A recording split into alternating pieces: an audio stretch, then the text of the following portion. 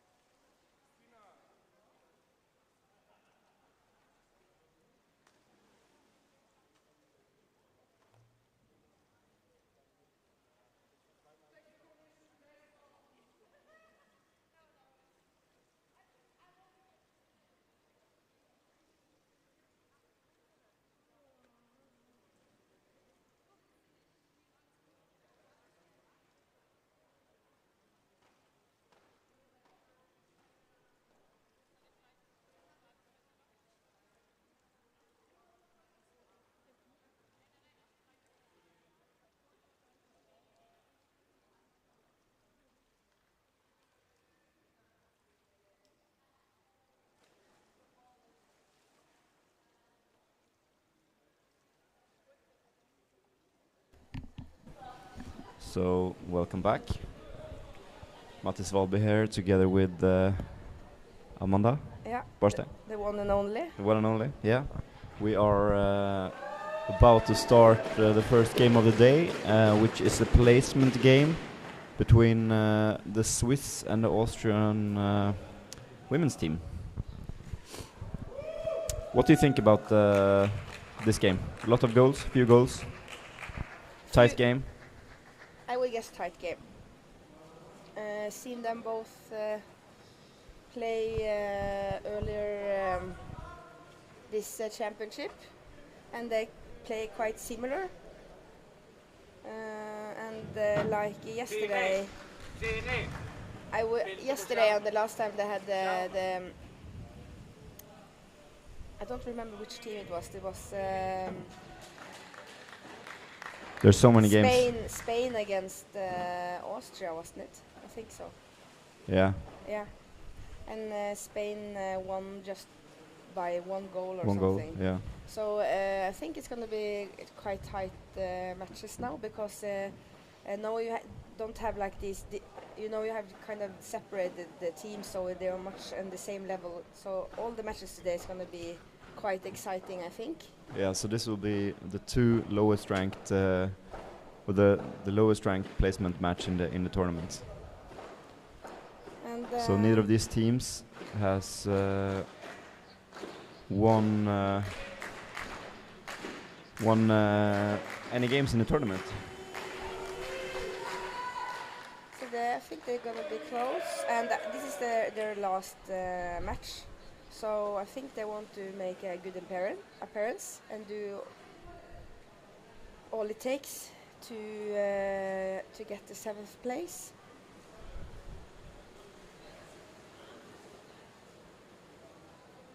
And yeah, Switzerland, they only lost 1-0 also against Denmark. Yeah. So it's quite tight actually when you level the teams a little bit. Yeah. And yeah, and I saw yesterday as well. You can see that they know that it's important games, and they really want to show that they are worth the match and want to win. It's always nice, as we said yesterday, to win the last game of the tournament. Yeah. No matter which placement game it is. Yeah. So when they're done playing this, they are finished with their championship. Yeah. So Austrian team has not got a full exchange bench. How do you think that will affect this game? And they have not had during the entire championship playing with fewer people. I was told that it's because of Corona. There are not 15 players here this week. I think it won't.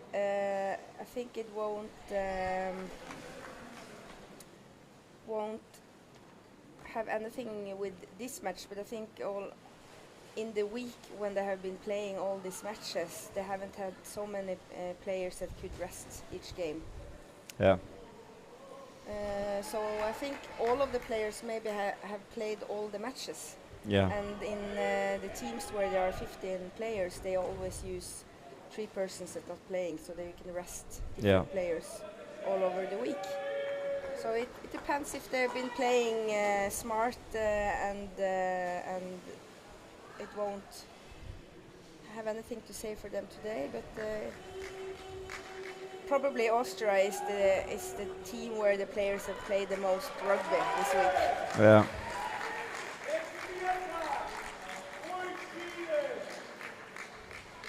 But they are two experienced teams, both the Swiss women team and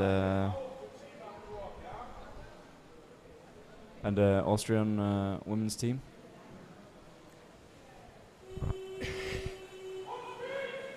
Yes.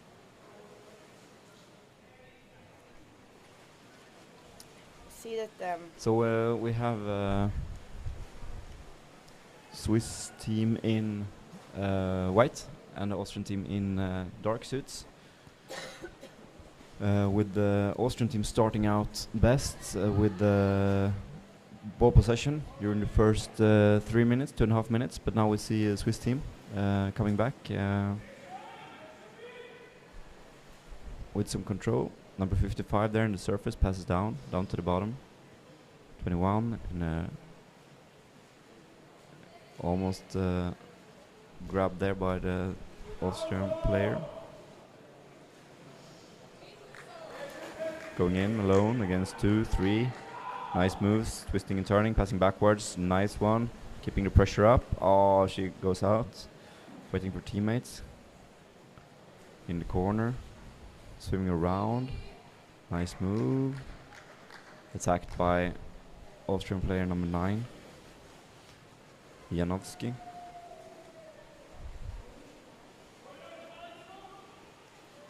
I'm just trying to find, because all the athletes at this championship, they have delivered in some information about the club they play in their country, and some merits and trivias about themselves. So I'm trying to find if one of these teams actually have filled out this. So, but then I have this in-logging thing. I need to remember my passwords. Yeah.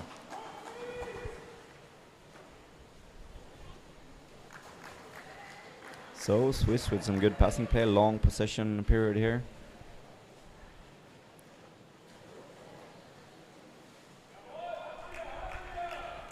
Almost looked up, but the Austrian team, they're struggling here to gain control of the ball. I think I remember yesterday that what Austria struggled with against Spain as well was that they didn't have so good plan about their way to attack.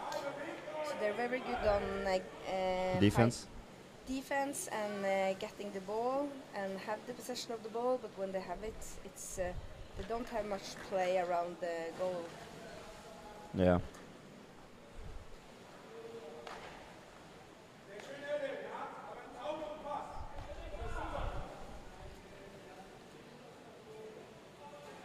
So I talked to the Swiss women yesterday, and they say that they had focused a lot on defense, to have a solid defense, and then you can see that they have. But now they were going in for the offensive game, and that's a different story. It's not the same thing to defend the whole game or to be in control and have possession and create opportunities to score. That's a different story. Yeah. It is. You can almost win a game by just being good in defense, because at one time the opponents will do a mistake, and hopefully you're in attack when they do the mistake. Yeah. But as I saw yesterday, if the opponents are more aggressive, they will get the first goal, and then they will just start focusing on possession of the ball, and it would be harder and harder for Austria to actually do something. Yeah, the first goal here will definitely be important. So some moves behind the back there, but still this much possession from a Swiss team has not generated anything so far other than possession. 2 players helping out, but the Finns in the wrong direction, going up to the surface again, just playing in the corner.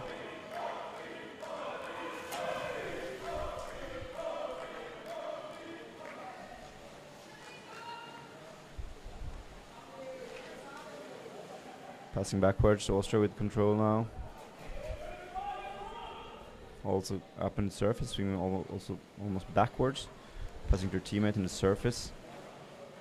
Going down, middle, number 31 and 36, Schwarz.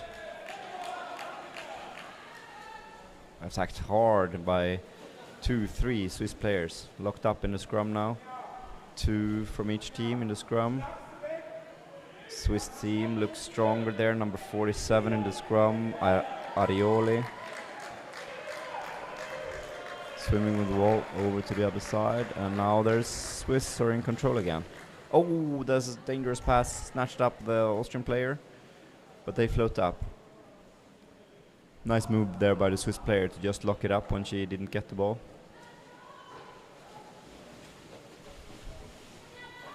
I see that we only have the information on the men's team, so we have to just remember what we already learned about these teams. So this could be a good opportunity for Austria going into the head Yes. side, but they're too. There can be a penalty. I saw a shoulder there. You saw shoulder, but it was not that hard of a push either. So it's hard to score when you come straight. Above the goalie. Yeah, and straight from in front. And it's easier to see if they have shoulder in the basket if you go underneath and try to push them off. Yeah, that's true. Doesn't look like they will have any penalty, because usually the referee would hold up a hand to show that it's something they're gonna do a call for. It's stolen back there by a Swiss team, number 58 They with work the ball. really well. Merkle.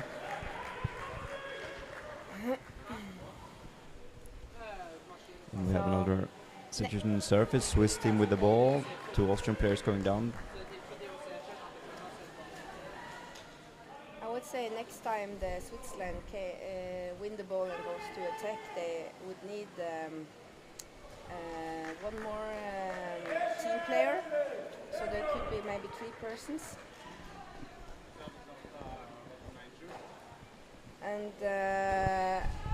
And maybe the one that swims the ball into the goal, they should focus more on delivering the ball than trying to score itself. Because, as you said, Austria team has a good defense.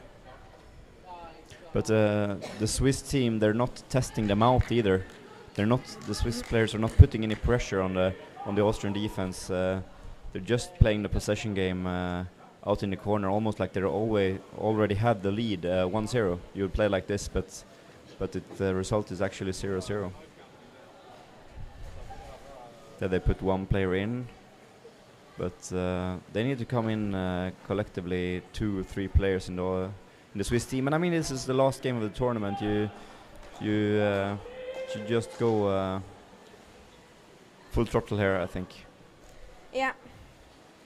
Of course, they don't want to risk anything, but for us watching, it's a lot more fun when they. We love some aggression around the basket, some tight saves and some chaos.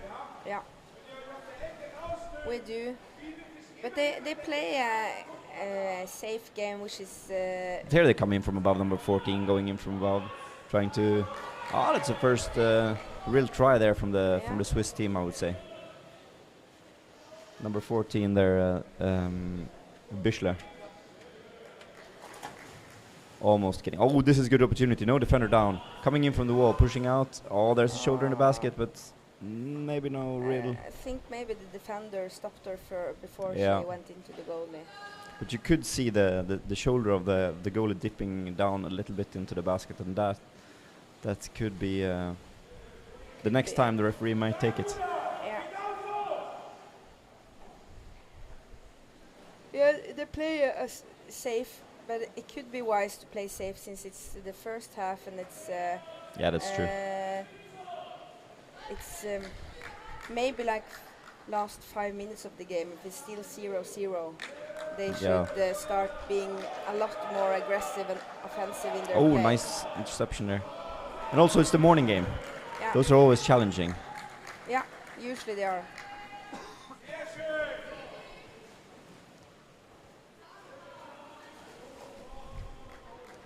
So Swiss in control. This is how the game has looked so far. Possession from Switzerland in the corner. Oh, nice foreshaking there. Oh no, she comes in again against the basket. Number 11 from the Swiss team. Oh, Finns in the wrong direction, swimming out. Like if I would be allowed to give a tip to the Swiss team, it would be to not take the ball as far out in between every wave they come, to try to stay closer all the time to the basket of the Austrian players to get some more pressure. Yeah, and they would be they would be a lot more dangerous if something happens around the goal, and also the Austria team, they would feel the pressure a lot more. Yeah, exactly. Well, there's another semi-opportunity. Could you get the ball over to the other side? Could you drop it down to her teammate? On the other side, there's no one. Come on. Oh, there's a nice try there by number 10 in the Swiss team, Bushli. Very nice attempt, but they should have filled in with more players there. That would have been an even better opportunity. Yeah.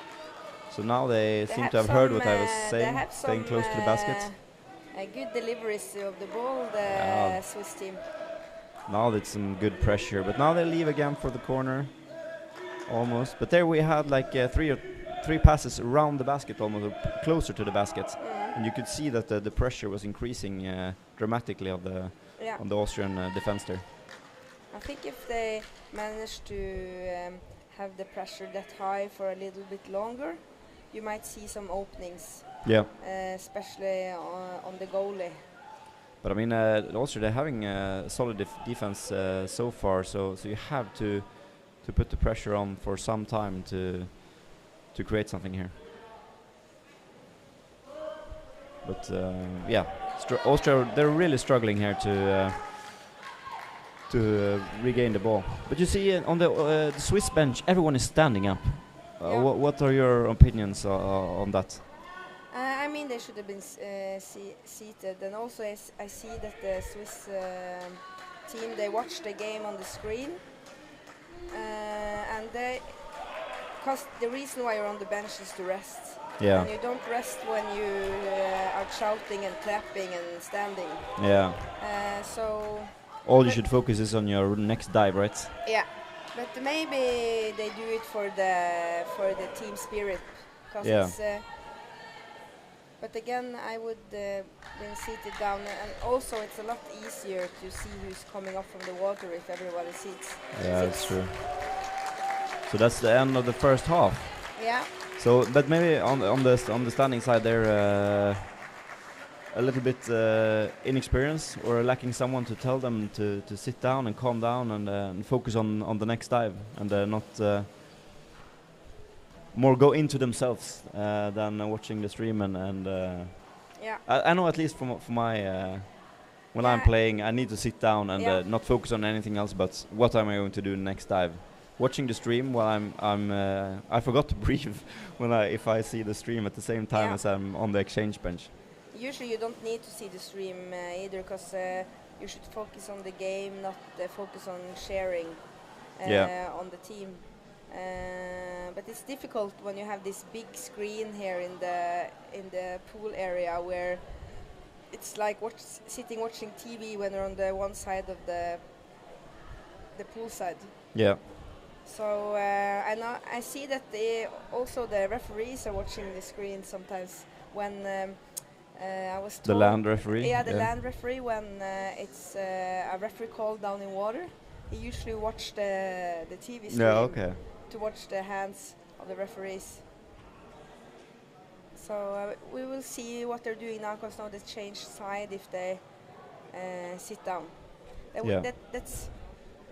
They will feel more rested if they sit down when they actually have their rest. Yeah, and the team spirit should be high anyway, right? It's enough to just clap each other on the shoulder and say well done. You don't have to do anything more than that, really. No, I see that the Austria coach now, he. I would guess he is talking about how to get that goal, because I don't think any of these teams want an extra 15 minutes play. No, that will be rough in the last game. You see the same on the Swiss side as well. The difference between is that the Austria team, they're all sitting down, even the coach talking, but in the Swiss team, they're all standing. Yeah. They like to stand, the Swiss team. So in the chat,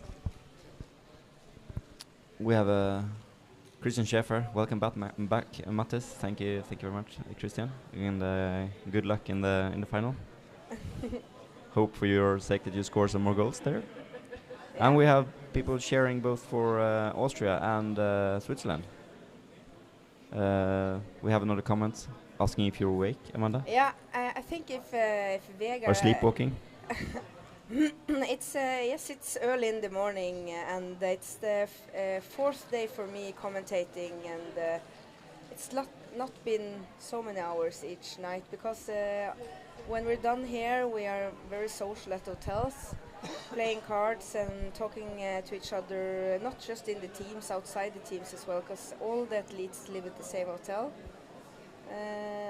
You don't have much time to sleep when you're at the championship and No. you're not playing. But that's kind of the point. We also, I have to, German is not my main language, but as I understand this comment from Benjamin Grausner, without using any Google Translate, Yeah. ist, dass auf jeden Fall gewinnt ein Team aus dem Deutschsprachen Raum mit und roten weißen der Flagge. So he's basically saying that however the game ends, a team that can speak German with a red and white flag will win. Yeah, that's I think that's the right interpretation of it, but that's kind of a funny comment. Yeah, and also yesterday, the last game last night, what was Great Britain against Austria, was it?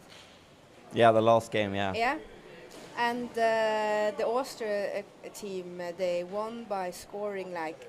In the last Yeah, literally second. in the last second. Yeah, absolutely. And quite disappointing for the Great Britons, who played really well this championship, like surprisingly well. Yeah. And then I saw this because I'm following Bobby, the coach for Great Yeah. Britain, on Instagram, and I saw he put out an Instagram story that they chose after the game to celebrate together.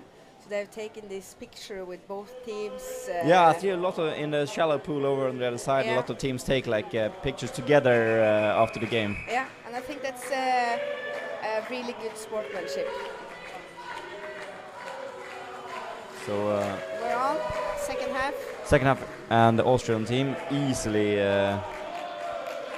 picked up the ball there in the swim out. Yeah, we got the correct translation. Ah, that's nice. Impressive, Mattis. Who would know? Some showing off my language skills. Sorry, Yes. sorry for bragging there. Let's go. Keep focus on the game here. Austria with control now.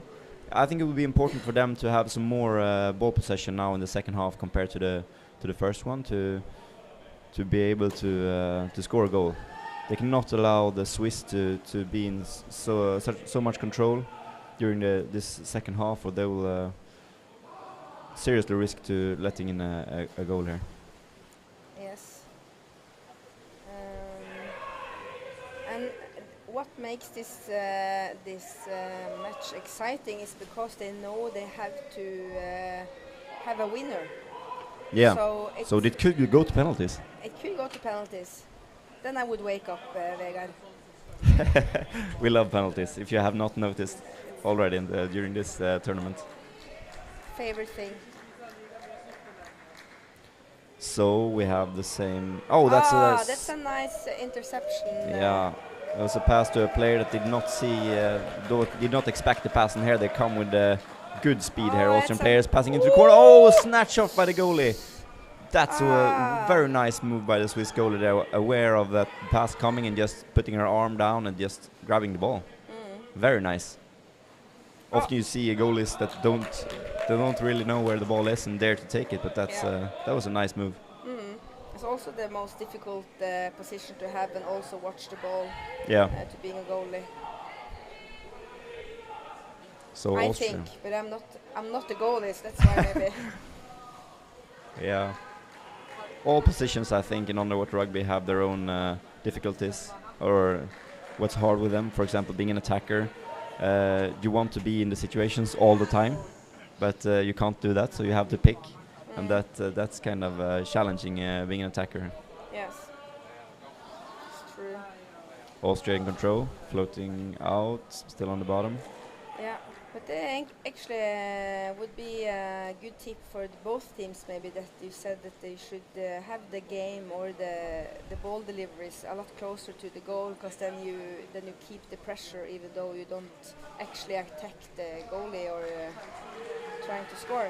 What's challenging with that is that you have to fill in with more people. So if you're left alone closer to the baskets, you're an easy target for the defending and attackers. So you have to be more people down then. Yeah. But now we have 2 Austrian players around the basket, but the ball is not coming in. The ball is still in the corner. So that's also a thing. Normally, to go in alone and just place yourself around the basket, it's not always a good option. The best thing might be to go to the ball first and then go in together and place yourself. But because it could be hard for the player with the ball to transport it in. Yeah. If there are 2 players in around in the corners of the basket already. Yeah.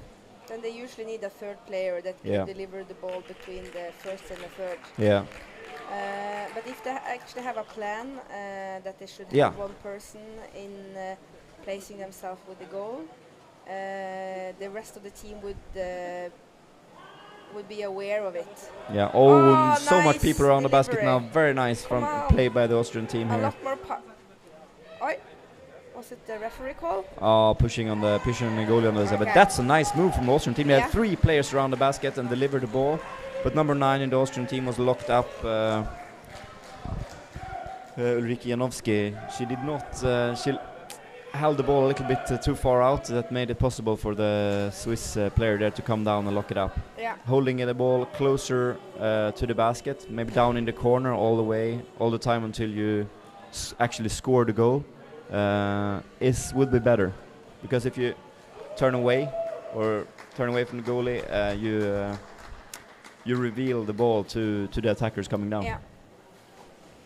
So she actually had a very good position when she got the ball, but then she kind of turned halfway around, and then the position wasn't that good anymore. Yeah. So, but that's again, it's a learning curve.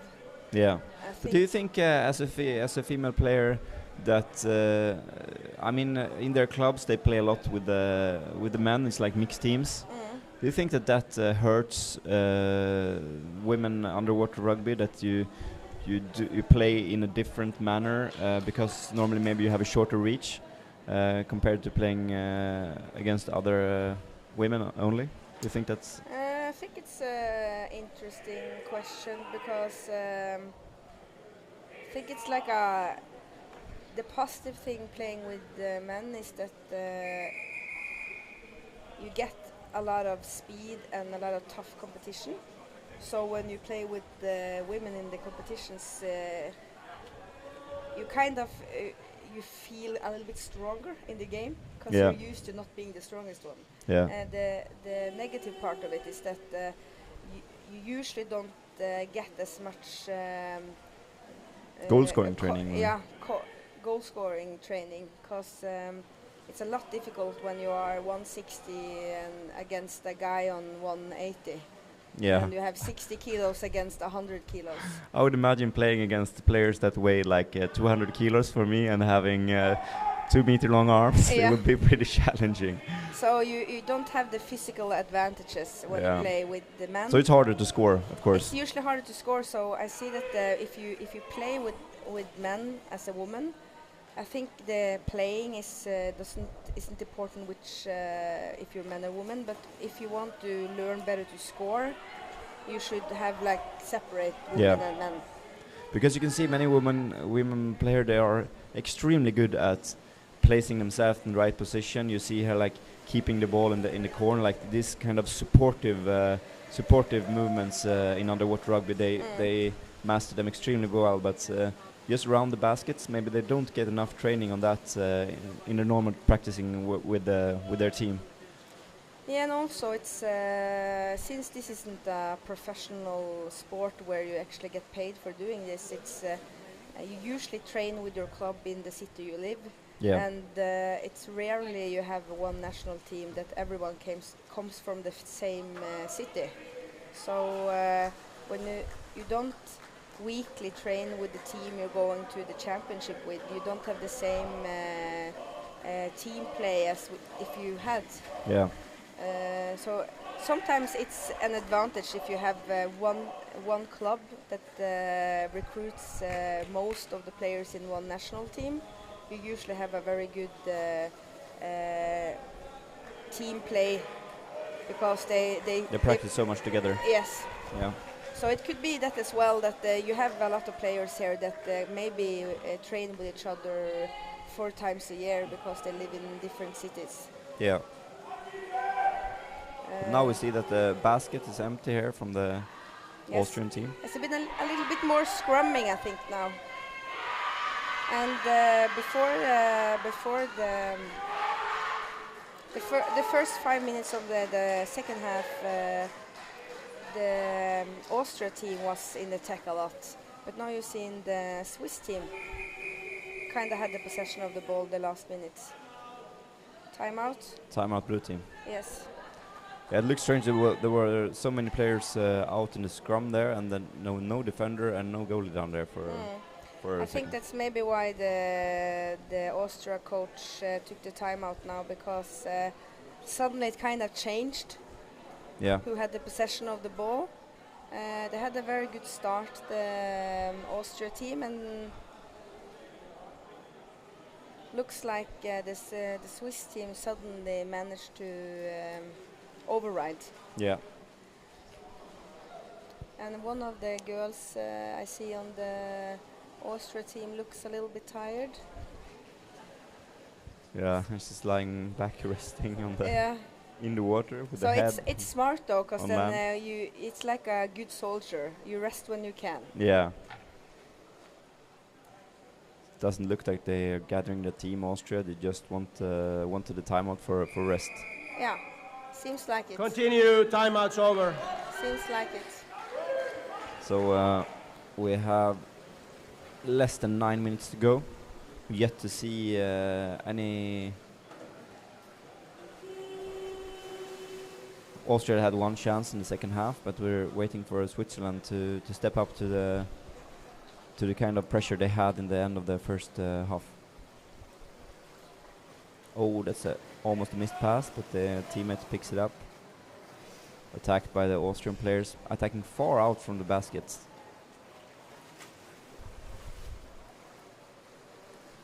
So how well synchronized do you think that the Austrian attackers here are together with the defenders in trying to recover the ball from the Swiss team? They don't collaborate that much really, because you see the defenders, they just go up to breathe. They're down with the goal and then they just go up to breathe. But here we go from Switzerland coming in from number 42. And I'm missing that the defenders on the Austria team meet with their feet, so they can push the attacking team out and up, so it's easier for the attackers to capture the ball. Yeah. And also, as we two talked about, and me and Deverell, is about doing the sandwich. Yeah. Where the defenders are, when your partner is going down to switch with you, you turn around, kick from the wall and then into the corner, and then push the attacking team out and upwards, and then you have the attackers coming from behind, and then you do have the sandwich. Normally to be able to get the ball back, you have to the defender and the attackers have to work together. But here they got the ball, Austria team, finally. But it's for now, it's more like they get the ball back when the Swiss misses a pass, because the Austrian attackers, they go in alone against 1 or 2 Swiss players, and they shouldn't get the ball. But change the ball. There you go.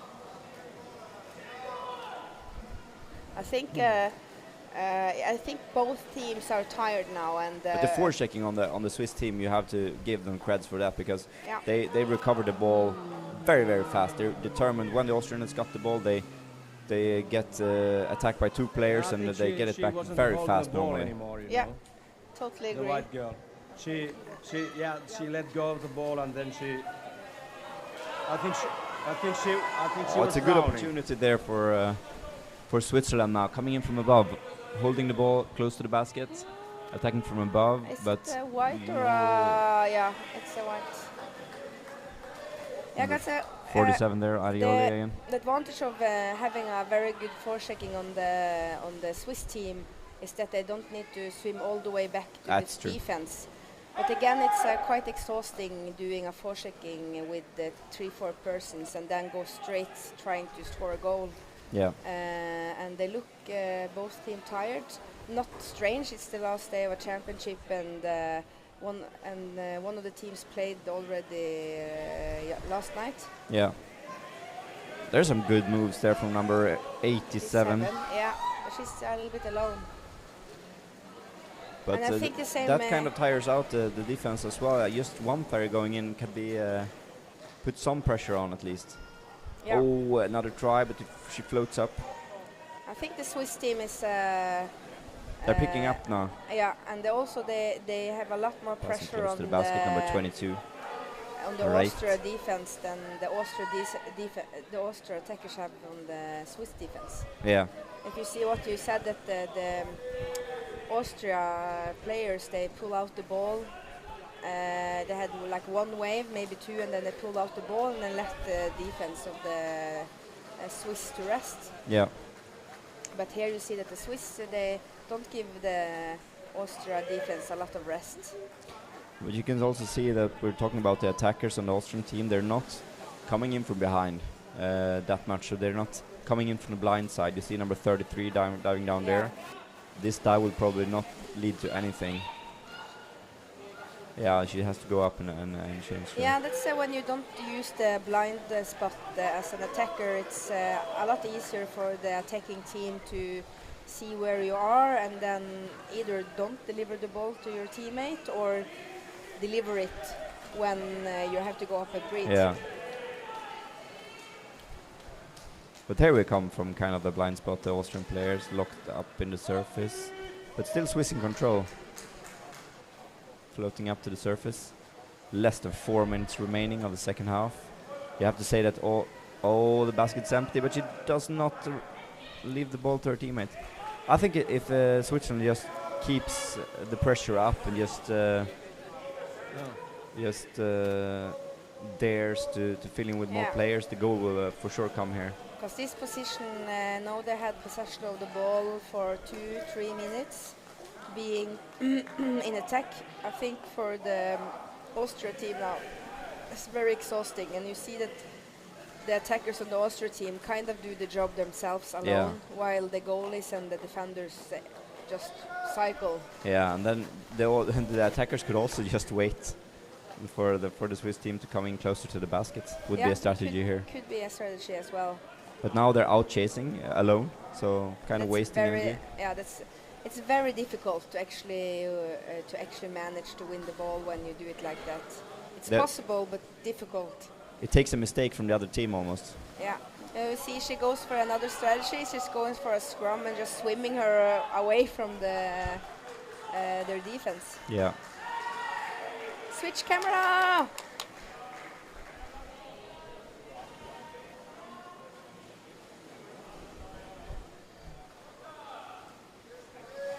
So, Swiss team in control now, less than 3 minutes to go. Yeah. Could they muster a final push here? Oh, that's a nice move would be from the really nice to see Swiss Austrian attacker there, number 33. Nausicaa Decker. But now they're changing. Yeah, I think a lot of the Swiss players are changing. They have a good chasing technique. Instead of 2-2, they are almost just like 1-1. There you could see the Swiss player was turning around and immediately gets attacked in the back. Holding, I'm guessing. Yeah. Holding, yeah. Swiss team get the ball back. You see, like if you're in water, and it looks like suddenly they're like stuck. And it's very strange being stuck in water. So it's easy to see that was a holding. Yeah. But it was kind of a not very smart move by the Austrian player holding on there because their teammate had the ball already. No, they have probably the last chance for a goal, maybe. Hopefully, less than 2 minutes left. They can. They have another player on. They have a player on the other side of the basket, number 17. Sweaty Nova. No, She has to leave, takes too long. as you can hear Some the good mood, intensity here from yeah. number 87. Could she pass it over to the other side? No, she takes it up to the surface. There she passes. don't give up, don't swim out, swim in, swim in, swim They're in. swimming a And then little more bit too far people. out, yeah, giving the She's Austrian alone players against time to 4 breathe. people. Number 55, Denmark. As we talked about the positioning of the players, when you dive down to get the ball, don't dive so you end up with your head in the wrong direction. Yeah, that's true. Oh, come on! That's a very good take on the goalie. Oh, she passes the ball down. This 1 could be minute something. left. Oh, 1 but it's minute. locked up there by number 42 in the that Austrian was team. Can she actually- hold on to it? That was the best chance they've Yeah, had. the best chance in this half, but less than 1 yeah. minute remaining now. The ball drops down to an Austrian player, attacked hard by Switzerland, number 10. Buchley. Looks like it's going to be a long day. This could go to penalties. Yes. Could be the first game.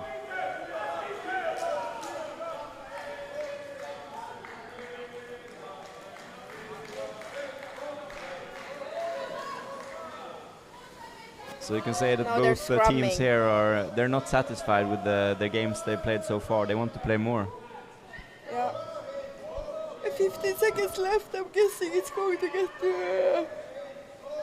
sudden death. It's the first match doing the sudden death. I've actually managed to. Yeah, I was sure that Great Britain Nah, doesn't game was work. going to sudden death, but then Austria scored in the last second, so Yeah. so we had no sudden yeah, death there. actually. Yeah, I think both Round teams 3. have had. No, but we had one game right going to sudden death between the quarterfinal between Finland and Denmark on the women's side. Yeah, Yeah. where Finland scored the decider. I would think maybe now that the goal would be a goal where, because of a mistake, Yeah, individual mistake. Yeah. Yeah, it would be like one goalie has to go up before the other one comes down, or you have like a bad delivery of the ball and the other team intervene, and then you have the brud. Yeah, the but do poison you dog do you and see then- any of those teams? I mean, because they play pretty safe, they have a defender and goalie pretty far back in the pool, and what I've seen, they don't have any, with all respect, any super fast swimmers. So it would be hard, I guess, to score an open basket in this game. We haven't seen any tendencies for an open basket goal in this game so far. No, we had one rush from the Austria team, but there was one try there. But none of these teams, to do a sudden death, it's not optimal because after 2 halves you're tired already. And both teams know that. Do they stop the sudden death if it's a goal? Yeah. Yeah, they It's don't over. play out 15 minutes. No, it's over. So I think both teams just want to score as quick as possible, because as longer as it takes, as harder it will be to do anything. Yeah. So You don't might think one of the see teams here will want the game to go to penalty shots? That they would have a greater chance in a penalty shootout? not the only team I know that likes that is the German team. But German female or male? Male. Male. Female. They like penalties. Yeah, but I don't know if the national team, but I know from Champions Cup a lot of games when we played very alike and we don't get any goals. At one point, German teams usually decide we just want to do the penalties instead, Okay.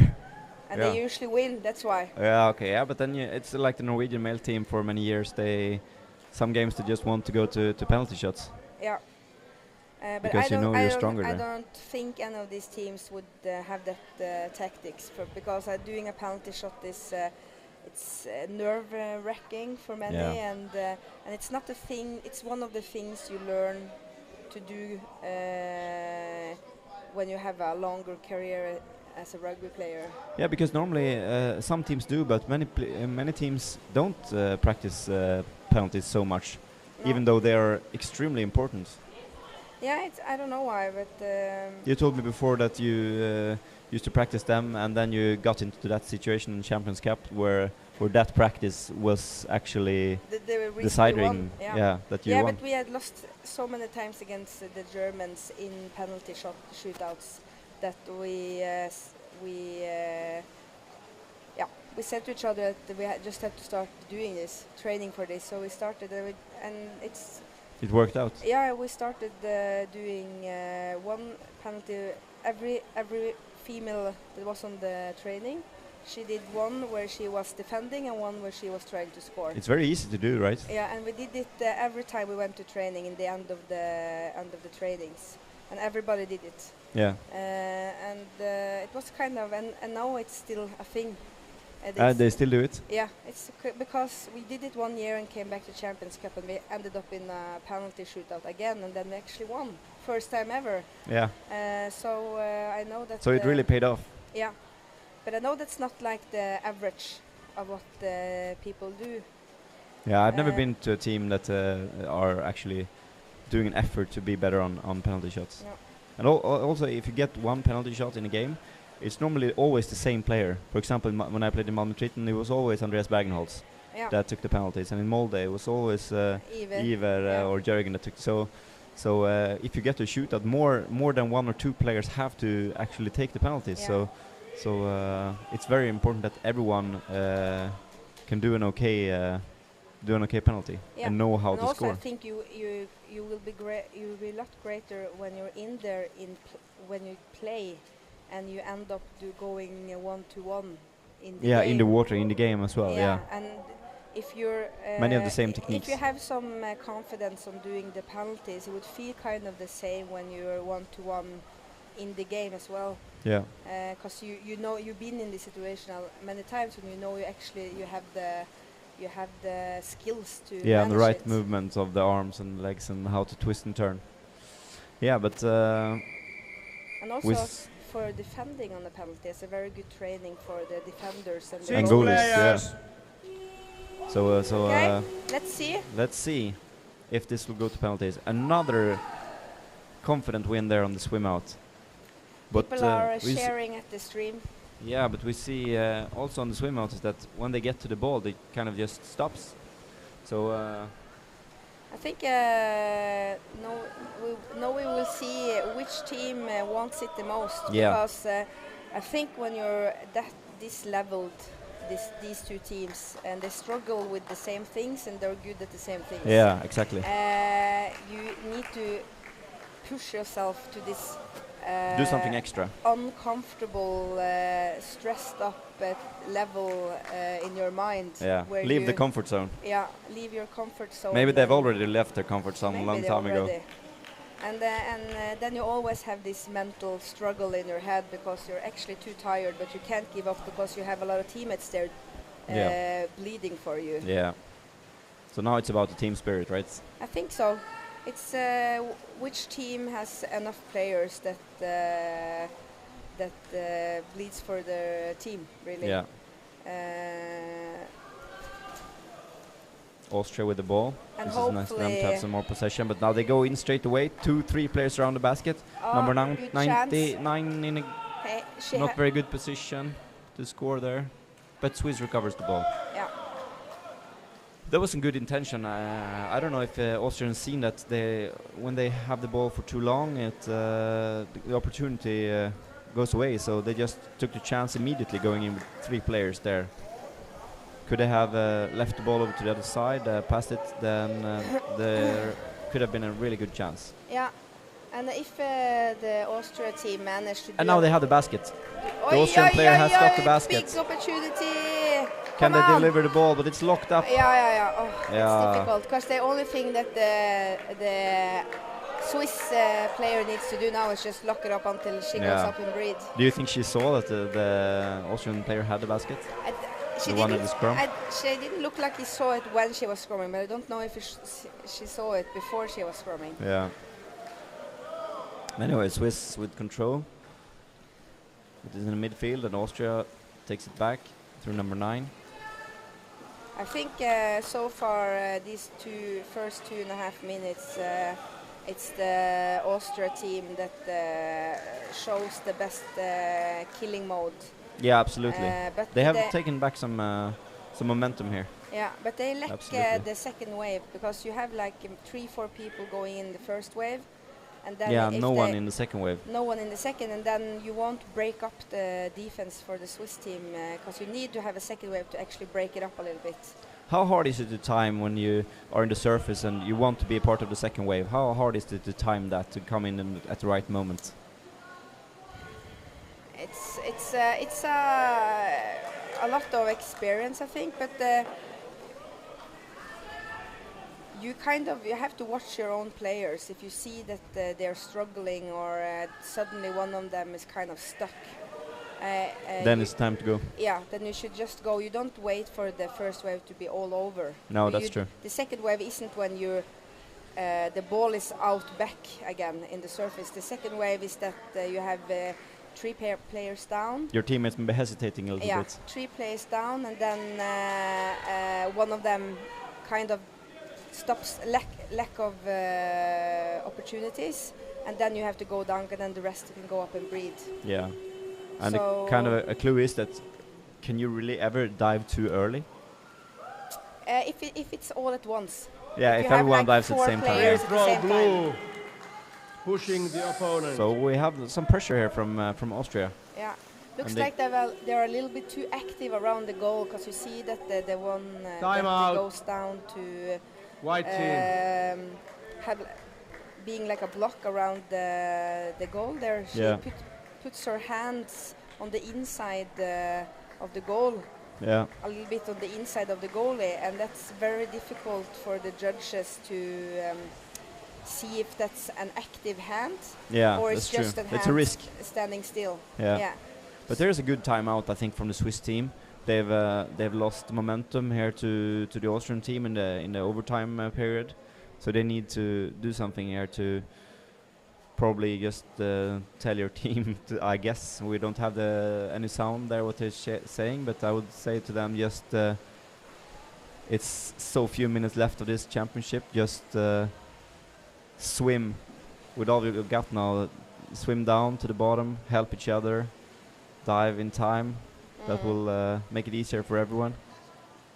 There's some standard terms to say in those situations. Everyone really knows what to do. Yeah, and I think if it's any of these players after this match feel like they can shower standing up, they haven't given it all. That's yeah. That's my point of view. Yeah. In these kind of matches when it's all or nothing, this is Yeah. their last The match final of match. the championship, and All good moves here. Austria with a just lot of give players it around the all. basket. and then just sit in the shower afterwards. Yeah. Then it's allowed Yeah. to shower sitting. Yeah, then you're actually giving it all. If you Yeah. have to sit in Then the you shower. know you couldn't have done Free throw, anything else. White. You have given it Pushing an opponent. 110%. Yeah. And there you see, Without the ball. as you said before, the Austrian team seem to take some risks in attack, pushing on the goalie. Yeah. It happens over and over. But and it doesn't matter if they actually are pushing or not. It's the hand of the one Yeah. player that goes down there. It's very difficult for the referee, and usually it will end up with pushing. So Yeah. you shouldn't have your hand around the goal or touching the goalie if you don't have the ball. And even if the referee does not signal, it's not super important to have that arm there either. You can't create anything special by doing it like that. Maybe provoke the goalie a little bit, but That's I would say not worth the look risk. down, look down. Look down, you have a super Look opportunity. down! Oh, Oh, she left the ball too late Yeah. with the pass there, and they had a super opportunity. Oh, but could it come again, power. number Oh 22? my Oh, God, good look at power. this power. Pushing. Oh, that could be a penalty that shot. could maybe be a penalty, really. That I would I don't say. see any hands on No. from the referees. But it was a really good push there by number Oi, oi, oi. 22. Attack on the head. They get Attack the on ball the back. hands. Okay. Free Ellen Reif doing a throw. super good push there Free throw, White. for the Swiss team, and I'm not sure. Attacking the head. It could have been Number a shoulder. 22, who was she? Reift. Ellen. Power Ellen girl. Reift. Yeah, Ellen. They need that kind of power now, I think. Yeah, continue like that and the goal will come. Ellen here again has to go up to the surface for air. Come on, there are a little few. Leaving it over to Ellen again. Oh, dropping it down to her teammates. If you see, it's like 1 against 4 all the time. She goes for change. Yeah, Ellen gave it all. Yeah. She's changing with the new player coming in. Come on, three people in. 3 people in, that's a good situation, but solid defense here from the attacker of the Austrian team. They have to take the ball back. And now it's a little bit too late for the for that go wave down! to come. There you have to go down to create the second wave. Yeah. That delivery of the ball there, you have 2 people actually diving down with the head pointed to the goal. They should just go down there and try, because that's the second wave, and the Austria defense would be a lot more tired than if they pull out, let them breathe, and then go in again. Yeah. But it's easy for us to say here in the commentator booth, right? We haven't played how many games? They played 6, 7 games in the tournament. Yeah. They played a light game last night and play early in the morning today. So for sure they're doing the best they can, and sometimes being tired can cause you to not take the best decisions. And even if you know it's right to do what we're saying here, maybe you just don't have the oxygen level in the blood to be able to do what you know is right. Oh, this is a good opportunity. My God, that's a really good interception. Oh Come my on. God, going in Use 1 your against 3. strength. Fantastic move there by number 2 in the Swiss team. Interception. Vogel going in. Fantastic there. Oh, it's so close. Oh. Super close. More of that, please. Yes, that makes it very exciting. But then you've seen the Swiss team now had 2 really great opportunities the last 2-3 minutes. Could it be an opportunity for the Austrian team to take a timeout here? Now that the timeout for the Swiss team worked out so good, they got momentum back. Yeah, perfect timeout, I would say. The coach are watching. Haven't seen. It looks like he's standing calm there. Yeah. He's confident. That probably he hears with the players if they want it or not. They could have done it. Yeah, I think so, because they had 2 really dangerous opportunities there. If the pressure from the Swiss team... the ball is above the surface. And the referee did not see it. Oh my God! He was looking in the other direction. I don't know what he was looking at, but we saw the ball above the surface. The whole world except the land referee saw that ball over water. He saw like a. You even tried to scream to him. Yeah, but I shouted to make him turn around and watch the ball. That's how you do when you're on the bench and you see the ball coming up. You're screaming to the referee. Yeah, I'm sorry for screaming in the microphone, people, but it's incredible not to seeing that, because that was pretty clear move. It was like 30 centimeters above water. I don't know what he is watching. The land referee is watching the coach. Maybe looking for a timeout. Watch the game. Yeah, but the ball is up. No pressure here on the Austrian defense. A little late there down the defender, but it's okay, since the ball is out in the corner. But the referees in bottom could have actually... Oh, they can? Because if they see the ball is suddenly not in water anymore, they could do the call. Yeah. Doesn't need to be the land referee. So are they waiting for Ellen to come in? Maybe. She's going in now? No. I have not seen her in a while now. Yeah, but she's in. She's in? Now she's up now. She went up again now. We're cheering for Ellen. Yeah, but she had a super nice try. So. Do you have any with the great power on the Austria team that could make? Because now we need. For sure. We have number 9 Janowski that has some really good chances, but. Oh, now here we go again. This is a great opportunity. Passing over to the other side. Please we can't do see a on the other side. Please do a push. Oh, but they're pushing it down. Oh, the head she has in the the basket. head in the basket. Oh, but the Austrian team has control. It drops down in the corner. It doesn't show a hand, so it's not a penalty call. No penalty for the Swiss team. And Austrian in control. Could they make something happen here on a counter-attack? It's a lot more exciting this half than the Yeah, first. Absolutely. A lot more happening. It's opening up. And the Swiss team has really played very good now. So let's see if Austria can make a quick attack. Just 4.5 minutes left. It's Yeah. going to be a penalty shot. It looks like a penalty shootout here, absolute. Oh, my nerves. Starting the morning with a penalty shootout. Yeah.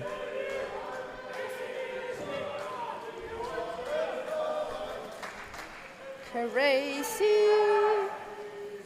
So now Austria finally get to rest a little bit, or not rest, but they don't have to be in defense. I mean, the Swiss team has had control since they had their timeout, but now here are the Austrian players. It will be fantastic for them to just go up now and show who are the strongest team here. Yeah. Could it be the captain on the Austrian team, Elisabeth Schwarz, that can go in and score here, show lead their team into a victory here. See now you have the 31 being in there, and they just need to get the ball there now because. She's blocking. Yeah. Number 36, the captain. I was talking about Schwarz coming in, but there's so many Swiss players down there, twisting and turning, and there could be a push. So there's a change, and the Austrian player has the ball, but she's locked up. Yeah. Pushing. Again, once more we have the pushing. Yeah, that's something they could train. It has to be frustrating for the Austrian players. Getting signaled for but pushing you see the all 31 time. there, she was Here down comes like the timeout from the Austrian team. Yeah. Here comes the timeout. Okay, last chance. It's just 3.5 minutes left. Blue team. Super exciting game here. Yeah, really it is.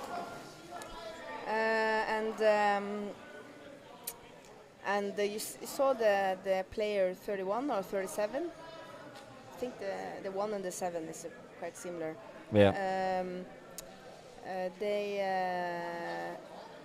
She was down there like, I don't know, 15 seconds. It was a long dive. Before she got the ball, and even though she tried, maybe if she got the ball earlier, she would have more energy on actually pulling the goalie. Yeah. Yeah, what we've seen so far is that the passing play is they sometimes maybe wait 1-2 seconds. Maybe it's to be safe, but passing the ball a little bit earlier could result in a lot more dangerous situations. Either it's because they don't see each other early enough, or it's because they play with the ball in their armpits. In their armpits, and then it's if somebody takes you, it's Timeout over. You usually get a little stuck. So it takes a little extra second to get it out. It's difficult to kind of let the ball go. Yeah. That's something they can think about. Yeah, I mean, every player playing underwater rugby can, or any sport, can always improve their ball handling skill, I would say. That applies for all teams. I told Gabriel in another game that Øyvind, probably the captain of the Norwegian team, he always talks about going into the pool alone with the ball, just practicing. Yeah, if you see his ball technique, he's got small hands. It looks like he's juggling. Yeah, all the time. If you actually see him in water with the ball, he's juggling with the ball. Yeah, fantastic ball. It's very, very hard to take the ball from him as well, because he's not holding on to the ball. It's just floating around in the water, as you say, juggling the ball. That's a very special technique. Yeah, but I mean, everyone can achieve that level. It's just a matter of training. But here we go. Now suddenly it's coming in from above. But this last almost 15 minutes of this sudden death, it has been Swiss. They're warmed up now. So here, number 9 coming in 2 against 1. Austria coming out, lifting the goalie. Oh, she's lifting. Come on! Oh, there's the goal! There's the goal for Austria, coming in 2 against a single goalie, but she kept on fighting for a long time, but it was not enough. Amazing! There that you have must the be fantastic. fast swimming that you said. Yeah, they had 2 fast swimmers there coming in alone against the Swiss goalie. Nothing she could do. Trying to fend up for several seconds, but their teammates did not come down in time. Goal. What a way to go here in the displacement game. It is. It was number 9, right? It was I think she looked young. A young 40-year-old. Young 40-year-old. I think it was number 9, right? Please say in the chat if you saw it, because I was so obsessed with seeing if they scored. I think it's the one if you see in the screen on the right corner. Yeah, blue cap in the right corner there with the green masks. Yeah. And that's number what? It's 4? hard to see for us here, but I'm pretty sure it was number 9. That's crazy good. I think the Austria team, they dominated the original time 2 first halves. Yeah. But in the sudden death, it actually was the Swiss team that had the most possession, had the biggest chances. Yeah. So it must be kind of... must be frustrating. They had so much possession in the Swiss team, and then still they could not tie it up and score a goal. Yeah, this was a very good match, and I think it's very fun, and it could be so exciting for the 7th and the 8th place. Yeah, exactly. Really tight game. Really, really, really. We'll be back with the... I have to go and pick up some more coffee. Yes. We'll be back soon. We will be back soon. Thank you for watching the stream.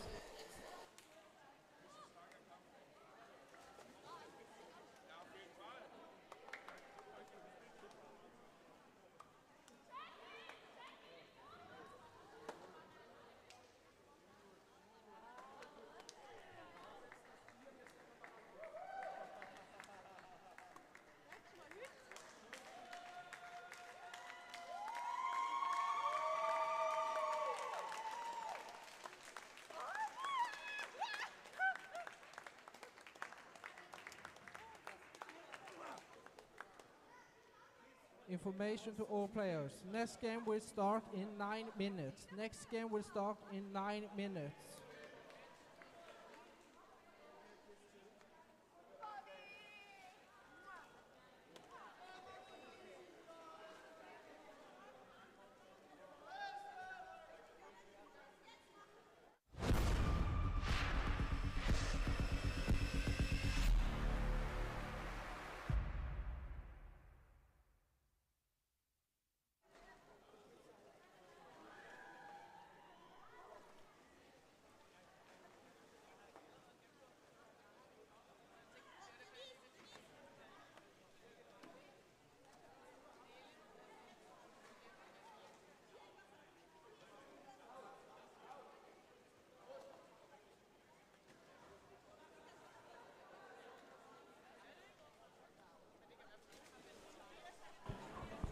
So I'm standing here with the game winner, Ulrike, number 9 from the Austrian team.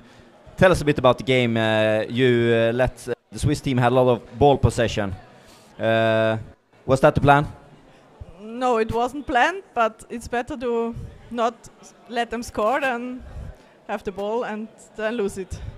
So we tried to get it and score. What did you say after the normal 2 times 15 minutes before going into overtime? Did you say anything special within the team? No, just score. And about the final goal there, tell us about the situation. You came along with the teammates towards the basket where only a Swiss keeper was down. So I could grab her and make the goal, and I'm really happy we did it in the game because we are too exhausted for any penalty shoots. So we were hoping for penalty shootout, but you did not. You wanted to score. No, we want to score. We wanted to score also before. I said, no, third half, how? Yeah, so I finally did the goal because no other chance to do. Congratulations. Go and celebrate your team. Thank you.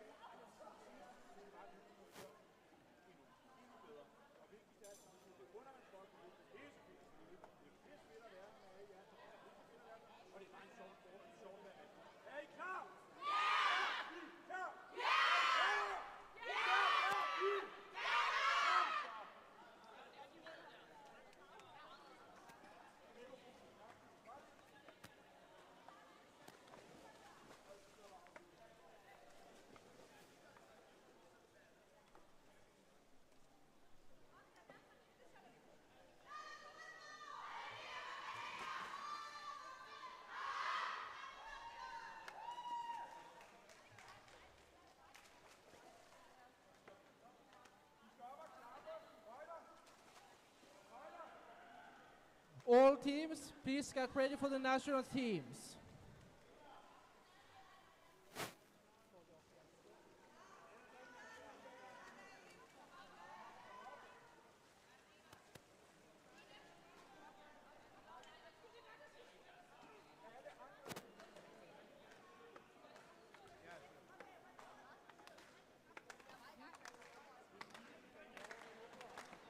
Please, all teams, please get ready for the national teams. Welcome to this game against Spain West Denmark's women. Please stand for the Spanish national team.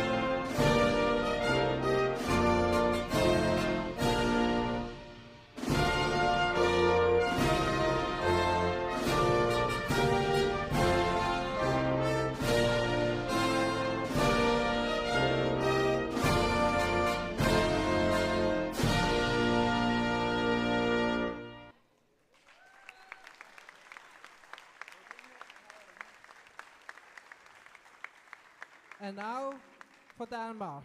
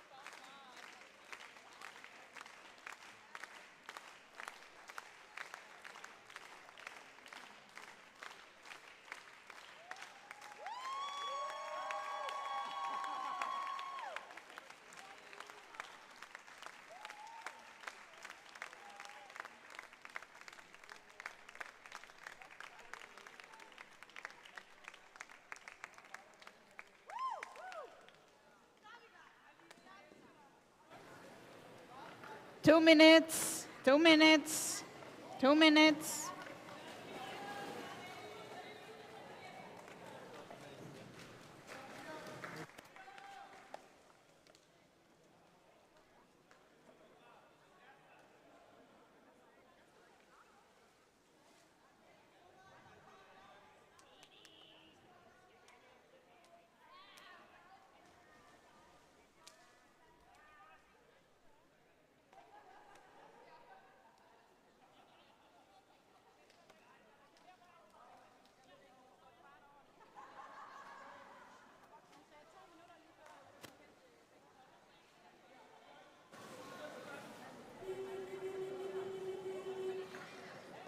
One minute, 1 minute, 1 minute, 1 minute.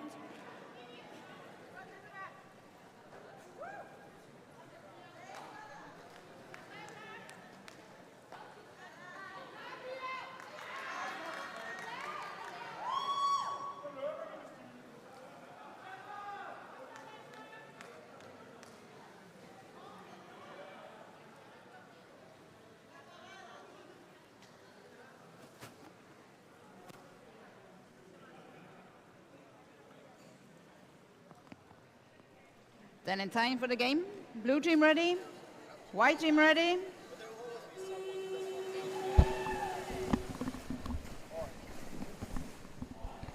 Okay, then we have the second match of the day started. It's Denmark against Spain. And Spain and Denmark won their last matches yesterday, so this is a fight for the 5th and 6th place. And I don't know, do you know, Devril, if whose of these teams are the favorites of this game? Haven't seen much of them. I saw Spain play against Austria yesterday, and they won the game in the end. I guess I haven't seen so much of the Danish girls today. Yes. I can. You can hear me. All right. So, I guess you've played against Berian, Haidam, and Pernille Jens many times. Marianne, number, what is she, 15 or? From I don't know, David.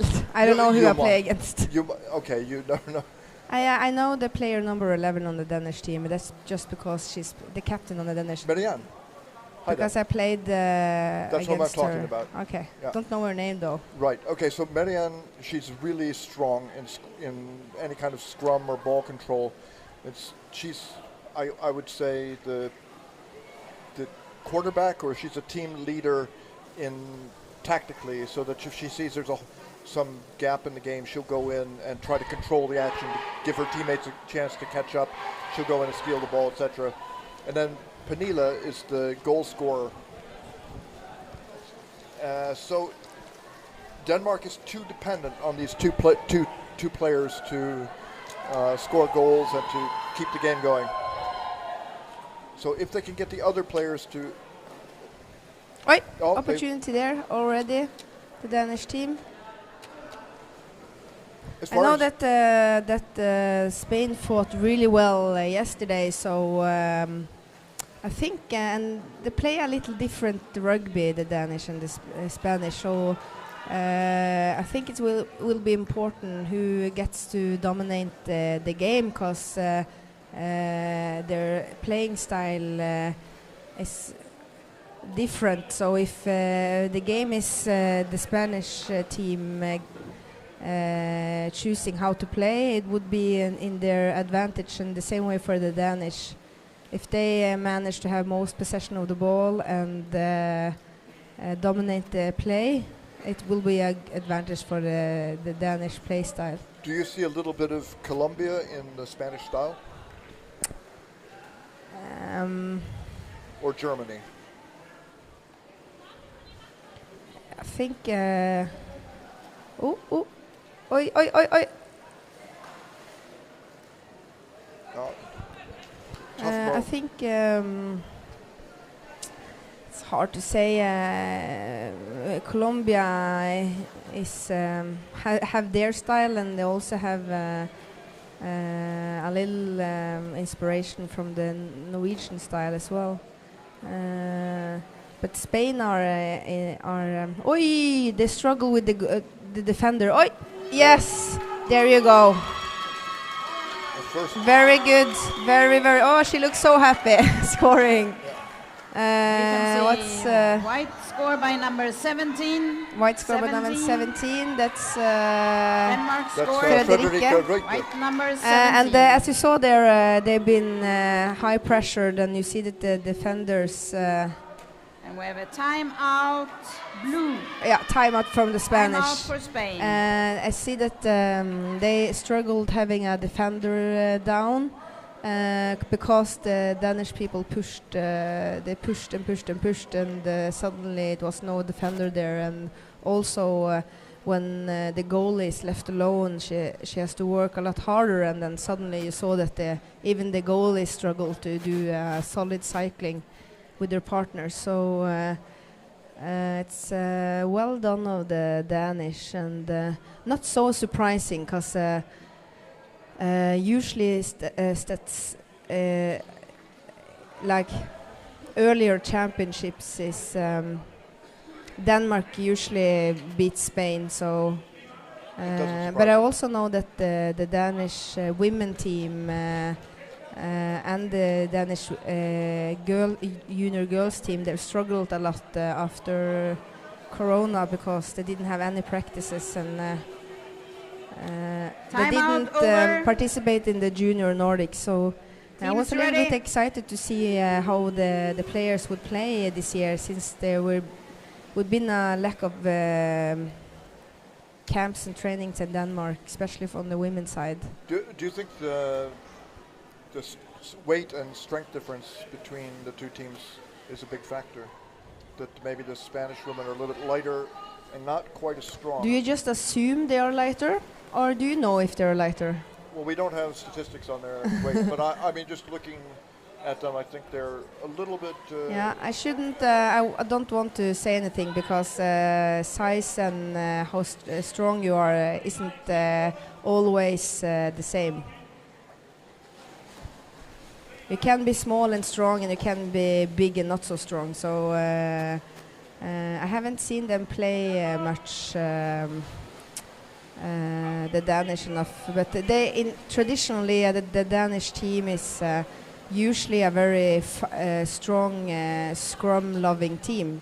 And if you're a team liking scrums, you usually have a lot of powerful, strong athletes. Denmark is struggling with their defenders as well. It's difficult. It wouldn't be good but I've seen the Spanish play, and it's a lot of strong girls there as well. And the South European teams, they usually play in a lot bigger pools than in the Nordic teams. So they usually have a very good condition.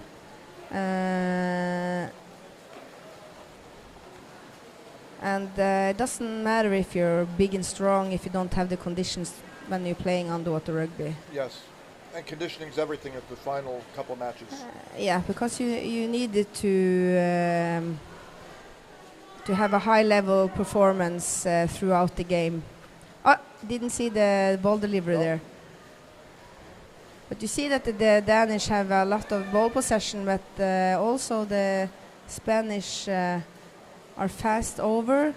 Two people going in, trying. It's impressive to try to score after swimming over from your own defense to attack. Yeah.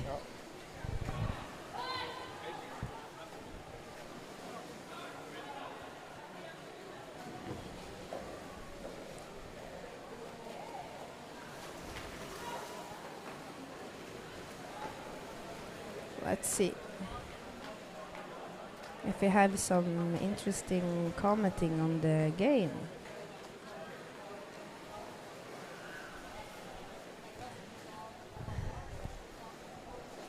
Yes, we see the captain 11 on the Danish team fighting for the ball. So a 1-0 lead in a final game like this isn't really a lead, because the second the Spanish scores. Maybe we can have another goal here. Yes, we have another goal. Perfect. Rudfeldt. Yes, I see that. We have white goal number 13. 13. Yes, that's Danish. Mille Rudfeldt. Number 13 scored. I think it looks like they attack pretty high, the Danish, focusing on getting the goalie off. And if you don't have attackers that can follow up and stop the Danish team to take their arm and lift up the goalie, and also the goalie's partner needs to be very aware of the attacks like that. Now Spain's down 2-0, and there's still plenty of time left though in the game. But and just like I said, a 1-0 lead isn't really a lead, but a 2-0 lead, that's actually a lead. And if Denmark is gonna have this, keep on doing this kind of play, probably gonna be more than 2 goals for them, I think. I think the biggest difference between what Spanish team played against Austria yesterday and playing against Denmark now is that, like we saw in the last match, both Spanish and the Austria team struggled having good chances scoring, but they were really good on Nice ball pass. possession, really good on positioning themselves for each other's, moving the ball, and also defense. But they really struggled on having a good attack that made it possible to score. But the Danish team is More complete. the Danish team is have a longer experience against teams that in final games where you have teams that are very good on scoring, and they have some players on the Danish team that are very effective scorers. So Castel, nice effort there. they will have a good chance And for she the stayed down. Spanish. But the defender on the Danish team is really fast, and she follows all the way in and stop them from doing anything really. There were two players back there. They had Frederica Rüter, and I don't know who the other one was, but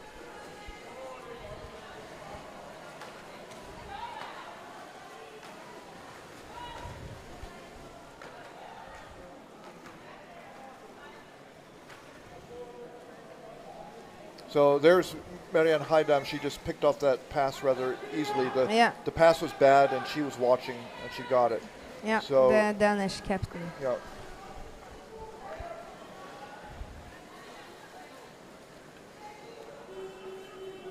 So when Marianne Heidam Ball gets outside the area. Pool outside, Blue free ball. So the ball was outside pool area, blue free throw, and then we have a timeout. I don't Time know. out, white. Danish takes a Interesting. timeout. Why do you think they want to White. take timeout now? Because they Timeout, lead 2-0. He maybe want And we'll to start with the tell blue them. free ball.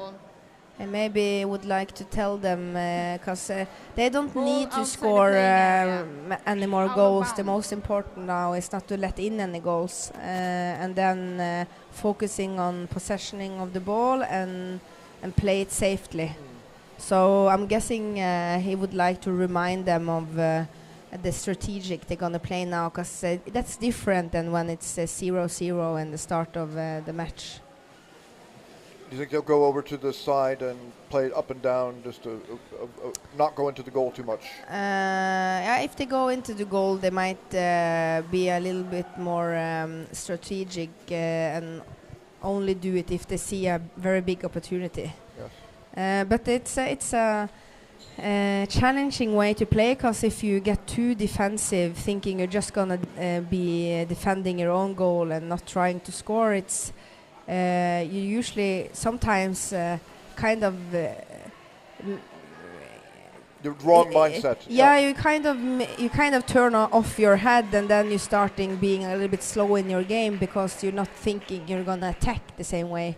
So you have to be very offensive in your mental state as well. You have to think that you're gonna attack, but you're not doing it. Time out over. So if blue Tobias, free throw. the coach, he may be telling them, just play hard, and we'll just keep going forward and scoring more and get a bigger lead. He could- and then be more critical in which situations you will try to score the goal, because the hardest thing is to get the ball back if you lose it. It's a lot harder to get the ball back than having it than play secure in attack. Right, big opportunity if the Danish player will been there earlier. Anyway, that was a good example. Marianne Heidam, she just ripped the ball away from the Spanish player. She's very strong, and she can generate a lot of torque with her twist out. Yes, we have 4.5 minutes left of the first half, and the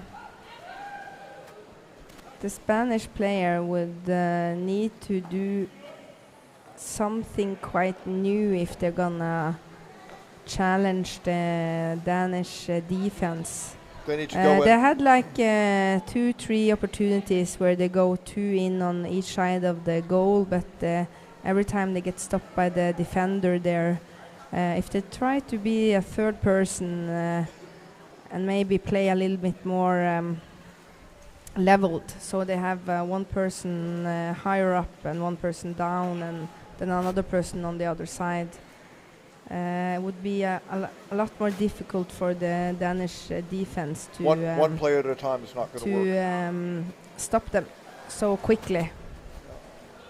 I completely agree with that. They have to go in with 2 or 3 players to make things happen. Yeah. But now Denmark has the ball back again. And we'll see whether they play conservatively. There's a good chance that they're not going to, because maybe their coach doesn't want to turn off their offensive thinking. And they're trying to score. Now, working for a third goal here. And the Spanish goalie has the ball for a second, and the pressure's come back again. Is it Rudfeldt? Matheson, number 5. Another goal. That was a working goal. There you see you had both the goalie and the defender down defending, but Danish player number 2. I didn't see any attackers on the Spanish team there when the goal when the ball got in the goal there. But this is I expected Danish to have this kind of control over the game on this match. But yet again, always when you come to these kind of matches, final matches where it's all or nothing, a lot of teams that you wouldn't actually expect it suddenly play really, really, really well. Saw it yesterday also.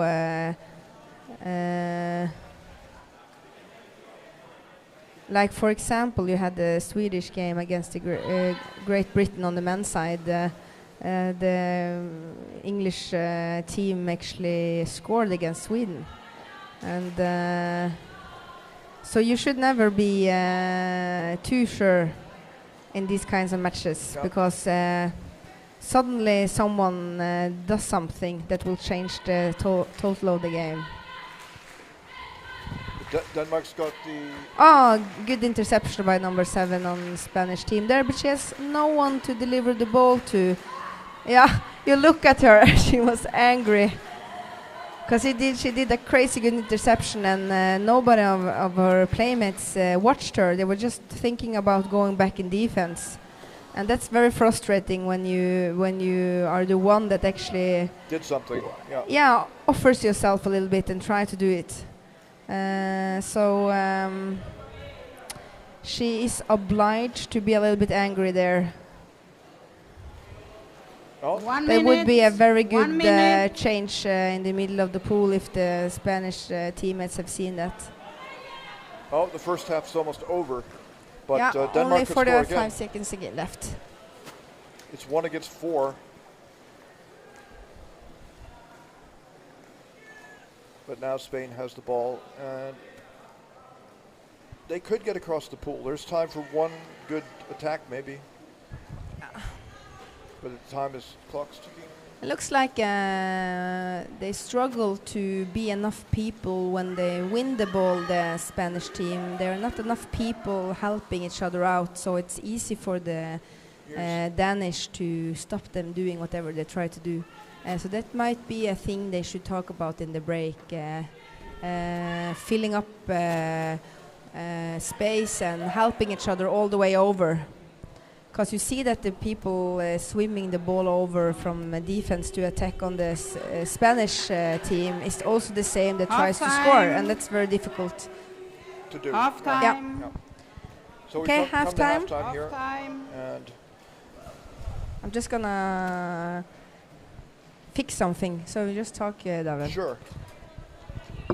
All right, so a challenge here for Spain, and now that I have the microphone here, try to guess what could they do to change the situation. They need to come in with, I'm talking about Spain now, they need to come in with 3 players. They need to come in with 3 players to shake up the defense, and then they'll have a chance. But they can't do it with 1. And in terms of strength and size, Amanda's right, I don't really have any statistics about that, but just looking at the players by the side of the pool, I think the Spanish players are a few kilos lighter, and when you have to shift the back or the goalie, you have to move that weight. Even though everybody's underwater and they're floating to some degree, still there's weight, and to move them, it's like weightlifting. So Spanish ladies need to come in and be a little sneaky, so that if somebody taps the goalie on one side and the goalie shifts her weight over, the other player can make a hit and try to score a goal. And on the Dane side, I think now their plan is not to try to sit on this lead, but to try and make it even larger. And that's because, well, the best defense is a good offense. Sometimes that's true. And they're happy now. Right now they've scored. They've got a lead in their final game. And to turn people off and say, okay, now we're just going to sit on the ball and just not lose it, that might be psychologically not the right move. And I think they've decided to avoid that, and it's the right thing to do. And they have Marianne Heidam, who can go in and be a cleanup player when a dangerous situation develops. She has so much experience. I mean, she's got a 23-year-old daughter herself, or her son. She's got fantastic conditioning, and she's had a really long career. So the amount of experience that she has playing at the top level is just rare. Well, there are a lot of people who have long careers, but hers is a long one. So she can see when something bad is happening, and she can go in and prevent it. Whether she moves over just to block the way or to go and grab the ball or something like that, it makes a difference. So I don't think Spain has so much. I just saw one in the stream comment that wrote, I hope that the Danish women keep scoring, and of course you're probably Danish, but it's a good learning and experience and a boost of self-confidence. And I was wondering if that's because it's a lot of new players on the Danish team, or what's the reason for the comment? Of course, it's always a good learning experience and very good self-confidence boost if they have a good flow in their match now, because I know they were disappointed after the match against Sweden, which was very tight. But I don't know all of the girls here in the Denmark team. It's a big age difference. 1 minute. 1 minute. From 24 to 44. So it's maybe a lot of youngsters who have their first European Championship. Lila listed. Or could maybe one in the streams help me out with that information?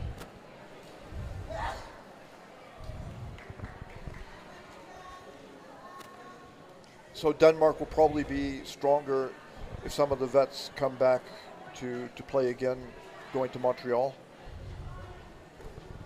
Yeah, this is a, it's rare. I don't know. I've been on the national team for Norway for 15 years, and it's never been a European Championship just the year before the World Championship, and either it's a good way of testing out the national team before the World Championship, which is one step even harder competition. Then it's time for the second half. Or if White it's team ready? a struggle Blue to team ready. do the prioritizing there, because you have to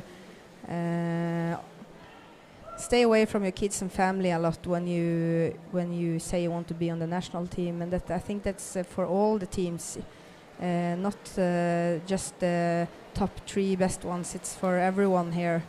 They travel away from their families, some very long away, and It's a to sacrifice. do that 2 years in a row, using up your free time instead of being with your family, is a hard choice for very many players here.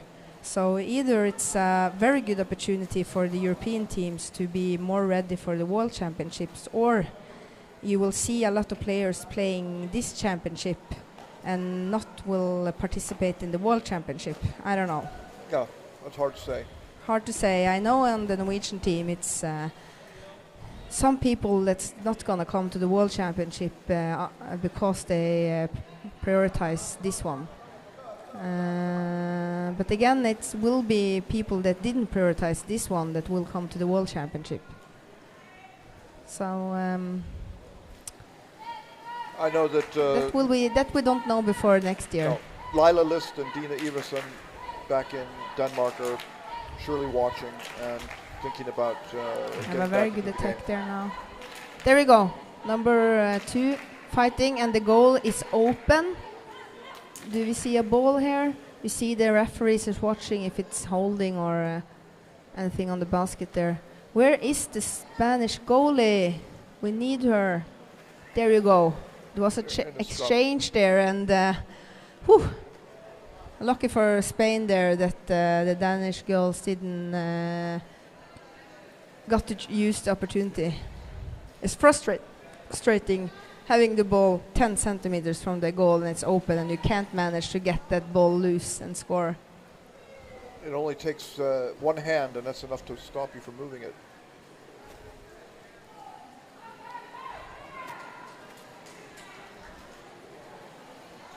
Yeah, and I got Fleming here is explaining for us that it's a lot of new and inexperienced players on the Danish team, so this must be a very steep learning curve for them coming here and playing all these matches, because on the junior level you only play for 2-3 days, and here on the senior level you play for 6 days, 6-7 days.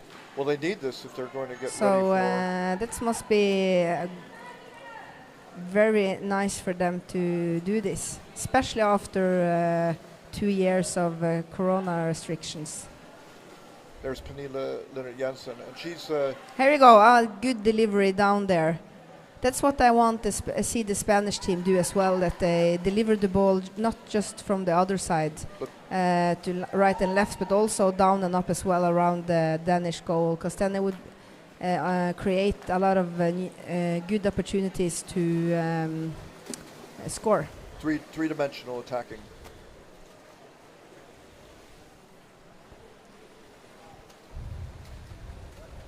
Oh, she tried on a... delivered the ball behind her back. Oh. Difficult way to deliver the ball, but it looks very cool though. Well, is there a danger that another goal will go in soon, do you think? Danes are putting a lot of pressure on. If the Danish play like they did the first half, we probably will see more goals. But it doesn't look like the Spanish have given up yet. I think they have like 2 goals, two goals for the match here. It's not let in so many goals, and also maybe try to get 1 goal. I think if they manage to get the goal in the Danish bucket, we will hear it through the microphones here. They shouting and cheering. Oh. There we go. They are very good. Yes, there you go. Number 2. They are very strong and effective, the Danish players, even though they were 3 against 1 there. Number 2. Danish player number 2. She used her legs to create momentum when she was pushing off the goalie. It's a very good technique. And you don't need to be big and strong to do that. You just need the speed and the will to try to do it. That was Pernille Linnert Jensen.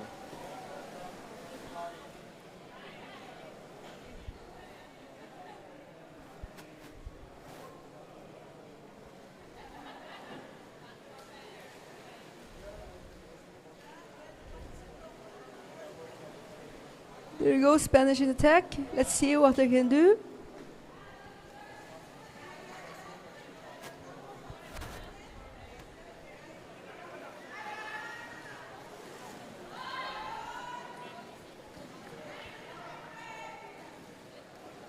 They need some sort of signal to go in together. It's difficult. You see, it's 2 against 3 against 3. here, and it's very difficult to manage to get the advantage of the attack when you have more people going through than you are yourself. But they're very good on keeping the ball in the team, I see. And they don't pull out the Spanish team. They try to deliver the ball close to the Danish goal, and that keeps the pressure on the Danish. Oh, it's a very good scene again of the Danish player there. She was watching the deliverings of the ball, and she just kicked out and intervened one of the deliveries there. So she left her position. She thought she could get the ball, and that's... Yeah, it looks like that. I don't know if she left her position, because she came from a position where maybe she might be a attacker. She could have been an attacker. I think it was Lena Urup, but... Oh yeah, she's a goalie. Yeah. It's a offensive way to play, and very impressive. She made the right decision. Yeah, I think she done it once before in this game as well. One of her specialties, maybe. There you go, another great opportunity for Danish, because the Spanish doesn't have their defender on the right spot, and you see that the goalie of the Spanish team is floating a little bit up there. And you have Spanish taking the ball again, very good, they saved, but they are 3 against 2 again. It's very difficult to do anything when you're outnumbered like that.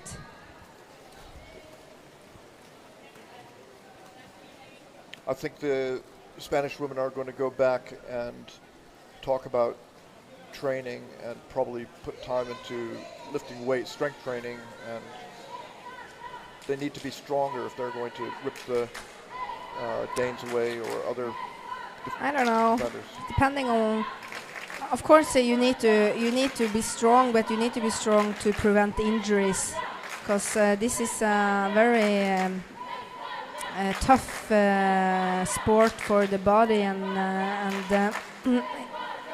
it's hard for the. It's a lot of explosive movements and rough duels. Elbows. Even though it's in the water, so the strength training it's important, especially to prevent injuries. But if you've seen you have a lot strong girls in the Colombian team as well, but they aren't big and strong like Teresa Blennert in the Swedish team. And you don't need to be that strong to be good in underwater rugby. It's of course an advantage, but if you can't use your strength, you have to have skills. It doesn't have so much to say. And also you have this, if you're good in the technique of using your legs, so you have kind of the speed while you're doing it, you will be a lot stronger. If you only use your arms to push off the goalie or win the ball, even though how strong you are in your arms, you aren't that strong. But if you actually manage to use your core strength and your speed and leg strength with the arms, can you see? You get a lot stronger than the one that has the heaviest bench press. Right. So I don't think that's maybe the most important thing to be stronger for the Spanish. I think core strength. keeping up the good work they're trying to do in defense, managing to keep the defense solid even though it's a lot of pressure under the games. And also when they come to the attack and try to score, they need more effective scoring techniques. And I think like a team like Spain that already use a lot of their speed to get an advantage, they should just get even more faster and than trying to change up everything. I told with Mattis, there we go. Another score. Yes. They have a number 12. That's the same girl with the long hair. She was also the one that intervened from number 12. From in the defense there. She has a very good look at the game, and she can participate in a lot of the. Time out for Spain. They look really happy there. Number 12, she may be one of the youngsters. She is. Lina Uda. Yeah, Before so that she we looked had really a happy Danish for goal. scoring there. So She's a Scored by number so it's a 2 in the typical Danish team. typical look when you're young and you finally get to do something you've been hoping for doing a long time. After the championship, she's going spearfishing. So Oh yeah. And I think it was a good defense as well as in Spain, but they are very effective in the scoring, the Danish. And I think that's the biggest difference between Spain and the Danish here, is that when the Danish have their opportunity, they're a lot more effective on actually scoring. It was player number 12 that scored. but they- player number 12. Danish player number 12 scored. And it's hard to stop them when they have the opportunity. While the Spanish team, they're very good on positioning themselves, and they have managed to have a lot of possession of the ball, but they don't have the same effectiveness when they're in trying to score.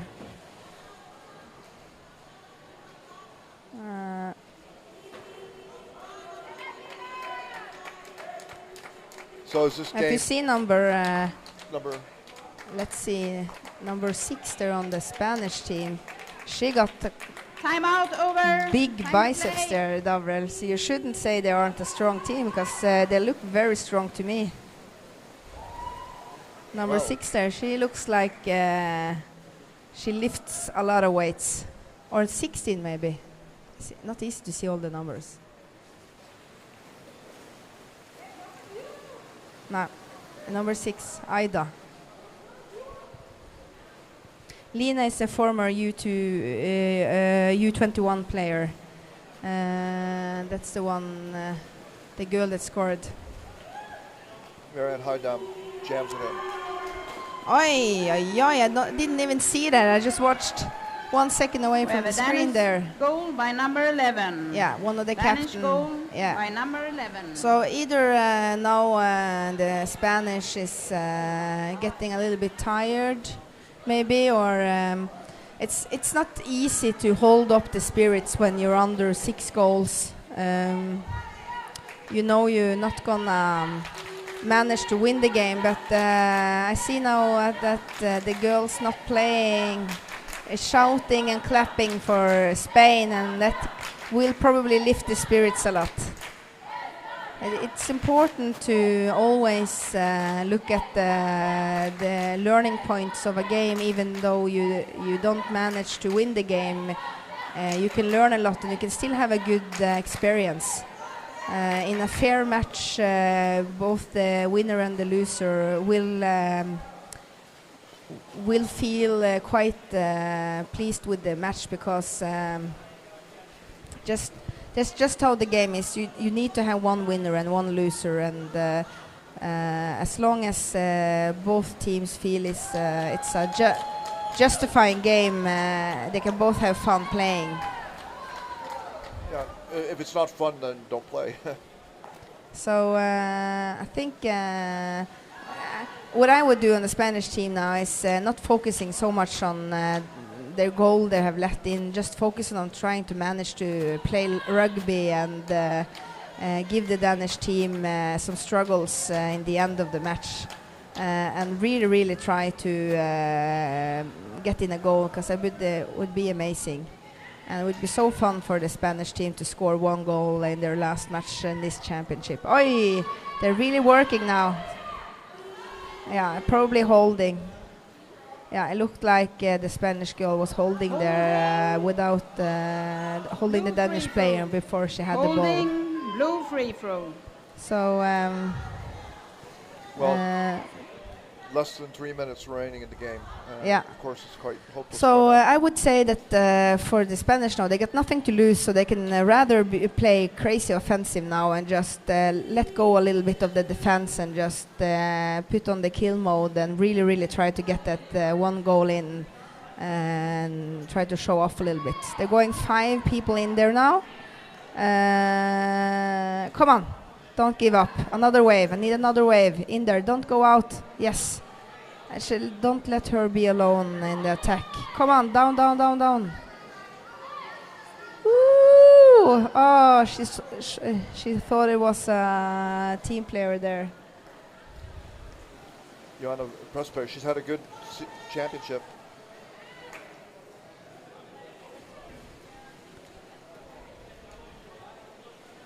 Oh. Let's see. Oh, losing the ball. Another free throw, probably for the Danish team, I'm guessing. Yeah. It's White free throw. I think the referees are doing a good job on seeing when it's holding, because it's a difficult thing to see, and there have been a lot of referee calls on that in this championship. They probably are focusing a lot on it. Do you think it's too much, or no? Just right. Not at all, because when you have speed as a main thing you want to do in your team, it's crazy frustrating to get all this holding, and a lot of teams that doesn't usually use speed as an advantage playing against a team that use a lot of speed, you will see a lot of holding because in the frustration because the other team is faster, and if the referee doesn't see that, it will destroy the whole technique of the one team. So I never ever in my life have thought that the referee has done too much referee calls on holding. So you really have to be ready with a good free throw if you're going to get the holding Yeah, call. it would be an advantage to have a good plan when you get the opportunity to have a free throw. 1 player, 2 minutes. 2 minutes. We will start with a wide free throw. Okay, the Spanish now gonna lose 1 player. I'm a little bit unsure what Kaisa meant there. I think maybe it was too many people in the water. Timeout, white. Then they have a white timeout. White. I'm guessing the timeout now for the Danish team, since they're leading, they're probably gonna try to do a specific goal strategy. Probably trying to do something specific they want to manage to do in this match. Spain has a player in the penalty box. Who is it? But if this was a close game, it wouldn't be very smart, I think, to give the Spanish team the opportunity to breathe when they suddenly are 5 against 6. But since the Danish team are leading, it's not so important. They probably want to talk about how they're gonna use this free throw to a good advantage.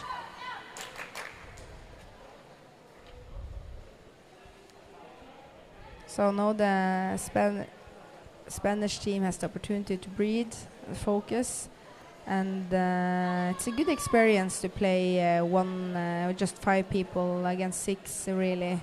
Because it will happen at some time in your rugby career, and learning that that's not always needs to be a stressful situation if you know what you're going to do and what you need to do in all the positions is a very good learning experience.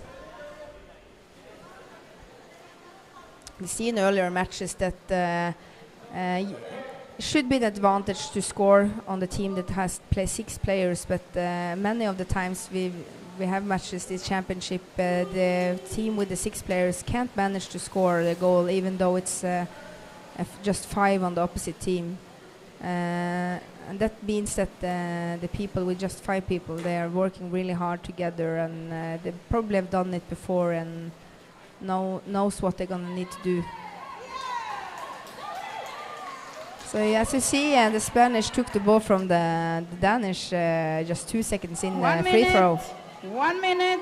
1 minute left of the match now. So Spain is going to play with the 5 players rest of the match. No. And so it will be, whoa, it will be very difficult for, you see at the judge there, he's almost in the game there, watching the shoulder of the goalie there. He's doing a really good job securing it's not shoulder in the basket. Pernille Linnet Jensen lurking there. She gets the ball and in. It's there it is, yes. But it was a very high pressure and For boxing. Blue free throw for boxing. Blue free throw for boxing. The Danish player lost the ball. Blue free throw. It would be incredible if the Spanish actually managed to score now, since they're 5 against 6. It's just 20 seconds left, so this is probably going to be the last chance for Spain to create something in attack. And let's see how it goes. Come on. Last chance. 10 seconds left. Give it all. Don't need to breathe now. Don't go up and breathe. Just go down, everyone. Don't need a goalie in behind. Just kill it. And the time is out. Yes, So well done. They're sharing a lot on the pool side, the Spanish. They smile and I think they're happy with the game. They've done a very good championship. Nobody got injured, and they have a big fan group here, hugging and sharing for them. Same, you see the Danish is really happy. I think they had. I know they were very disappointed against the Sweden match, and of course, when you're so close to getting the bronze or getting opportunity to actually get a gold, they knew after the Swedish match that it wasn't possible.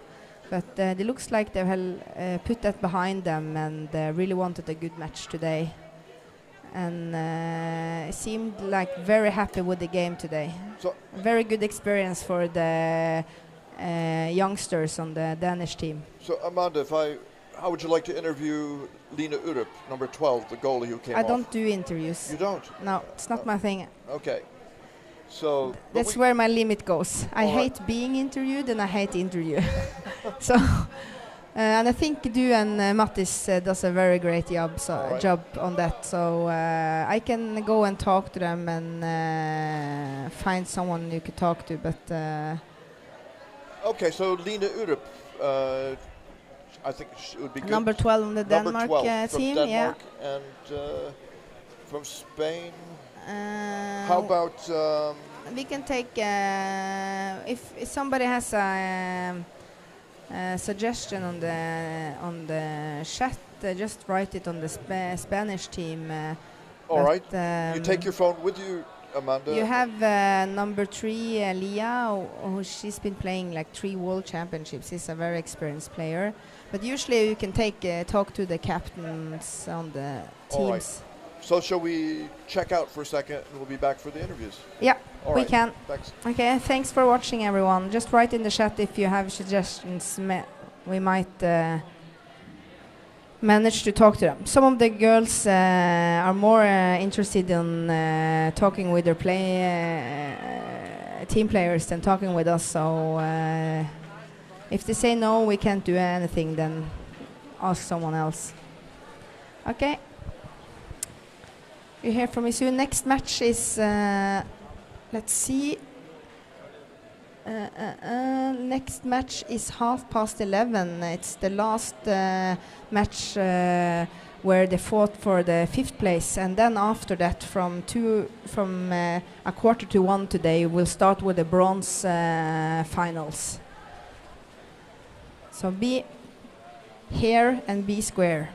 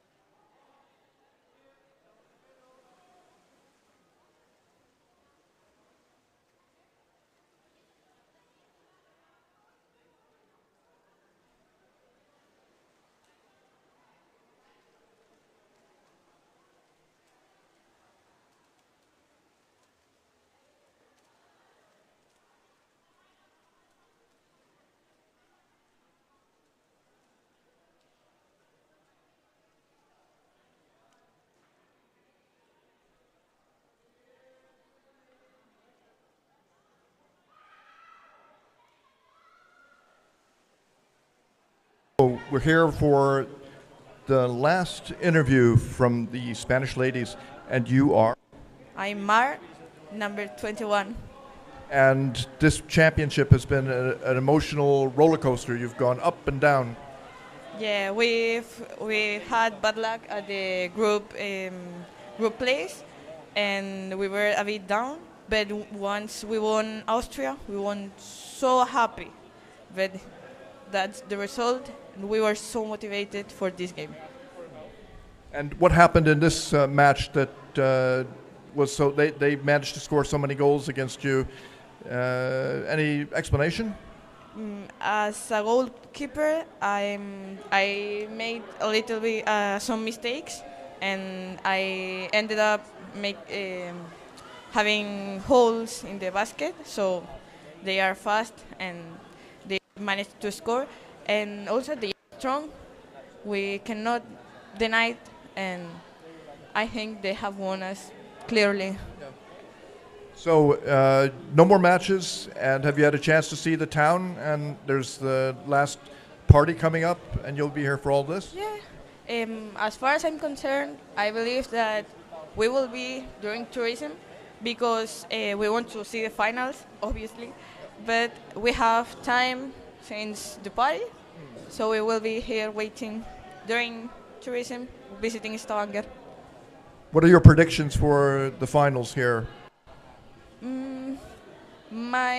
All my energies are with both Germany teams because I want them to win.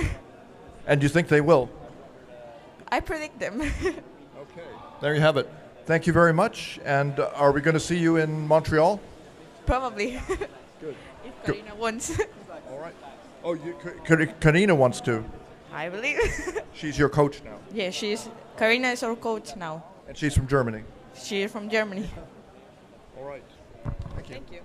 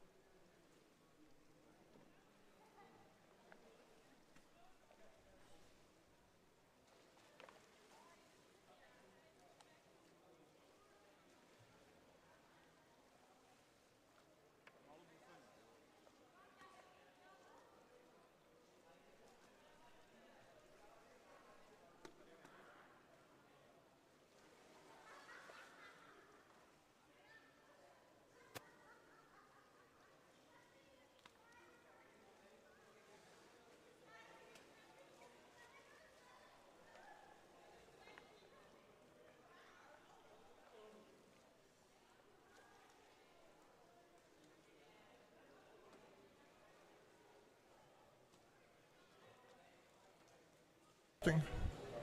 I will step on my toes. Okay. I can go like this. All right. I'm here with Lena Urup. You finished your last match of the competition, and how does it feel? It felt amazing. It was so fun. Like, so much good energy in the team. It was like the best way you could imagine to end this European Championship. So it was awesome. So when we were watching, Amanda Barstan, who's a very good player and very experienced, she saw you leave the basket to go out and pick the ball up off the bottom twice. And she said she thought that was good. And how did you feel when you were deciding to do that? I feel I should do it. You know, it was just have to go for it. When you see the chance, you have to go. Yep. And yeah, I went because I thought I could take it, and I could. So yeah. You don't feel any doubts that something would happen then? I always ready to turn around to get the goal. I know always have in my mind that my goal is my responsibility. So I always keep in the mind that I have to go back if something changed. So it was good. Yeah. So what have you learned most from this championship? This is your first competition at this level? Well, it's actually my second. Second. Yeah. Okay. The Nordic Championships you were there. Yeah. And European 2017 as well, yeah. Well, it's to be a good team. If you're not playing well together, then you will not get good results. So a good teamwork is very important. Yeah. That you were coming together more and more over the championship? Definitely. We are like this. Yeah. All right. So what are the plans now for Montreal? Is everybody committed now? I think they are. I think we are just like really getting ready for it. Everybody wants to be a part of the team now, especially after this championships, and we want to be better and get better results. So yeah, we're looking forward to next year in Montreal. Yeah. Now you've got to check your social media, see what people have said to you, or have you had a chance to look at your phone yet? No, I haven't had. We had to have the photo shoot, so later. All right, we'll let you get back to that, and you're going to go spearfishing after this. Oh, yes. Well, all right. Good luck. I hope you catch some nice fish. I hope so too, yeah. All right.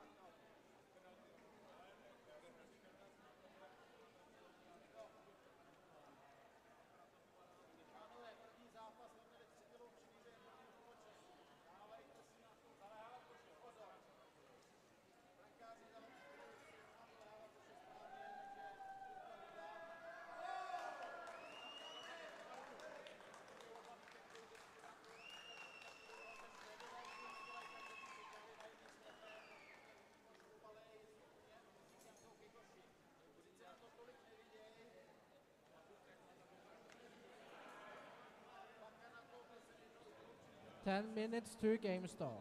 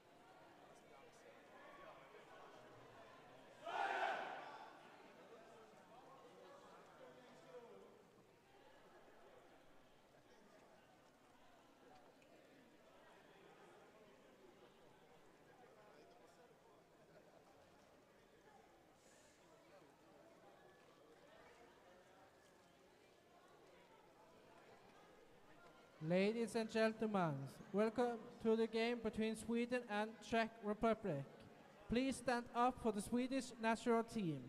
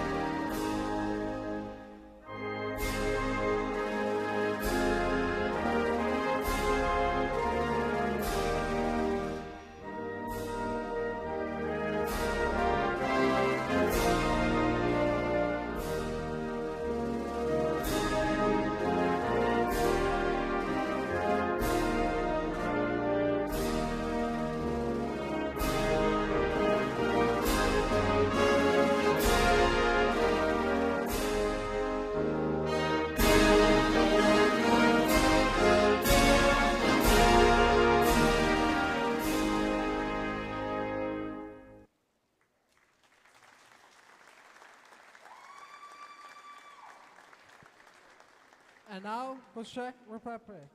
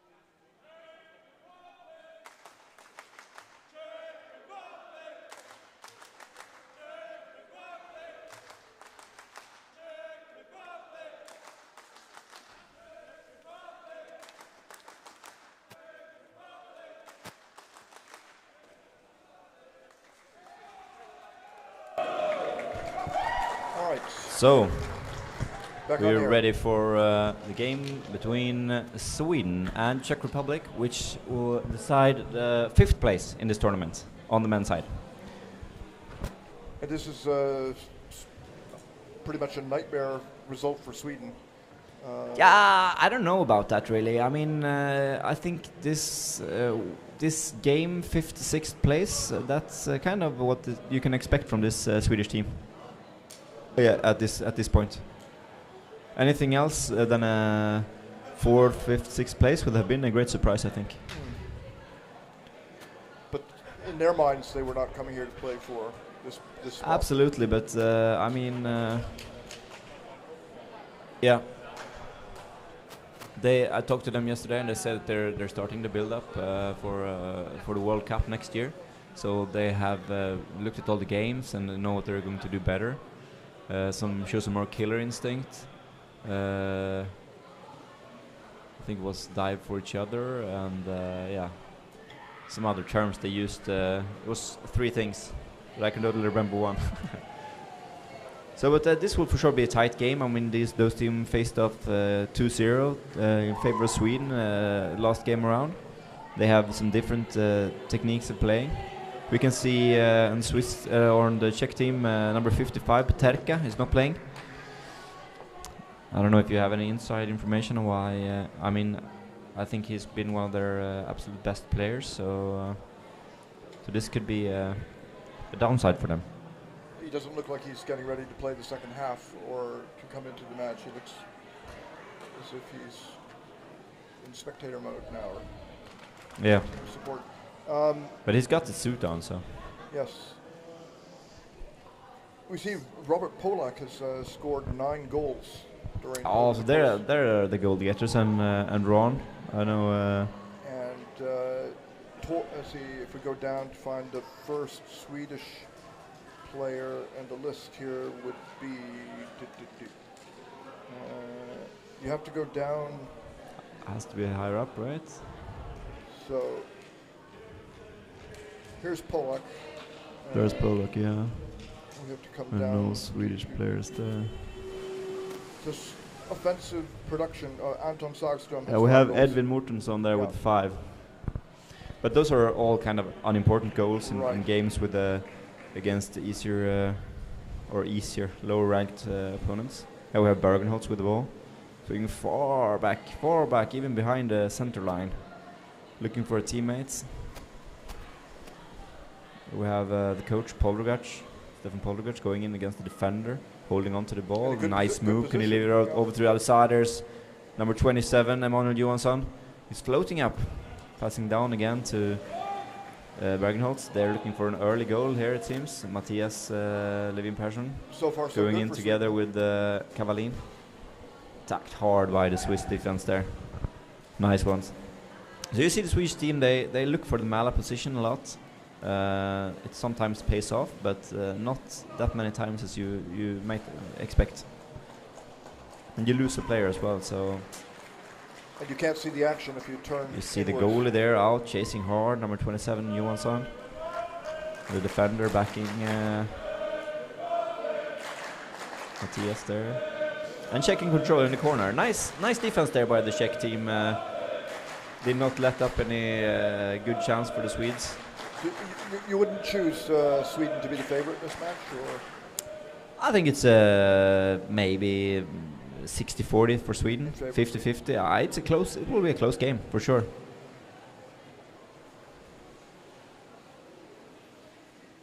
So it's up at the surface above. Someone is standing on the ball outside the playing area. Swedish ball again. So no, I think this is a completely open game.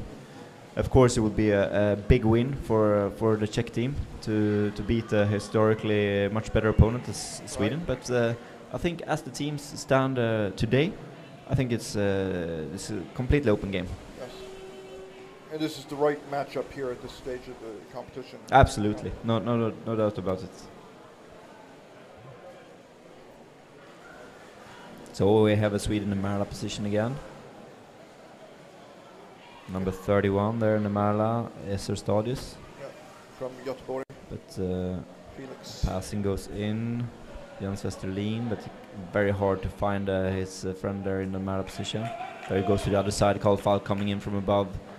Down again to Westerlin. Floats up, maybe shoulder in the basket, hard to say. But he got a good push there. They have to watch their shoulders, I think, here the Czech team and for the goalies. Right. Just a note about shoulder in the basket. It's actually a little bit technical, and that is that the shoulder itself in the basket being there visibly, that's not an infraction. It's wedging, 2 points pressed together. Exactly. So it could be the wall, it could be the rim of the basket.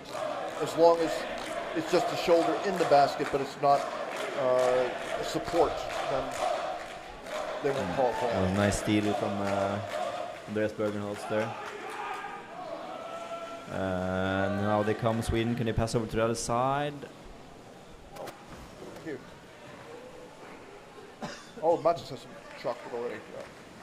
So Sweden with the ball. Kavalin going in, attacked hard by the Swiss attackers, or the Czech attackers. Sorry, mixing up the teams here. Polrugac. We have Petran. They're chasing. Good intensity here from the Czech players. We have Mortensson going in, fake attack there. Polrugac alone against 4. Kavalin, they're not really coming into the best situations here. Over to the other side, Bergenholtz, fantastic move. Tried to get it into Kavalin, but he was in the wrong position. Over to the other side, here's a good opportunity. Another one, yeah, good move there by the Czech team.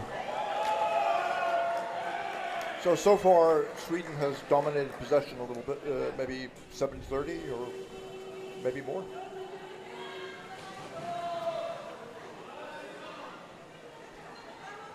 Holding against Czechs.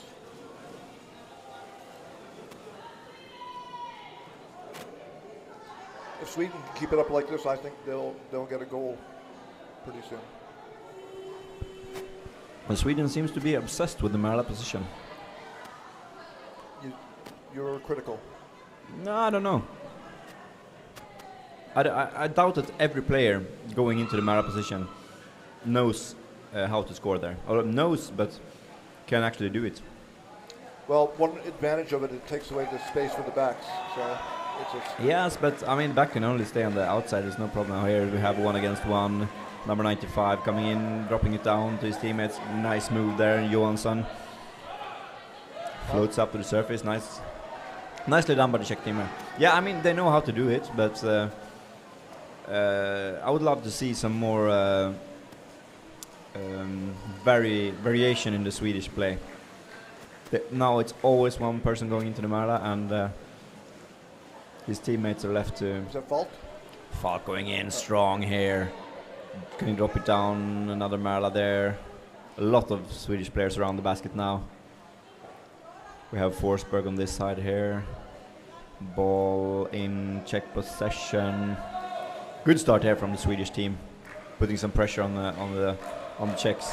Ball dropping down again, coming in diagonally, and it goes under. A solid defense there from Czech.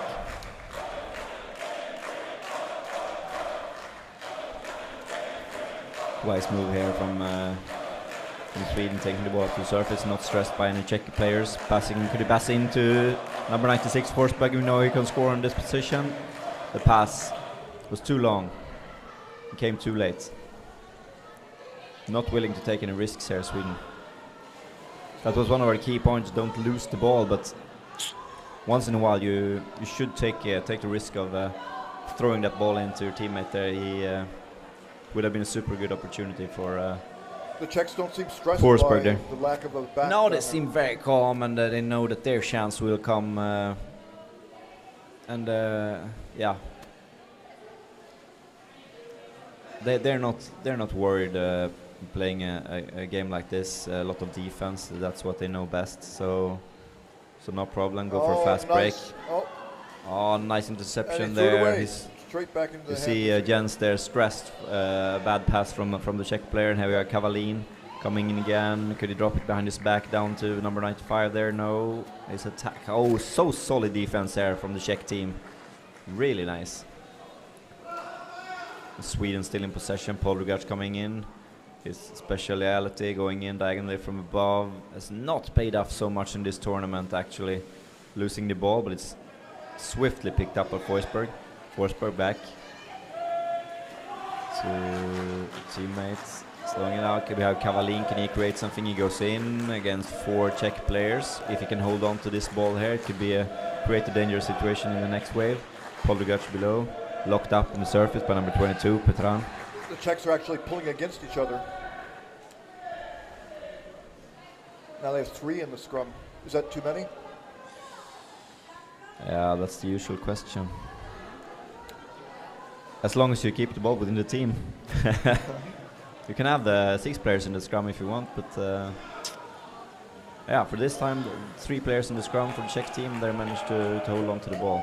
Let's see if they can establish something here. Oh, that's a dangerous pass. If you only have one teammate to play or to pass the ball to, it's pretty easy for the opposing attackers to pick that pass. So that's why they lost it here. Oh, that's dangerous. Some sloppy passing there by number 27, Johansson. I think the Czechs were looking for a holding call there, but they didn't get it. And No. you can't wait for a holding call. You've got to play. So Sweden back in possession now. A little bit over half this first period played. Pass there in the Sweden's surface. had more scoring chances, but Yeah, you don't another think they've been that good, though. Another Marla attempt here by Simon Jobs is thrown down. Oh, it's too slow. The passing over to the other side. It's Forsberg. Oh, good push there by Forsberg, but solid defensive work there by number 13, Polak, the goal scorer of the Czech team. Oh, there's some rough play there going up with the ball into the surface. Yeah. But at this level, it's not. They expect it. It's going to happen. They expect it, but it's not very appreciated from the other team. Not that that matters, but oh, this could be a good opportunity for Czech player if he can go in here.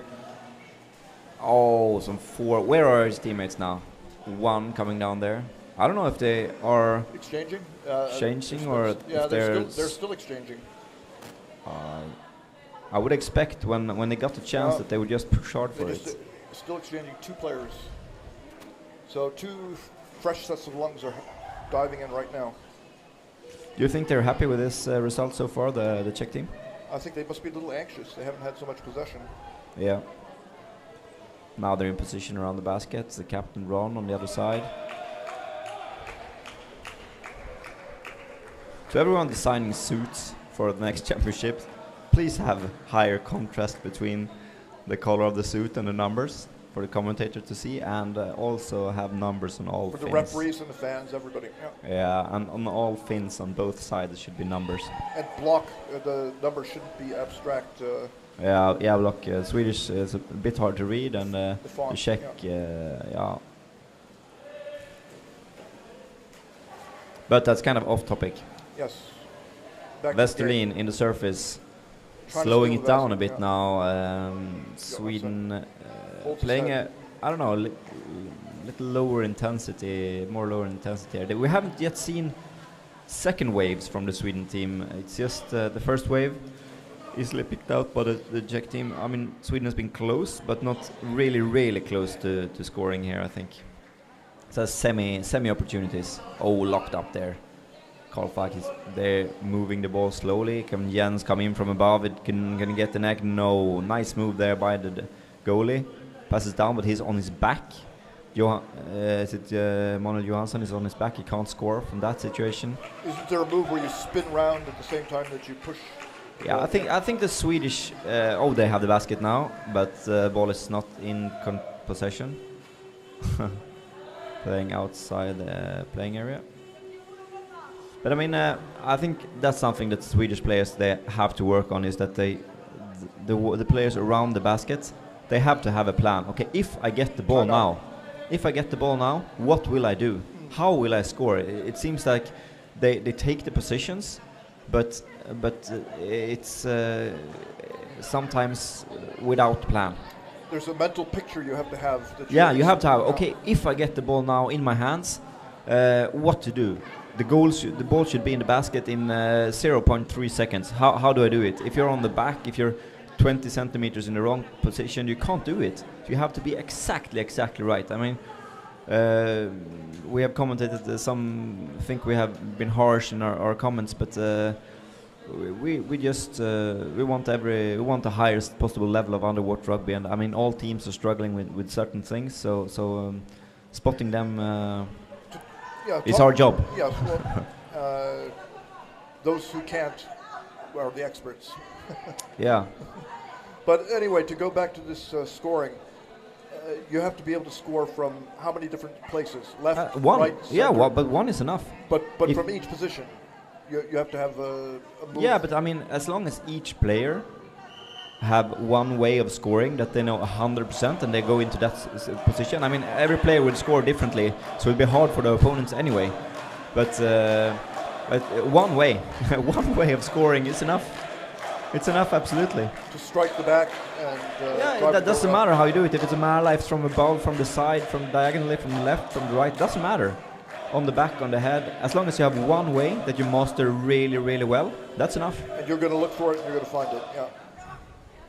But you have to know it.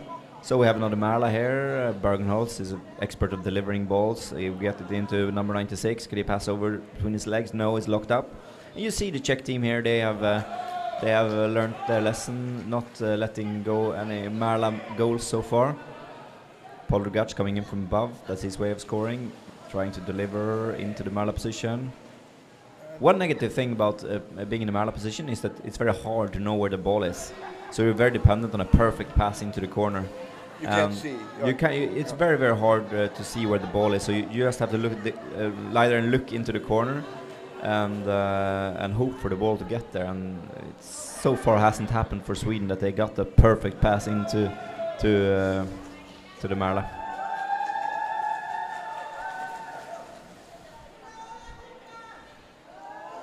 So for those of you tuning in not knowing what the Marla is, it's when the player is lying with the stomach towards the basket like a C, enclosing the whole basket. That's a Marla. You see the Swedish players doing that a lot.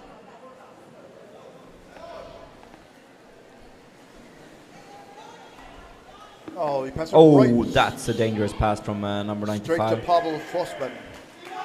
Yeah, it was Matthias there trying to pass to Paul Rugac, but it was cleverly intercepted, but they get it back. Strong forechecking by the Swedish team.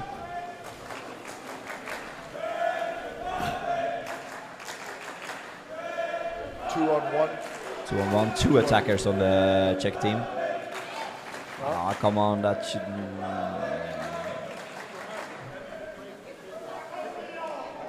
What is that? Is it 2 minutes? No. Is it a warning? Oh, fingers. Is he talking about the fingers? Warning, white player number 57 for a hard play on fingers. Oh, hard play on fingers. Oh, I didn't see that. That was good from the referee. Yeah. From the referee to see. For those who don't play underwater rugby, that's the worst thing when you feel somebody grabbing your fingers. Yeah, that's very unsportsmanlike. Yes. It's not well thought of.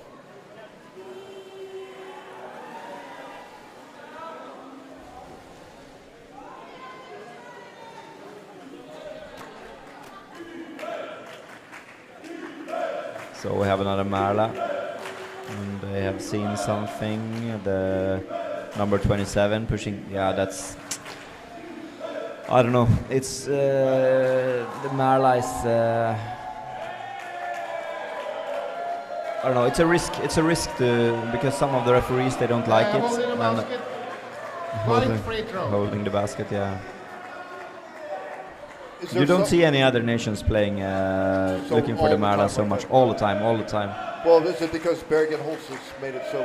Yeah, exactly. We have some players that are very good. I mean, you have Johansson, Forsberg, and Bergen-Holtz, of course, but I don't know. Focus should be more on delivering. Here you see a Czech block. That looks very effective on the Swedish defender there. So Czech team struggling against each other, floating up to the surface. Could they create something? They have not yet created any opportunity here at the Czech team. Oh, the ball drops down. That's a dangerous pass. But it's picked up by number 13, Polak. Yeah, he gets it somehow.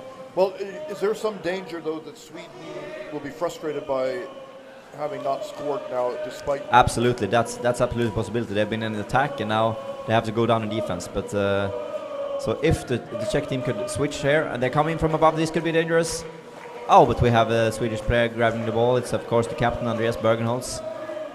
expert on those kind of plays. He's Can you go coming down and straight score in from the single-handedly here? I would not be surprised. He will pass. pass down. Oh, perfect pass down to number 96 in the Mala position, and there we have it. There we have it for Sweden. Two of the Sweden's absolute top players, Andreas Bergenholtz and number 96, Joel Forsberg there. Also known as Foppa. Also known as Foppa. That's impressive. I mean, yeah. The Swedish team is a bit uneven, you could say, but if the top players get the ball into the right positions, there will be most certainly be a goal against. I mean, that could have been against Norway, Germany. I think that could have been a goal anyhow, but still, the goalkeeper could have snatched that ball as well. So you have to put.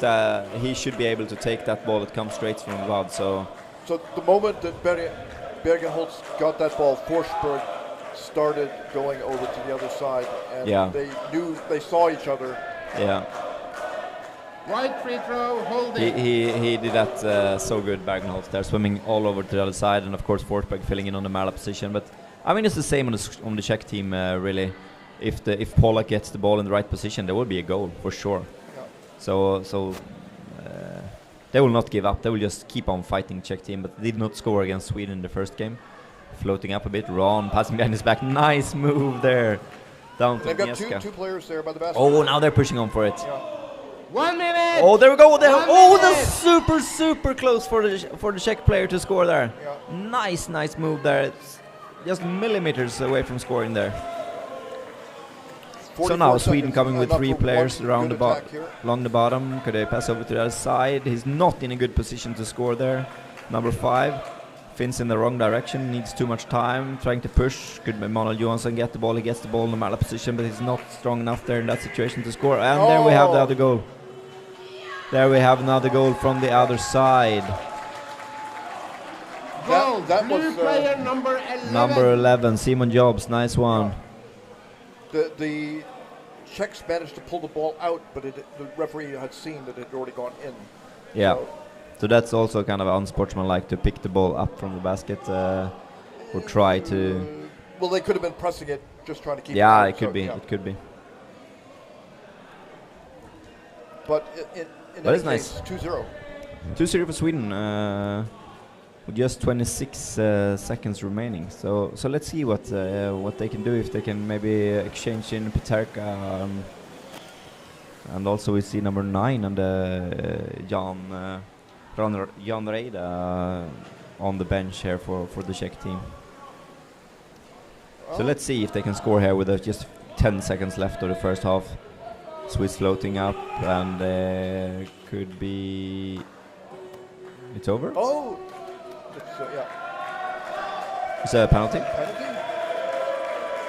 One referee is showing that it's over, but it's 5 seconds showing on the clock. Sorry, they're not. Captains will be called over to discuss this. So one referee is showing that the game is over. Referee Bolden.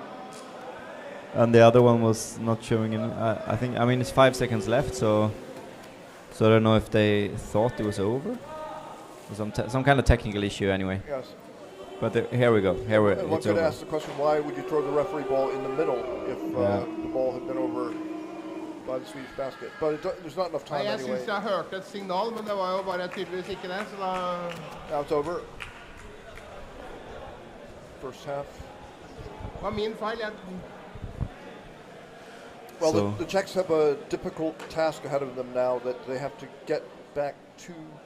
Yeah, but they've had chances, so I don't see that would be impossible for the Czech team to come back and score two goals and take this to overtime. I would see that as a reasonable challenge. It's yeah, absolutely.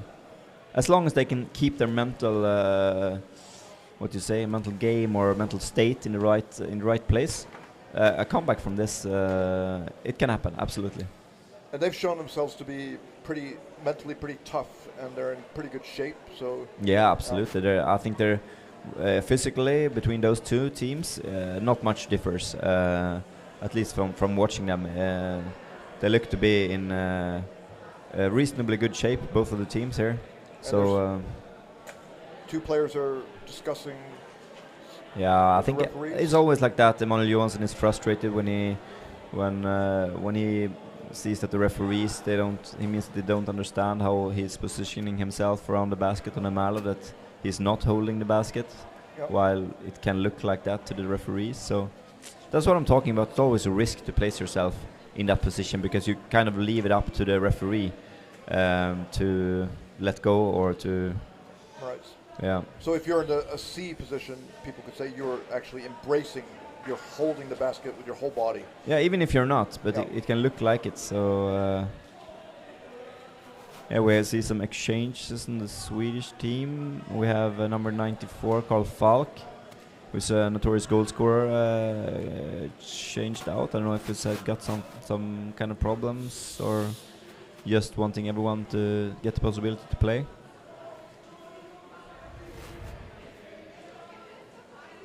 But I mean, still, I think the Swedish team, they're depending a lot on Andreas Bergenholtz here. Yes.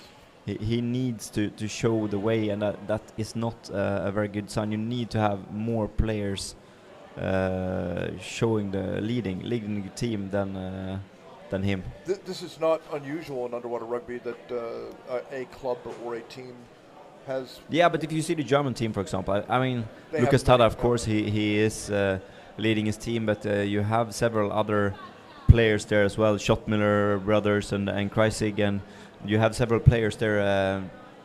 There's no shortage of people. No, there's no absolutely no shortage of people. I mean, you can see also in the game Denmark-Norway on the male side. I was missing Iver Bjørnrem and Jørgen Ulvestad and so on to lead their team, but that didn't happen. Instead, it was Denmark with Christian Schäfer going in and showing what needs to be done. So yeah, it's a balance. I would say it's a thin line of balance. You need the leaders, but I mean everyone has to take responsibility and not just follow the leader. You have to lead by example. Doing the right things. Yeah. Yeah. But I mean, you see number 5 here. He is an aspiring leader. Maybe he's lacking a bit of experience. Anton Sagström in these situations. But he's for sure well trained. Maybe lacking some speed and ball handling in the critical situations, I would say. But the mental part of it, that he's completely committed. Absolutely, that's no problem. But it's something about the positioning with the fins and knowing when to go in. Oh, they're also changing out number 96, the first goal scorer, Forsberg. Well, maybe they're thinking defensively now that they don't need to score. What about the Czech team also making some changes? Yeah, now we see number 55, Peterka. He's in now. Reda still on the bench. So let's see if changing in number 55 here could make a difference for the Czech team. Let's hope for some more goals, and for the Czech team, I hope for a goal. I mean, they didn't score against Sweden in the first game, so it would be fantastic for them to be able to do it here in the second one.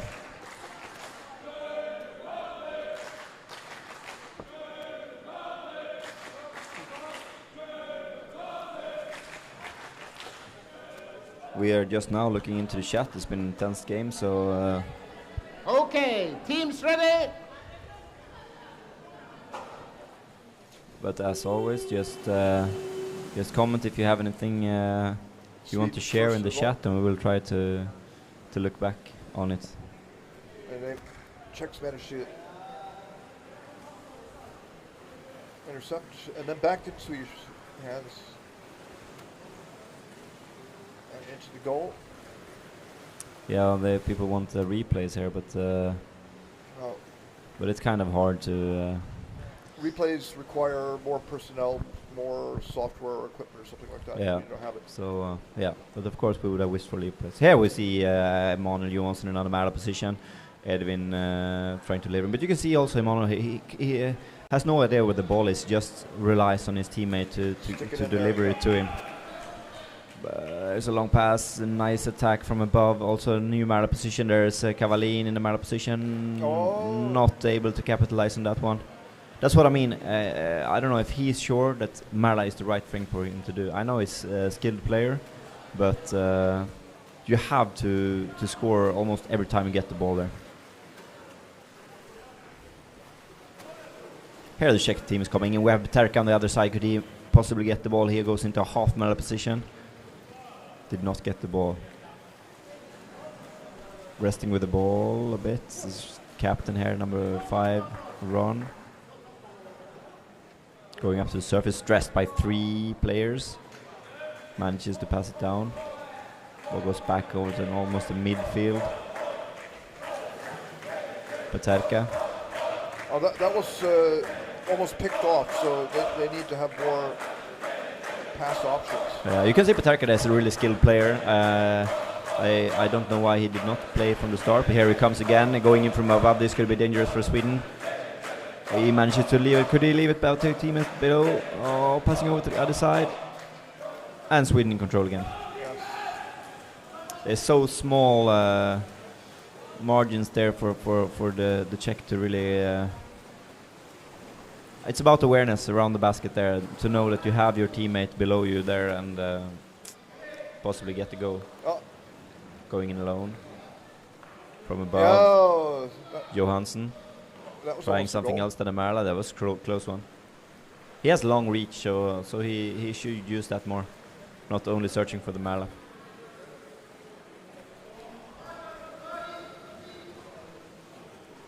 Sweden with the ball. Sagström. Just taking alibi. What's it called? Alibi? Yeah. No. Just going down, taking a pass.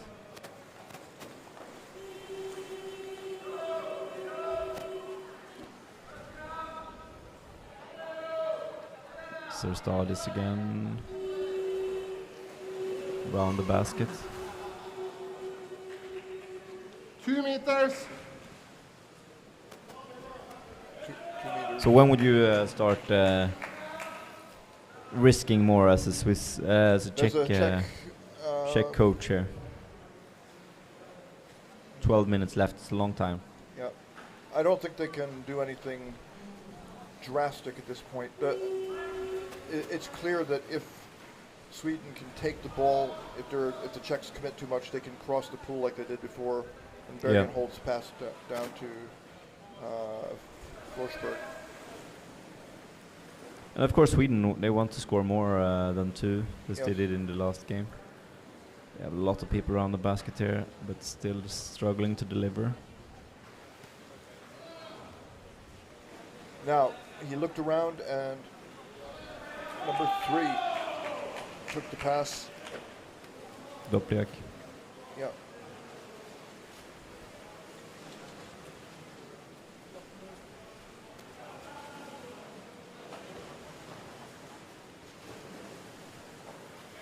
Now Swiss going in. There's 4. You need the second wave here. Czech need the second wave, but they're snatched away. Yes. That was well played defensively by but I mean, you're unlucky when Andreas Berghaus comes in from the exchange bench. It's it's kind of unlucky for the Czech player there. Worst possible player. You see he's doing it, making a long dive. Oh, perfect pass into the Marla position. Could he score here? Mortensson. Oh, he goes on the other side. Yeah, that's what I'm talking about. Not fully focused on exactly what to do in that situation. You have to know what to do. And well, there's been a statistical study about that. You probably saw it by Gaviria in Colombia, and the speed with which the attacking player hits the goalie, executes the shot, that determines how much they score. Yeah, okay. I haven't seen that statistics. So the most common way to score is to hit the goalie in the back, off the bottom, and the speed with which it's executed determines the success rate. Yeah, that's not surprising. Not surprising at all. I mean, you see this situation here where. Time out, right.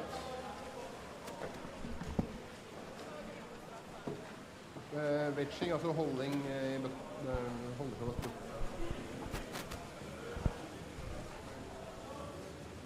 Someone missing?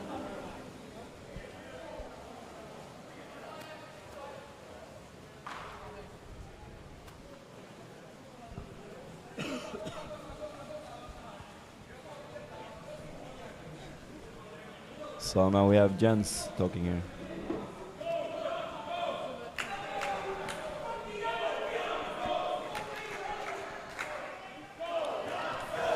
So now it's looking Some amount of frustration here from Jens Westerlin, urging his teammates to step up now and put the ball in. Let's see if that helps. Okay, time. Let's see if yeah.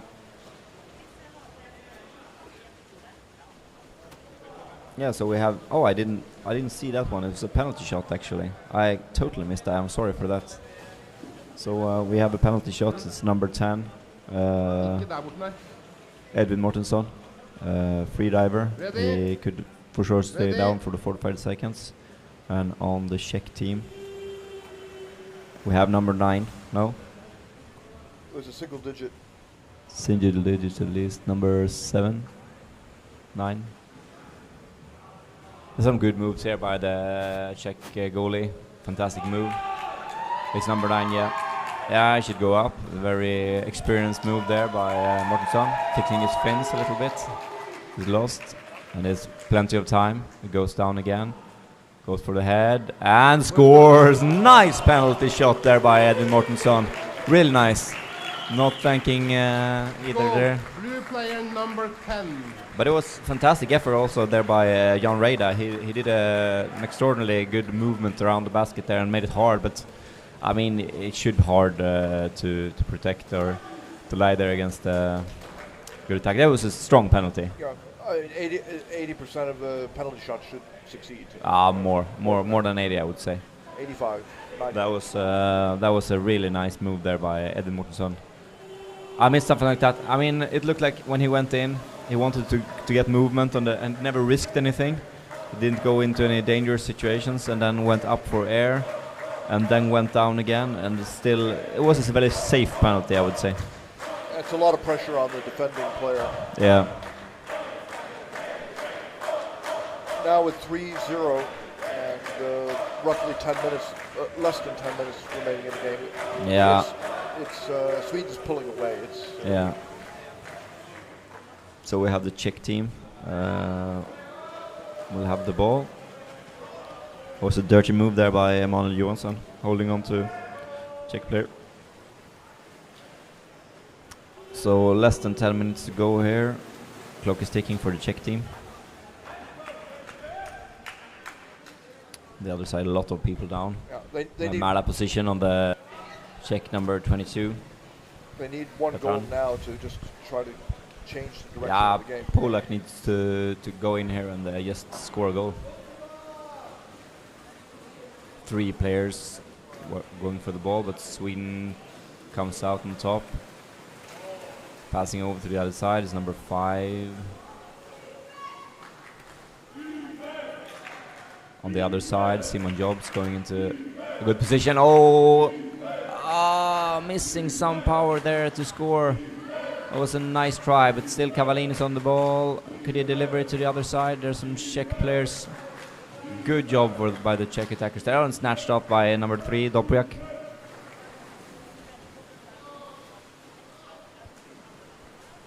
I think this is still a tight game. It's still a tight game. It will be hard for Czech team to come back, but I mean, it's game-wise, it's an even game, I would say. Sweden in possession, but not being able to truly capitalize on their opportunities. Defender coming down late. Basket's open. There we have another goal. That was a mistake. That was a mistake from the Czech team, and there is a goal by number 5, Sagström. Goal, blue player number 5. Yeah. Czechs are a little bit. Yeah, but I didn't see any problem with that goal actually. They were just late, and when the Czech goalie went down to kind of a semi-defender position, he left the basket. So I don't see any issue with that goal actually. Yeah, and it's a goal. I don't see the protesting here really. Number 5. Maybe he felt that he was pushed down by the Swedish player taking the basket.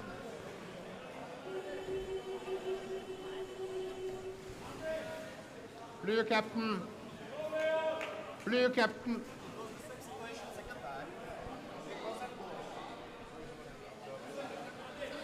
Do you understand why he's complaining?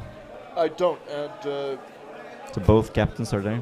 yeah, No goal. Okay, no goal. no goal. What? No goal. Okay. No goal. Then we make a referee ball. Okay, I don't. So I yeah, don't we didn't get any explanation. You want to know? Referee ball then. What happened here? I will go down and find out what happened there. So hang in there, Mattis. Yeah, it looked like. I was hard to understand what happened there, but.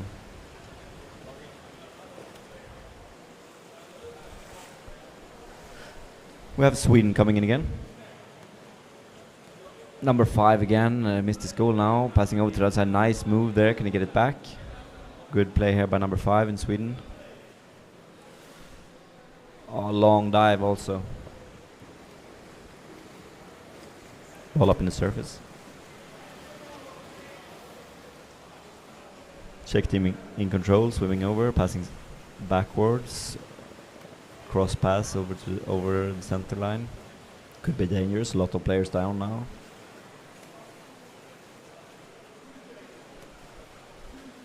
Both teams struggles to get control of the ball. In these situations, it's easy to get this kind of referee signal. Yeah, attacking,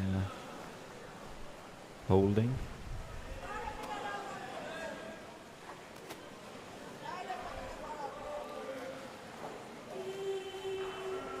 So they're well trying to find out what happened there. Det var aldri oppe. Goal was not in. Oh, the goal was not into the basket. That was the problem. Okay, it looked like that on the stream that it was a goal, but... Oh, Bergenholtz, nice move there, stealing the ball, passing into his teammate, number 8, Kavalin. Holding off the Czech players, a dangerous pass over to Poldergac.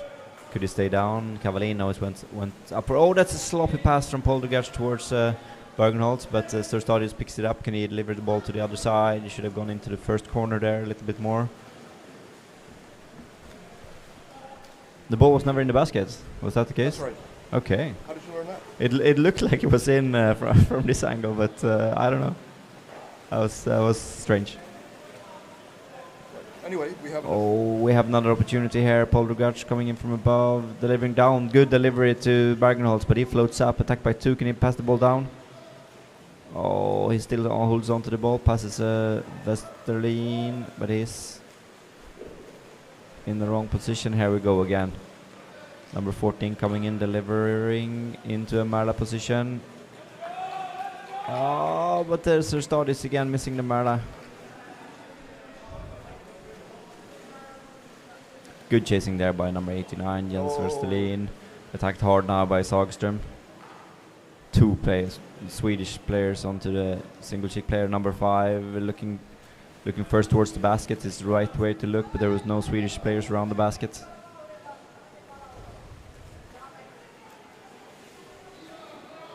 Sweden resting with the ball in the surface, passing in long pass to the number 5 Sagström, but here we have seen something around the basket again. Yeah, attacking the holding onto the basket. Yeah, I mean it's frustrating for the Swedish players to lose the ball to this kind of referee decisions a lot. So maybe reevaluate the importance of the Marla and when to go into the Marla position. Holding. Sweden's got a 2-point lead, and I don't know, they could easily score again, but the Czechs have less than 6 minutes to get the first score. Back in here, they need to start doing something. Can you hear me? Hello? I think it was a little low, maybe, Mike. Okay.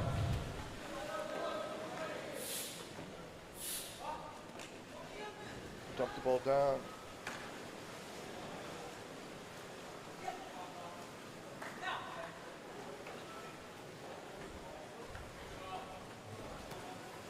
Czechs have 2 players by the basket.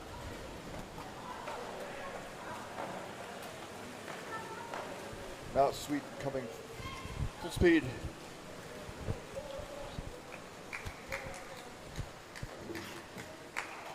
So we have Sweden in a good position again around the baskets.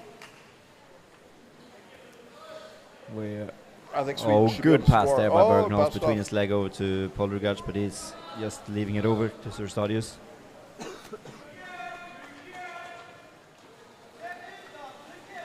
Recapture the ball. Nice move there. Czech team with the ball. Could they score another goal here late in the second half? Bergenholz in the situation. Passing down, but it's picked up by a Czech player. Number 3, Doprek. Some trouble here. Oh, this is a good position for number 8, Kavalin, but he did not manage to score the Marla goal this time either. That was not what he wanted. He have had at least 2 good chances for the Marla, but not been able to capitalize. Oh. A penalty? No.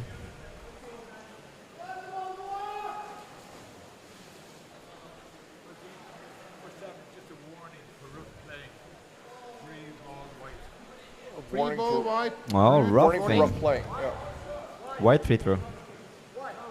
Elbow. So who was it? Team warning or individual player?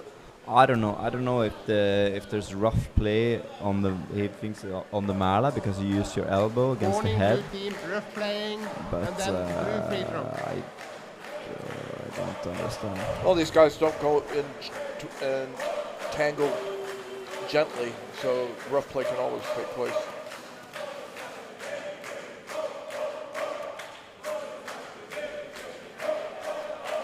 Czech team with the ball, Captain Ron, can he go in? Can he go in? Yes, yes, yes. Passing over to the other side, this is a fantastic opportunity for the Czech team to score a goal. Oh, but it's locked up in the surface. Come on, come on.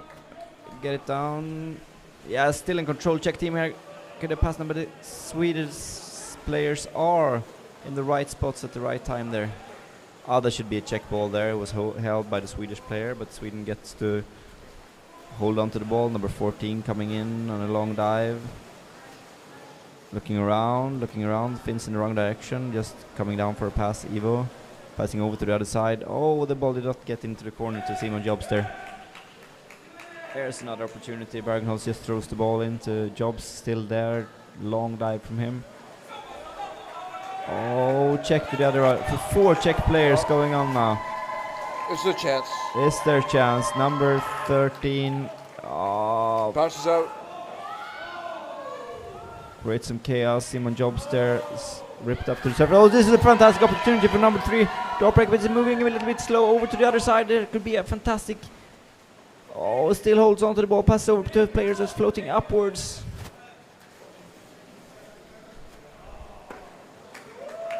And Sweden in control again. A bit of Hawaii play here. It's a fast swim here by Mortensson. Goes high, passes the ball down into the hands of the Czech players. Reida attacked above his own basket. Not a good place to be. No.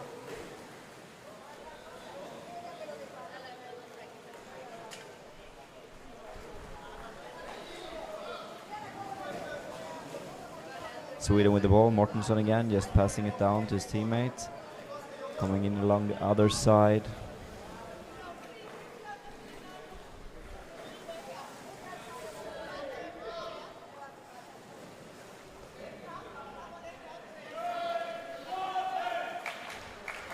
Well, with just 1 minute. A little bit more than 1 minute That's remaining. really We have not seen any big change for the Czech team, even though Ales Peterka was changed in the break. I don't see what would motivate the players now except to swim to the very end of the game. But unlikely for anything to happen really. You see there, Andreas Bergenholtz pushing Sagström over to the other side, wanting him to take another position there, because he's already in that position. So Referee ball. 42 seconds. I think the remaining. positioning around the basket and a way to score goals is something that the Swedish team will have to practice now, Thank you. upcoming to the World Championships too. And that's of course for the Czech team as well. Yeah. I'm missing the waves from the Czech team. The first wave is always picked up by the Swedish team here. So here we have the first wave of the Czech attack here coming in from above.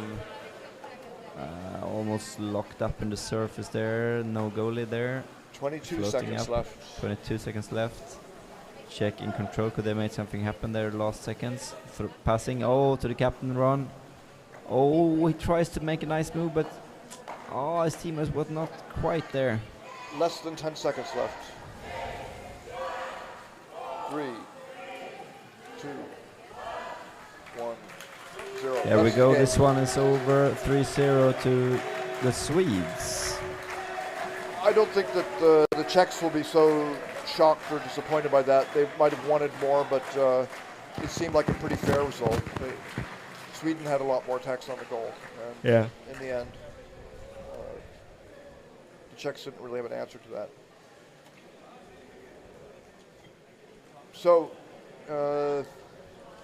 interviews. Interviews. What ideas do you have?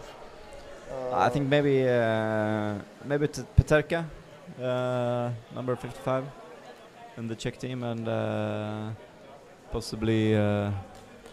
You want to ask somebody about Mellon? No. Possibly number 8 on the Swedish team. Okay, Gustav Kavalin. Yeah, why not? All right.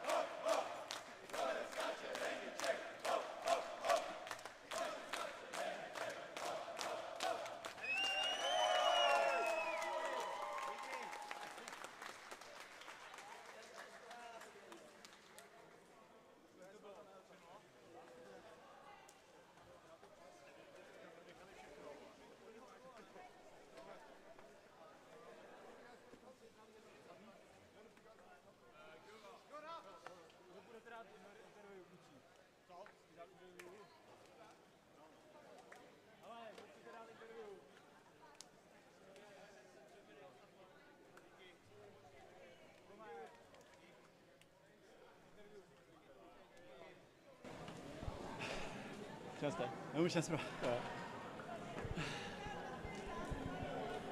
So I'm standing here with number 8 of the Swedish team, Gustav Kavalin. Tell us about your plan going into this game. Well, actually, the plan was based on your comment yesterday that we hadn't really got the killer instinct. So the main thing today was to go in and do it properly and give them good hard push and keep pushing, helping each other. So do you think you succeeded with that? Yeah, we did, I think. It was much higher energy in the team today. We helped each other, we hold the ball, we didn't lose it as much as we did for Norway, for example, or the last time we played them. So we did, but we still have a bit further to go. We should have scored 2 or 3 more this game to be really satisfied. But we had the chances and we played well, I think. We can see on the stream that compared to other teams, you try to take the Marla position very often. You have several players, maybe 6, 7, 8 different players in the team going to the Marla position. Is that a strategy? Yeah, it's a strategy, but don't tell other teams. So, but we see pretty few goals and few dangerous opportunities coming out from the Marla positions. Any comments to that? Yeah, I think we've talked about it as well, that it was a good strategy 10 years ago. Really good, actually. But the other teams start to learn now, so we need to start coming a bit from above and really start doing just the push again. Yeah. For your own, during this tournament, are you satisfied with your own game, personally? All games but the Finn, actually. I was really we didn't push at all. We didn't have the energy. I didn't have the energy. I didn't play as I did today. I didn't give it my all when it come up with the basket and come on to the can't and can't breathe. Yeah, it's rough. Yeah. Thank you very much and good luck towards the World Championships. Thank you. Hope I see you there.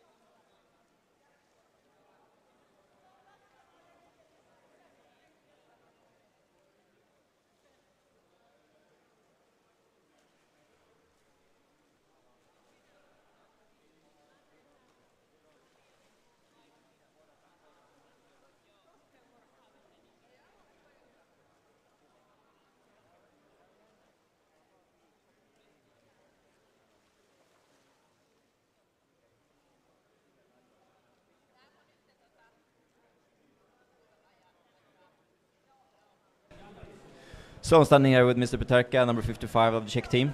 You lost 2-0 in the group stage towards Sweden. What were your plans going into this game, knowing that you lost the first one? We wanted to try to play the best and to win, but we lost 3-0, but still we are satisfied with this. You thought Sweden were favorites going into this game? Pardon? Do you think Sweden were big favorites going into this game? I have to say that yes, but we trust to ourselves that we wanted to try to play the best. We wanted to win. We wanted to win. Of course, you always want, right? But I saw you started on the bench the first 15 minutes. What were your thoughts going in when you were exchanged in the second half? Did you have any special plan to how to score a goal? There was not any special plan. We just changed to save the strengthness and concentrate to the end.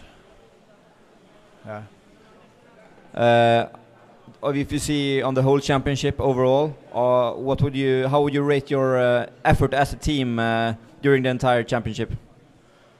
I think all the games were pretty good. All the teams were very well prepared. We tried also play the best, and we will see next year or if we to the next championship. Good luck in the World Championship. Thank you very much. Thank you.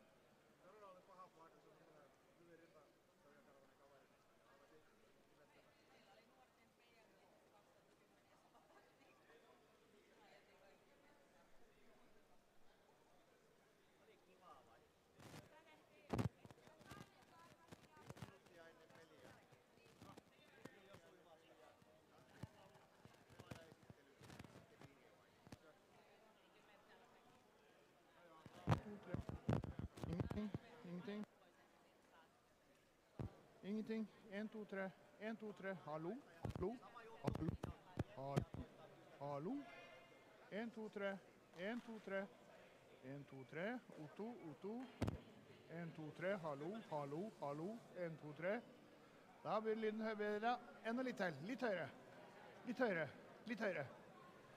Sånn, der ja. Der har vi bra. Det er bra. 1, 2.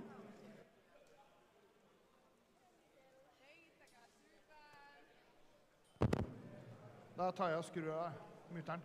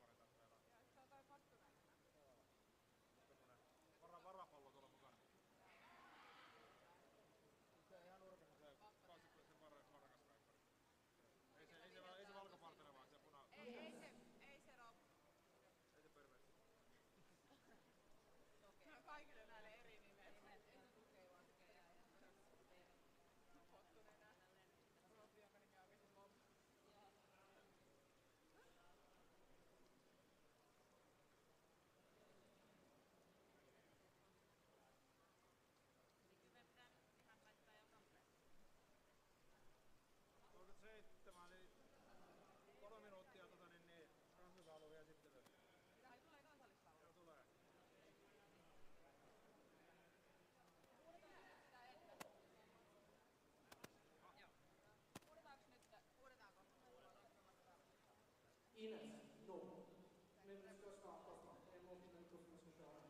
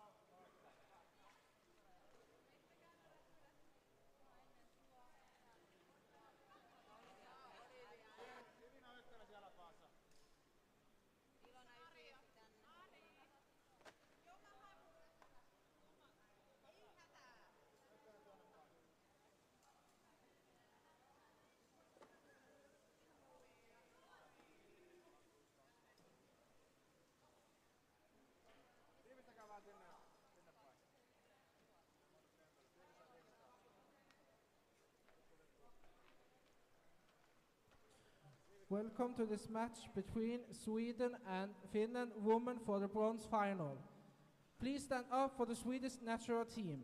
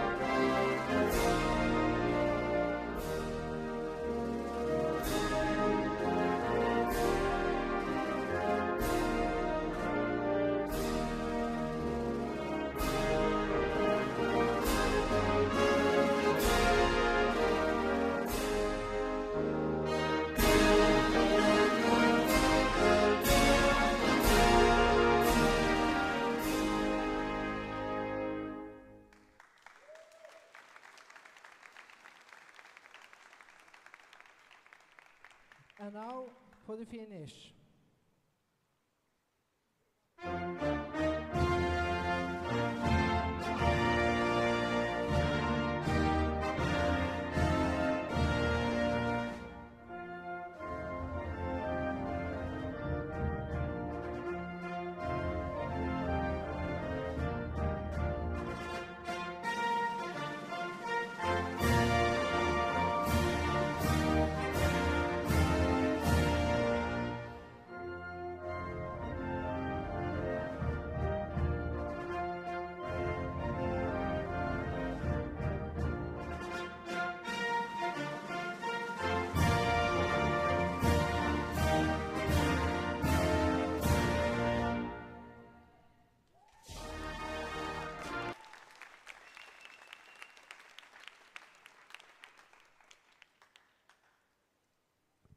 And now for the Swedish team.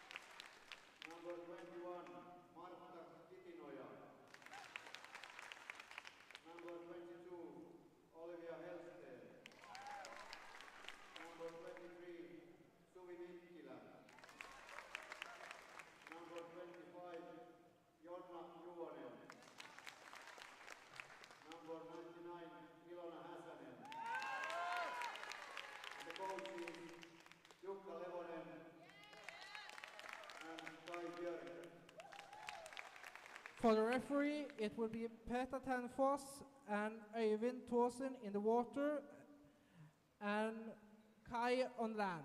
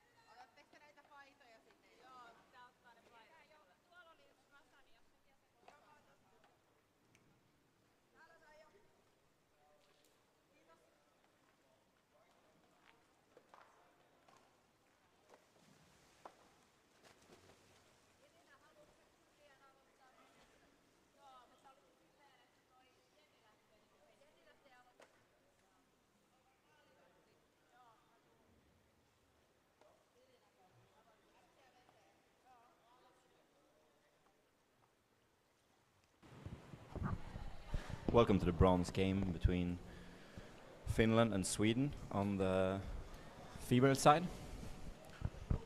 We are very hyped and excited about this game. Absolutely. This is the two teams that have been competing to try to break into the final. And it's the first medal game of this championship. It is bronze medal for the women. And Sweden had a very good performance against Norway, a little bit of a shocker. It was absolutely super tight game, but Finland played a very good game against Germany as well. And this is going to be a tough game, no doubt about it. And these two teams played against each other in the World Cup in Graz. Yes. And I think the Swedish team came out on top.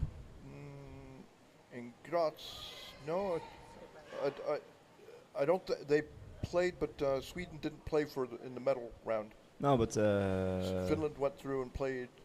They didn't play for a medal. No, Sweden didn't play for a medal. No. But Finland did. I think they could have. Did they lose? I think the chat would have helped us with this one. Colombia. Who played Colombia for the bronze? It probably was Finland. Yeah. Okay. And I think that they lost. So we have a good start here from the Finnish team. Number 99 with the ball. Passing into the center. Good possession. A bit unconventionally, playing on the other side. Normally you see teams playing close to the wall. Now they're changing to that side. What do you call it, the weak side or the side away from the exchange bench so you can't get hit by a player coming straight in from the side that you don't see.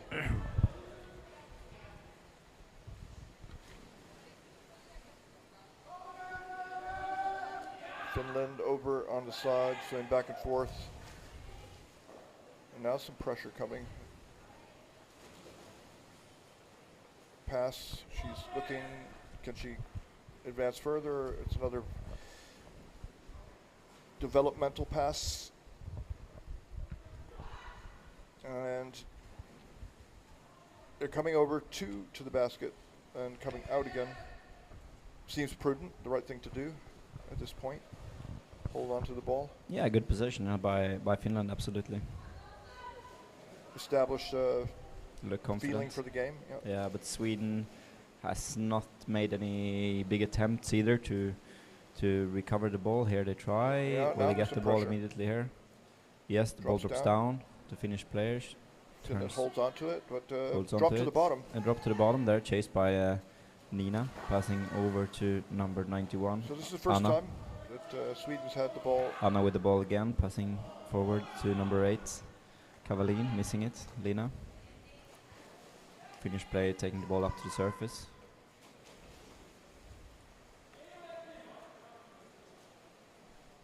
Along the wall. So far, the Finns playing a good game here. They're just wanting to have a slow start, a lot of possession. Feel a little bit on the Swedish defense. The scrum here, strong Finnish player in the surface there, ripping the ball out. Now it drops down to Swedish players, coming from below. But still Finland in control. We're waiting for the first real opportunity for either of the team. Alfredsson. Dropping it down along the wall there still, number 3, Vilmatien. Strong swimmer there, pushing with one Finnish player on her there.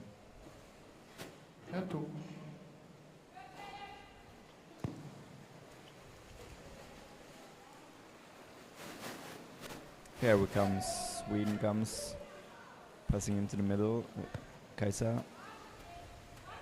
Kaisa Lilly is the captain. Captain of the Swedish team. Drops it down, passing upwards again. A nice move from Sweden here. Ellen Strand. Floats out to the corner. Number 5 there, Ann-Sofie Krakow coming in from above. But so many Finnish players in between there. Nice move by Finland. She snatched the pass.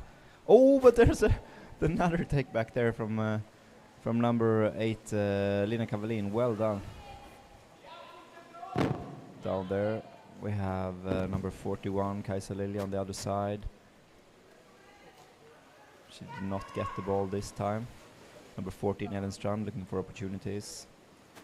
Just dropping it down. Now we see Sweden doing this kind of a build-up as Finland was doing. A little close to the basket.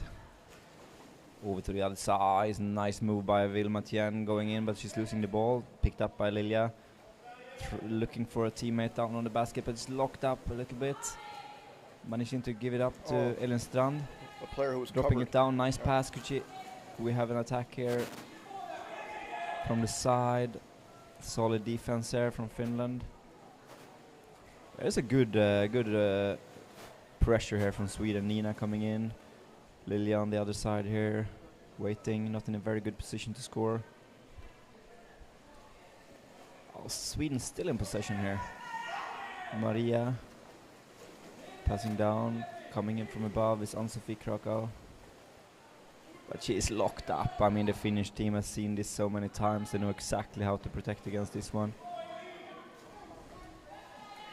The captain of the Finnish team there, doing a great job, ripping the ball loose. And now we're back. Finnish possession around midfield. We have one player below, wanting the ball. Ball's dropped down. Finland in control up on the surface along the wall. Pretty closed game so far. Yeah.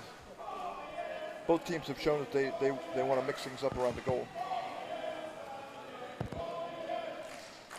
And Finland has not been showing any interest actually in transporting the ball close to the Swedish basket there. They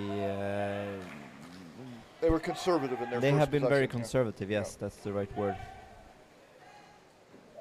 Now Sweden start pushing out from the defense. Oh, that's such a nice steal there! Was it from number 1 there? Or was it number 11? Hard to say. But it was super nice steal from the defender on the Swedish team. Swam out into the situation and got the ball there. It's important to keep your eye Number out when 3 you're again here, Vilma Tien passing the ball. The referee in the way can't see anything. Number 13 in Sweden, Elin Hoas. Olivia. Look down, hey! White free ball! White free ball! White free ball, but he's showing a blue. Holding! Showing blue. Showing blue, saying white. Kind of. You don't know what to think. Blue free ball! Oh, then I see Blue, yes, blue okay. free ball. Okay. I'm sure. So we have Kavalin with free ball. Oh, Sweden coming in now with a big attack here. 4 players down. Everyone going up at the same time. Still one down there. No, still, but attack coming in from above. It's a strong move.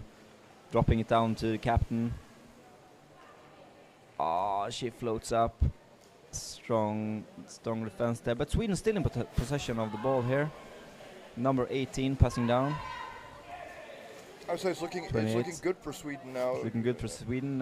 Vilma trying just to push the ball to her colleague. Sweden is closer to the basket now, but it's locked up to the surface by. Look down! Looked like the Swedish player could not let go of the ball there. Blue free ball! But still Sweden with the ball. Well, so you see Elin Strand going for a change there. She was Attacking held to the down. head! Attacking to the head! Fantastic swimming technique there on the surface. Blue free No ball! bonus points for that though. No.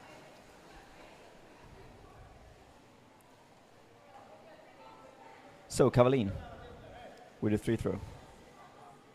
Or free ball.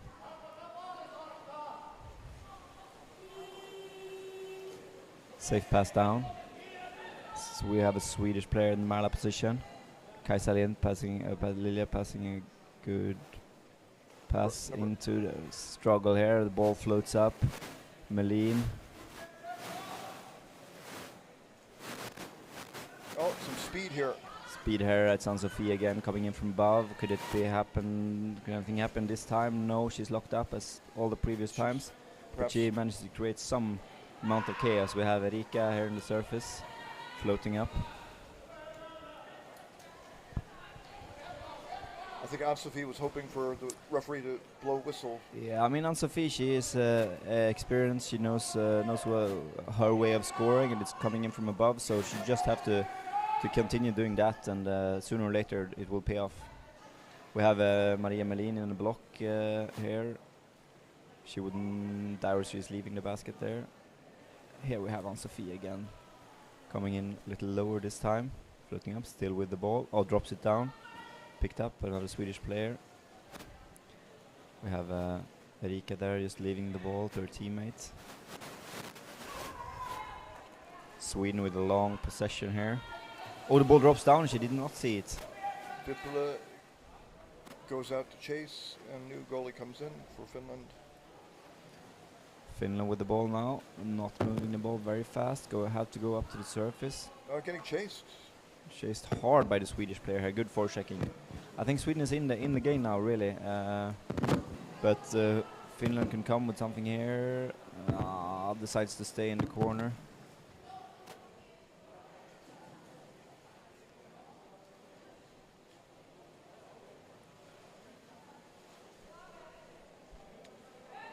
I think we'd like to see Finland answer with some. Yeah, but I'm unsure about the Finnish tactic here. It seems. Oh, here they have a player in a good position. Could she get the ball? There they float up to the surface.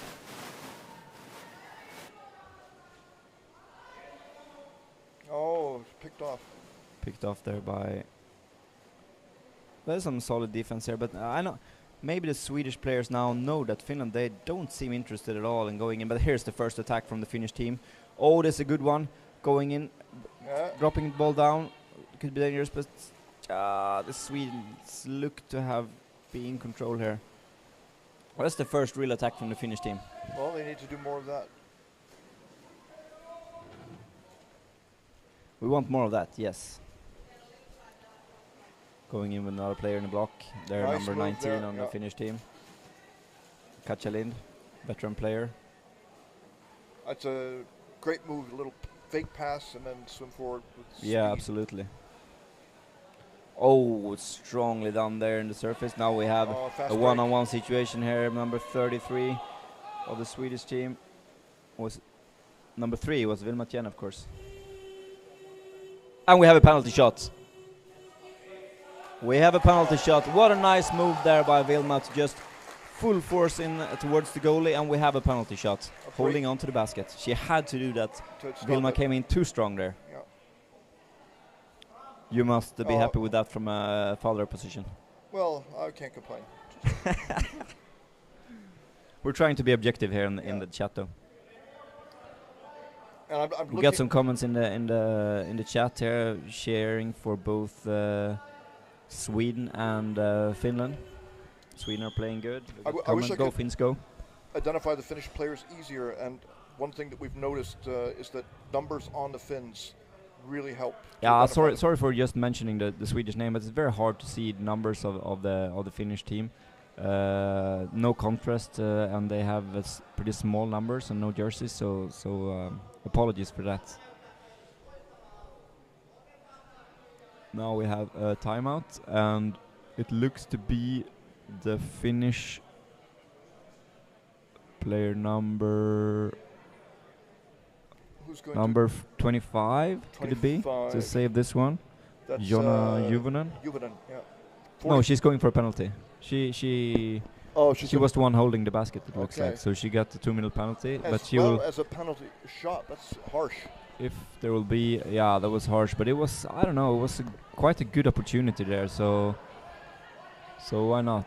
So to she's coming back score on this one, we have looks to be Sweden number 1. No, yes, they have not decided. It's going to be Ilona Hassinen who's going Ilona to Hassinen, yeah. And we have also Tess Brennert. Okay. So let's see. She's been hyped. She's a hype player, Tess Blunt. So she just have to look out, not attacking the head here. Yeah. If she can manage that, I think we have a good opportunity for Sweden here to score a goal. She's going to go down below. Go down. Is she going? Oh, she loses the ball immediately. Nice move there by the Finnish goalkeeper. And she goes not for the head. Good move. Going Moving up around, there, loses the ball again almost. Looks like she's planned this to go up there. Up again.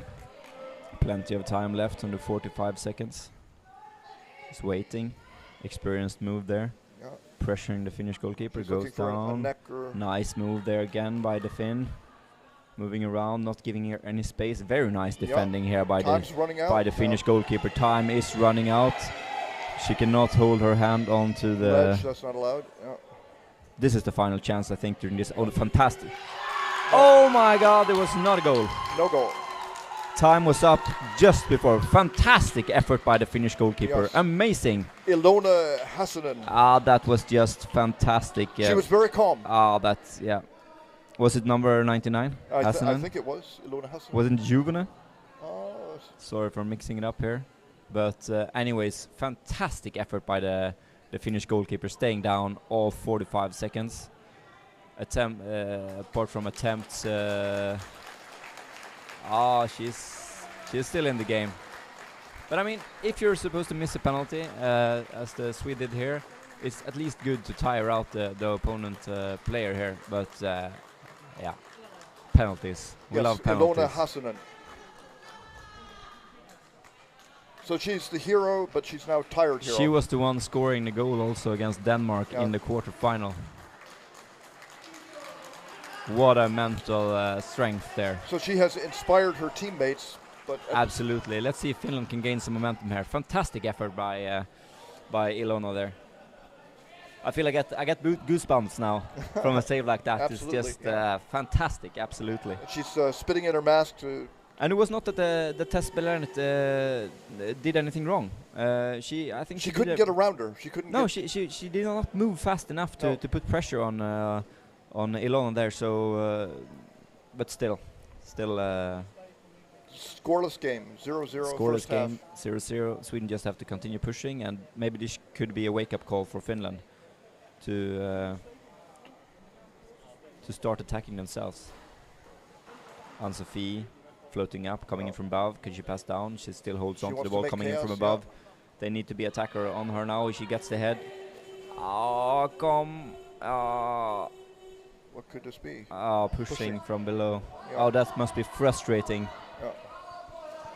A little bit overhyped there under the basket. I don't know. Hard for me to see on this with this angle, but that must be frustrating for Ann-Sofie there to get that signal when she's really close to scoring there.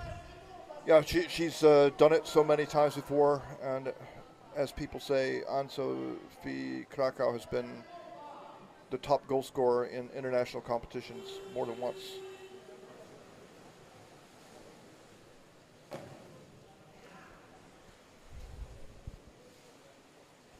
So, Finland, let's go.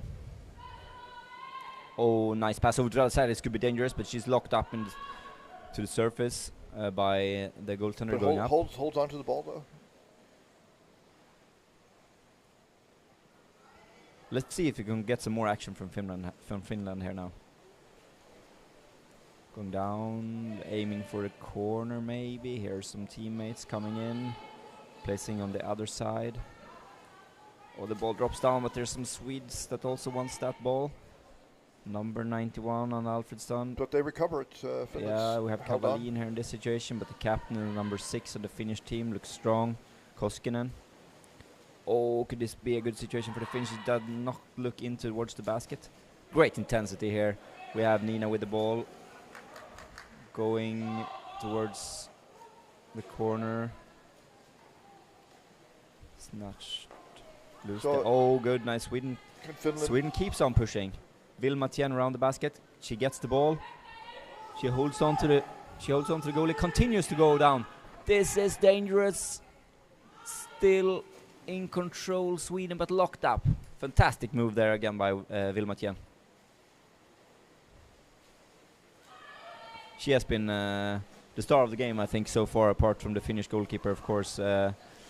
Iljona, number 99 on the Finnish team. They are the two players in this game so far that has really made a difference.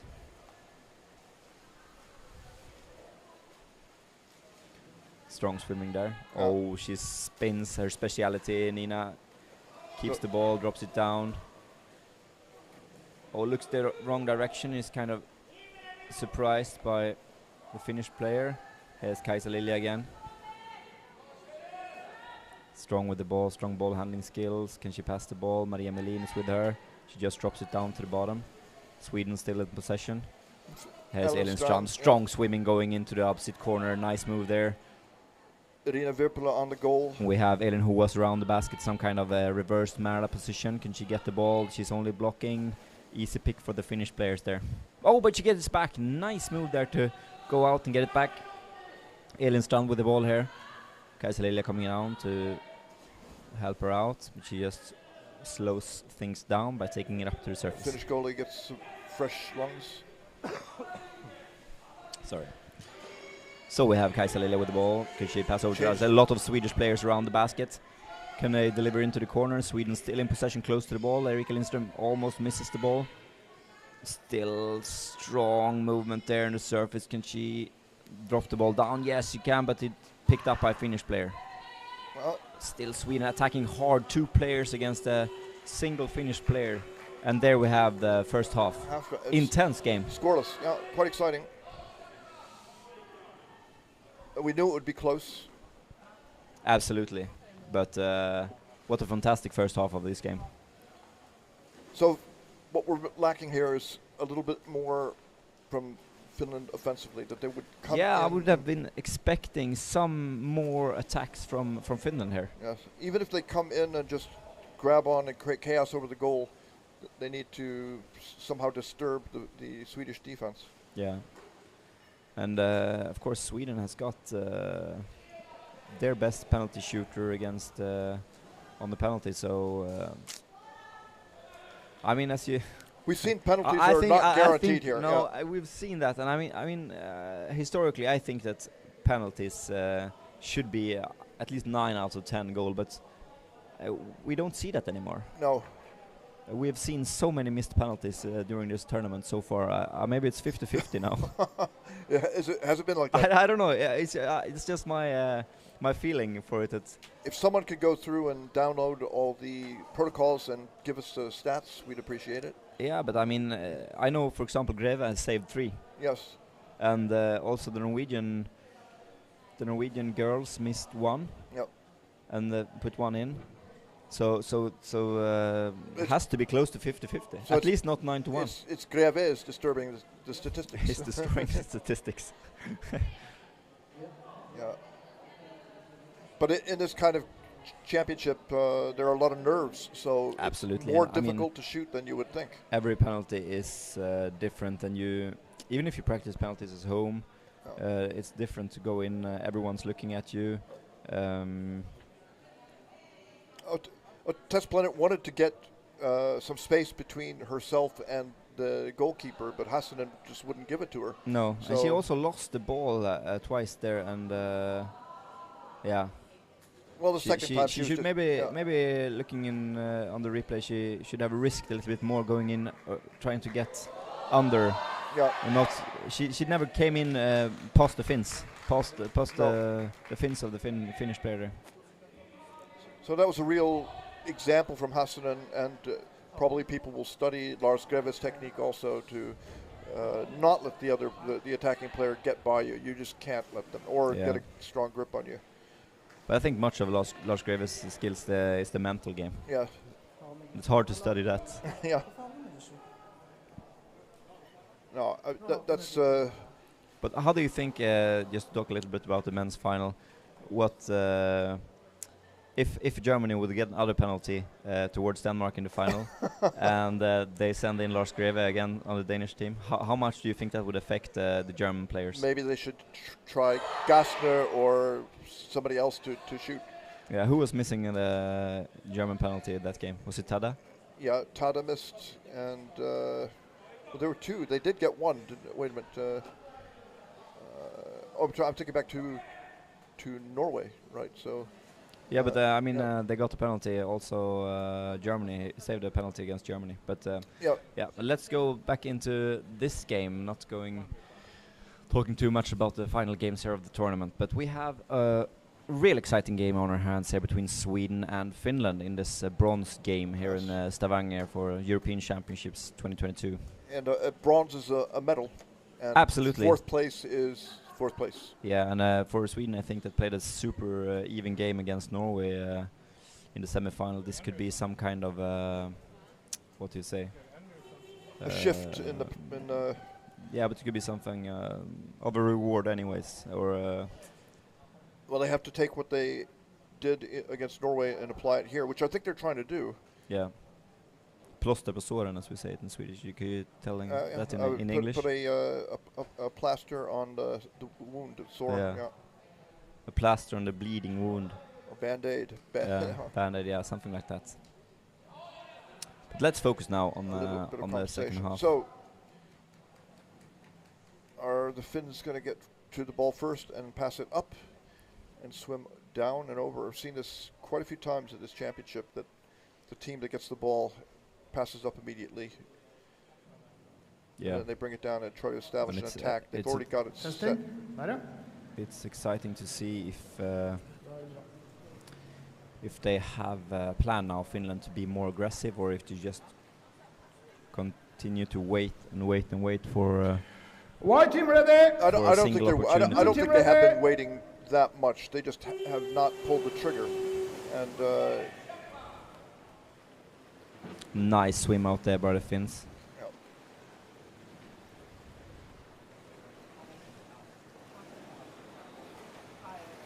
Up for air. At least higher intensity here from the Finnish girls in the beginning of the second half.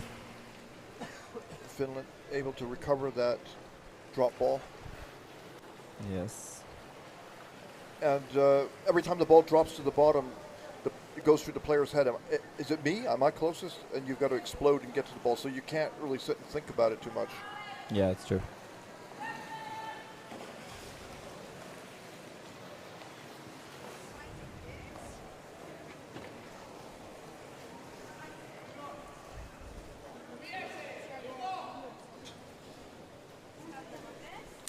Very exciting games, yes. Oh.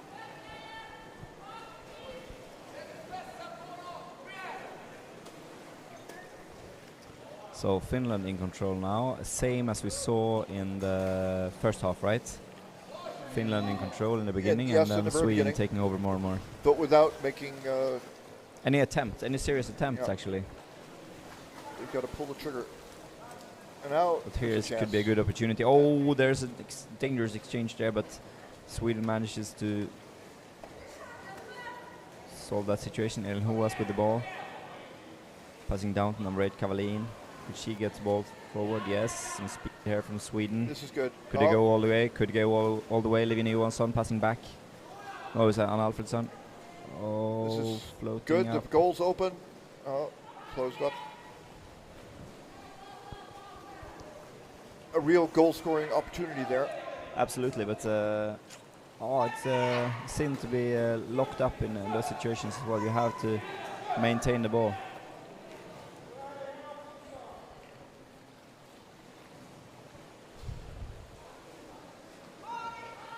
And here's one of the key things that I think the Norwegian women are very good at doing. Maybe the Germans also moving the ball around the basket quickly. Yeah.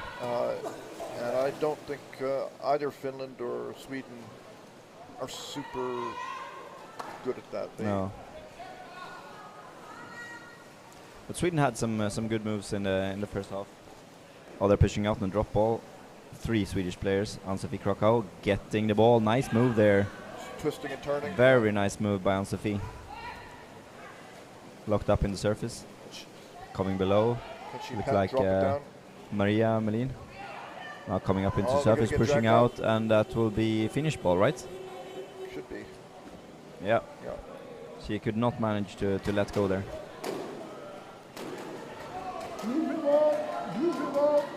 Sweden still looking for some of the momentum they had in the end of the first half.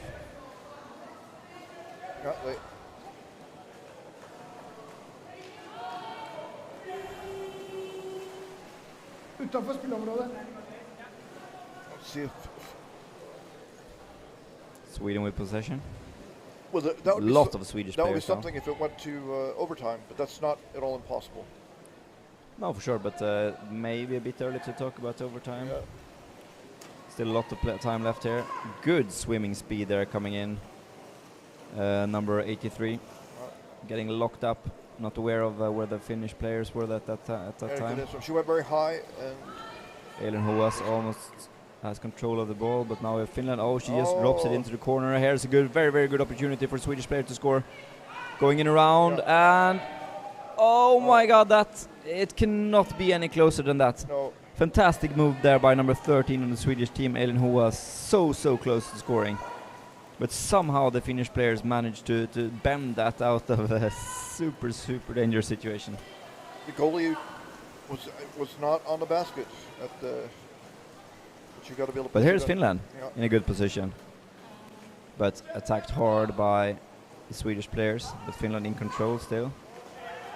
Let's see if that's. Oh, there's a missed pass, but no Swedish players are close enough to pick it up into the corner. Coming from a dead angle, the attacker, no.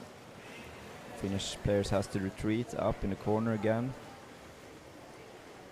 They cannot afford to place a player around the basket, Finland now. They have to use all of their teammates to just hold on to the ball there close to the wall. So Sweden is chasing well. They're hungry. Yeah. They're hungry. They look. They want to go here. Sweden, that's only one thing. You hear the coaches just screaming, "Yes, go forward, go forward, go for it, go for it, go for it." Very so good here.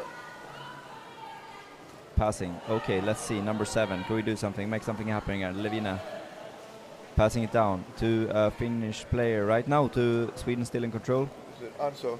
No? Sophie from above, but No, Finland what's strong here in the surface. Oh, attacking on the head there.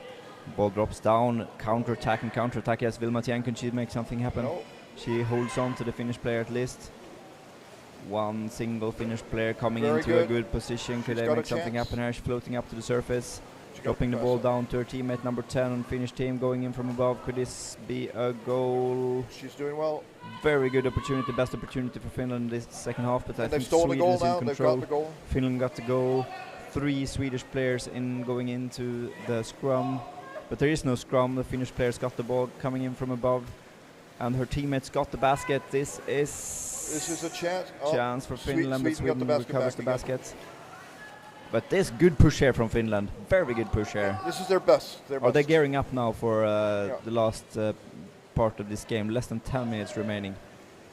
And dealing A with single goal here could be the end. big. Yeah. It's enough with 1-0 here to really almost close out this game.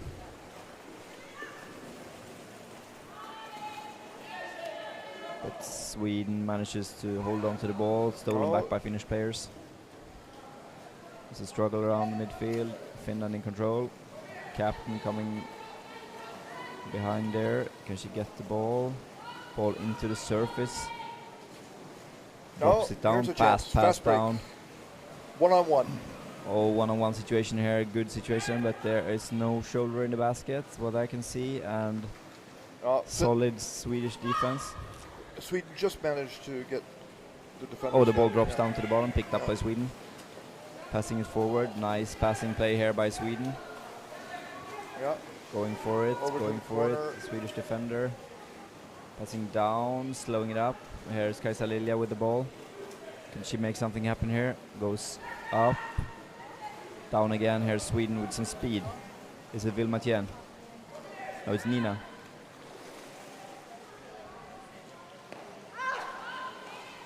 Dropping the ball down, Sweden with the ball. Oh, this is good, but oh, she misses it.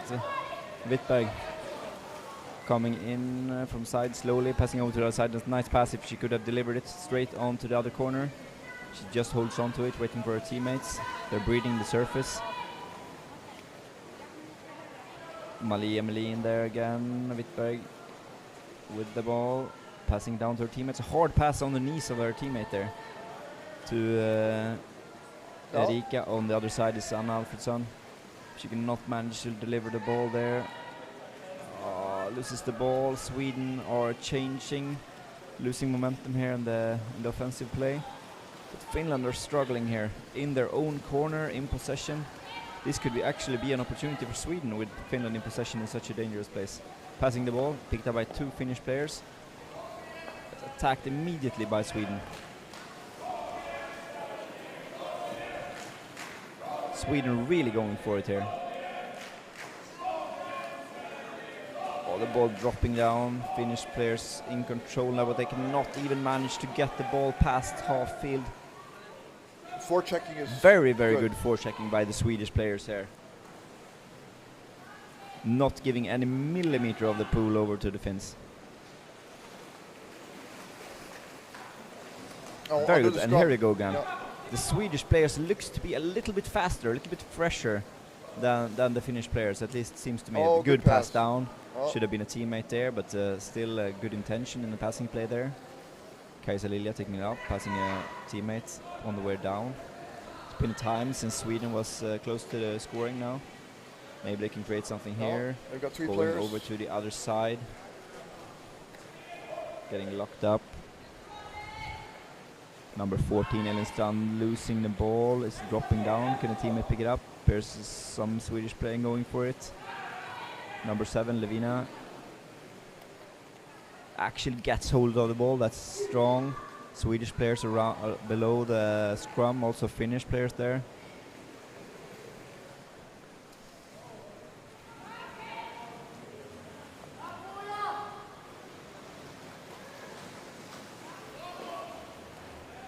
Middle of the pool, scrumming.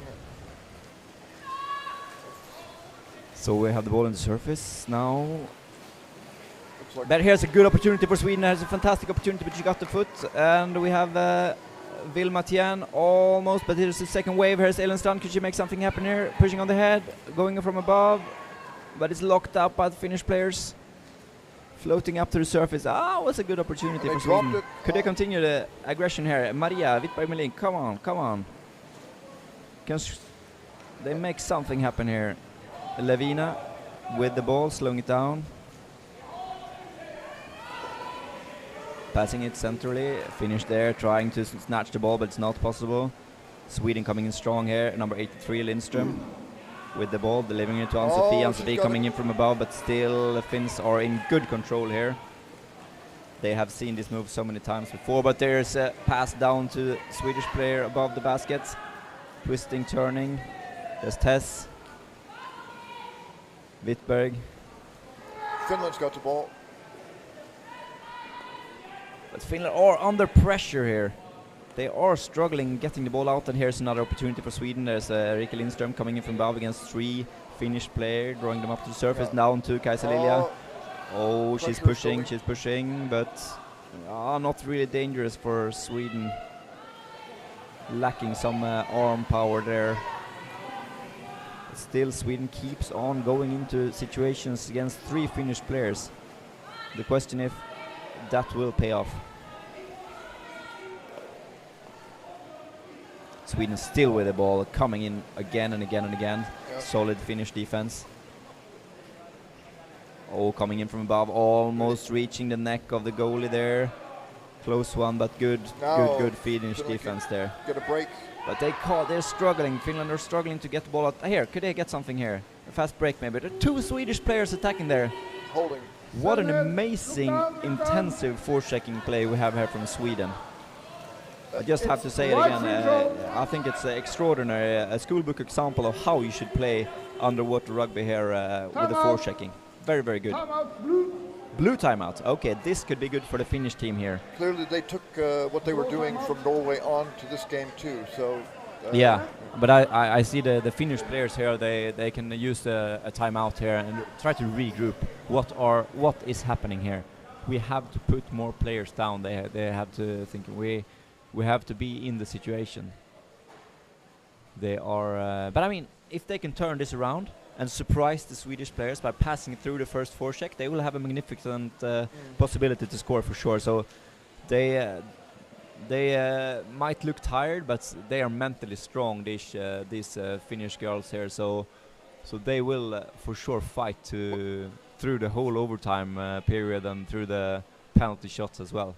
When a team is forechecking very strongly and succeeding all the time, it builds a lot of confidence. And then it is also possible to overplay. You feel you're always getting the ball, you're always stopping them.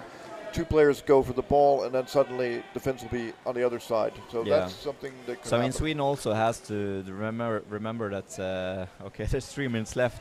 A goal against Sweden now would be devastating. So they have to stay as focused as they have done been Do you so want to far. talk about extra time now, or still too early? I think the extra time would be exactly as this second half, just for Finland to stay solid in defense and maybe go for a fast break. But not to be negative to all our Finnish viewers, but it's an uphill right now for the Finnish team. They have to get one good opportunity and actually score or get a penalty. That's my opinion here. So they have to push for it now. Oh, they just dropped it down to the Swedish captain, number 41 there. And we have a long, nice pass forward in the field. Number 1, Tess, showing some skills there, passing over to Elin. Coming in from above, maybe showing a little bit too much of the ball there. Getting locked up. Ann-Sofie there, saving the situation. Holding on to the ball. Veteran player coming in from above now. This could be a good opportunity for number 3, Vilma Tien, coming in from above. Could she make something happen there? Solid play by the Finnish goalkeepers. Oh, what a... Actually, I'm wondering if the Swedish player shouldn't try to get under down below instead of coming in from above all the time. But this is what I'm talking about. Could they make something happen here in Finland? But the Swedish players are there before them. Going backwards. They need to get a little breather here. She wants to come from above. Finland and maybe exchange a player or two and get some fresh lungs in, and push for it now. Less than 2 minutes remaining here. The 5-minute break here would be nice for Finland, I think, to just be able to breathe a little bit. Well, regroup. Here, this is also a classic example of how underwater rugby is a defensive sport, and that even when one team is playing a little bit better, to actually score the goal is difficult. The question is who will score that fast break goal on Finland? Maybe the chat knows who's the fastest Finnish players. Yes. 1 minute. 1 minute.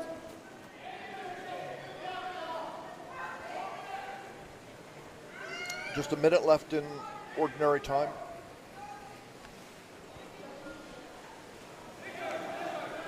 Overtime is looking more and more likely. Just 47 seconds on the clock. Sweden with the ball. Yeah. Coming in, we have number 91 on the Alfredsson on the other side. Ball is not delivered. Finish with control. We have 30 seconds left here. Still. Now it's Finland. Finland with the ball, a bit slow swimming, but they're going up to the surface. There's 4 Swedish players in the surface there, just waiting for her to go up there, but they still have control the ball still. Finland still has Finland in possession. Could they pick up some speed here? It's only 13 seconds left. Very nice pass. Oh, she goes to the basket. Oh, she's got good speed there. That Finnish player, number 11, coming in from above. Attacked hard by Nina on the Swedish team, and Maria Wittberg not making any mistakes. They're just holding on to the ball till the end of the second half. We have overtime here on our hands. So 15 minutes sudden death. 15 minutes sudden death. Who would be your favorites here, apart from having a daughter on a 5 minutes break. Swedish team? I would say so far the edge has to go to Sweden, but they have to come out and do the same thing and actually capitalize on it. Yeah. And as you said, who on Finland could do because we think a fast break is now the most likely a mistake, and a fast break. But you saw there Finland number 11, Pesola, really fast, and also I remember from other games, Olivia Hellsten, number 22 on Finnish team, is a real fast player. So, but what about penalty shots between those two teams? I mean, you saw number 99 on the Finnish team just saving that penalty. Do you think that could be a strategy from Finland here to take this to penalty shots? because they know they are strong both mentally and physically. I think that would be good for Finland to go to penalty shootout. Yeah. So, well, everybody gets nervous when you have to be out there. It's like soccer or football. Yeah. Even great players. And Finland has the more experienced team here, so it could be an advantage for them to go to penalties. You can see they're not saying much. The Finnish players, they're just sitting, resting. They know exactly what to do. Regrouping now for the last 15 minutes of this tournament for those two teams. We got some creds here for the commentators in this in the chat here. Thomas Ned, who commentated at Graz, would like to commentate. Looking forward to commentating again. So.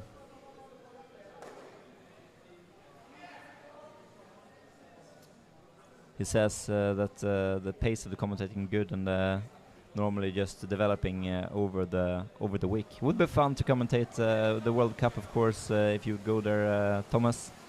We'll see. It's a long way to Montreal, to say the least.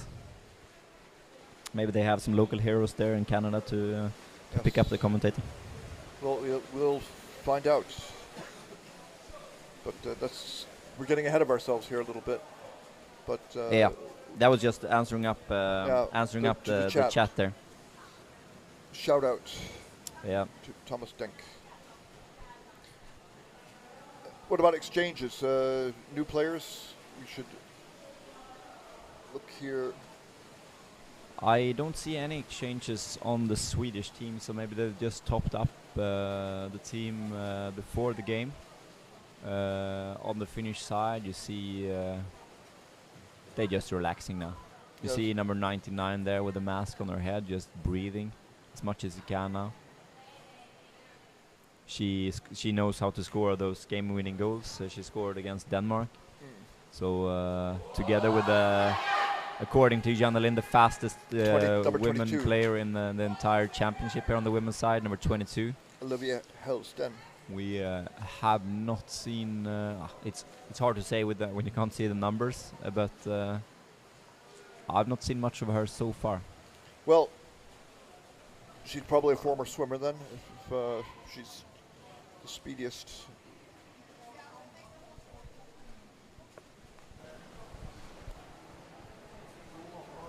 But as far as speed goes, that guy playing for Great Britain, Ironside Smith, he was like lightning. He was very fast. Yeah, and I mean, I'm just so much looking forward to this overtime period here now. Yes. Finland has been strong on the swim outs, winning them clearly. So let's see if this short break has made anything for the Finnish team to come back stronger and put some pressure on Sweden here. But when playing this kind of games, meeting this kind of hard forechecking that the Swedish team is currently doing, it's tough. It's tough because you don't want to be forechecked 2-3 lanes out. You want to be closer to the basket, and it can be frustrating losing the ball over and over again. So you have to be strong mentally and get the team together to actually start helping each other. It's like an average club player. If you go and play in a practice with elite players, things happen very quickly, and it's stressful. But you learn to adjust to it. Absolutely. And for sure, the Finnish women have been adjusting to. But you're depending on having your teammates close by, so you can pass before you're into the trap of the forechecking. Yeah. And will Finland be first to the ball again?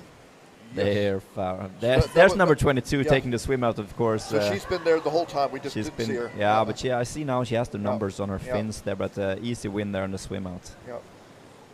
If that would have been game deciding, Finland would have had 2-0 now in the swim outs. But Finland in control. Doesn't hurt to be first to the ball. Doesn't hurt to have some possession here. There's been a lot of Swedish possession in this game, but now Finland's got the ball, but attacked by 2 players and no teammate close by to pass the ball to. And Sweden picked up the ball now, or at least it's in a scrum. And then ripped out.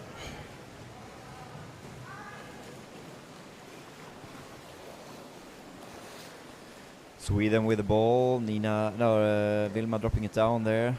Attacked by 2 Finnish players, but the ball floats up to the surface just above the Finnish basket. And here we have Finland with some speed. Oh, it's a good move there by the Swede to just lock it to the Finns and hold the leg there. But here we go again. Finland in the corner. It's still attacked by 2 Swedish players. Tiresome saying it all the time, but a good forechecking here by the Swedish team. Ball dropping down a little bit to Sweden. Nice hard pass down to the bottom. Swedish players coming along the bottom, but it's locked up. Nice move by Finland there to lock it up in the surface, but still Sweden in control. Oh, long dive there by number 11. Slowly swimming in the corner, number 8, the Swedish team. Passing back to number 13 there. Hoas. Twisting and turning, forcing the Finnish player to leave. Nice movement there by number 13. Passing the ball to Nina, number 2. Over to the other side, maybe. Yes, there the ball is to the other side. Number 5, Ann-Sofie, delivering it. Perfect pass around the basket.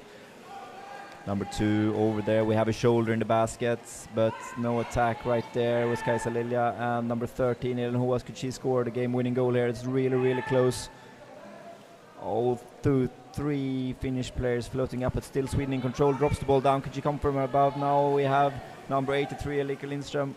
What a way to go if she could score a goal here. Oh, the ball is so close to the Finnish basket. Drops down to Finnish player, but immediately you see there the Swede, Nina, picking it up. Oh, the ball drops loose. Maria Wittberg. So much struggle here from both teams to get hold of the ball. Nice move there by Lilja, and we have number 13 who was just trying to this wait for her teammates. This is not positive changing. for Finland. This is hard. They have a Vilma Tien. Could she make something happen? Nice swimming around the other side. Passing backwards to Ann-Sofie Krakow, coming over the basket. We have some shoulders in the basket maybe, but the ball's floating up. Sweden still in possession. Coming in from above once more. Or Sweden, number 13 there. And there I think we have the penalty actually. Yeah, we have the penalty. They had it coming, the penalty there. Oh, this, getting goosebumps here. Yeah. This is,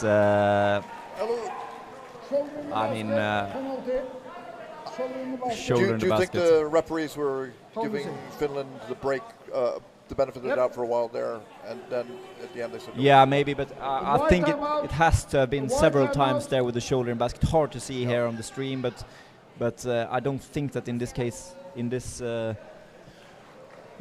situation of the game here, that they would take anything. The referees, they don't want to decide this game, you know. Yeah. So it has to have been several times there with the shoulder in the basket. But now I'm so excited to see now in overtime, number 99, if she can perform such a solid effort as she did the first time here. That would be super impressive. Krakow going to take this shot for Sweden?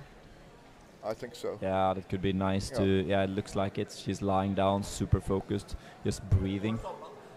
Some yoga breathing maybe here. Fully focused. While the Finnish player is just sitting there, breathing, just looking towards the Swedish bench and just playing the mind game, I think. And Bergen Holtz is giving the Swedish coaches some. Okay, new timeout, blue timeout. Okay, we have 2 timeouts consecutively. Yeah. So, who do you think that will work out best for? The Finnish player or the Swedish players? Double timeouts before a penalty here in overtime. Here's the thing: it's you have to say to face Ann-Sofie Krakow. That's not an enviable position for a goalie because she's very good. She's good, agile. but she does not have a super long reach. No. So I'm very excited to see. And normally she comes from above, but I mean the referees have been really hard on going for the head. So I'm I'm excited to see how she will score this goal without getting a whistle. Her patented move. Yeah, is going for the neck and the head. So this will be truly exciting. And I mean, number 99 on the Finnish team. What an amazing player. I mean, so strong mentally, and now she's lying on her back here. You can see on the stream. She's actually asleep.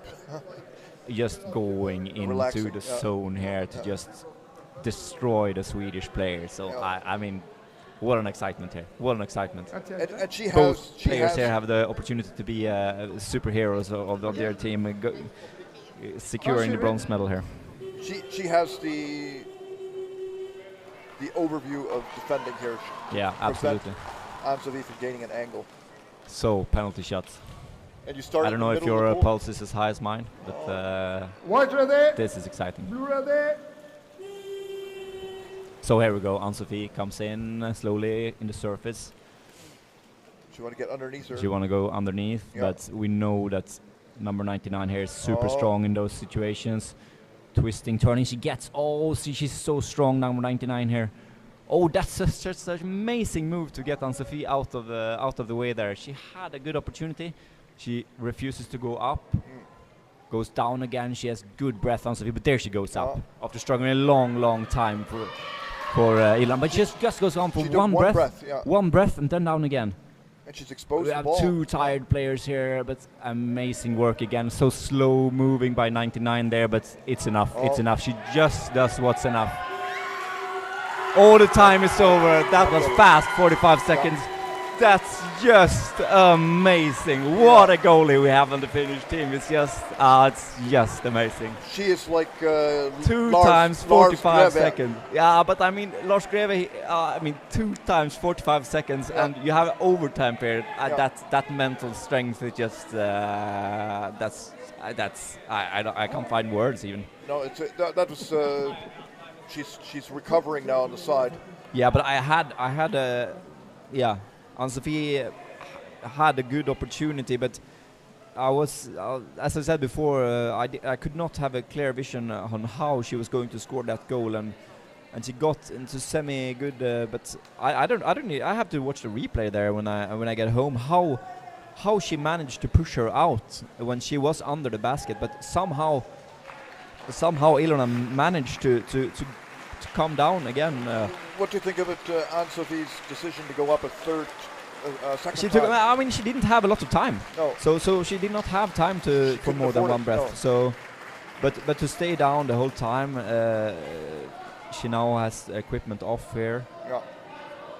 But still, it's good for Sweden because, she's a goal scorer as well, Ilona. So to have her. I would guess a little bit tired at least. She's putting her equipment back on. Equipment back on, ready to go down into water again. Simply amazing. Well, that was Sisu. If that's not Sisu, I don't know what Sisu is. Yeah. And Finland could be inspired by this. Yeah, it looks like it. Now they're coming, and it depends on how Sweden takes this. They have missed two penalties. But against the goalie like that, not much to do apparently. But Sweden still with a lot of players down, struggling to the surface now. Still a lot of time to go here. Sweden should just keep on playing the way they have. Finland, I don't know. Maybe they should try to go to penalty shots here. Well, it's 10 minutes. What if they have 3 or 4 more players on the Finnish team that can perform like Ileona there? Then they have this bronze medal in the pocket. In the pocket already. That's a good Finnish play here. Coming in from outside, getting locked up. Anna Alfredsson dropping down. Swedish player picking up the ball there. Number 7, Levina. Locked up by 2 Finnish players. Some stronger presence here from Finland now. Passing the ball over to Alfredsson. Number 9 passing upwards. Oh, nice pass over there. Upwards, keeping the speed, but good forechecking here from the Finnish team now. 2 players going in there. Here we have another opportunity for Sweden. Some kicking. Let's hope the referee doesn't take anything on that. Ann-Sofie trying to revenge herself, coming in from above. Lindström on the other side, passing backwards. 2 Swedish players going for the same ball. Sweden in control, attacked. Good forechecking here by Finland, recovering the ball nicely.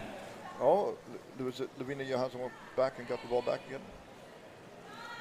That's what you're supposed to do. Resting with 2 players in the corner now, not very effectively, but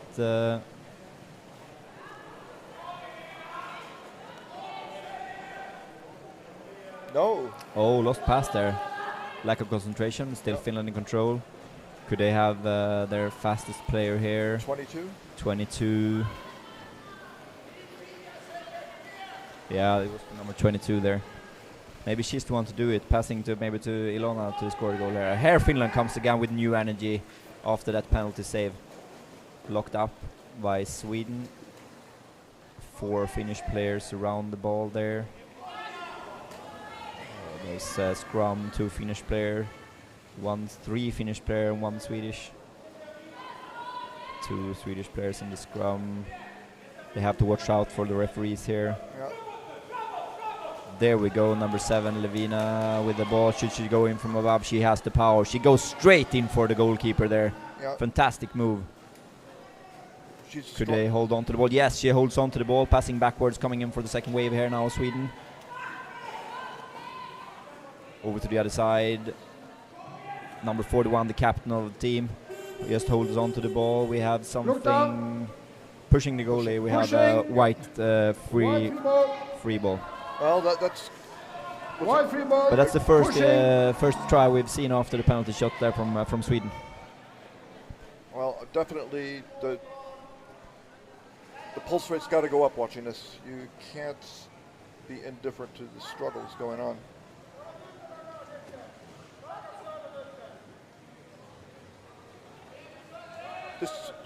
Finland's chances have got to be going up now as the longer the game goes on without some kind of result.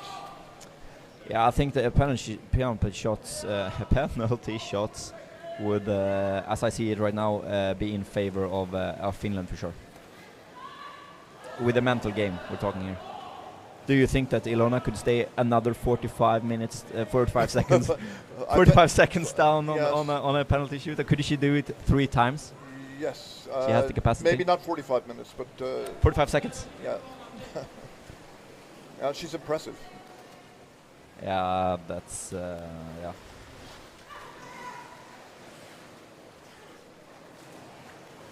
But definitely, Finland could come up with a surprise counter here. I think that's not impossible. Absolutely, they don't need a lot. Here's number 22, Olivia. It floats up a little bit. The super fast player of the Finnish team. And she has good. Number 22. Good control. Ilona there, also in the action. Number 99. Finland now coming in with 2 players, 1 players around the basket. Coming in from above. They only need a quarter of a second to score a goal here, Finland, and then the game is over.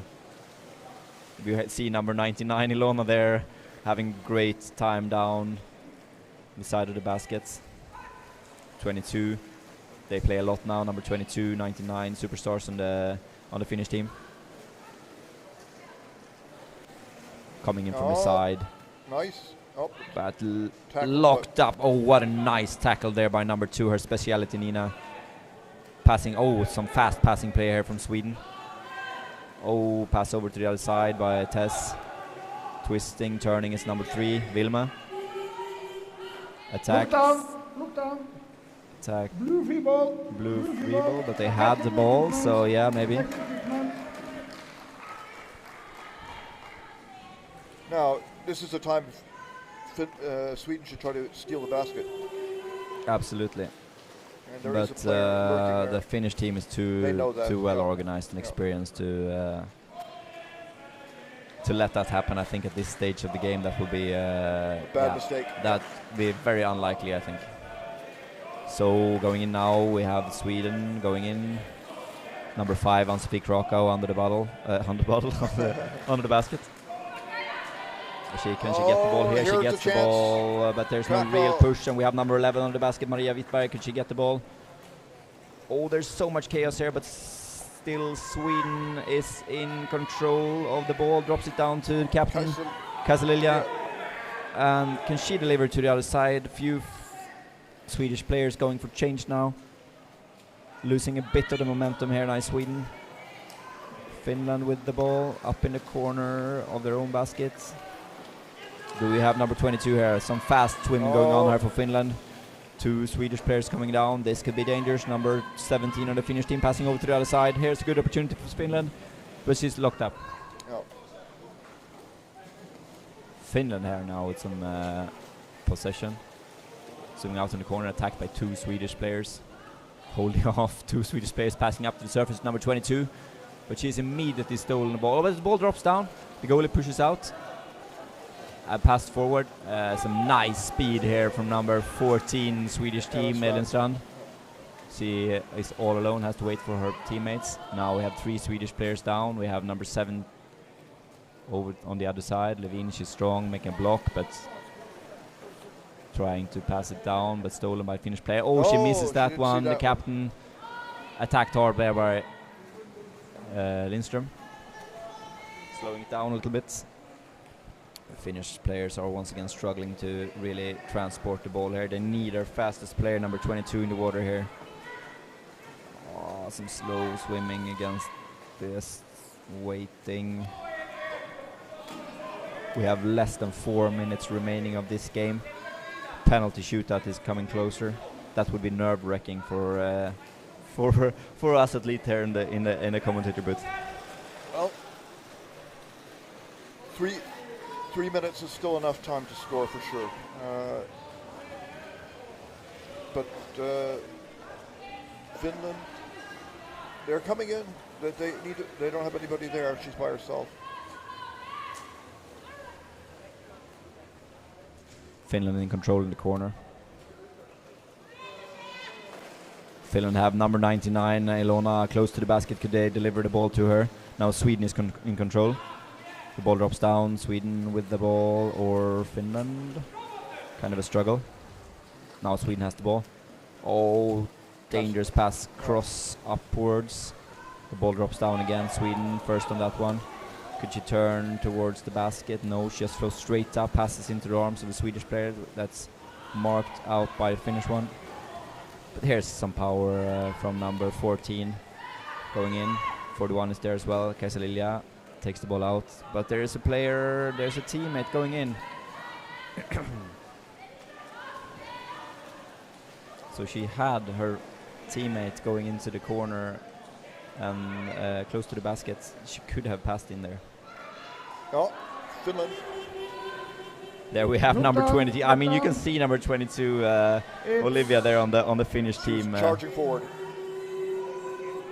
You can see the intensity when she gets the ball. So.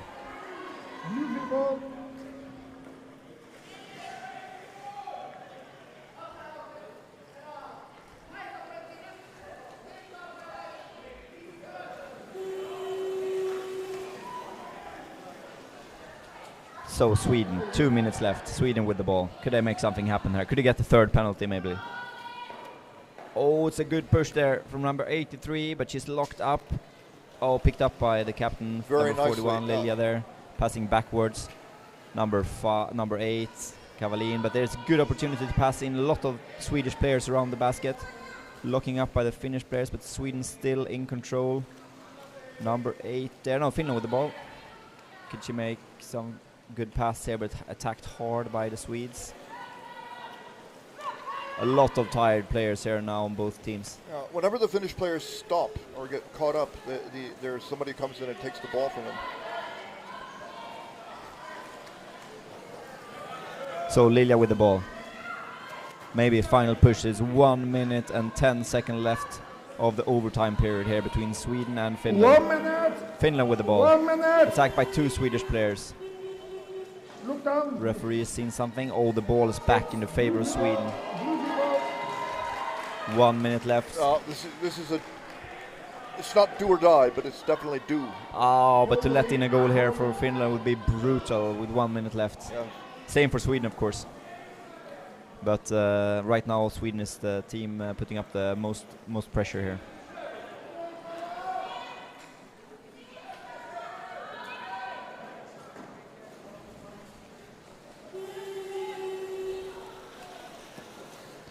So here we go again.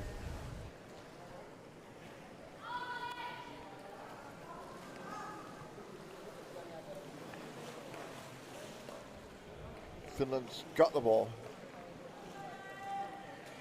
Yeah, for those of you tuning in to the 2 o'clock game, bronze final for men, we have a super exciting overtime period here. Only 30 seconds left between Sweden and Finland. That will probably go to a penalty shootout. In 30 seconds. That may lead to no interviews after this game. Yes. Need to stay on schedule. Oh, possible opportunity for Finland, but she decides to not go in. 14 seconds left, 13. Finland in control. We saw a super late goal by Austria against Great Britain the other day. Could we make something similar happen here? 3, 2, 1. There we have it. Yep. Our first penalty shootout of this tournament.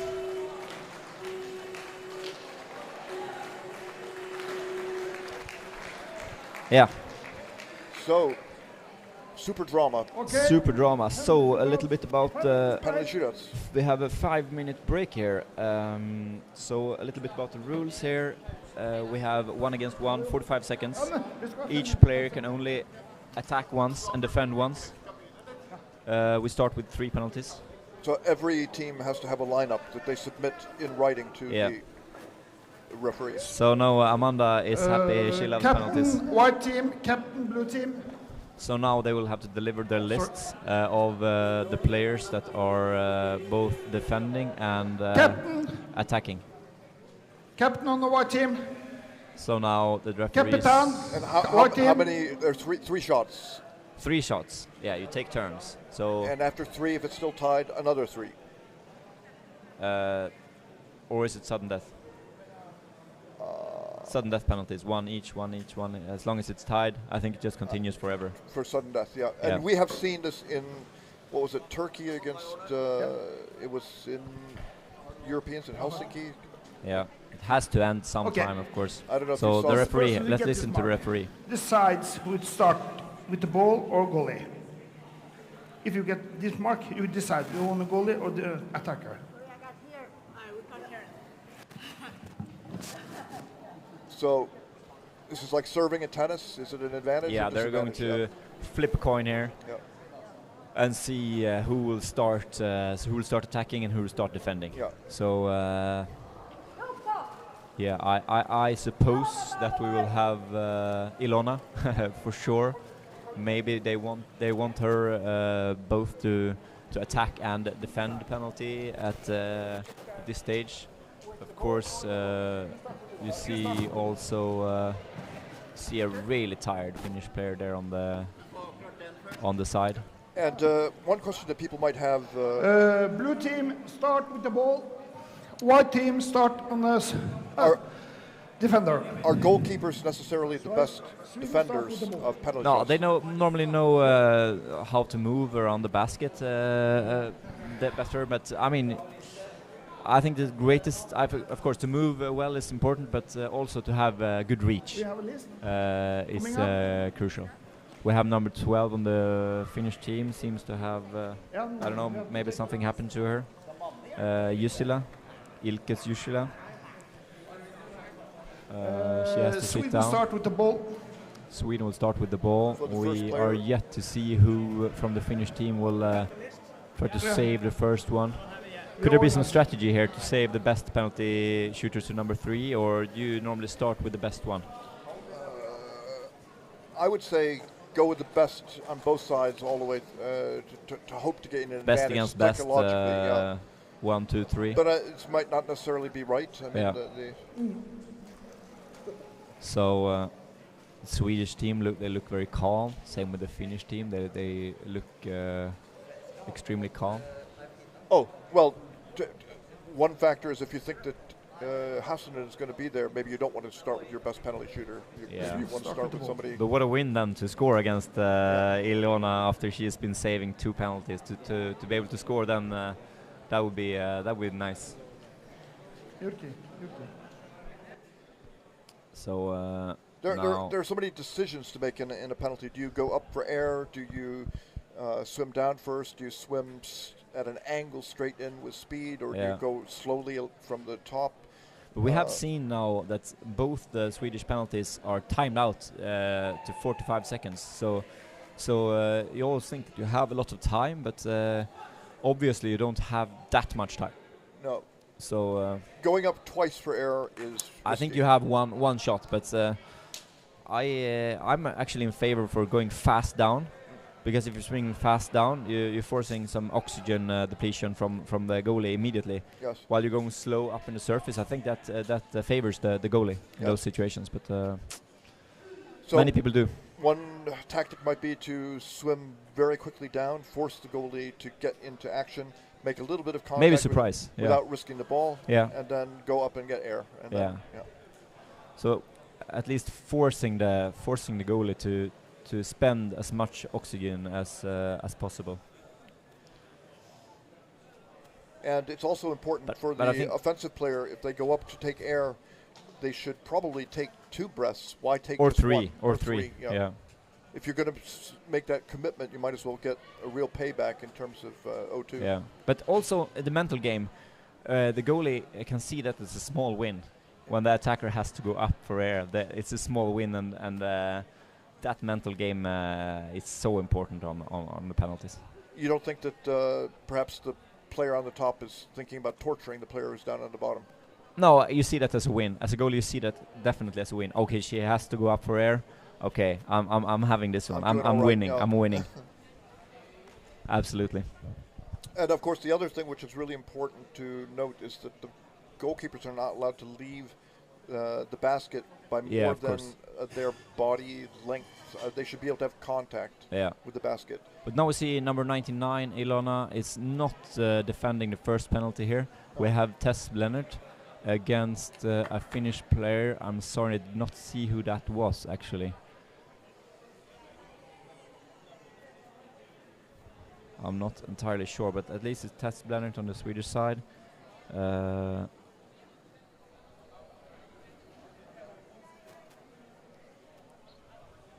Yeah, they have been in the same situation in 2017. We got the information here. Last European Championship against for the bronze medal, these two teams. So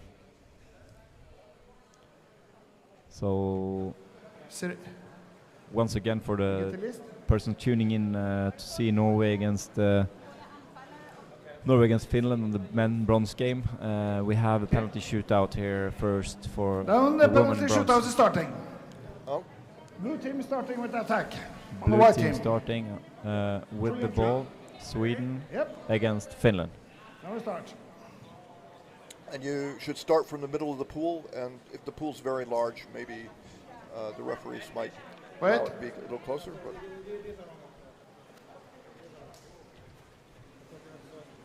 so you raise the ball up. Yeah, but she's waiting for the signal. Go back. No? They're waiting for, I don't know, some technical for the referees to know which players are going in. Still, I don't know if anyone in the chat could say who's the first defender of the Finnish team. Skriver feil på lista. I Det var skriver feil. Oh, they have written the wrong numbers, the Finnish team there on the list, so because now it's kind of a task here for the administrations to know who has been shooting penalty and who's not. So because they have to control that one player is not taking more than one penalty, either in defense or in attack.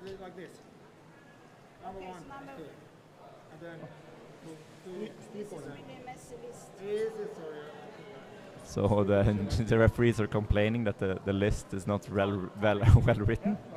Okay. This digital age. I'll try again. Kind of hard for many to write pen and paper. Get ready.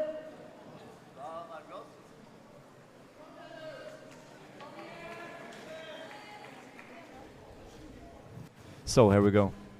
And here, this is a little bit of an apnea contest. Okay. Yeah, but it's only 45 seconds though. Yeah.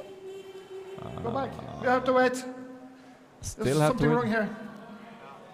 Oh, that must be a little bit annoying for the Swedish player there, because the referees say they're ready and they're not, and they say they're ready and they're not. But and she's got a paddle and think about thinking about maybe changing her mind or maybe But I mean she's strong mentally. She's strong mentally, test blend, so I don't think that will be an issue. The Finnish goalkeeper looks very relaxed there. Still no information on who the Finnish goalie is there, or the defender. Number 2, maybe could that be? Number 2, from Delius. She's goalie. Looks like a single digit also. Probably could be number 2. Jenny from Delius. Yeah. She's a veteran player.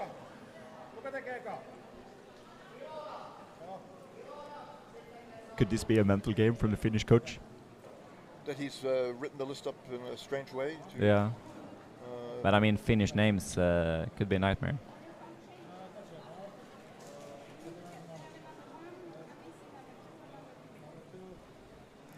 But I mean, if we see all the games going to penalties and then we cancel the party.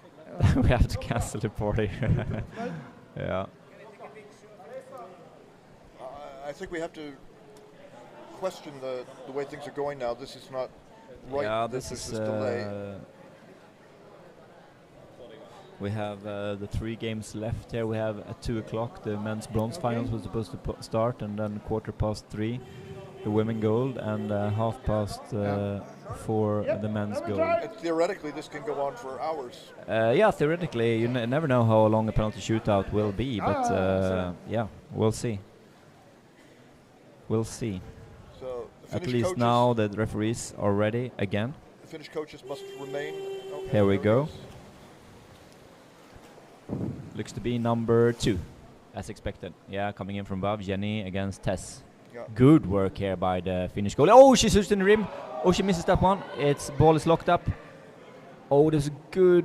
Oh, who's strongest here? Who's strongest? Who's strongest? Oh, there's a save. There we have the save.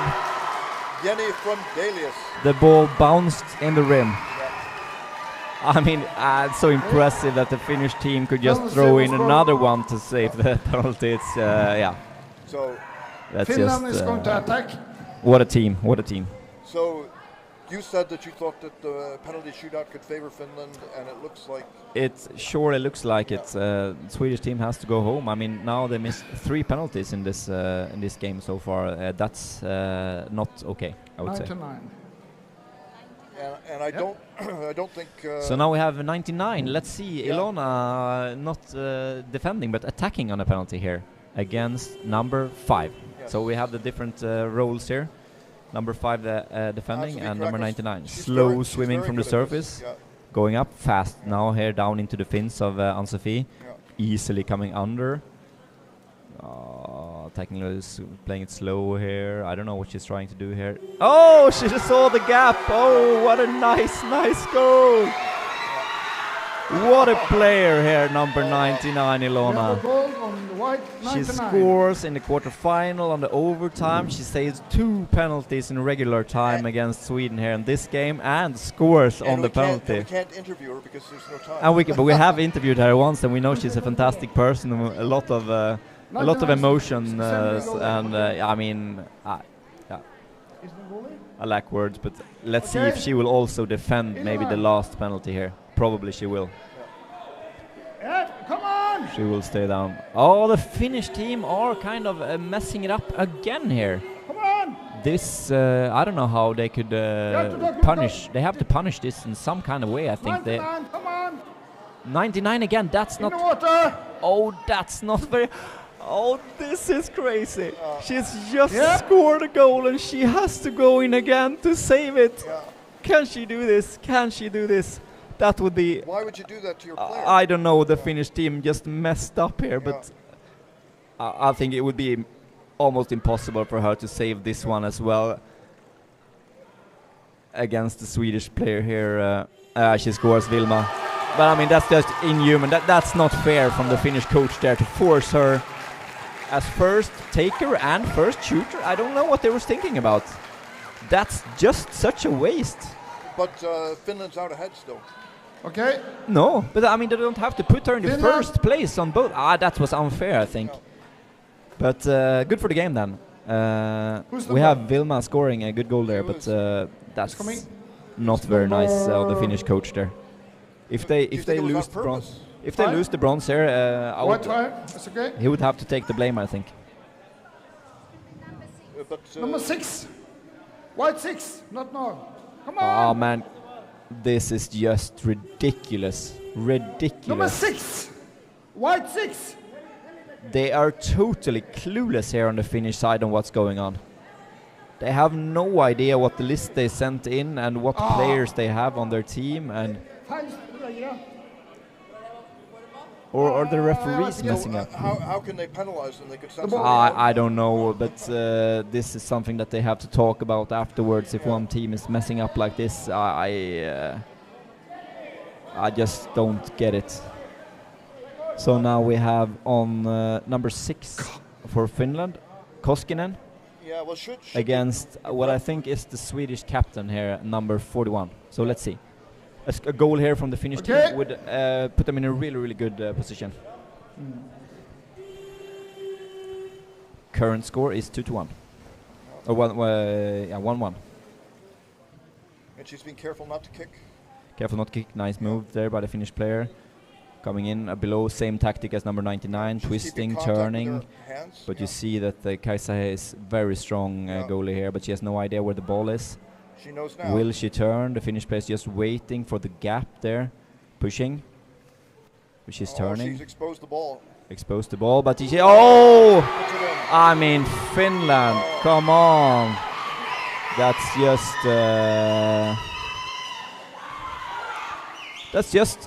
just very good penalties. They just hold the ball down and wait for a small gap, and they just bam, put it in.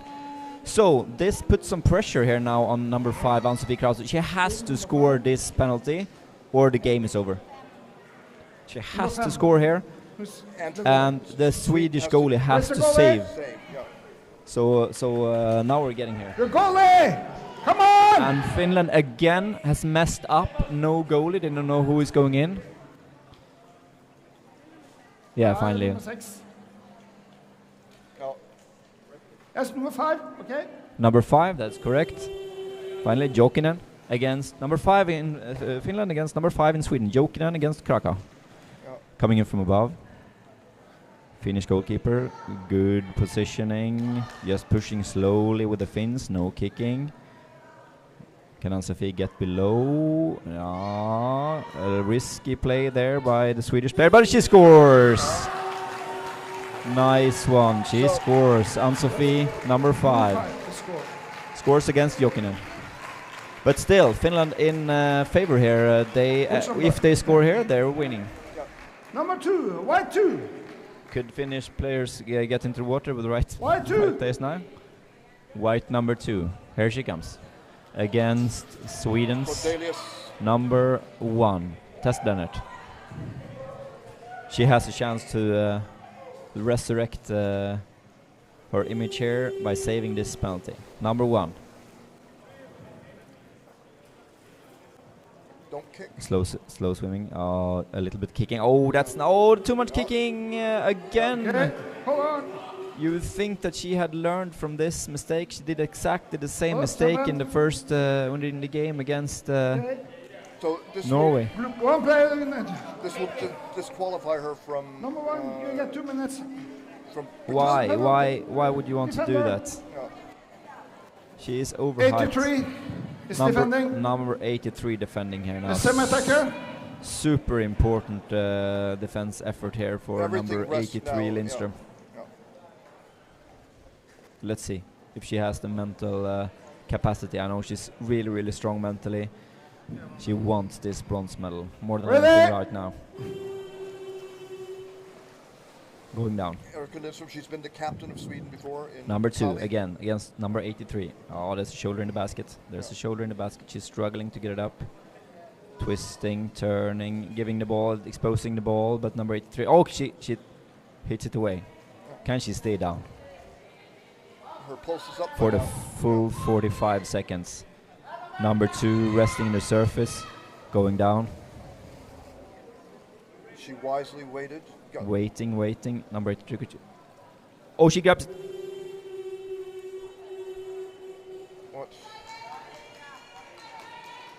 I don't understand what happened there. Someone holding the basket. New penalty for the Swedish team. The question is now if number 2 should go down and do this again, because she's wasted a lot of energy. Does she have to take this one again? She's already taken 2 once. Now number 2. She has to. They can change. They can change. Now is the question if the Finnish coach can handle this, to put in the right player in the water now, or if number 2 has to go and do this again. This is not right. That how did it take so long? Number 1! Number 1. Number 1! It's right from the referees to call out here, I think, which number that's going. Come on! This Next is just ridiculous from the Finnish bench here. What are they doing? this is not sportsmanlike. This is just horrible from the Finnish team here. They have a warning. I don't know if they can get some kind of punishment. Yeah. Irina Vippula, number 1, they're calling for against Vilma Tien, number 3. All right. Scored a goal well before, and now coming in from above, number 1, some kicking, just not hard enough for the referees to blow the whistle. Number 3, some nice movements there by the Finns, some soft kicking, I would say. Oh, the ball flows loose, and that's a really nice save by the Swedish player. Fantastic move by Sweden. But Sweden is a bit unsportsmanlike, I think, here, not thanking for the penalty. But of course, she's very happy saving that one. Extremely well done by Vilma Tien there, both scoring and saving. I think it's Finland unhappy that she left the area of the goal. But was it that far? I don't. That has to be okay, right? The ball. It's hard to see from this angle, but I don't think that the ball was. I've seen calls like this before from the referees that they will say that if you leave the basket.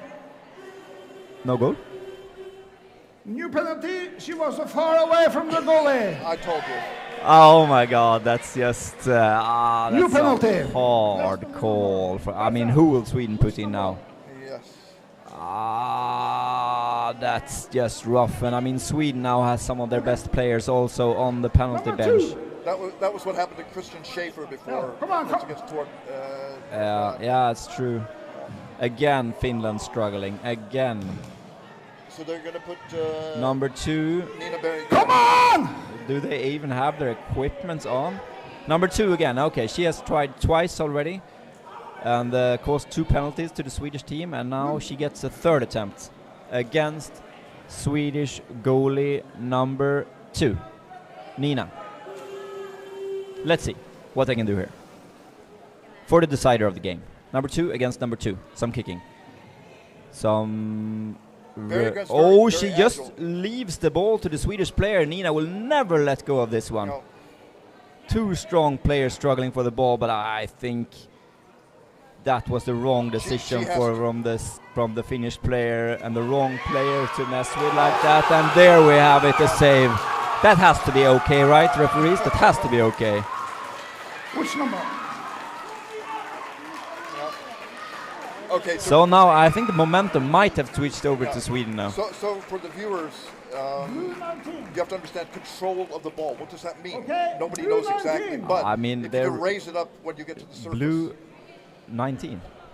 Oh. What? Some Sweden messed up with the list as well?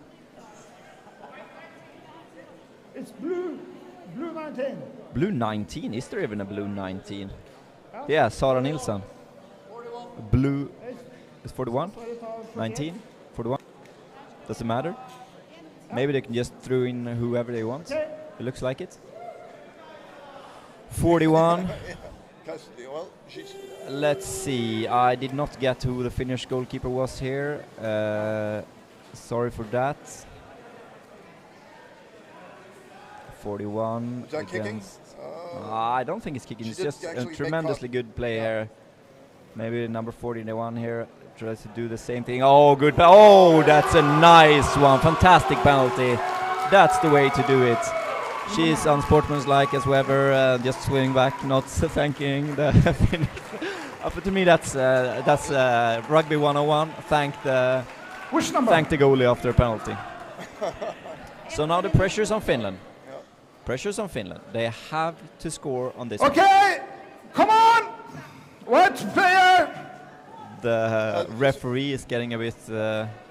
You can't blame the Finnish players. It's the coach. They have to get them ready. The coach were not prepared for this, it seems. But what a drama here! What a drama! But the body language of the Finnish player was good. Yeah, she didn't look for sure out of sync or anything. So here we have number 1. And she's coming in from above. Against number 8, Kavalin. Holding, touching the head. Vipola against Kavalin. Kavalin solid in between. Oh, nice one! Just casually drops the ball into the basket. That's a really nice penalty. Amazing. Okay. And now I wonder if the referees have got track of the penalties. Who is still allowed to play for Sweden? Okay, get ready. Yeah, now they just I don't think they just send a player in the water, and the referees will just check that okay, this player has not defended and this player has not scored yet. So but why do the referees shout out particular numbers? I don't know. Number 14 now, Ellen Strande. Against I did not see how it was the Finnish player. Oh, nice moving, nice swimming down. She get under. She risked it to go over. She has to go down again. Oh, can she come in? Oh, nice move there by the Finnish. It's the captain of the Finnish team. Holding on to the head. Yeah. Holding on to the head. Running out of air maybe. Oh, neck grip from the Swedish player. She drops it. Oh, here will be a goal from Sweden. Yeah, we have a goal from Sweden. It's a good game. She continues the Swedish way, not thanking the goalie. So this could go on for ever, I think. The unsportsmanlike behavior. I don't know. Maybe they don't think it's like it's unsportsmanlike. Number. Could this go to the exchange bench? 19. They have to prepare.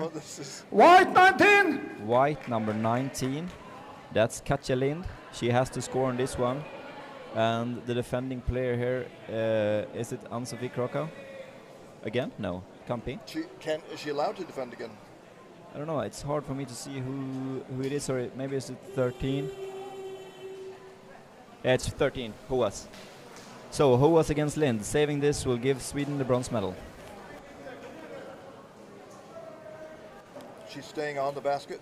She's staying on the basket. Number 19, Finland, twisting, turning, but she's still staying down. I mean, now you're getting to a place where not the players on either team are very experienced from taking penalties.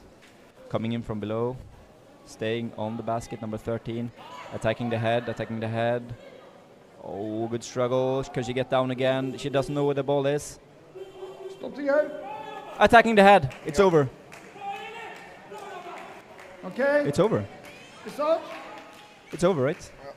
Which? White or blue? Which player? White or blue? Blue. Blue takes 2 minutes. Okay. What? Blue players, 2 minutes. No. What? They're calling What's happening? It's attacking the head. That is over. It's over. Sweden has the bronze medal. Congratulations, Sweden. Explain that. Both players attacking the head. It was. But I mean, the referees has called on that before, so I think it's just the way it is. You can't go for the head.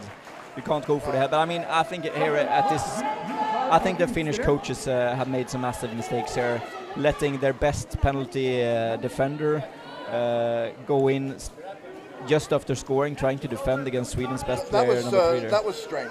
That was very, very, very strange there. So and the Swedish players didn't really know that they had won until just now. No, it was kind of a strange signal there from the. But it's what a game! What a game!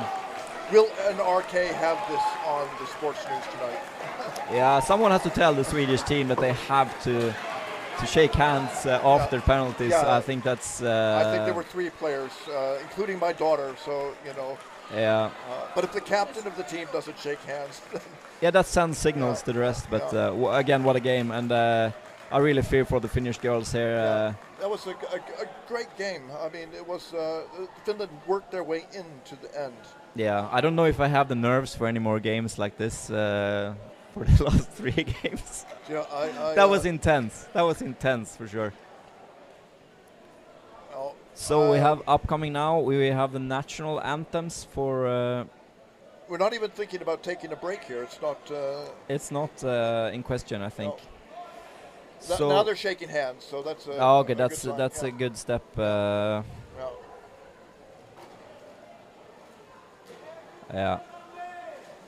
And some of them seem to be friends. It's good.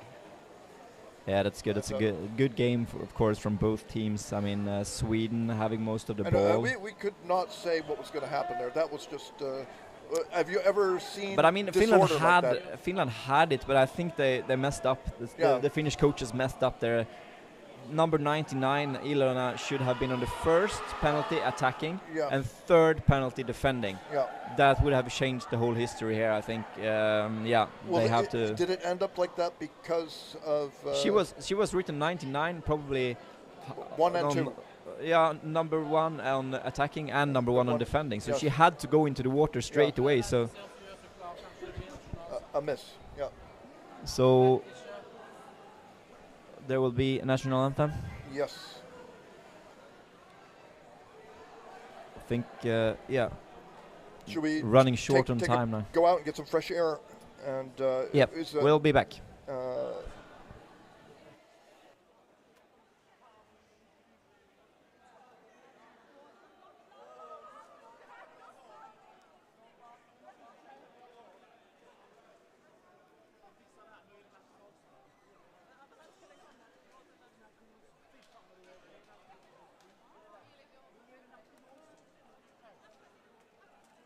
Okay, please stand for the winning team in Sweden's national team.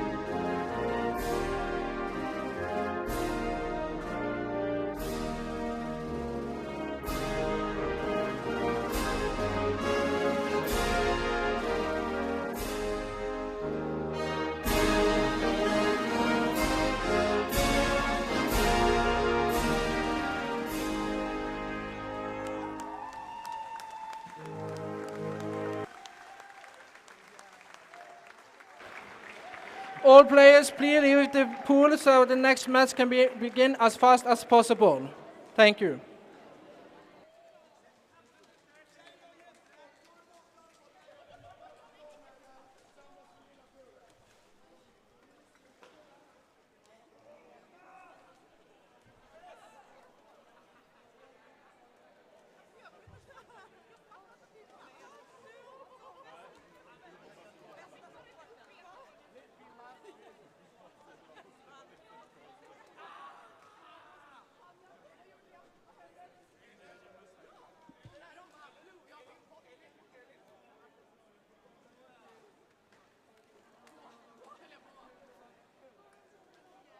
Speaker, please come here.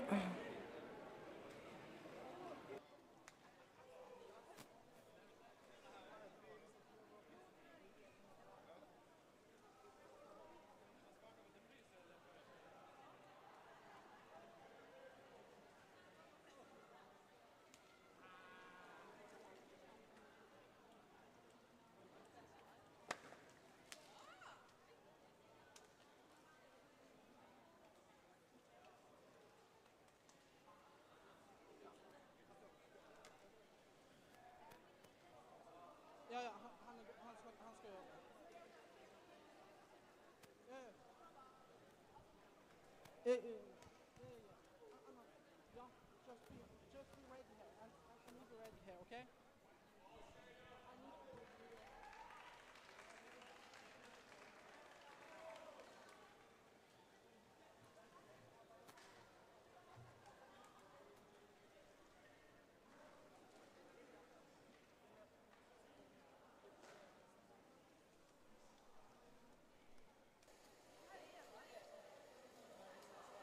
Okay, welcome to the next bronze match between Finland men and Norway men. Please stand for the Finnish national team.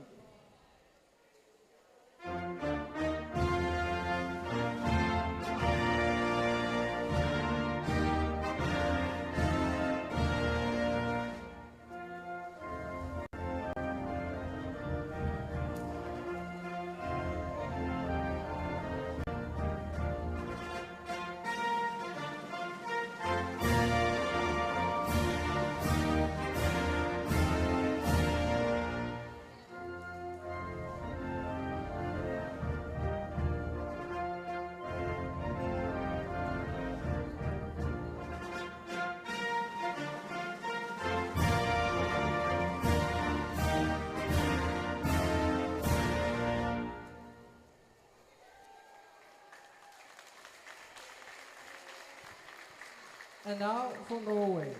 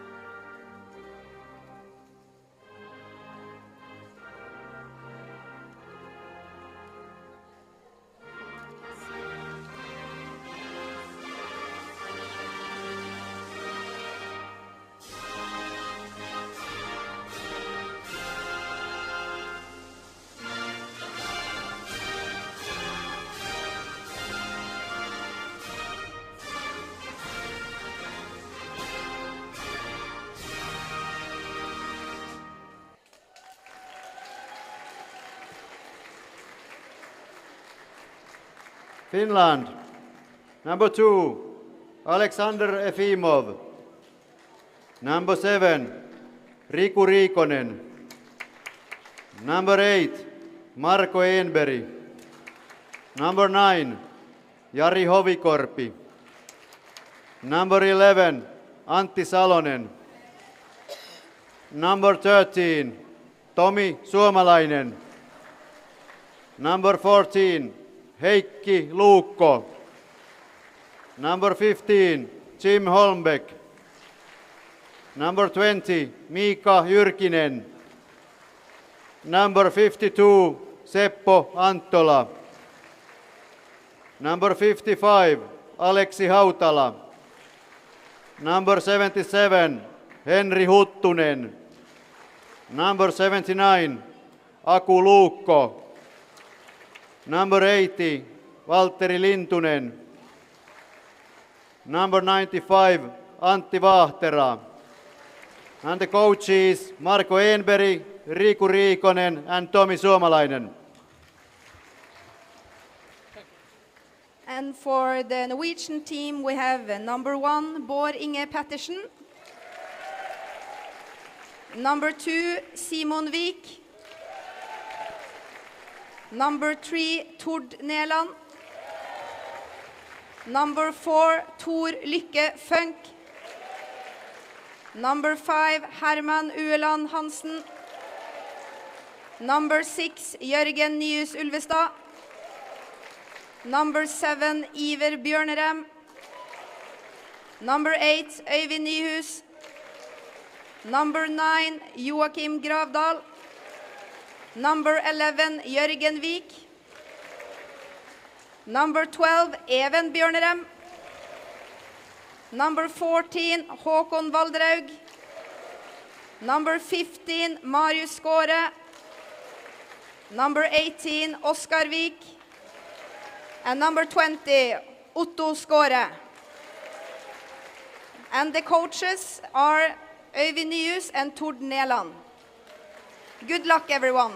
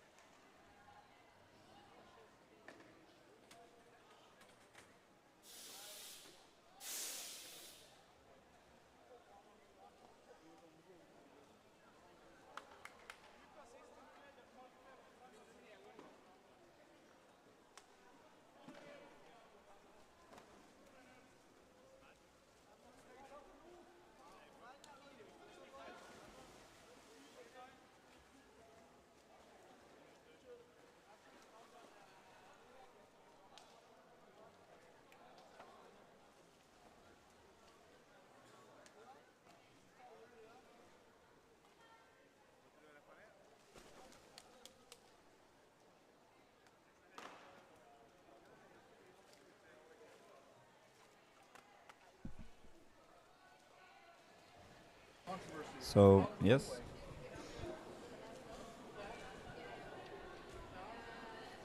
What if this goes to penalty shootout? Yeah. So we are now 3 commentators here.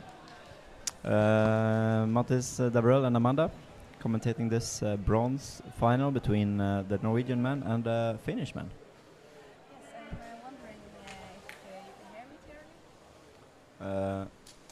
Try again. I can't hear Amanda. Hello, hello, hello. I It's hear okay. you It's very okay. clearly, Yeah, Mattis. very, very clearly. I Okay. can't hear Amanda, but I can hear Mattis. This one? It's better now? I can hear you, but I don't know if you can hear me.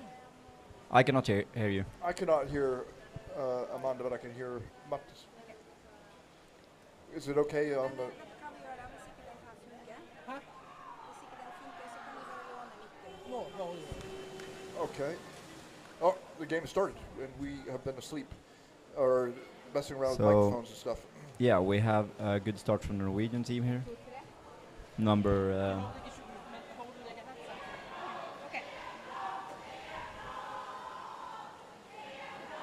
So Norway coming in from above, good attack from the start here. Øyvind Nyhus locked up by the Finnish player. Scorer leading over to Petersen. Yes, I'm really excited I'm really excited to see how the game will start, and I know. Oh my God! Oh, that's a nice goal by number 3, Tord. No, it was Jürgen. Was Jürgen? Yeah, Jürgen, okay. Jürgen. I have to see. Number 3? I think Was number 3? blue number 3, yeah, My mistake. Tord. It's a perfect. That's a good goal there. Yeah, they needed that confidence boost. Yeah, that's a nightmare for Finland to let in a goal this early. Now you see the Norwegian team, they're coming in with great self-confidence and power in this game. That could have been an attack on the head. That was such a, yeah.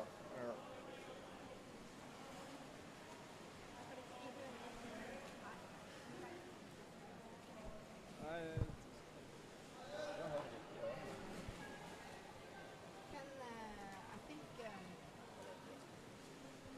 Can, the people in the chat, they have to tell me if they can't If they can hear. me well. Yes, that would be good. Yeah, can you hear Amanda in the chat? I'm talking right now. Yeah. So that's a great start for the Norwegian team. Some technical problems here in the commentator booth. Finland coming in now with an attack. Some fast play here. Number 79 on the Finnish team. I see that the Finnish has possession of the ball. And very good play of the attackers on the Norwegian team. They work very good together. And now they're probably going to go in the corner and try to get the team up. You see Boringe taking his usual position there, ready. Delivery is going to go over to Oh, Boringe. nice pass between the legs there down on the same side. The ball is there, but Boringe is not there anymore. He had to Oh, wait too just long. snaps straight. Yeah. It looks like Riku they Rikinen, wait too long. full speed ahead in the surface. Snatched away by Boringe Pettersson on the chasing on the way back. Was Iver. Oh, good opportunity here for Finland to go in on the basket there. Ja, men det går fint. Det går helt fint. Du trenger ikke å bry deg om det. Det går helt fint, Otto.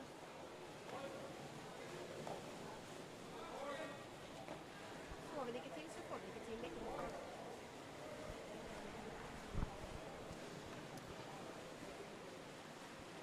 So Finland with the ball now. Possession, Vatera. Swinging around, trying to get the ball over to the other side. Nice move. Solid defense here still by Norway. Oh, good pressure here from Finland.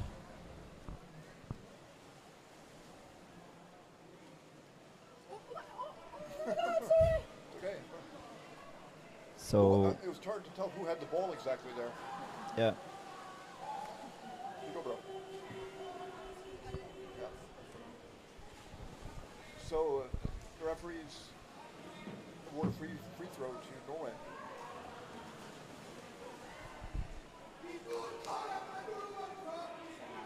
Jeg hører dere, men jeg kan ikke få mikrofonen til å komme. Nei, ok. Og så vil jeg ikke stresse Otto, så jeg bare tenker at det blir dere to igjen. Ja. Det går helt fint. Så bare dra ut den her, hvis det lager... Vi kan bare mute nummer 2, det går fint. Vi får klare dere selv, går det fint? Vi får klare oss selv.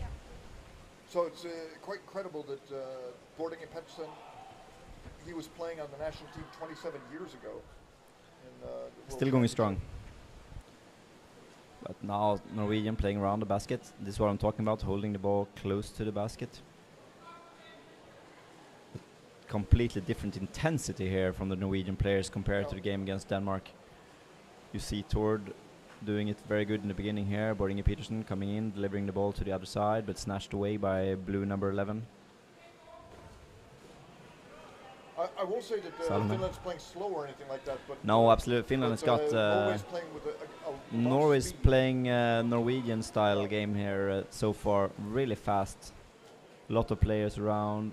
Here, Iver Björnum with the ball, twisting, turning. Nice pass over there to number 5, snatched away by the Finnish player. Strong defense here by Finland now after the goal. They have really woken up after the first goal there. And it's a free throw in favor of Finland. Well, after that bronze medal match that the Finnish ladies lost, and I'm sure the Finnish men were here watching because they're waiting. There wasn't any place to go except to sit and watch, right?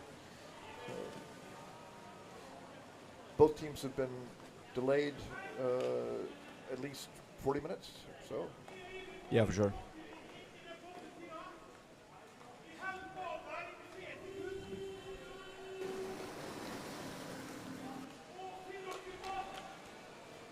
So let's see here, full speed ahead from the Norwegian players there. Nice swing by Otto. Did Norway start the younger players? The young Skåne and Vik is in, I suppose, both Viks, or? Yeah. You can see Jörgen is not playing and Evan is not playing. Evan Björnrum, they're currently on the bench. But even so, there's very good intensity here.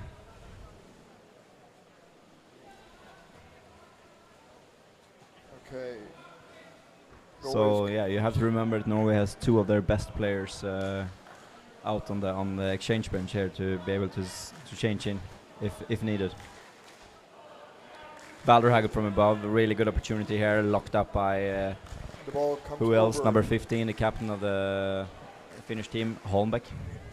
Drops the ball down to number 14, Luko, Heikki Luko. Now they're moving. Swing with the surface, great tempo in this game so far. Over, yeah. Finland has not given up in any way at all. Valtera with the ball, 95 coming in against the basket, passing. Resting a little bit in the corner now, Finland, in the surface. And that kind of swim across the pool is draining, but you yeah, you absolutely. have to do it.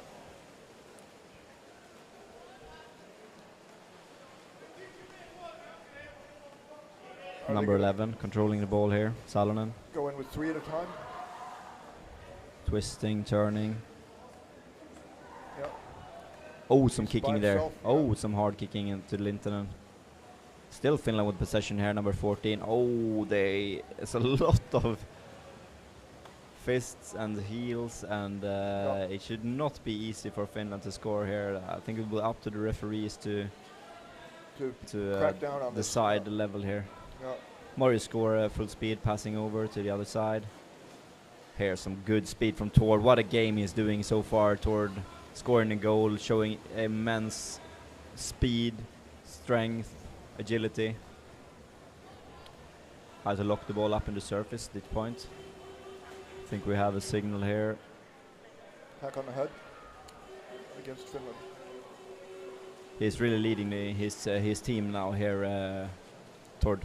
So, given that the reception that Finland got on the other side was anything but soft, and here there's a call in favor of Norway. So, if this kind of calls go against your team too much, well, you can see here it so get out many of hand, Finnish yeah. players down when Bording Pettersson gets the ball. I don't understand how anyone can see anything here, but the referee seen something. They've seen a penalty, 2 minutes on number 80, Lintonen. So the play is... That's impressive by the referees to see anything. I just saw Finns and yeah. So the play is pretty rough. Peterson going in, gets the ball back, passes over to the other side. Is anyone there? Impossible to see for us in this angle, but there's a goal. No? No. No? No, the ball is tied up. Finnish players got it. Nice move there in the surface. Efimov, we know he's fast. But yeah, great intensity here from Norway in the start, and but Finland handling it's very good.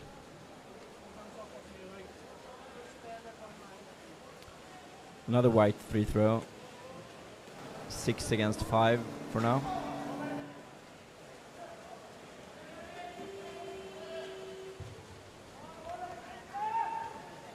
White number 14, Valderhaug, getting locked up there, passing backwards. Number 18, Very one of nice, the Vik the brothers. Waiting. Oh, that's a nice pass. And Crossover. another Oh, nice to pass. Irvin Hughes. Can he push this one in?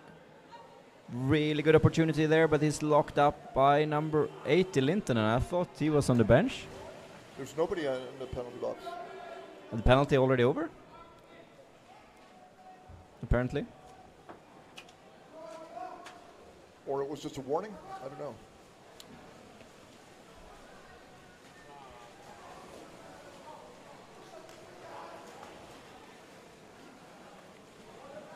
The Norwegian team here, they look really determined here.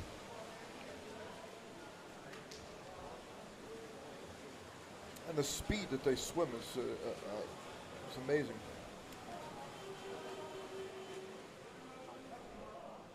We have a Finnish timeout. I don't think Finland should be I mean, this wasn't a good start, but they haven't let in any more goals, and they've had some possession, but mostly it's been Norway. 60-40 or 70-30. Yeah, but it's a great intense game so far here from both teams. Norway having a little bit more possession, but strong defense from Finnish side here as well.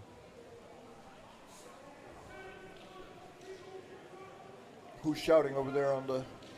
I will get information here from Depp Jones that he thought it was only a warning. Yeah, it was only a warning, yeah.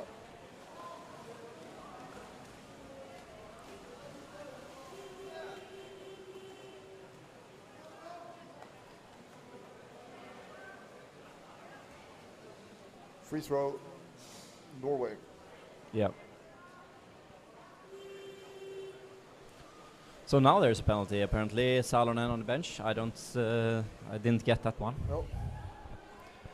But at least Norway now in power play.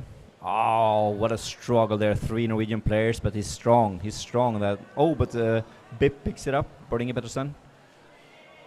Marius Skåre against the knees and is attacked hard. Still keeps. Oh, that's a nice pass. Fast pass, and here's another opportunity, but it floats up. Number 7, Iver Bjørnrem. Beautiful play, beautiful. Beautiful play. They have good pressure here. There's the shoulder down in the basket for a second there. But the referee has seen some pushing. Okay. So we have another Finnish ball here then. That was amazing that Finland could save that. Yeah. I don't know how they did it. But I mean, solid defense here from Finland. They have been in these situations before, so they know what they're doing. But I mean, one small mistake here, it will be a goal.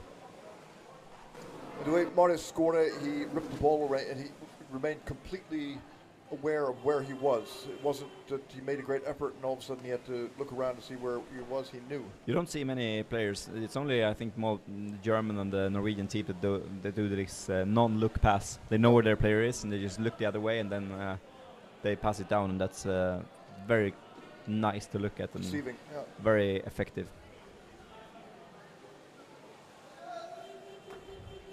So a bit more scrumming now from the Finnish team. Yeah, at this level, the awareness of the players is amazing. That's a big part of what makes them elite underwater rugby players. They know what's going on. You could be big and strong and have various skills, but to have the awareness, that requires experience. Yeah.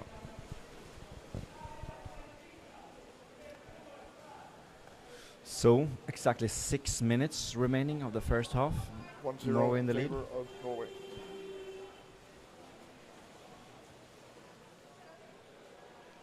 Finland with the ball. Box play, still trying to go in and score. Oh, loses the ball there, taking a risk going in, but number 11 there on the Finnish team, Salonen. It's been doing a great game so far. Here is Norway. There's no way. No, it was Iver passing to the Vik brother. The Norwegian passing gave Finland absolutely no chance to grab the ball That's across true. the pool.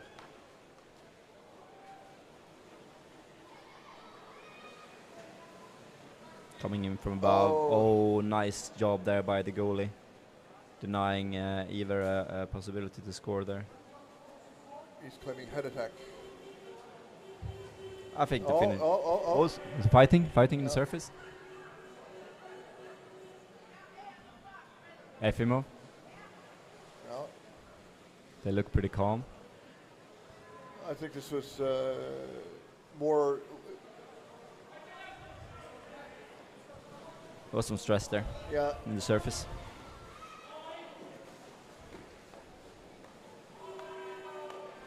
Nyhus with the pass. Here they go again, Norway in control.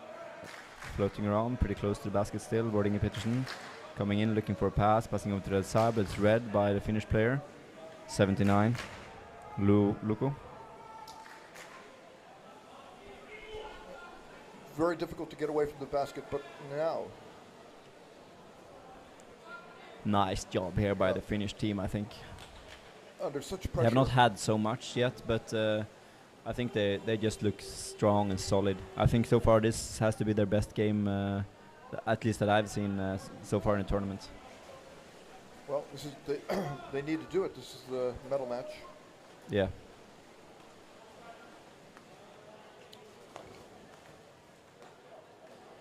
This is really physical. I mean,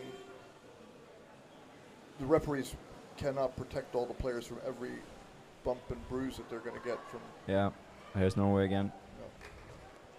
You see Norway, they try to keep the ball close to the baskets. It's a very, very good. Oh, some nice struggling there from two Norway. Oh, another possibility for Oskar Vik there. Number 18 on the Norwegian team, but it's a semi-possibility. Oh. But you have to take them as well. What a save. To me, it looks like maybe the first minute at Finland they were a bit surprised of the speed of the Norwegian players, but now they're just get used to it. So, yes. They seem to be in a pretty good control now, Finland actually. Even though Norway are doing their best to create some chaos around the basket there. Ball over to the other side. Here's Otto Skåre, scored a lot of goals in this tournament so far. Can he hold on to the ball? The youngster. He's locked up together with the teammates. Number 14, Valderhaug. Strong player. What a scrum.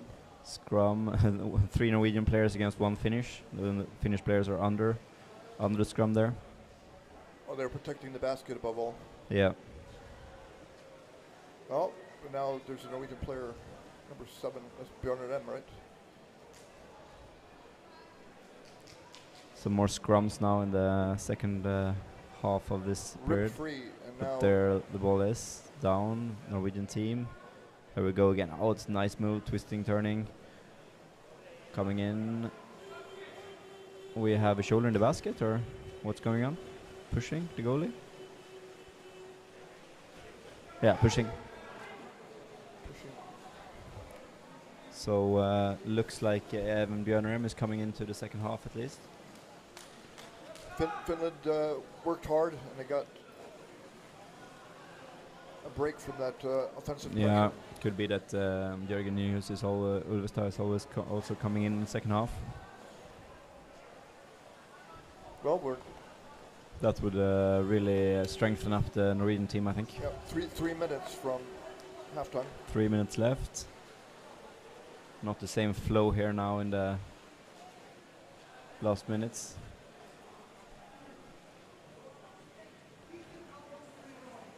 Oh. Who's getting a lecture? Otto Skåre there is getting lectured by Kajsa and the referee not to use his fist to regain the ball.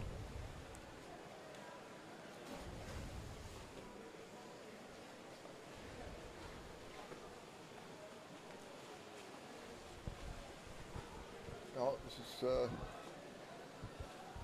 Maybe Nyhus under the scrum. Scrumming now for a long time. It's the Norwegian number 4 that gets twisted and turns. Oh, some aggressive play there in the surface. sort of like water polo. Yeah, absolutely. But some great work there in the in the surface by Thor Funk.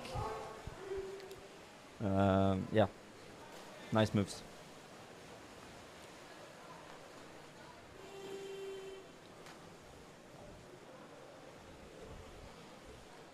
He managed to fend off at least three players there from the Finnish side. Oh, there's a good opportunity for Borg-Inge Pettersen. Ah, he was denied there, but still the ball in control by Borg-Inge. Can he pass down to the other side? Oh, he waved it around. Struggle, still holds on to the ball. Yeah. That's just amazing. Sommerland in. No one close to the basket. Everyone was floating up.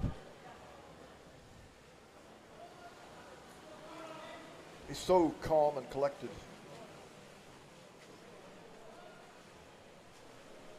Another possibility here for Tord. Still with the ball, no one to pass the ball to. What is going on here on the Norwegian side? Oh, he managed to drop the ball down to Iver Bjørnarem. We're still waiting to see something from Iver here. We have almost not seen him so far in this game. That should be attack on the head. Attack on the head, maybe, but still, yeah. He does not look to be switched on.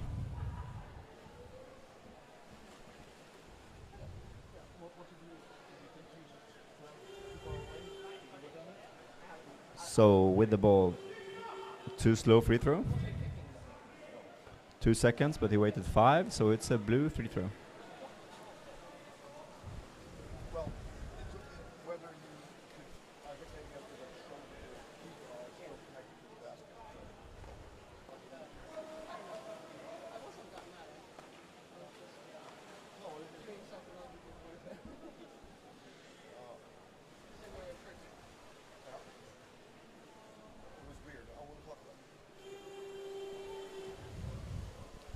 So here we go again, Finland in possession.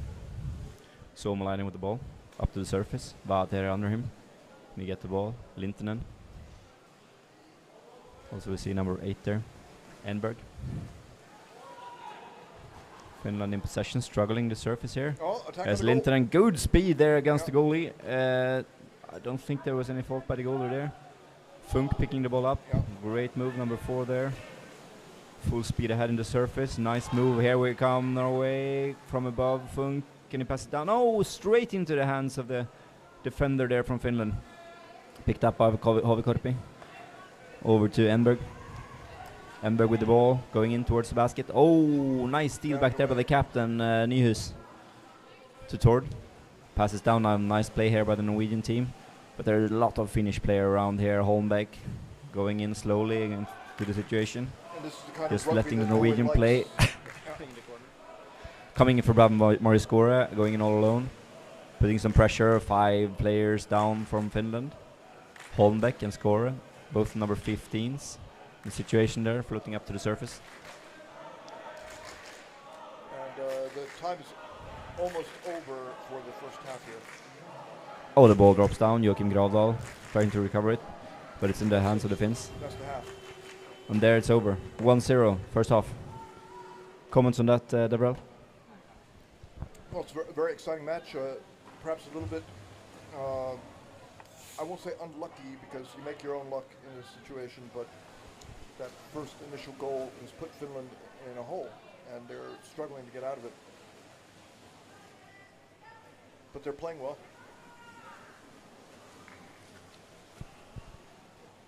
And I don't know, couldn't be much more exciting than this. I mean, we had the first bronze match was great, and this one is, are we behind schedule by very much? Supposed to be bronze men 2 o'clock. And what time is it now? 3.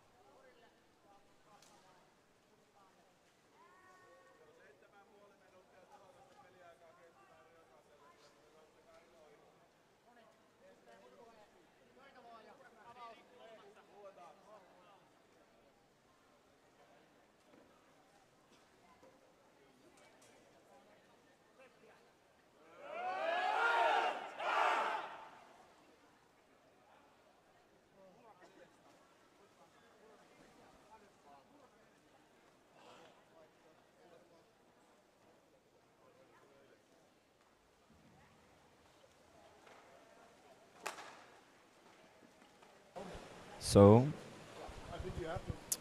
about to start the second half here, in between the bronze medal game between Finland and Norway. Finland trailing here 1-0. Well, that should not be a problem really. One goal could go fast in underwater rugby, so I don't think in any way we should count out the Finnish team here. They have done an excellent job so far. Just that the Norwegian players has been a little bit more intensive, and a little bit faster. That has forced Finland to a lot of defensive play in the first half here. So let's see if Finland can turn this around in the second half. We have a swim out here soon.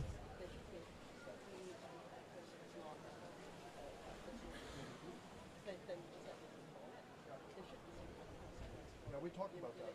Yeah.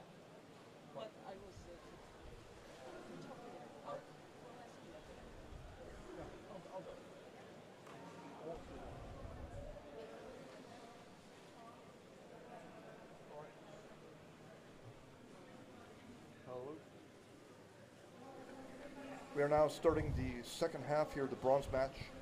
It's between Finland and on the other side is a somewhat disappointed Norway, but playing with a lot of speed and intensity. Yeah. Norway's made some changes as well.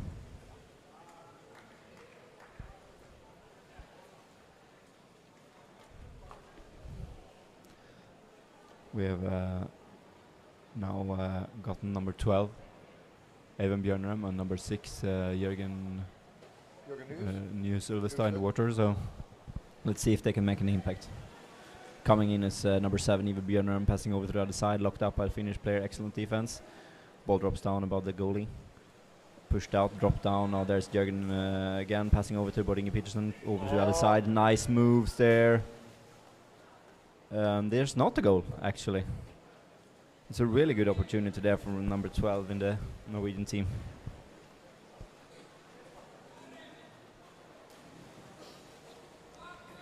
Number 12, Even Bjørnrum, coming in together with Ulvestad there.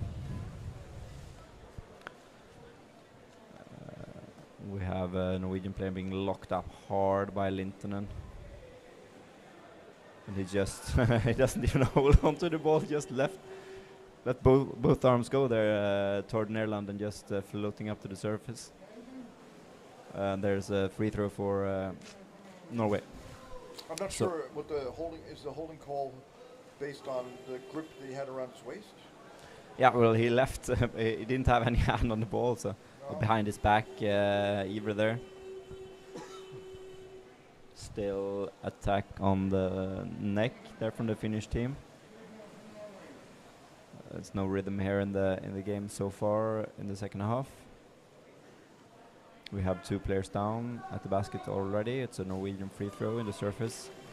When Norway attacks the basket, there's a rhythm. Yeah, Ulvestad is Bjørnrum, Ive, with the ball. Can he show some power, some speed? Floating up, passing down, leaving down to Bodinge Peterson, coming in from above, but nice save by the Finnish goalkeeper again there. Very solid defense here, Finland. Bodinge Peterson still down. Peterson on, faking a pass, passing into the other corner. Hard opportunity to score there. Finland has so many players down in defense. What an amazing effort there, solid defense.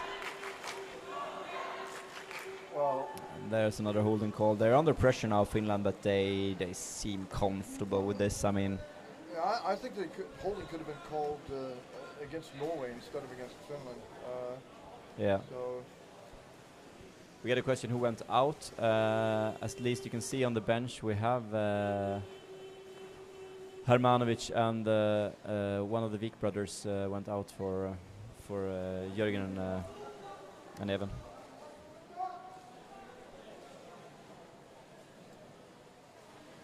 That's when you're eligible to be in the game, but you're not in the game. You have to take off your cap, right? Yeah. So we have Finland with the ball, free throw. Let's see if they can make something happen here. Number 2 there, Efimov with the ball, attacked hard by number 14. The number Håkon of Balderhag. saves that Finland's made is just Yeah, it's amazing, but it's just solid, really solid. Efimov on the other side of the basket. Can he get the ball with number 9 going in? Locked up there by 2 Norwegian players.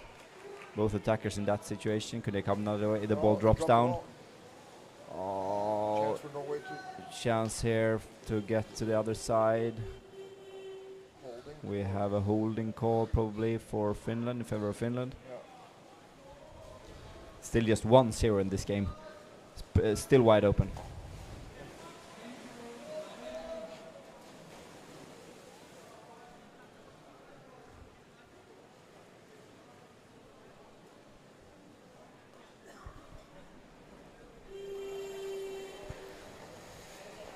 So here we go. We've tried to turn up the volume here for Deborah. Okay. Is it better? That's maybe a little bit Yeah, too high. Too high. There we go. How about now? Yeah, maybe now. Let us know in the comments. So we have All right. number 8 passing over to the other side. Could be a good opportunity here, but it's picked out by Boarding and Peterson, just throwing it away. Thought it was someone there, but there was no one. The Finnish guys had to work really hard to hold on to the ball Ulvestad there. lurking, just waiting for a good opportunity to go in and take the ball. Thor Funk working hard there, number 4. Ulvestad down again, pushing the Finns outwards, but they managed to pass past him. Okay. Enberg, number 8, leaves the ball to his teammates. Number 2, Efimov.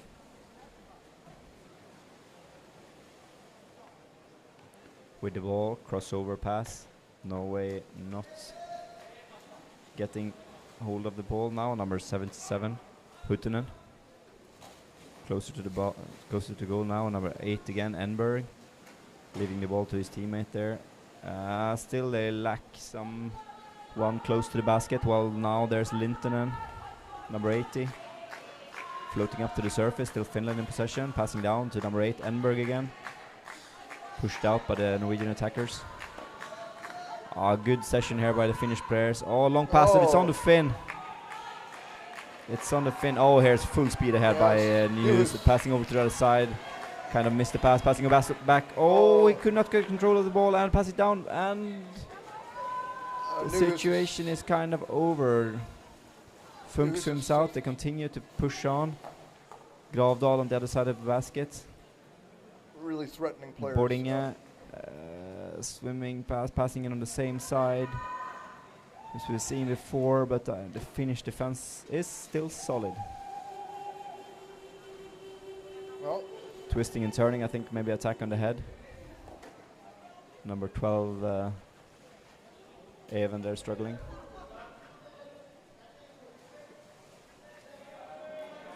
Two minutes for attack on equipment. Is that right? I have no idea. It's so hard to. Okay, so it's Finland, number 14, attacking the equipment. Yeah, that sounds logical. There was a struggle there, so I think it could be an okay decision by the referee to take it 2 minutes there. Absolutely. He was attacked hard there. And it's number 14 out. Heikki Lukko.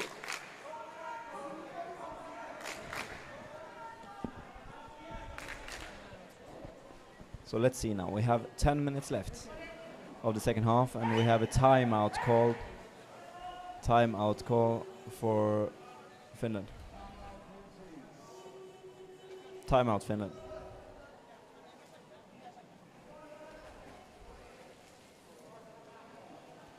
So it's hard for Finland here. They have one guy on the bench, 2-minute penalty. So kind of what we saw, we've seen in the other games as well. When you're chasing a goal and you get a player on the, you get a 2-minute penalty. That's really not what you're looking for, especially not getting a player like Heikki Lukko on a 2-minute penalty here. Well, there are many occasions where you can call an infraction here, and the teams just have to struggle through it because you can't sit and question the referees. You won't get anywhere.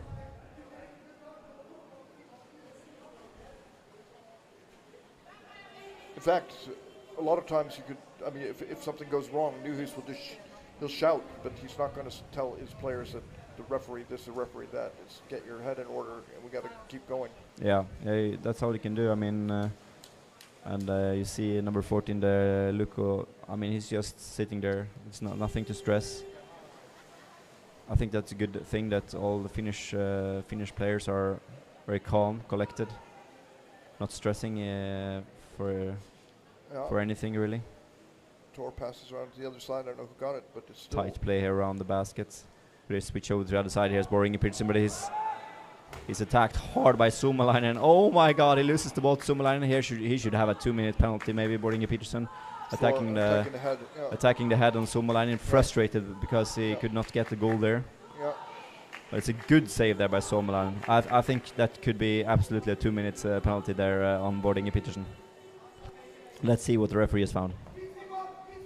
Oh, there's a Norwegian free throw there. Yeah. Oh, that sucks for the Finnish team. Yes. Well.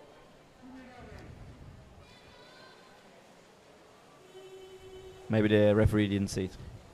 Long pass in there to Ivar Björnram, but he's immediately attacked and he loses the ball. The ball is not even close. It's picked up at Lintunen. Could he leave it over? No, attacked hard by Ulvestad. Ulvestad's looking for a teammate. No one is there. No one believed that he could take the ball there, but it's a lot of space there around the basket. Oh, yeah, goal. Oh my God, single-handedly Ulvestad. What an amazing goal. Oh my God, that's a long dive. He just picks the ball up. No one comes to help him. That's just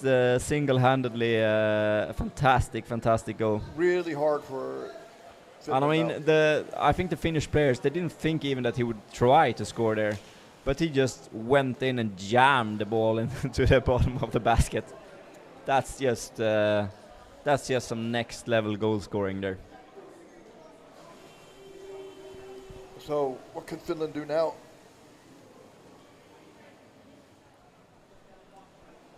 So that puts even more pressure on Finland now to get on the scoreboard.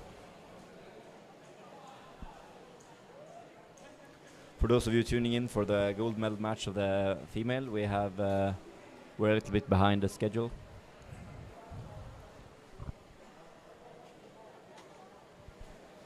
Vaatera with the ball. Coming in. Oh, nice block there by the Finnish player. Lingo over to Luka, number 14, Heikki, sorry. Still making an Picked attack off by Newhouse. Swimming the surface. Playing outside the playing area. Finland get the ball back. Clock is ticking now, 8.5 minutes left of the game. Well, Finland needs to score soon, don't you think? Yeah, the sooner the better, of course. But they need to score 2 now, and they have not had very many opportunities to score, so they really need to get something soon here.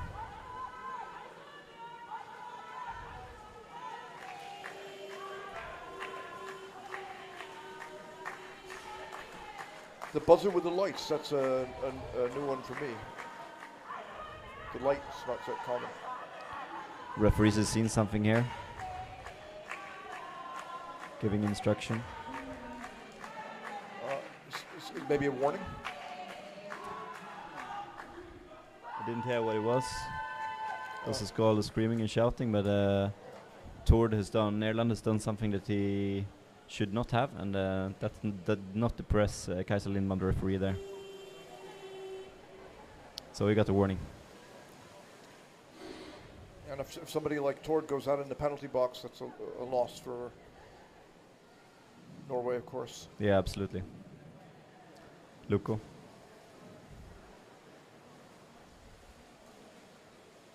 Finland with the ball here, can they create something? Ulvestad lurking. His colleague coming down, helping him out. Oh. Picked up by Funk. Nice team play there by Ulvestad and Funk. Long pass from Newhouse to Ivar. Back. Over to the other side, maybe Even Björnram down there. We have Oskar Wik. Transporting the ball to the corner, waiting for his teammates. No one really wants to Gravdal, should he go in this situation? He's not. Finns in the wrong direction, passing, looking for someone to pass. Norwegian players are not going down very No, it cost him the ball. fast enough here. Yeah. Here we have Funk in a situation, floating up to the surface together with Lintonen and Nyhus. Yeah. Into the wall. Some arms around the surface. Punching. Hard Or to roughing see or what's something. going on there. White free throw for holding. Timeout, White. So we have 7 minutes left here now. Finland does not have anyone on the exchange or on the penalty box. Do you think Finland has anything more to give here? Do they have an extra gear that they can put in to turn this around? I Do you see any I tendencies? don't think they have an extra gear. They can't really change something. But an individual player who stays on top of things may be able to get the ball and change things. But Finland hasn't had any breaks in this game. They haven't had any. I don't want to complain about the referees, but the referees haven't called it Finland's way, because they could call a lot of stuff here, frankly. I mean, when people are twisting and turning and elbows are flying and stuff like that, they can only note a portion of it. So, yeah, you really have to respect the referees in a game like this. Yeah. So much happening, it's going so fast. You just have to blow the whistle on what you can see. What you can see. So yeah, all creds to the referees here. And that's no critique of either of these teams. They expect to play this way. Yeah. I've been in around my them opinion, we enough. have two of the absolute top referees here in the water with Mana and Kaisa. Yeah. Two Swedish referees, been refereeing a long time and very experienced and normally very fair. Yeah. Here we go again, Norway with possession. Oskar Wik, number 18 in the corner, waiting for a teammate, slowing it down really much now. Norway in the corner. They don't want to lose the ball, just want the clock to tick. Finland has to change something here to be able to get the ball. Norway they do not look very interested in attacking. Just waiting for Finland to come and get them. Well, Finland's got to send out backs and goalies to double team the ball carriers. Yeah. And they'll never get it back. Well, it's smart playing here by Norway. Yeah. Just waiting for Finland to do something, Yeah. but they're not. So it's boring to watch, but it's very effective. So It's not unreasonable for Finland to use this period of time to catch their breath, but they have to go 2 and 2 and 2. yeah, but they're not trying here, Finland, they have to do it. to get into the corner either. So Sooner or there later they go. yeah. There they come into the corner. Let's see if they can get the ball. But it's hard, absolutely hard here. You have to push out with everything you got almost to steal the ball from the Norwegian players here, and then those situations come where Norway can have a possibility to attack. Yeah. Smart play there by Norway. Somalainen and Borginge Peterson in other duo. They have been fighting a lot in this game. Oh, nice move there by number 13, Somalainen. Lintonen is below. Some dangerous play maybe in the surface, seen by the referee. Yeah, Finland get the ball. Okay, this is the opportunity for Finland now. 5.5 minutes remaining. I would say they have to score. They have to score now. This is their chance. They have to score 2 goals. The first one has to come now. Lintonen. Let's see. Go Finland. Go Finland. Riikonen is under there, swimming backwards. Finland has to risk it here now. Oh, they dropped the ball there. That's not what you want when you've been laying in defense. You have to score and give the ball away like that to Norway. Have Otto Skore, number 20, looking for his teammates. There they are. Yeah. Could they pass over to the other side? Here's Oskar Wik. Even used the captain, dropping it down to the same side. Oh, here could be another goal for Norway here. That would really put an end to this game. Another Norwegian goal here. That was a shame for Finland to lose the ball so fast there when they had it.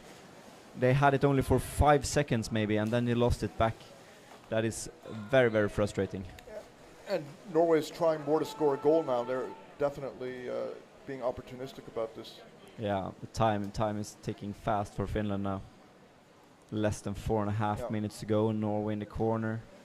But now Finland has got a lot of players in the corner. They're actually... they're picking it up almost by Somalainen there. Oh, yeah. Now they're committing. Now Finland are committing. Nice move here tactically and strategically by Finland to move a lot of players out in the corner to disturb the Norwegian style of playing here. They're coming in blindsided. Very nice moves here from Finland. But it's hard to take the ball from someone in the corner like that. But they just have to up the intensity here, Finland, to be able to get the ball. Oh, still Norway with not a great possibility there for number 4. I think it was Funk there, picked up by Nyhus. Either. We haven't seen a lot of him from him in this game. Can he send the pass down? Floating above the basket and surface. Passing down. Funk. Down. And there we have Evin Nyhus. Good attempt. Another attempt. Goal. There it is. Wijk. There it is. Oskar Wijk, number 18. And I think we can call this game over now. Yes. With 3:26 left, it's just out of reach. It's out. They had their chance, Finland, but they have not been able to hold on to the ball enough to put stress on the Norwegian defense. It's just been short periods of time that the Finnish team has had the ball here. So then it's very hard to win. They let in a goal very early also. But kudos to Norway here, doing a Norwegian game compared to the game against Denmark. This is they come out here in this bronze finals a completely different team.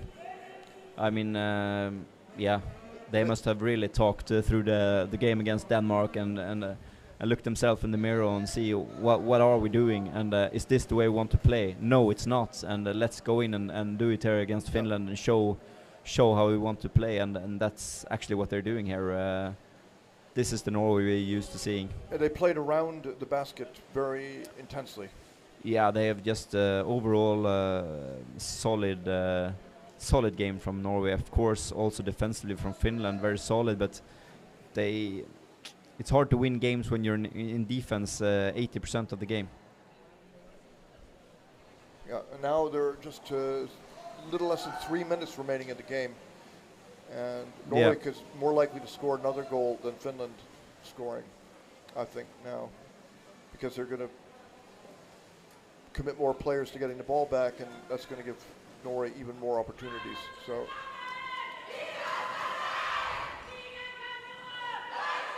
Wijk is proving himself to be a real asset and somebody that could deal with Colombia maybe or present Norway. Yeah, I mean, to go on to the World Championship next year. That Norway can compete with Colombia for the gold. Well, I'm not saying that, but you need players like Wijk, big and strong and fast. So absolutely, you need swimmers in a big pool like in Montreal. I heard it's 22 meters, so that does not favor Norway in any way. I think, as you saw in grass, I think it'd be hard for Norway, even how much they train. It will be a big challenge to face off against Colombia in a World Cup. Train that much, to be swimming that much in preparation. Yeah. But you never know. I mean, anything can happen, of course, in a big tournament and in an individual game. But I think Colombia nowadays they are ahead. Head and shoulders above the rest. Yeah. Norway with the ball in the corner. Oh, they don't need to score. They can just sit on it. About a minute and a half remaining in the game. And we're getting set for the women's gold match between Germany and Norway. Yeah, we're about 15 minutes late for that game. And Matis, you have to go at 6 o'clock, you said. Yes, it's we'll see who will be commentating the final match.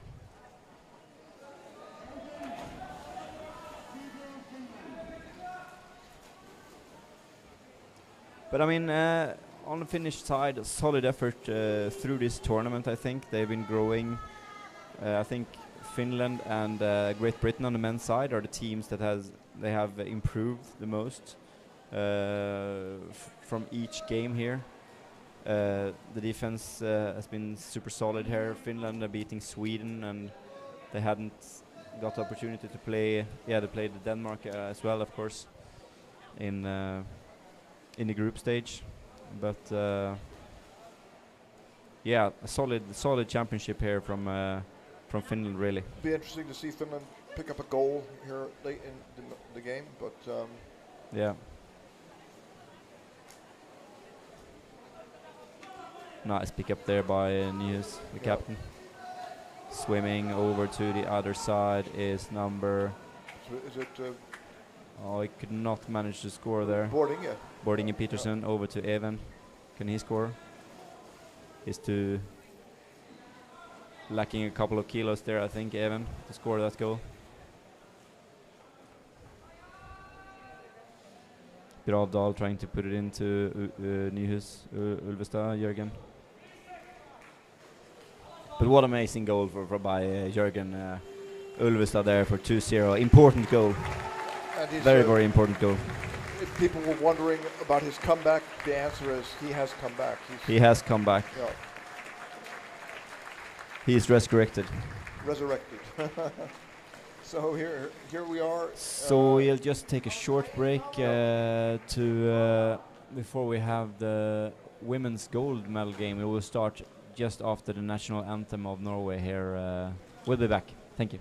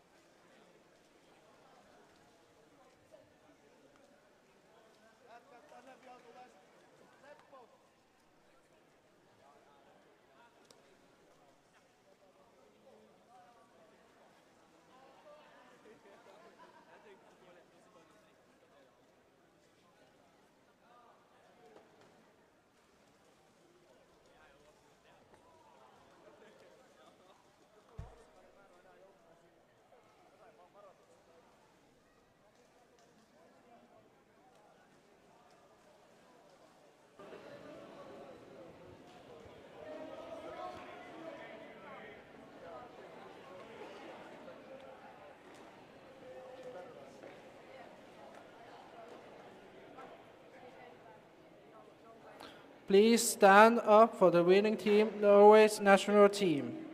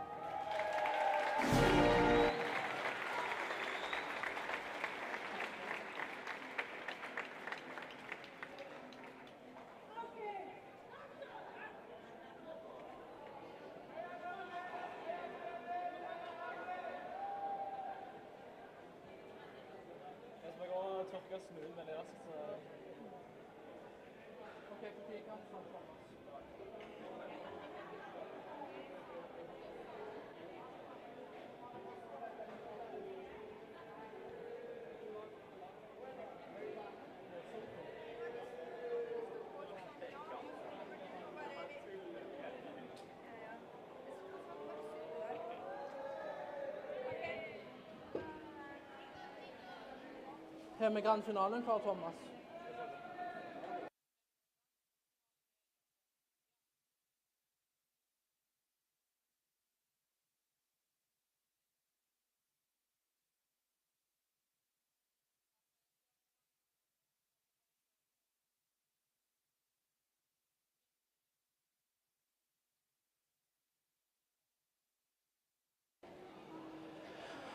Welcome to the final game for the women champions. Norway in blue with Germany. Please stand up for the Norwegian anthem.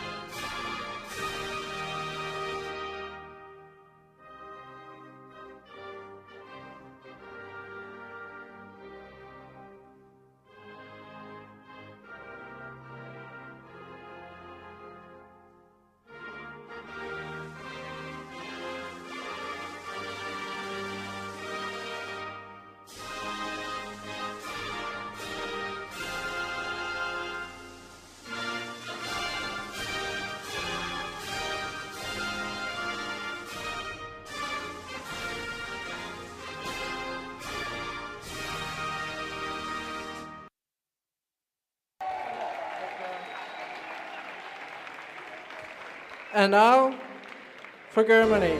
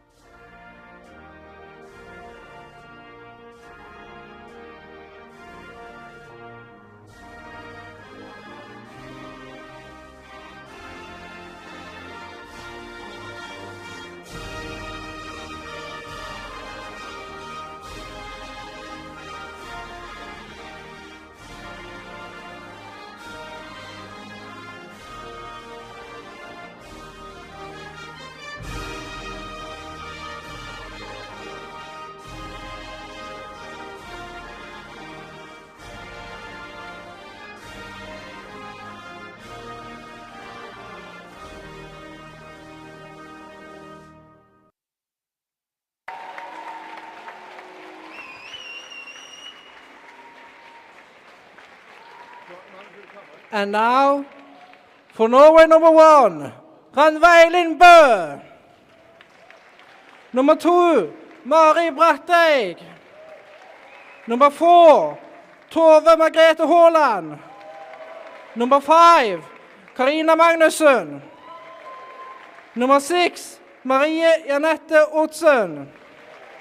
Number 7, Gunhild Lillebø. Number 9, Kjellaug Hurlund.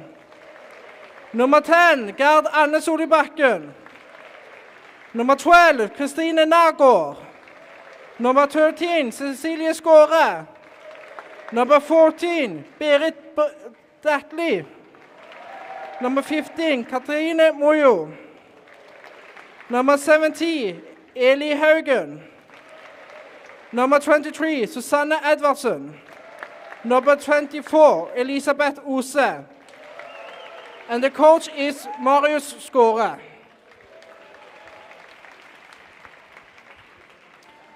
And for Germany, number 1, Stefanie Popp. Number 2, Linda Ostendorf.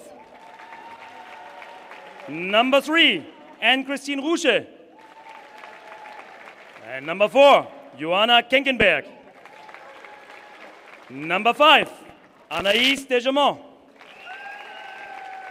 Number 6, Stephanie Nusser. Number 7, Leonie Scheffle. Number 8, Maren Janko. Number 9, Lena Rossmann. Number 10, Laura Büchner. Number 11, Eva Maria Dietmann. Number 12, Ria Spalek. Number 13, Regina Pavlovic. Number 14, Anne Reh. Number 20, Annika Weidele.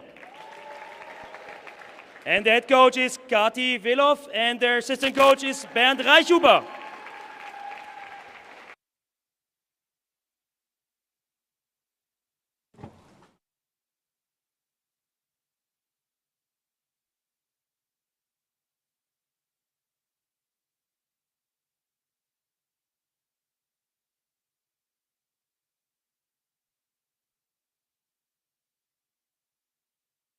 For both teams here, they've been facing off in finals for so many times.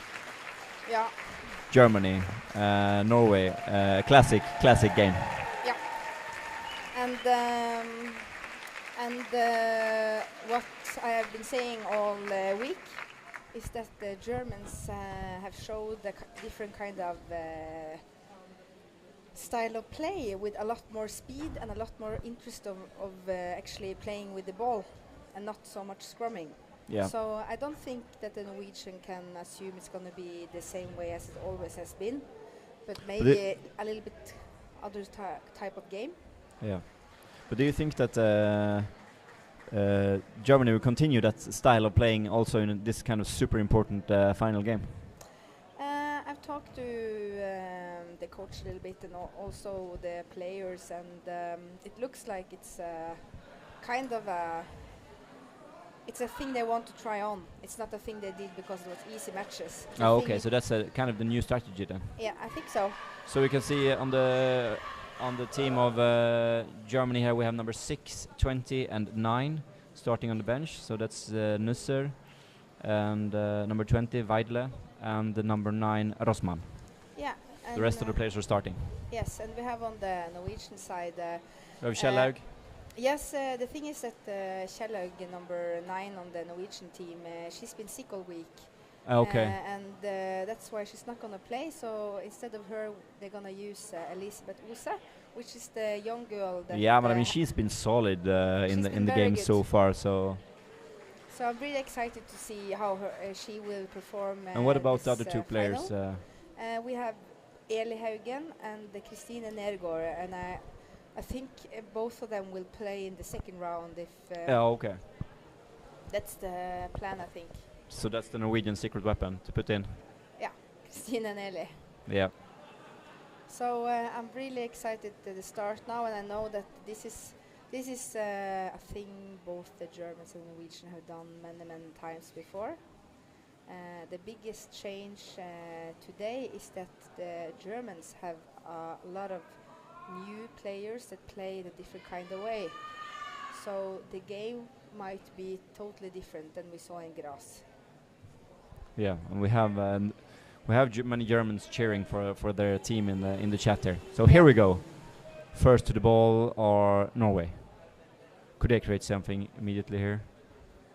I saw Gerane Solbakke there. Yeah, usually the Norwegian are the fastest.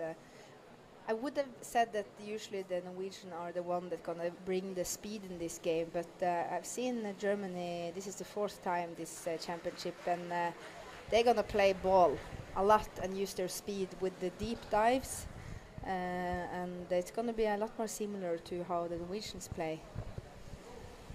Yeah, so we have two teams playing kind of the same strategy here then. Yeah, I think so. Yeah. We have fighting for the possession nice of the ball. Nice pass there by Gerane, yes. Passing the ball under the 2 German players. Yes, to Katrine. It's a very good watching the... Oh, nice passing play here by Norway. Over to Randveg. Randveg number 1, Norwegian team. Attacked hard by number 5. Smart move, because it's 4 against 2, so... There you go again. A quick delivery. It's a typical Norwegian style that you see. They don't hold the ball for very long. Oh, nice pass there. Perfect pass there by Mari Brattesteg. Yeah. Into the corner. But as you see, you have 4 against 2 here. But I mean, you have to create a lot to score a goal against these this German team here. I mean, passing the ball nicely won't be enough. Around the head there, dangerous. It's so many German players around their own goal now. It's difficult to play the ball close to the ball. Yeah. Close to the goal. But I think the speedy way of how they deliver the ball. Nice the play here Norwegian by the German team. Could be a challenge. This is a good position to be in. The defenders are Pop a little there, bit late number there. 1, passing down. Oh, nice saved move there by Elisabeth Ose. But still in struggle. Oh, there's a big chance. German Where's the chance. defender? Does she see her friend on the other side? No. She don't. She doesn't. Oh, that would have been perfect. But still there. Good pressure, passing around, close to the basket.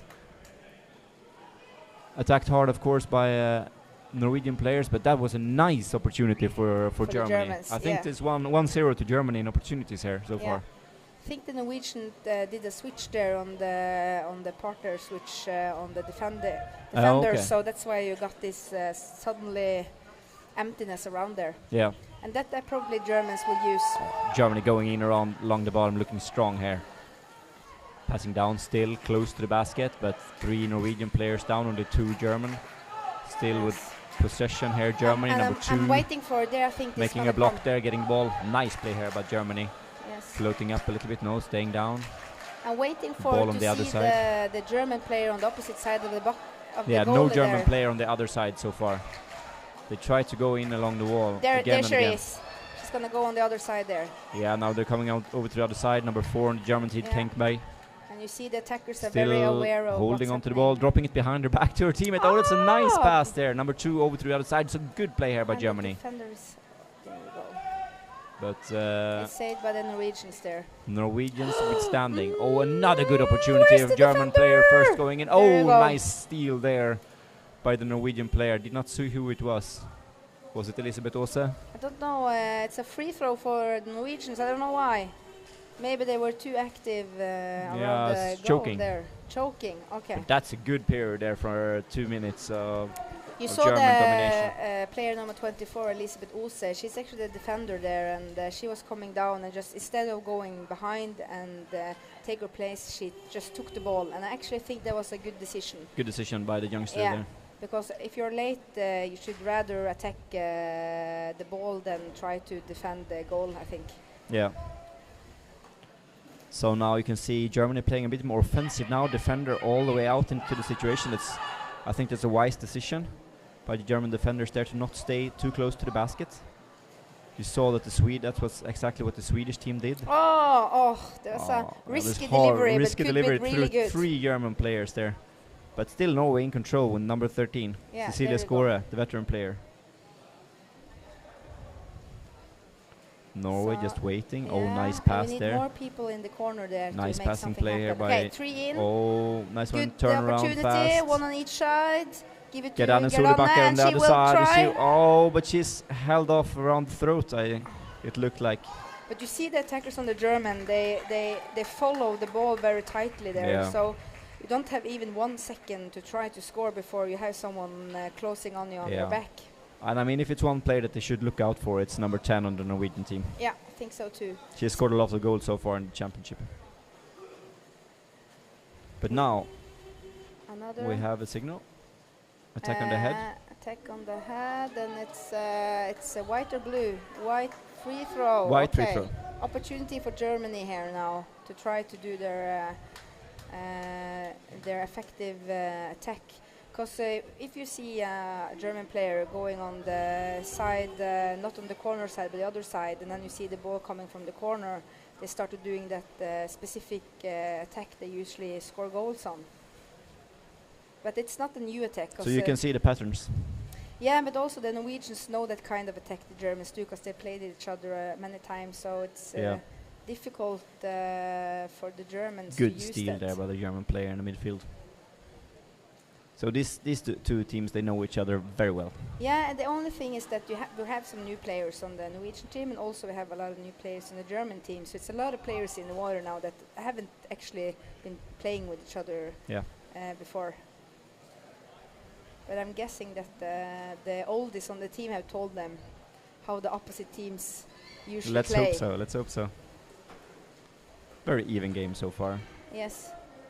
Maybe Germany has had the closest opportunities so far. Norwegians with the most possession.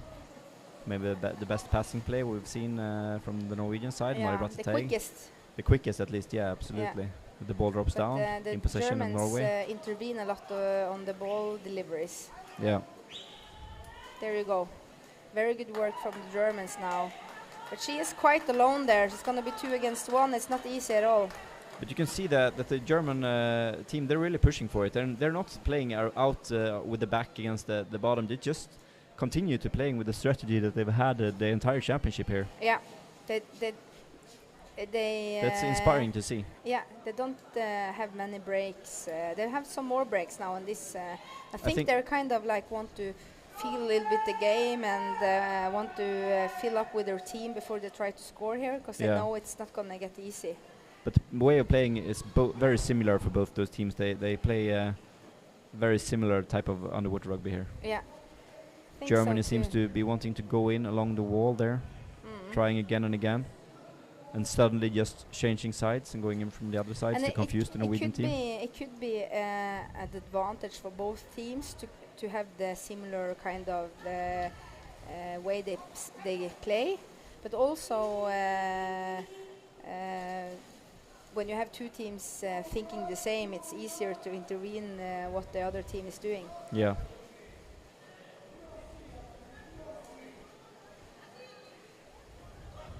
So now I see Captain Cecilie Skåre is explaining something for the other teammates on the bench there, and the coach Marius Skåre is also talking with the bench. Kati is the coach for the German team. She's laying in the water quiet, not moving anything. She's more analytic. She's waiting for the right moment to talk to her players, maybe. But I think she has no reason to say anything. I think the German team, they're playing really good. So here's a mistake here. Yes. Number 4 comes in. Oh, it's a switch and the the lack of defenders there. Oh my God! There's a good possibility here for Very Gerana good. to score. Oh, it might be a penalty. If yeah, you see the arm, it's going to be a yeah. penalty. It's going to be a penalty shot. Yes, so you saw the arm. Yes. She was number 10 on this Norwegian team was pushing and pushing and pushing and towards the I hope goalie. it's going to be Berit Detley now. Number 14. Yes. She scored. She scored an important penalty against Sweden. Because Gerana looks to be tired after pushing like that. But she was the one that fixed that penalty, right? Yeah, she fixed the penalty, and also she's the first penalty shooter for Norway. But she looks tired. She looks very tired, so I would. She need at least a timeout. Yeah, she will get a timeout. But I think they're gonna take Berit, because I saw her nodding, and she did an extraordinary performance last match with the penalties. So why change a winning concept? Yeah, and also this is a thing. I've been wanting her to take penalties for very, very long. Yeah. But she is amazing on defending on penalties. So we usually use her on defending than attacking. But we still see Gerana hyperventilating there on the side. Yeah. Struggling to get her breath back. I think she really took it all out. She took it all out, pushing 1, 2, 3 times to get that penalty. But she's trying to calm down now. But I would not see her in shape to take this penalty. Would not be wise. Better to get out of the water and rest now. It's not going to be her, I think. It's going to be Berit Detley there. Yeah, and has to be. And a little fun fact: Berit lived in Germany for some years. And she played for Berlin. Okay. And my first championship, she won against my team from Norway as playing for Berlin. Okay, I didn't know that. She has a so she's almost half German. Yeah, she's almost. Yeah, her boyfriend is German. Okay, yeah. Or husband. So let's see here now. Gerana is still sitting down, but it seems to be okay now. So we have, as you said, number 14 on the Norwegian side against number 12 on the German team. Spalek against So now it's all about taking coming from above, taking going their down, time. going under. Oh, perfect. This is good for the Norwegian player. Textbook Oh penalty, my I God, love that's it. such a good penalty. This is textbook penalty. She made it look easy. She made it look she easy. made it look fucking easy. I'm sorry for swearing, but this is textbook penalties. Yeah. You But go we've around- seen so many missed penalties in this championship, so you Yeah. can never be sure. But that was a really good one. Just took a grip, waiting for the gap, and just squeezed it in and there. she goes around the head. This is something the Norwegian women's coach Øystein Skaram taught us before grass 3 years ago, going through the head and then underneath the back, and then taking a grip around the stomach and then pulling up, putting it down. Yeah, that's a safe penalty, right? Yeah, very safe and textbook. So we see It that requires for the defending player to stay on the basket, actually. Yeah. If you go on a defending position, then it's harder to do that move, right? Yeah. So now, but 1-0 is not a lead. So Germany has still, it's just the first half, and Germany has still a very, very good chance of scoring a goal because they've shown they're really dangerous when they're in attack. Yeah. And usually Germany is a team that doesn't lose concentration even though they are under with a goal. Yeah, that's true. So They have done it so good so far, so they just have to continue with more of the same. I expect it's gonna come a goal from Germany. Yeah. They've shown too much aggressiveness and effectiveness in the attacking in the other matches that it would surprise me if they don't get a goal. Yeah, I agree.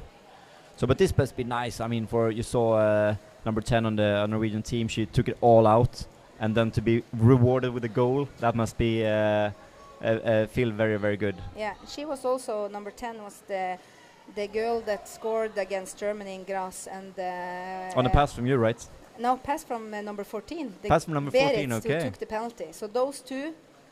They know how to beat the Germans. Yeah, they did it in grass, and they maybe would be the ones that do it this year. I mean, one series could be the decider, but let's hope not. We want to see more high-quality underwater rugby. So we hope for another goal. I hope for a goal for Germany now, for sure. Yeah.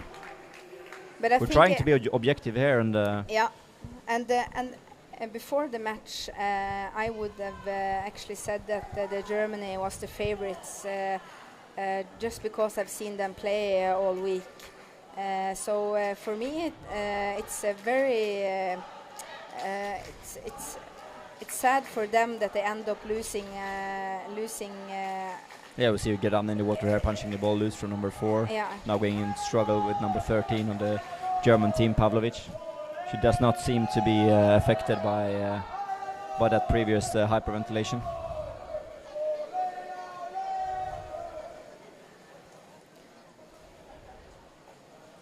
Germany coming in strong now. They have to trying it a bit from the other side now.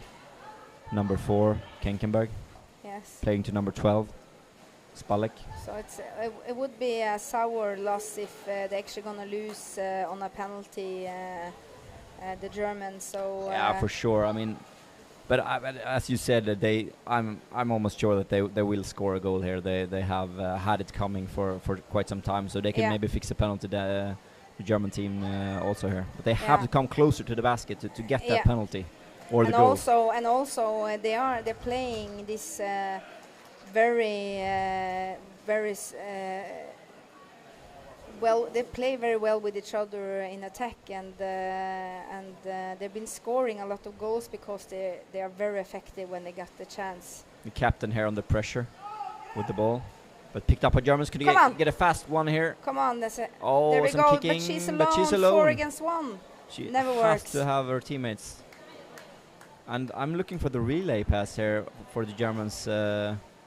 When they go in so close to the wall, they need someone a little bit behind that they can deliver the ball to change side of the basket in a good way. They're kind of trying to go along the wall again and again. But so far that has been easy for the Norwegian defense to just control that situation. You see they're trying and trying, but the ball needs to move from side to side, I think. Yeah. Going in from above now, this could be dangerous. I saw a little bit of the shoulder down in the basket. Not enough for the referees. Yeah, but she didn't touch the goalie. She was stopped by the attacker there, so... but it's a close one. Yeah, close one. Was it Stephanie Pop? Because she scored the goal alone there. Last match I saw her. She went in on the goalie there and scored a goal from above. So she would be a dangerous player coming above. Yeah. And she is long as well. So she has the arm length. She has to reach, yeah. For sure. Germany is still in control. Long possession here by the German team. Must still be trying the same tactics, going in along the wall. Yeah, and I don't know why the defenders aren't pulling out there and trying to help the attackers in the Norwegian team. A lot of kicking there towards number 4. Follow, go out, go out, go out. Get on again, stealing the ball there. Oh, it's and too, not anyone too to high. play. Oh my God. Oh, she has to drop the ball down, but it's picked up by and then it goes to the captain, Berit. to Detley, Number 14. and she does a great move. It's attacked hard by there you go. Oh, perfect nice pass delivery. behind her back. A risky one. Number delivery 2, to you Mari. have Mari. Then you have the... The Norwegian team could use some rest now. Yes, go down, go down. Deliver to Gunhild. Oh, picked up by the German goalkeeper. But she's not swimming out. She's not pushing out and allowing the Norwegian player to just lock up there. For Germany, it's quite difficult because they need to stay safe behind so they don't get another goal against them. But also they need the goal. Yeah. So they are kind of they need to do both things at once: be defensive and also be very aggressive when they're in attack. Yeah, but it's a hard situation. For Norway, they just need to be in the possession of the ball. Yeah, that's true. They don't. They can just play in the corner, right? Yeah, they don't need another goal, but it would be safe to have another goal. Yeah, for sure. So leaving the ball over to her teammate, number 13, Pavlovic, coming in along the bottom. Oh, this is a good situation to be in for the Germans. Number 1, Pop, coming in there as well, trying to score, but has to pull out. Oh, that's close to get the ball down there. Down to number 12, Spalek. Norway in control. Should they go for a goal? Maria there and Maria, and Susanne Ose tries to follow, but I think she's been down, so she doesn't have the breath. Yeah. But still, oh, that's a long dive, long dive from here. Oh, pass it to captain, but she's attacked immediately. Nice move from the German player there. Yeah, but also I think... now we have Ose again. number 6 there, she was supposed to go in the corner and then she made a different decision, and I think she just would have pulled in the corner, because even though she delivered to number 13 there, there was a risk. She would be alone. Yeah, that's true. Just go into the corner, right? Yeah, you can't score on the German team just being one person. You need to be a whole team going in. Yeah, that's kind of the difference between the experienced players. They don't take that kind of decisions. No. Oh, that's a strange pass. And I think she thought it was a blue player, but it was the referee. Yeah. When you have a half second just watching around you, it's easy to see blue. Yeah, for sure. There we go. Gerdane is number 10 is trying again. But it's too many Germans in there, and it's very difficult to score when you have a solid defense. Less than 10 seconds left of this half. Yeah, the passing play of Norway has not been spot on in the end here of the half. I think it's both how they position themselves to actually a very good chance for Norway in there. The last seconds. Yeah. Was a nice move from Gardanne there, going high on the goalie there and get the ball right like that. Yeah, absolutely. I mean, this game is far from over. I mean, we'll probably see even more action here from the... The importance for Germany is that they don't have their shoulders in the back, so they don't get another penalty against them. And they have to get them continue with the same momentum and maybe change up a bit in the strategy. Yeah. Not only go along the wall, but try something else as well to mix it up. 1 second. Is that me?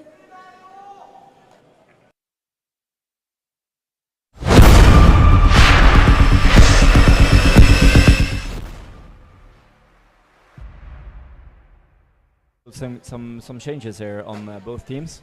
Yeah, on Norwegian. It looks like number 9 might get into play for Germany, or let's see. It's hard to say. I know that in the Norwegian team, Kristine Nergård will go in on the attacker, and it looks like maybe, I don't know who she's gonna switch with. I'm a little bit unsure. I did not see any signals for a German change here. Thanks.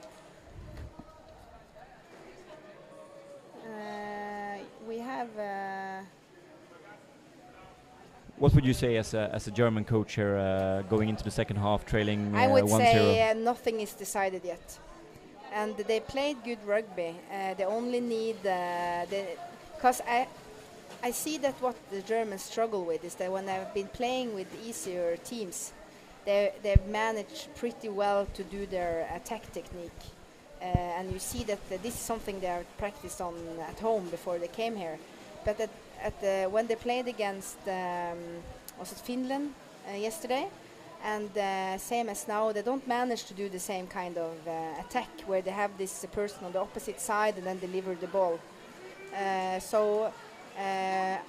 If they manage to do that, they will be very dangerous for Norway. And if they still have this high forechecking, and they're always outnumbering the Norwegians, it will in the end be very tiring for Norwegians. Yeah. And you've seen that in the Norwegian team, the cycling on the defenders has been little bit messy sometimes when it's rough there. Yeah, so I think so they have opportunity to score there, I think. Yeah, I think apart from the Norwegian situation that led to the penalty and the goal, this has been in favor of Germany. Actually, they have had more pressure, at least against the close to the basket than Norway, but it has been along the wall and not created any super dangerous situations so far. It looks like Katrine, number 15 from Norway, goes out, and then Kristine Nergård, number 12, goes in. And so only one she's change. She's a fighter. She's a terrier. So she's gonna be hard to fight if they start scrumming. Also, she is the one person that can score a lot of goals single-handedly over the goalies. It looks like also Marin Janko is going out for the German team, and number 5 as well. Chamont done a good game so far. Yeah. So they have put in number. Number 5, number 8 is going out. And number 20 and number 9 in. Maybe you correct us if we're wrong. Yeah. In the chat. But I think Weidle and Rossmann are now coming in. Let's see if. I think both teams look very eager and very strong and concentrated on the bench there. They're silent, doesn't talk much to each other. They just breathe. Yeah. It's a sign that they are. I still see Weidle there on the bench, together with Janko and Chamont on the German side.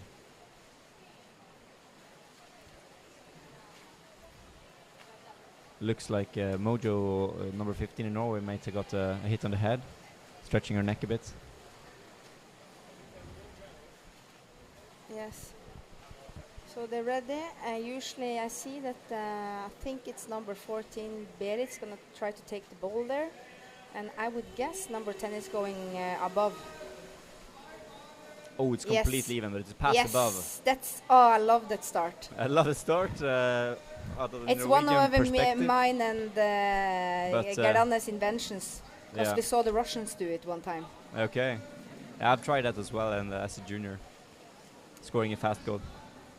But they didn't actually manage to keep the ball in the team, and the Germans I mean, the Germans have to be really, really hungry in this situation. They have to score. They have to go in all situations.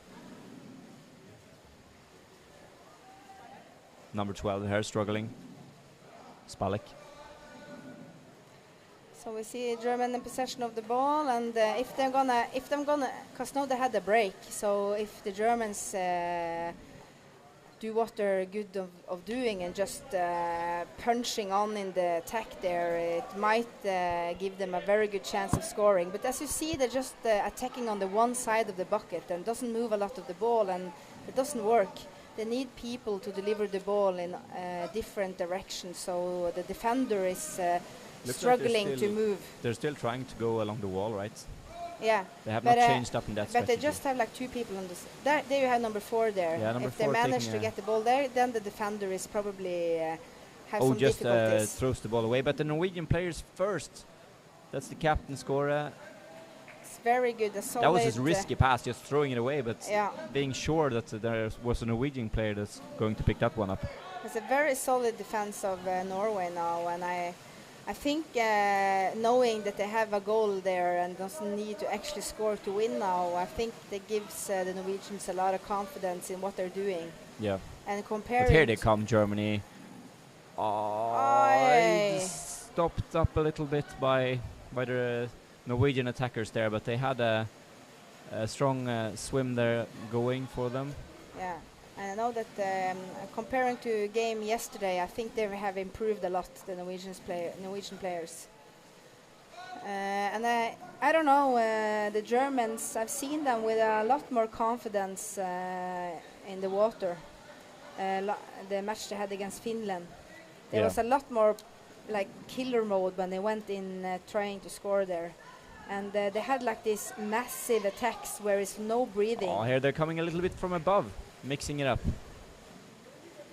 Come on, it's too few people there. Here they come again, but there are 2 attackers from Norway on them at all times. It's very hard to make something happen there on the first wave. Yeah. Just dropping the ball down again. Ooh, good pass there. Number 14, number 13, captain over to number 10.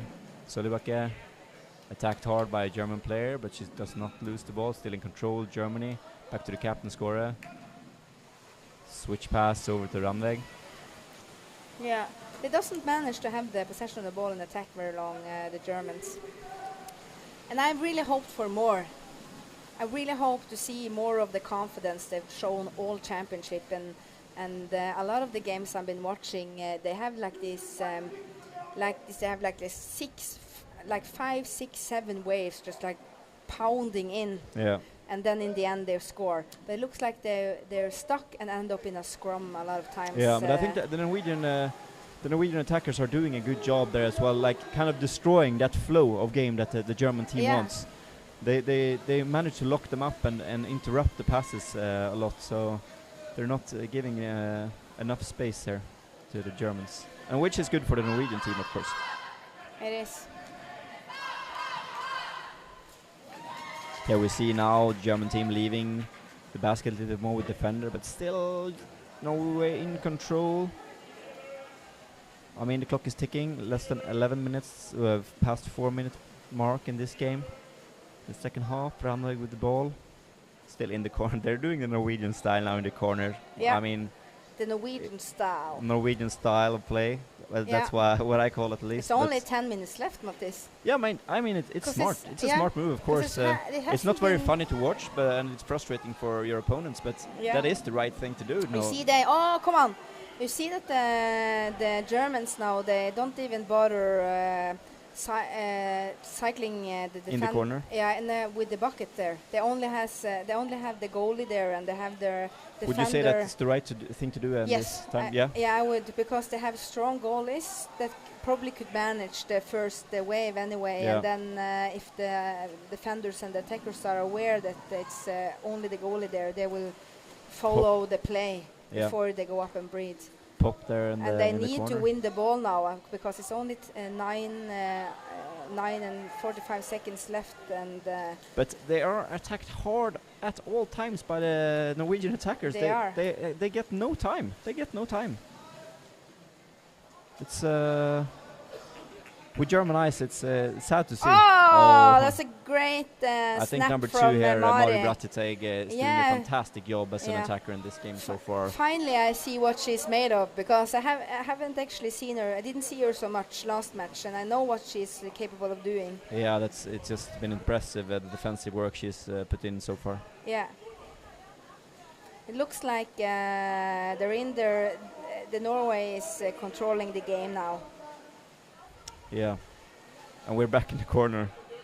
Yeah, but a 1-0 isn't a lead, so and There's a lot of time left. Yeah. But I mean, I should be cycling the defenders out yeah, more. you see there now they try to get out, but it's too slow. It's too late. Yeah, and they need to pull out and have a really fast attack. Here we go. They got the ball, passing to number 13. But then you have 2 against 1 again.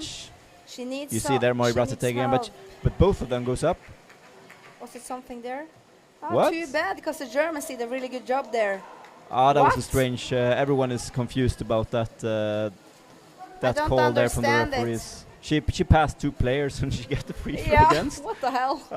Because that looks just good work to me. Yeah, that was fantastic move. And it didn't look like any of the Norwegian players were they were just not strong enough doing it.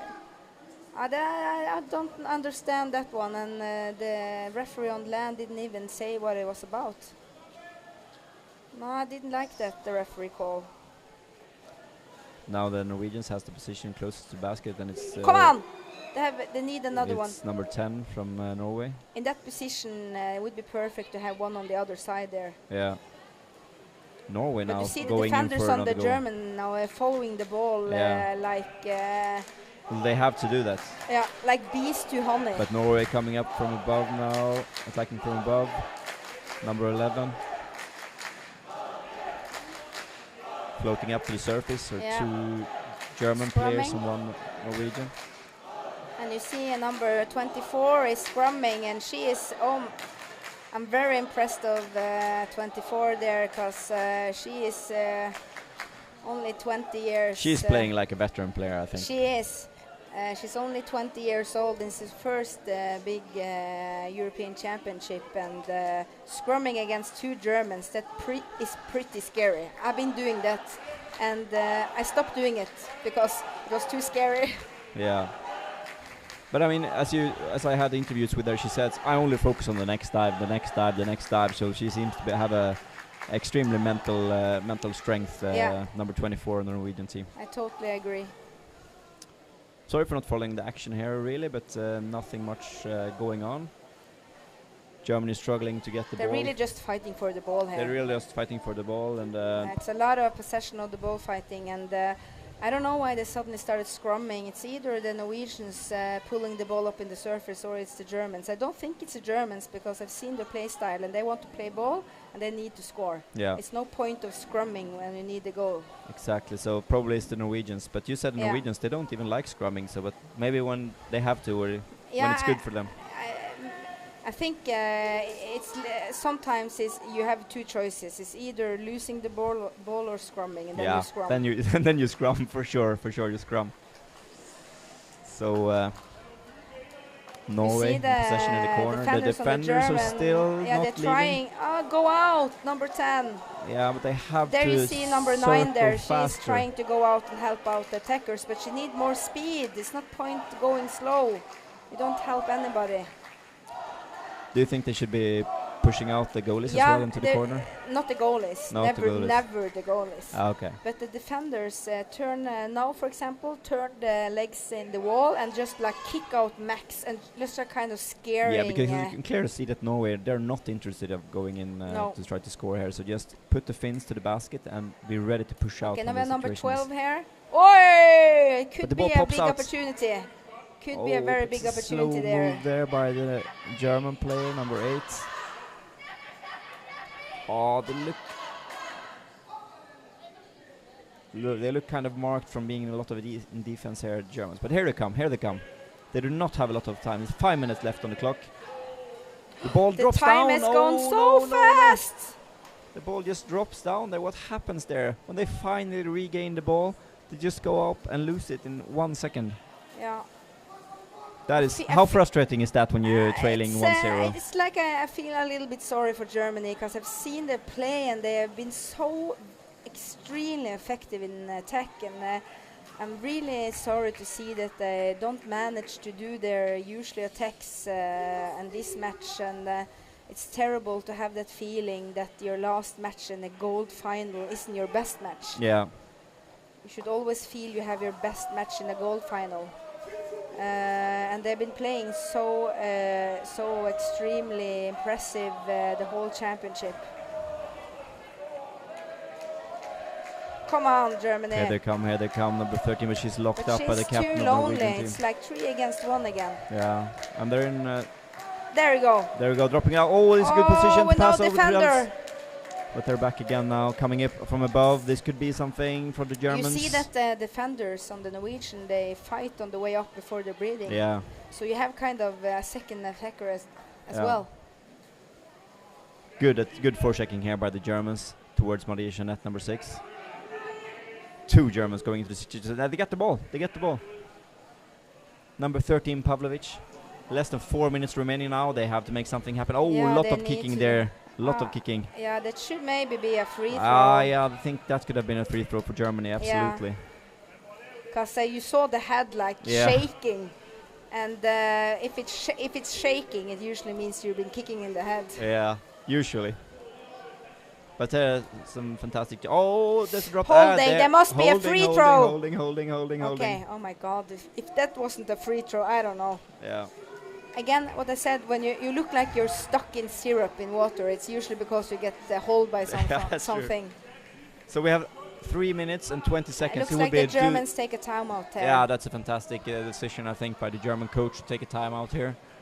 Now they have... I mean, they only have to have a one opportunity is enough to score. Yeah. And then they can go to sudden death. Yeah. Who would you put into the water here on the German team? I would have... okay, no, I'm just guessing, but I would... Stephanie Popp, she's one that scores a lot. Leonie Scheffel is always also one that scores a lot. Yeah. And you have... nice, the French one. She's shown a lot of strength. Yeah. And I know that one of Anne-Ree, one of the girls that are fast, they can do the deep dives all over, and then because you need someone with a lot of. And also number 4, Johanna Kenkenberg. You've seen her a lot around the basket. You need the one that has the speed to pull the ball over quickly, and then you need the strong ones that could actually put the ball. Yeah. So if you have one of the quick ones pulling the ball in, and then you have Stephanie Popp, for example, trying to either score above or giving down the ball on each side. Trying to set up your best players close to the basket. Oh, that was even within the 2-meter mark. Come on, referee. Could that be a penalty? Yeah, it's another free throw. Yeah. Another free throw? A warning? Yeah, too close. Too close, then number 4.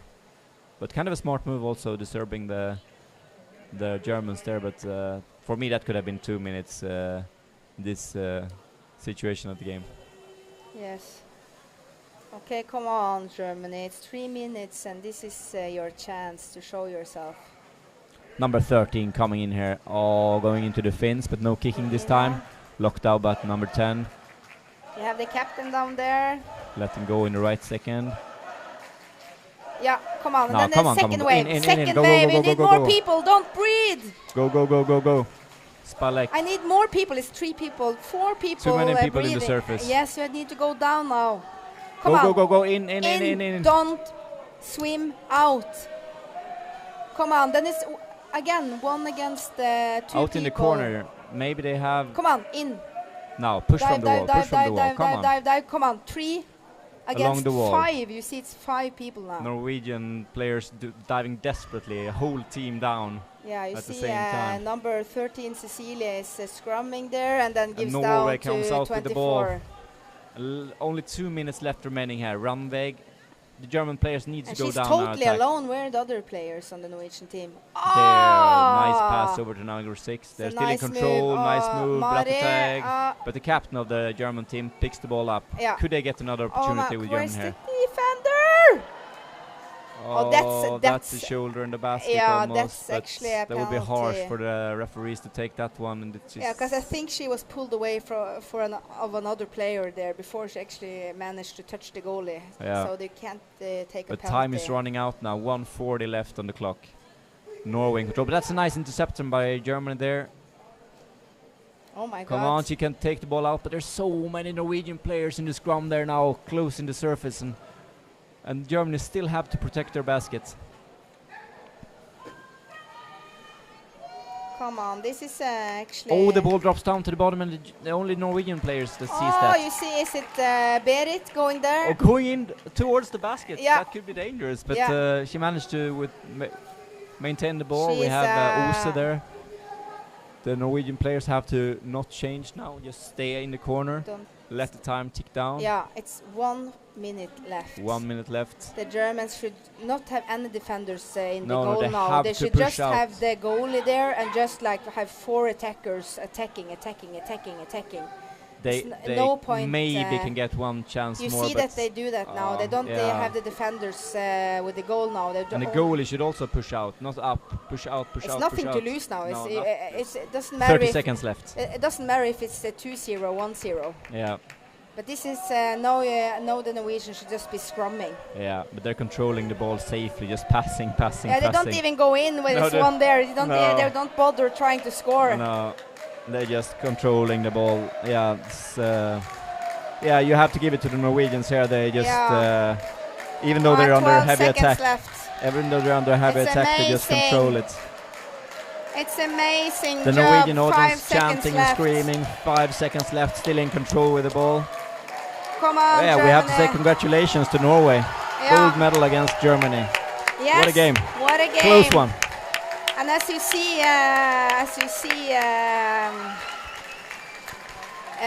still after 3 years, Norway is still the ruling Nordic, European, and world champion. On the women's side. On the women's side, so we're gonna have that title for 1 more year. Yeah. That will feel nice for all Norwegian people. Yeah, that's Congratulations, amazing. Norway. The Norwegian team for women are still the best in the world in all competitions, even on the Champions Cup as well. Yeah.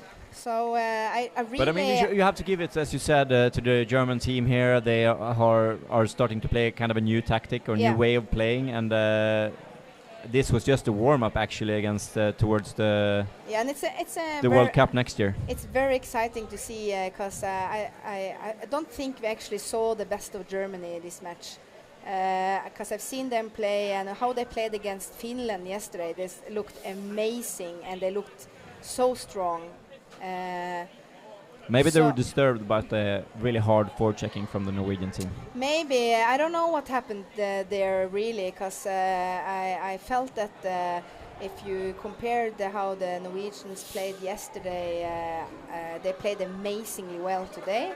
And if you see at the Germans today, I don't think they are happy with their game, because they played amazingly yesterday. Yeah.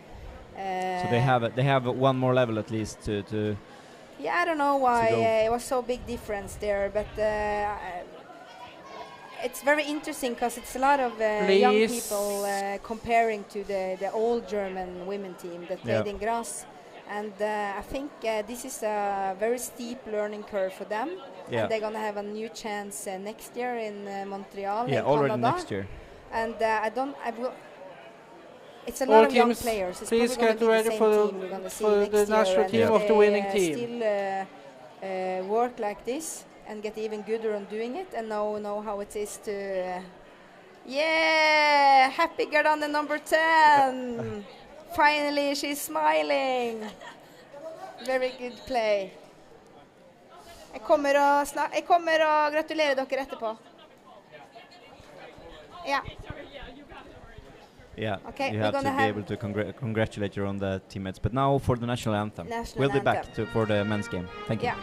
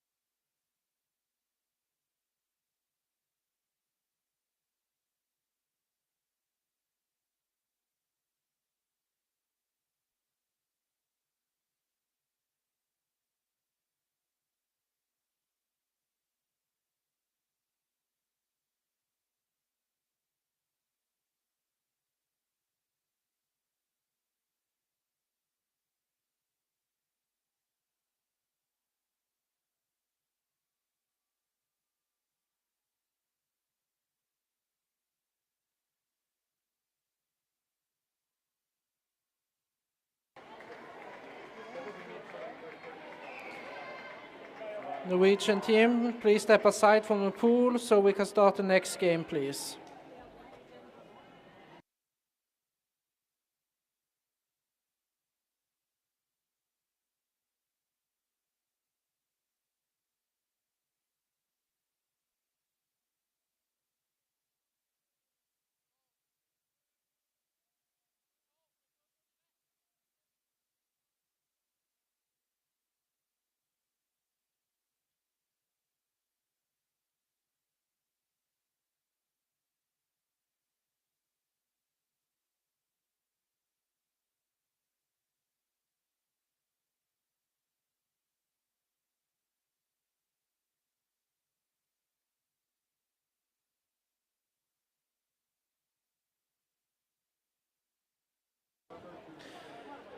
Welcome to the final game of the tournament and of the men.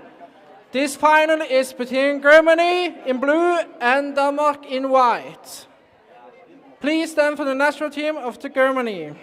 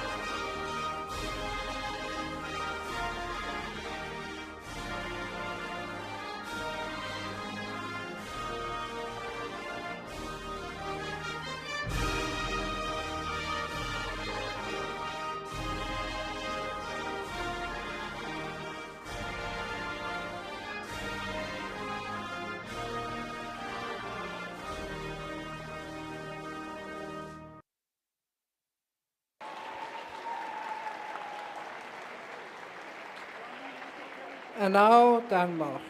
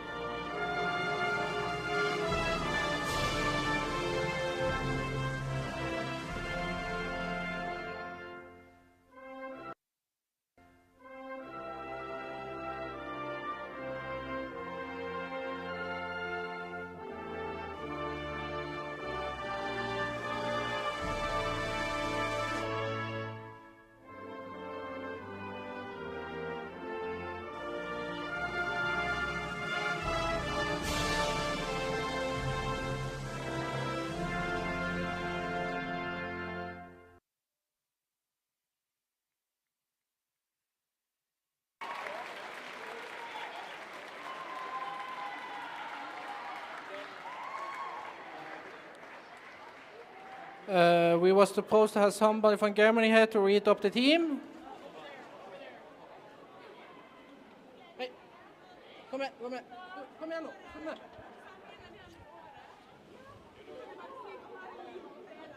Team Germany, player number 2, David Greisig.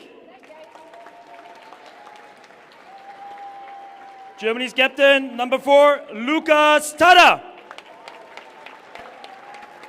Number 6, Hannes Treiber. Number 7, Martin Meskes.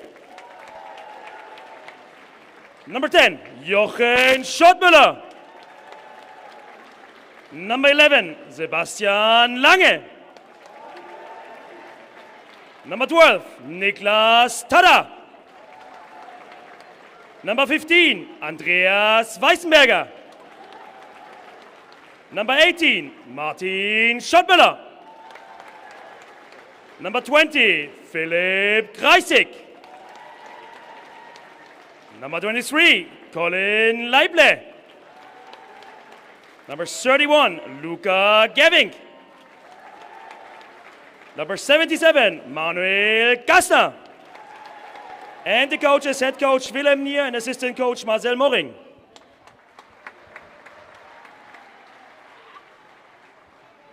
You have the team? Can I have the book as well?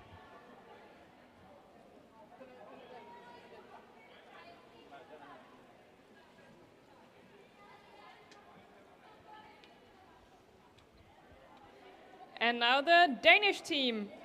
Number 1, Kim Pedersen.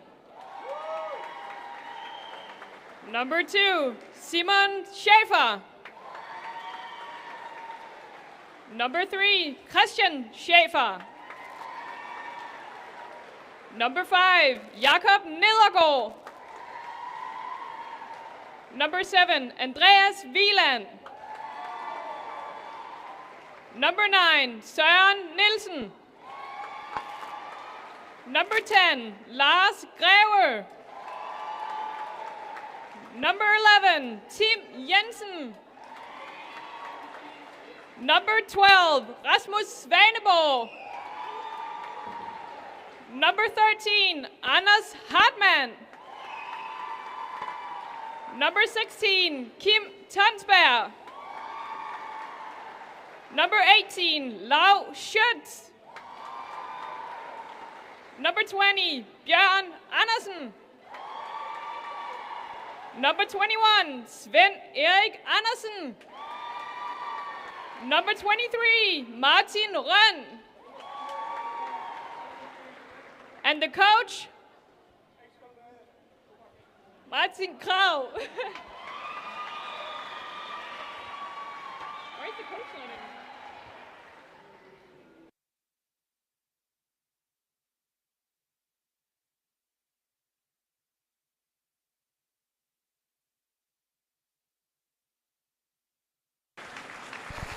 Okay. We're on the air again. Yeah, so we're stoked. This is going to be good. Yeah, we're back. We're back again after a short break. And this is the final. We just witnessed intense game between Norway and Germany, and we got some questions after the game why there is playing national anthems just before and after the games, and that's a classic how you do it in Norwegian or in underwater rugby.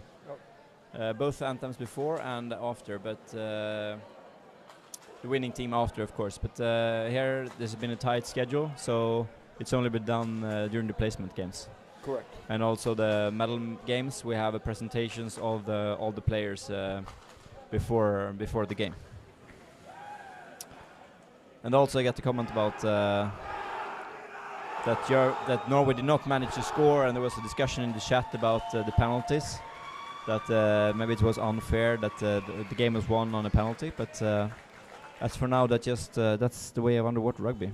Not much to do about it. That's the rules. So, but now let's leave that at what it is, and now for another exciting game, the very last game of this tournament, we have Denmark facing off against Germany. I have a question for you. Yes. So, given the role of penalty shots, and this has been true for some time now, that penalty shots can decide during the game or in the penalty shootout, and you've got this guy Lars Greve who's just fantastic at defending, unbelievable. Yeah. What kind of edge does that give? What would Yoda have said? The force is strong with him. Something like that. Strong with that one, or something like that. Yeah.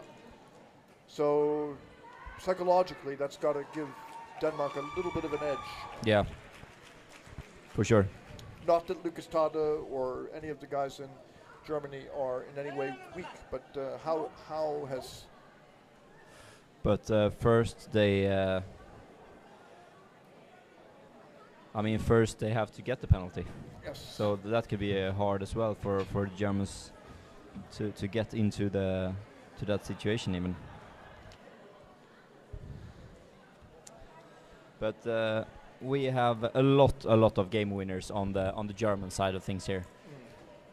We have Lukas Tada scored an early goal in the semi-final. We have the shot middle brothers, but here we are. Denmark first to the ball.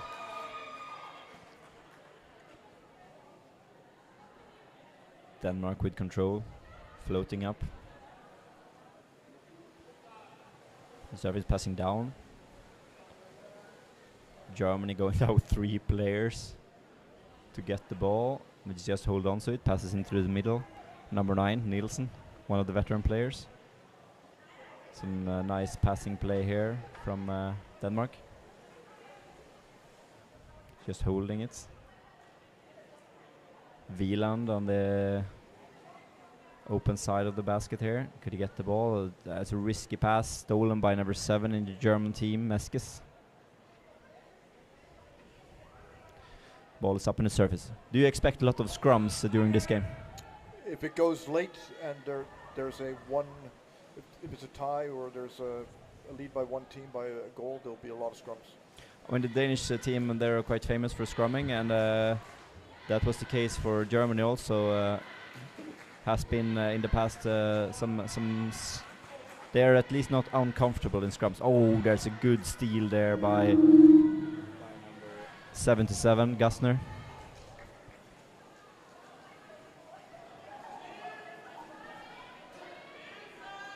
Gassner on the other side, could he get the ball? He gets the ball. Oh, there he gets it, a good opportunity, but it's not.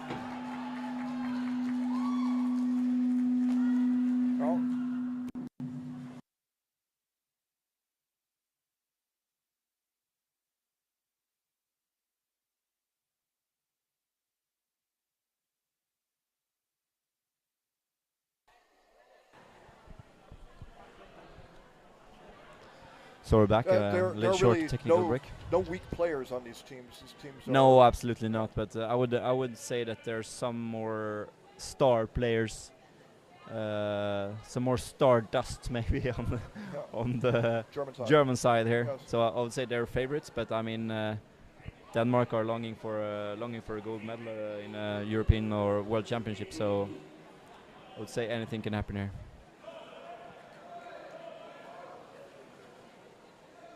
So would you say that Denmark are really meat and potatoes? This is no nonsense rugby. Potatoes? Meat and they're the absolutely. I mean, they have of course. I mean, it's enough with one superhero player to score a game-winning goal, but and they beat Norway. So so what more do you need to say? Yeah. The Danish team are extremely well organized. They're doing a lot of video analysis, and they have a special set plays, and of course they have had training games before the tournament against Sweden and against Germany, so they know exactly what they're going into here, Denmark. So these two teams know each other well. Absolutely. Tada there with the ball from his own defense, passing down. Schottmüller. That will be a referee signal, but they have the ball still, so no signal from the referee. Germany in control. Still waiting for the first real opportunity here, 3 minutes into the game. Schottmüller picking up the loose ball on the bottom, passing behind his back. It's always good to watch Martin Schottmüller. He's such entertaining player really for you to look at. Always some spectacular passes and nice assists and goals, and we'll see what he can come up with here in this game. I mean, a lot of these German guys can score. Gassner and I mean, but all 30 players here in this game can score for sure. It's but Denmark are forcing Germany here to stay back and play it slow. This is. But here we go, Schottmüller. Could he fake the pass? He fakes the pass into the corner, but that's red Well read by the Danish defender there, number 23, Sørensen. And now Denmark. Denmark in control, some fast swimming, but still going nowhere. Attacked by what I assume is Sebastian Lange, going into the scrum situation there. Lang is he's a player who he's like hot spice in food. You know, you see him. He's in there doing things. He's swimming in a certain way that you easily see him, and also the long hair, of course. And stealing the goal, stuff like that.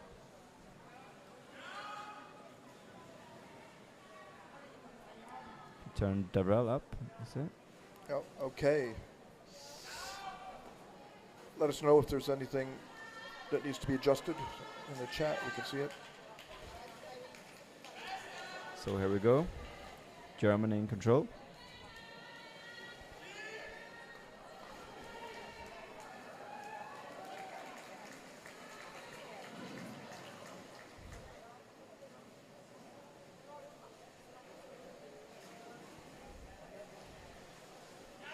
Germany in control. This is the way they want it, of course. Everyone playing underwater rugby would love to be have this kind of possession that you see the German team having here, but it's not easy. It does not come for free against a team like Denmark to have this kind of possession. One difference that fans might notice is that in the past, I don't know, 10 years ago, Germany would be lying and waiting, and now they're not. They're swimming a lot more. Yeah. So that's a change in the game. Yeah, but right now they're playing it slow, Germany here. I would have expected more of a grind to grind down the Danish defense here, since they're in such a good shape, the German players. So it's kind of surprising to me that they're choosing to play it this slow, the German team here. But I mean, they're with possession, and maybe they can stress down a mistake from the Danish players. Oh, number 10 there. Do we have a penalty? No. Number 10 pushing, probably. Yeah. Number 10 there, Jochen Schottmüller pushing the goalie. So a little breather for Denmark. For Denmark, yeah. Do you think Denmark are satisfied with this type of game, how it turns out? I think right now, the way things are going, I think Denmark's probably pretty happy. Germany hasn't really had that many very pressing situations around the goal. That's true. But you saw in the Denmark towards Norway, they had a lot more possession. Yes. Well, then the question would be, do they want to play to a tie? Who would be favored in a penalty shootout? Oh, it's hard to say. Extremely hard to say. Overtime. To me, it seems like a lottery penalty shootout between those two teams. Pettersson playing it down. Here's Denmark's first real opportunity, but there are 3 Germans locking him up. That's some safe play there from the Germans. Just denied. Pettersson's a very dangerous player around being the goal. locked up like that, you only get one wave, and that wave the Germans can defend against. So that's a fantastic play from the German defense there as well.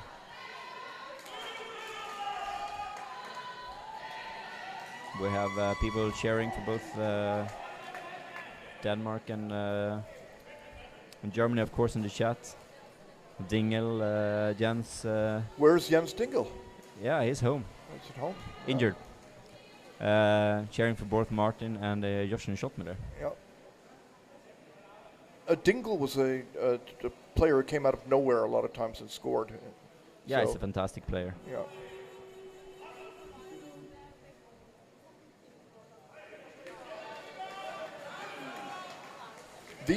Wieland. Now they know him. He's no mystery anymore. The Germans know there's a tall guy who's going to try to come in. Yeah, he's no surprise. No. Cannot come from like an underdog Wieland. He is an absolute superstar, and they delivered the pass to Christian Schäfer, heavier Schäfer, but it goes down for short dive, just waiting. I think Christian Schäfer is looking for an opportunity to go in close to the basket, get the ball, and just punch it in the same way he did against Norway. But here he's in the struggle, gets the ball. Nice move there by Schäfer. Takes it up to the surface, just leaves it to his teammate. A lot of Danish player now in the surface, swimming out on the exchange side. It's number 7, Wieland, long arms, passing in over the center line to the middle. Number 5 there with the ball, Nergard. Some possession now here from Denmark. Germany though don't seem so eager to take the ball back. They've got it. 1 against 1. Now the struggle begins for Denmark again to regain the ball. Because against those extremely good ball handling skills from the German players here. Number 6 there, Treber loses the ball. It's almost too easy. But you see 3-4 German players down. 21 on the Danish team, Andersen. With the ball locked up against 2 Germans. Loses it. Germany with control, but still in their own corner. They want to get out of there as fast as possible, but great forechecking here by the Danes. Oh, they come up with... No, the ball still in possession of Germany. But great forechecking here from Denmark. No.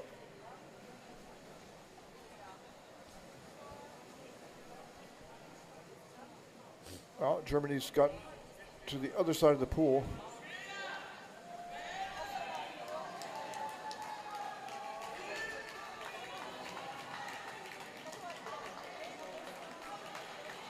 Player lurking by the side. What are they looking for? Some sort of exchange opportunity, or? I don't know. They just I think Germany here, they just want to control the game, and like lure the Danish players into a kind of a safety that okay, they're never going in. I can relax a bit, and then just bam, suddenly exploding and scoring a goal. I think that's the German way. That's the German way, has always been. So looks like they're going back to basics here. Germany looking for a bit of a relaxation on the Danish side. Not going in too often, but when they're going in, it will for sure explode. You can see if you wait up there in the corner, you get Kim Schäfer on your tail. Yeah, I mean they are in no hurry. I mean they know that there are 15 more minutes to go here, plus the 5 remaining in this half. So they're in absolutely no hurry here, and I think that's the same for the Danish players. They just playing it slowly. But to be able to score, you have to have the ball. So how do you think chasing? How do you think the results from earlier in the competition in the match between? I don't think it matters at all. Doesn't matter at all. It's completely. Oh, there goes Schottmiller. Here was I talking about. Suddenly, you just explode around the basket, but this time it was the wrong defender for the Germans down. It was Wieland there, and he read the situation very good. And here we have Greve. He can save penalties, but can he score on his own against 3 Germans? Just waiting. Long dive for Greve here. The amount of energy he expended on getting rid of those players, he really neutralized those 2 guys. The referee seen something. Attack on the head. So we got an explosion from the Germans trying to score on the Danish side, but that kind of looks to be triggering the Danish players as well. Attack on the head has been called more maybe than in 10 years ago. Yeah, maybe careful. Maybe. But in some way I think it's good, but it's hard for the referees to have a even level on this, because it happens so often. But for sure it's good. We have a timeout. Right? Seems so, and each team has got 1 timeout per half. And 70. Who's speaking there for Germany to the others? This is the trainer 75, talking a little bit about assistant coach, how they should go in, maybe show some power, maybe saying. It would be interesting after this timeout to see if anything changes here during the last 4 minutes of the game. Yeah.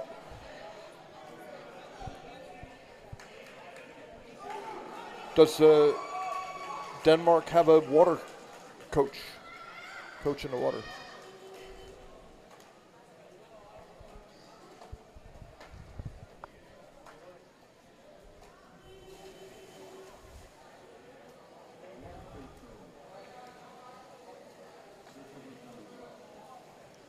So we have a Danish free throw. Let's see if they can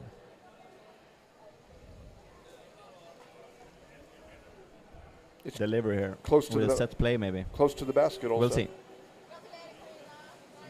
Are they putting any special players in the water now? Christian Schäfer is there. For sure. Number 7, Wieland, will be in the water as well in a situation like this. Yeah, there I see him. Number 11 also, of course. Jensen. But there Germany has the ball again. Could they make a yeah. Here they come. Still some meters left to the baskets. Are they trying to push for it, Germany here, or just playing it slow? Looks like the slow play continues.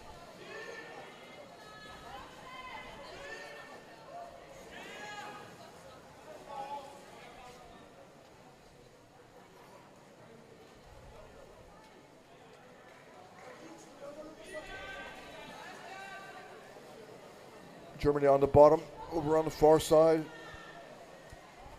But the forechecking is holding them at bay. Yeah, they're not really getting in close. I'm not sure if that's intentional or if it's by the Danish forechecking that they're not getting all the way into the basket. But so far, we have not seen very many opportunities on either end here. A sudden rush to the goal is what you think might happen, but yeah. So far, oh, now Sebastian Here Lange. they come, Sebastian Lange, but he is not in a very good position to do anything here, really. He's got Greve on him now. Maybe Schottmüller can create something. Passing back to Lange. He's good. Over to the other side. This is a good situation for the Germans. Paddling hard there, the Danish keeper. That was a good situation for Germany. It was locked up on the other side. And that was a set play. They've been kind of unlucky, the Germans. Number 7 has been down on both those attempts, Wieland, and he has been able to sort it out. Absolutely a perfect here. But yeah, Germany are gearing up. 1.5 minutes left here. Oh, here we have a fast break for Denmark. Not anyone to pass 4 German players. This could be dangerous. Snatched back by Lange there. Ball up to the surface. Martin Schottmüller dropping down. Danish players coming in. 1 minute to go of the first half here on this gold medal game. No score. Still no score. Passing it down, but no. Yeah, there comes the Danish player on the other side, Nielsen. But grabbed away by the Germans. And now it's Germany's turn to head to the other side.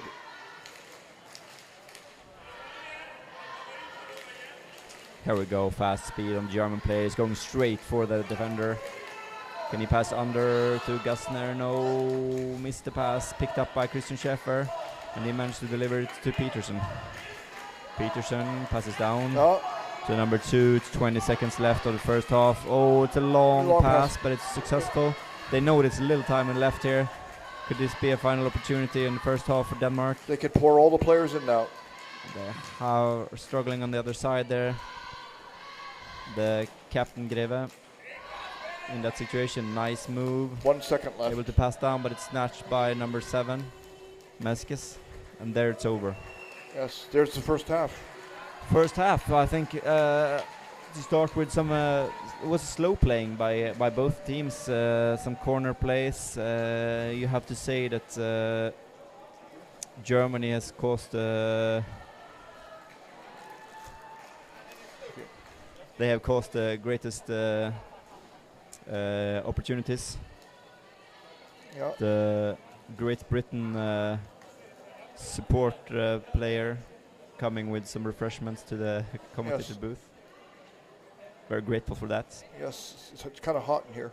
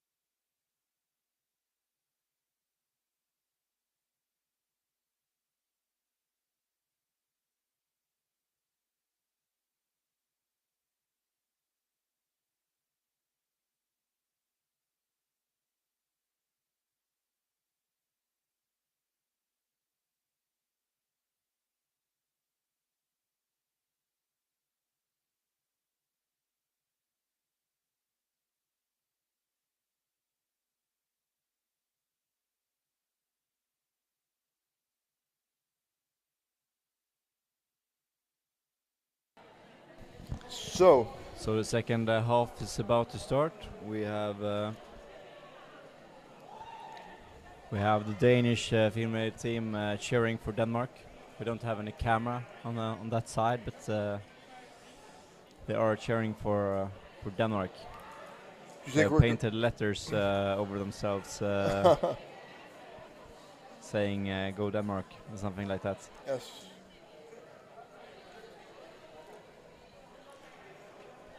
So we're still at 0-0, completely even game here so far. And we're wondering if it's going to end up with overtime. Yeah, why not? Yeah. Why not? The way it's going now. The way it's going right now, and but I mean, those German explosions exploding in those forcefully tempo shifts, they can be for sure deciding here in the second half as well. So we cannot yet look forward to overtime. We have to look forward to the second half here now. Both teams seem to be very ready to start. You have a 5 minutes break between the halves, but both teams are eager to get this one started here again.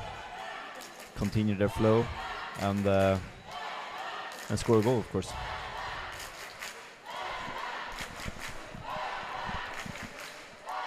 Are there any players here who have some trick method of scoring that the other team doesn't know about? No. No. Their tricks have all been exposed in the EuroLeague. For sure, for sure.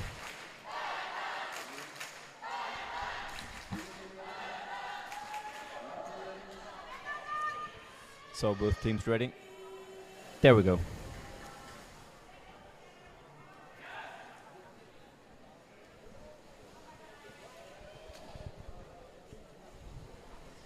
So no team in control yet. There we have Germany in control, but it was an error. So we have Danish free throw here.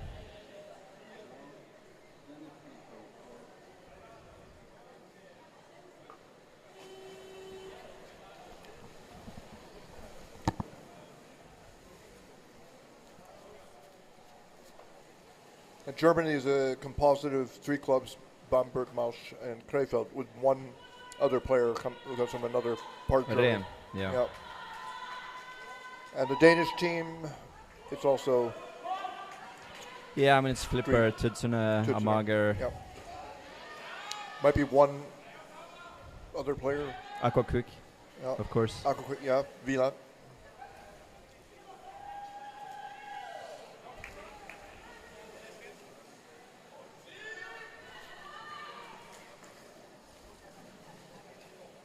Did we see many exchanges? Yeah, it's just normal. Yeah. Normal play here now, Germany in control. Gastner, number 77 on the German team. Going in along the bottom, not really trying. We have Lange there as well, just lurking around. Long dive on him there. You have not seen him yet try to go in and take the basket as he is normally famous for doing. Maybe he's saving those tricks for later in the the game's not over. Referee has found something. Still in favor of Germany. Attack on equipment.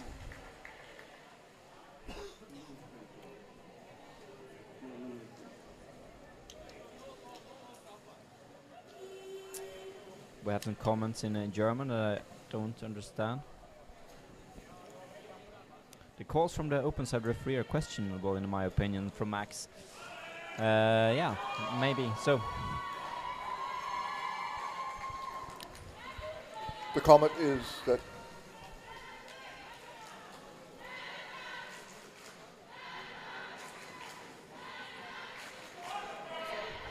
some more scrumming.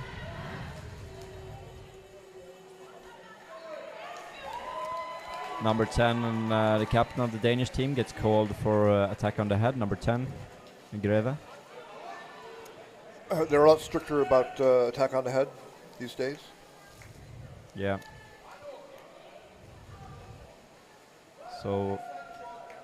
the first 2 minutes of the second half has been quite much of the same as in the first half. Not unexpected, but we would love to see some goals. Even just some intense struggle around the basket would be good.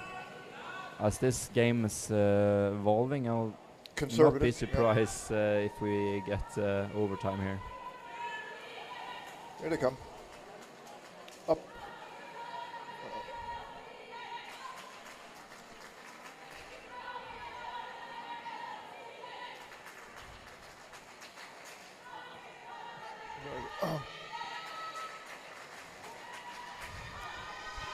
Germany in possession in the corner. Not much happening really.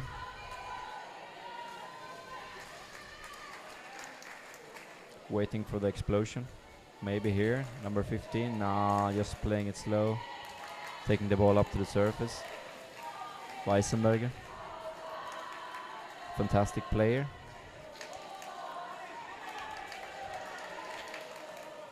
Now we have a German on the other side lying in the block. We have Martin Schottmüller also on the other side, but they can't get the ball over.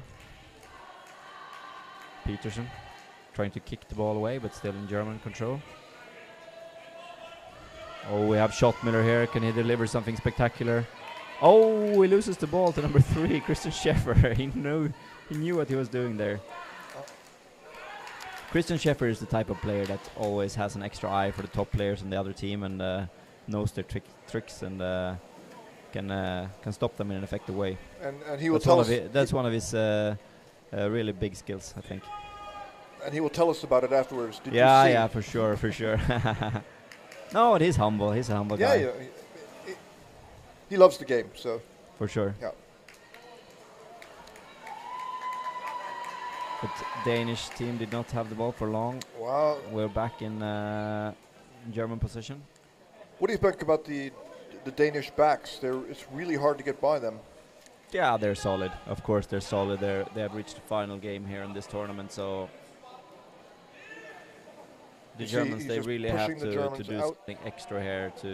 They have to do a block or something screening out the defenders to create something here, but they're just waiting, playing the waiting game here.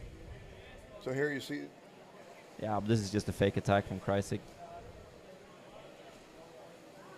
Now they're putting in a player on the other side. Is it Lange? Meskes with the ball, just playing it slow again, but attacked hard in the surface there by the Danish captain number 10. Here Kreisig goes in, showing some speed. Now they're turning up the volume here, I think, Germany. Very strong coming from above. Kreisig can get score. Yeah, Fakey.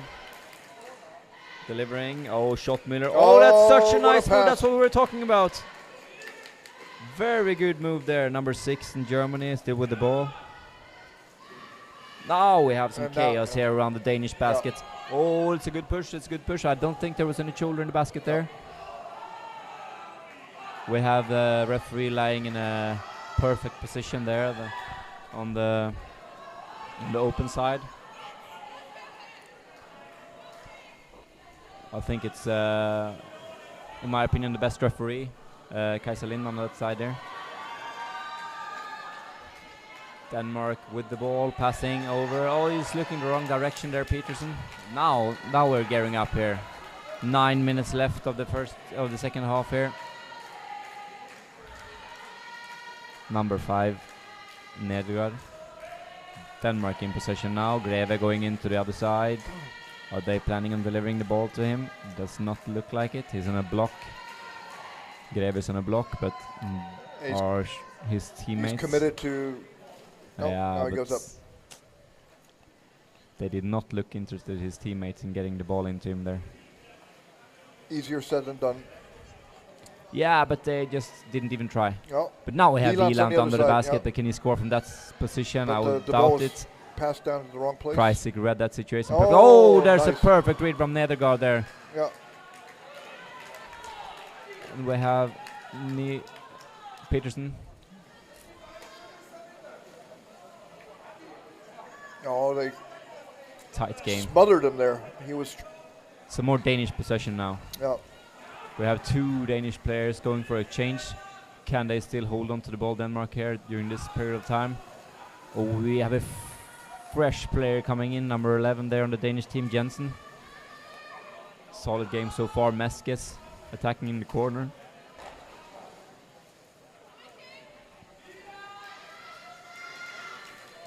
It's slow playing here, Denmark. Number 21. Over to 2, Schäfer, the veteran player. Can he give the signal to his teammates to do something here? Oh, he's almost locked up. Oh, there's some absolute immense chaos there. But German defender has got the ball safely. Just swims out, looks very relaxed, confident. Passing the ball to Lange. Attacked on the head. Referee does not call on that. Christian Schäfer with the ball. Number 20 to number 11. Jensen again. Yeah. Number 20 picks He up the ball. recovers it. Anderson. Anderson passing back on the surface. The ball drops down. This could be dangerous. Picked up by Germany. But Denmark's. Kreisig with the ball. Oh, holding call. He released him very quickly. Yeah. We have 6 minutes, 39 seconds remaining of the second half here.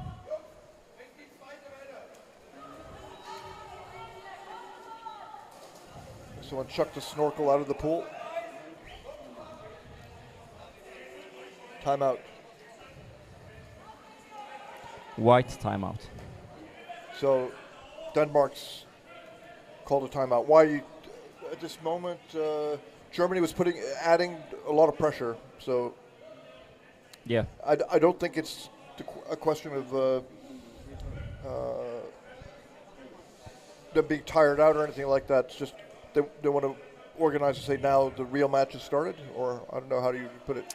I mean, it's been completely even. I think this second half as well, there's been chances, semi-chances both ways. But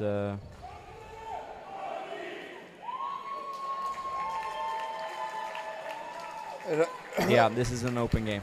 Absolutely. And of course, when the game is so tight and you're concentrating on doing things, you might hold the ball out just a moment too long, and the other players are looking for a chance to pick it off. So we've seen that a couple times now in the last 3 or 4 minutes.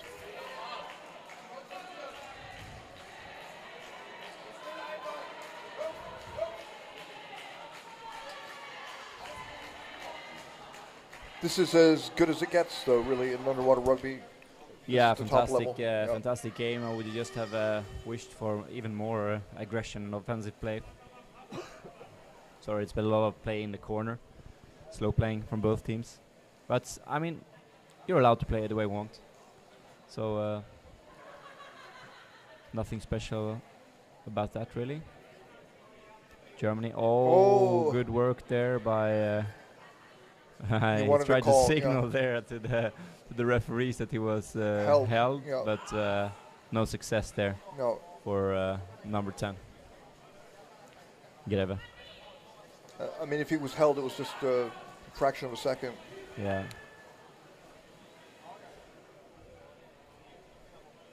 We have Schottmiller in the water.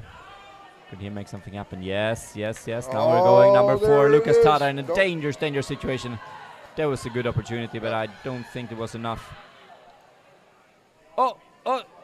Oh, the best opportunity of the game for sure. And the goalkeeper saved the day. Oh my God, that was really close for Germany to score a 1-0 goal there.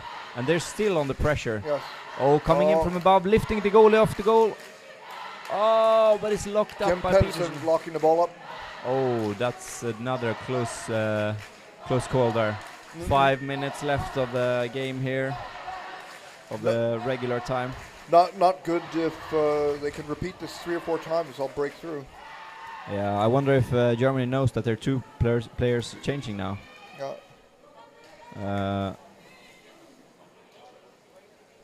Yeah, they seem to hold on to the ball anyway. Lange and Tada in the scrum against Christian Schäfer, 2 against 1. Yeah. Oh, ball out of the water. Ball above the surface. And White fit. That's a good work there by Christian Schäfer against two German players. Forced Martin Schottmüller to lift the ball above the water there, and the ball is back to Denmark.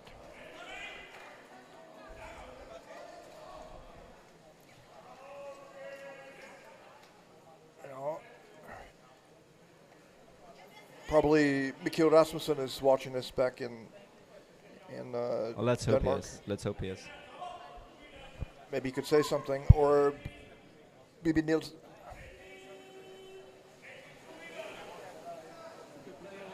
We have even people from Colombia tuning in. Hello to all Colombian friends. Oh, Greve coming in from Bab, grabbing for the head. Locked up. The captain is truly leading his team here. Schottmüller taking the ball from him together with Weissenberg. Drops down. Yep. Drops down. Holding. No trouble. No doubt about that. Even we can see that one. Number 21 there, Anderson, with a holding. Was that tactically smart? I don't know. No, he didn't really need to do Probably he didn't even see that he hadn't got the ball anymore. So sometimes you just go on instinct in those situations and just hold on to the player and okay, or whatever. It was a free throw. Doesn't matter. So let's see if Germany can make something here. They have a person in blocking, number 31, Gervink.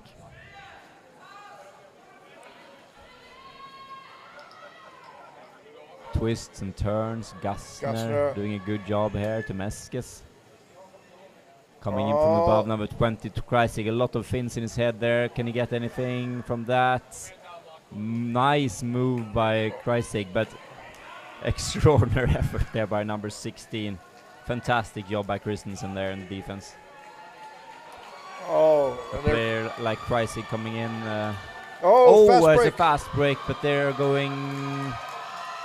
Yeah, that's a wise move to not go in against four Germans this time.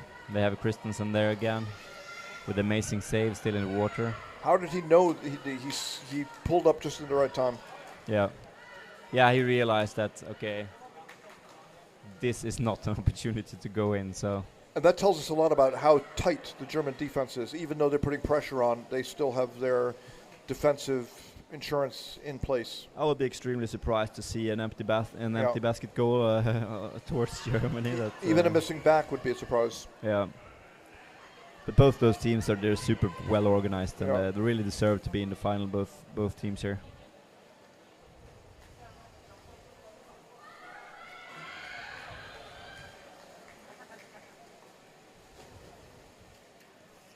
But I think, of course, Norway would love to play the game against Germany. They didn't get the chance to do that in this championship. The bronze medal match went to Norway. They defeated Finland.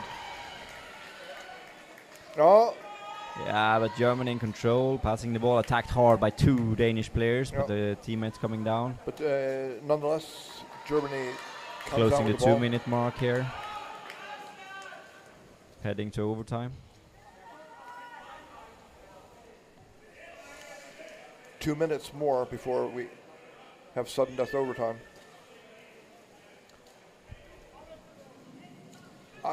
No. There we go. Twisting and turning. Oh, nice move there. Could that be anyone else? The number 7, Wieland, the giant. Held in his legs, but still managed to. Now Denmark they're changing it up here. Yeah. Greve, the captain from above. And we have. Do we have a shoulder in the basket? Is it true? No, it's a land referee. What's going on? Don't know. Attack on equipment. Attack on the head. So what's happening here? What's going on? We have. Okay, so attack on the equipment. Blue free throw.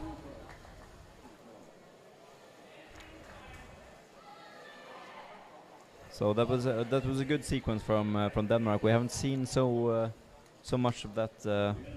I think maybe they're waiting for the last minutes to score the decider. Krag was a little disappointed that this offensive moment ended like that. Greve is really high there, Yeah. going in within the 2 meters. He really wants this gold medal here, Lars Greve. Yeah. Well, who don't? Of course, that's what everyone wants here, the gold medal.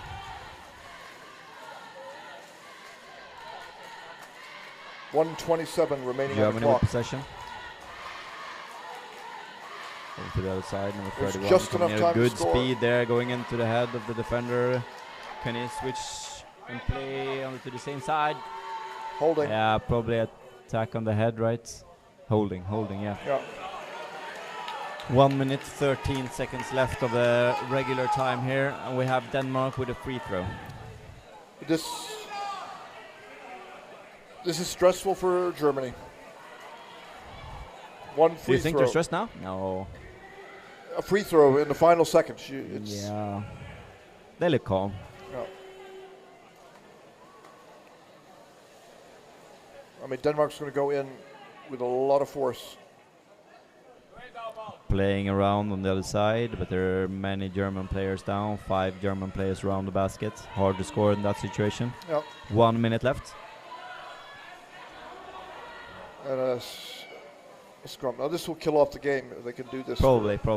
Yeah. If they can stay calm here in the scrum. Germany with the ball.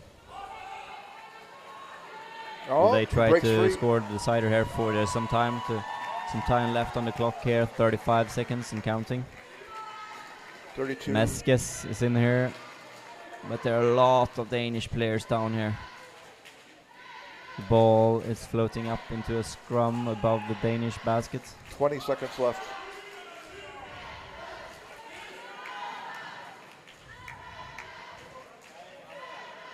Out of bounds. As Germans just Yeah. pushing the Dane out with the ball there, but it doesn't really matter. 10 seconds 10 left. seconds. Yeah, I don't think this will change anything.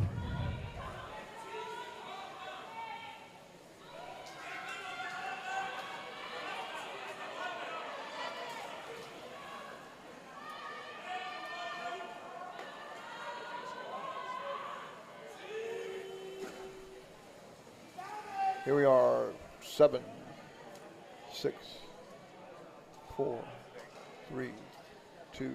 Yeah, we have a final gold medal game overtime here. Yep. Well, we looked forward to this, or we feared this. The longer the better, right? For us watching. But I mean, both these teams, they... Would you prefer they this went is- straight to penalty shootout?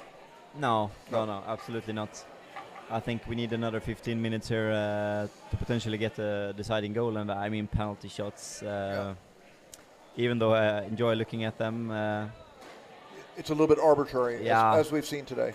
So now the question is, can they change players to get anybody fresh in?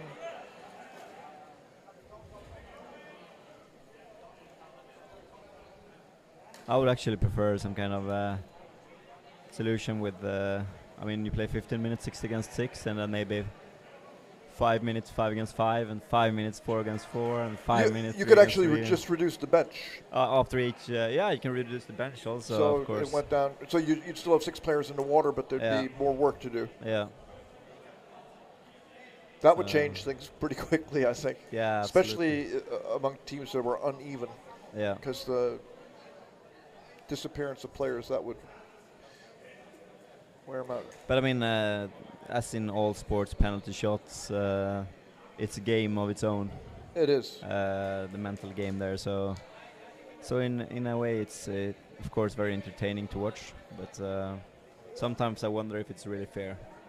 No, well, in the EuroLeague, for scheduling reasons, they moved to direct to penalty shots. No, Yeah. No overtime, because people had planes to catch. So. Yeah. But that's the Nordic Championship. Yeah.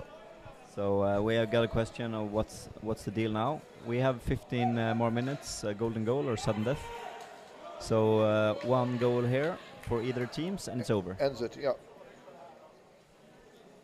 which is, there's also a lot of pressure on the referees now because yeah, you one don't penalty want to decision here.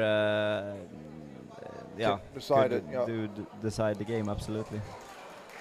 Plus, as we've seen, you know, if they call something and they don't have instant replay themselves, so a goal that happens precisely at the end of the you know, the period or something like that, the referees really have to do what they think right. Yeah, I mean the referees, they have to be on the top of the game. It's the same as for the players.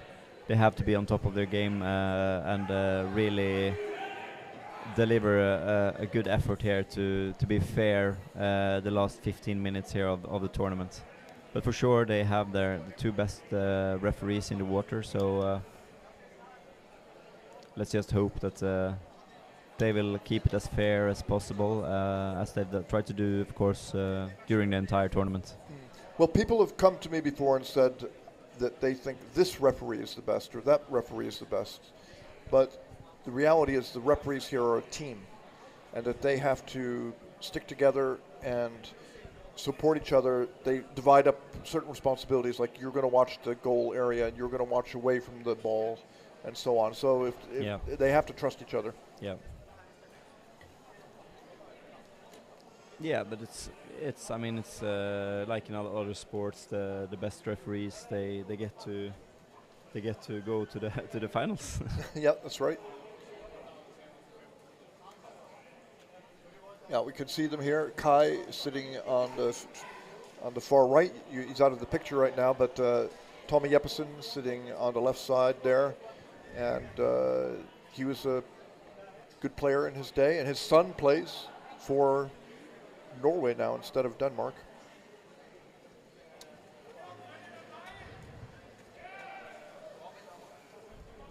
And the deck referee this match is Øyvind Tossesen from Norway, also a former national team player in his day.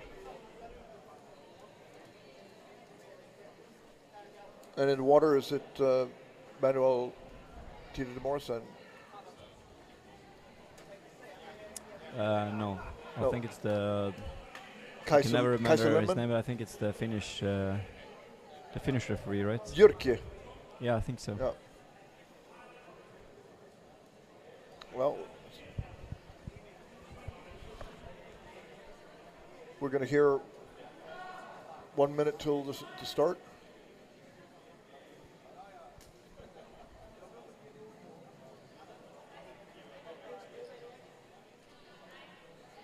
It's coming.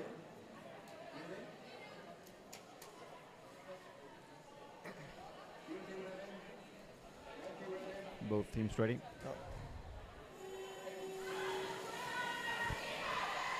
Denmark first to the ball. Denmark first again. Attacked hard now. I think both of those teams now they really want to end this game. I don't see either of these teams wanting the game to go to a penalty shootout. So they're going to go all out. They're going to go all in without risking anything in defense, of course. But there's nothing to lose here. It's the last 15 minutes of a long championship. So, oh, that's good by number 1 Peterson to intercept that pass. And lost it straight back again. Those cross field passes are always dangerous. Is this a sign of fatigue? I don't know. It's just, yeah, maybe. Just surprising. Lange. You can see, I mean, all the final games here. If a player loses the ball, they do the right thing always to just hold on to that player that they lost the ball to. Oh, 2 German players in the block instead of 1. That was a mistake from the German players, I would say. One should have been just picking that ball up and attempting to score. I think that was dangerous right there. Yeah, but they had a double block there. That was not, I think, the plan there. That was no.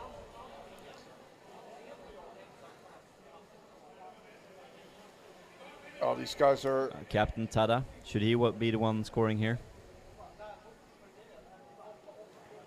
He's been scoring so many goals in this tournament. Lucas Tada, amazing player.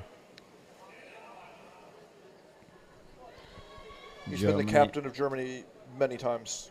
Yeah, he is just simply amazing player.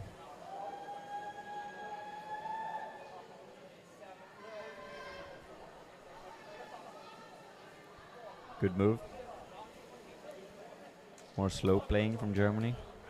But now they have Lange on the other side. Maybe his teammates want to deliver it to him. Up in the surface now. Signals that no, please come up again. Oh, We're not Christian going Schaefer at this time. rushed in, but Run over battery, I think. We'll have to find an alternative. Germany with the ball.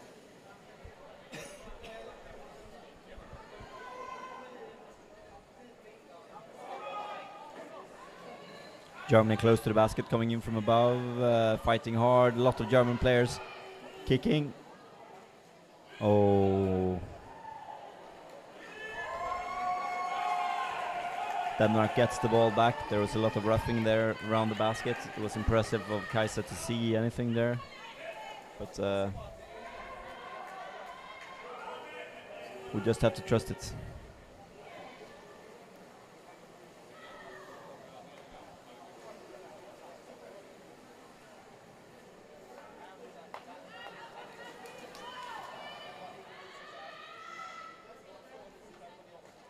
The scrum.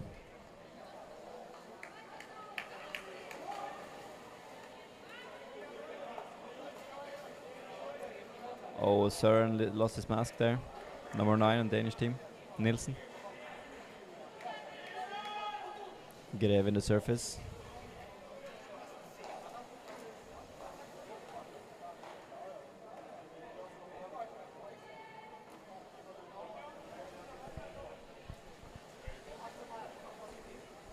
Denmark with the possession. Through number 21, Andersen. We have Peterson there in the situation there, and Weissenberger. We have Meskes up in the surface. Weissenberger to Kreisig.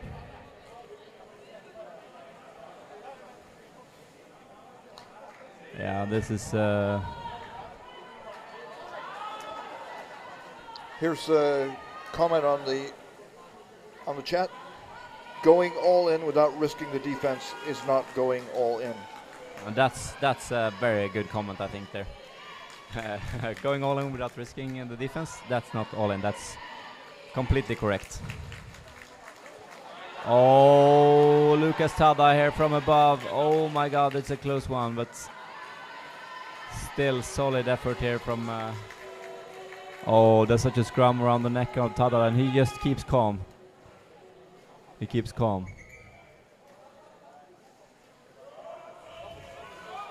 Choking. Yeah.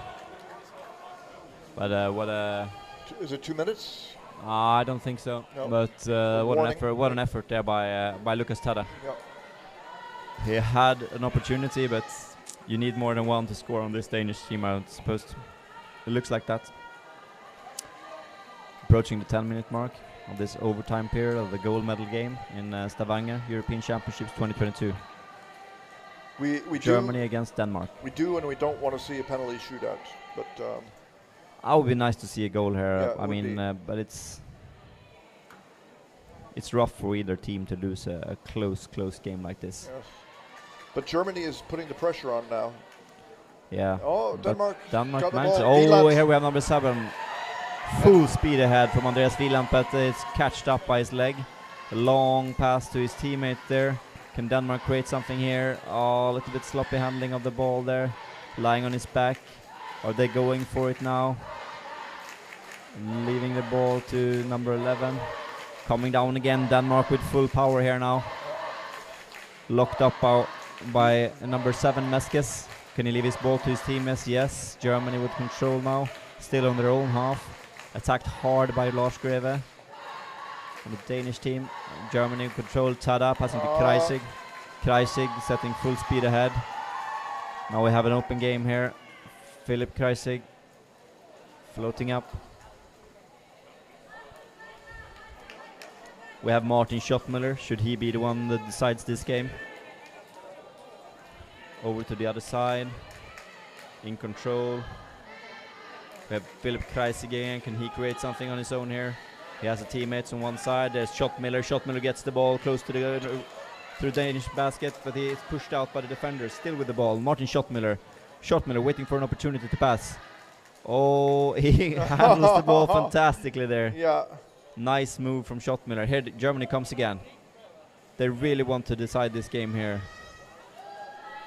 Oh, drops down for a second there, picked up by Danish player, still on their side. German player forces him up in the corner. I would say Germany is... We have a scrum in the corner of the Danish sides. Germany's playing slightly better now. Yeah, they've geared up. Let's see if they can continue like this, Germany. Denmark needed the break there.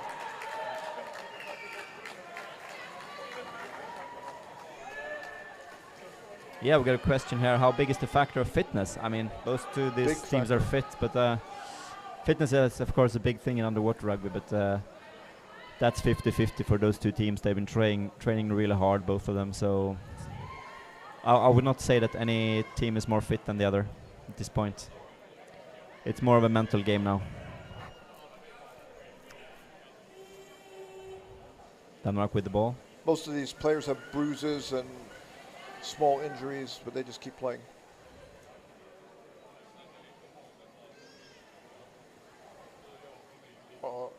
Holding his suit there, sure. Schottmüller, he's got such an awareness when he plays. It's just fantastic to see him play. Martin Schottmüller, number 18 on the German side.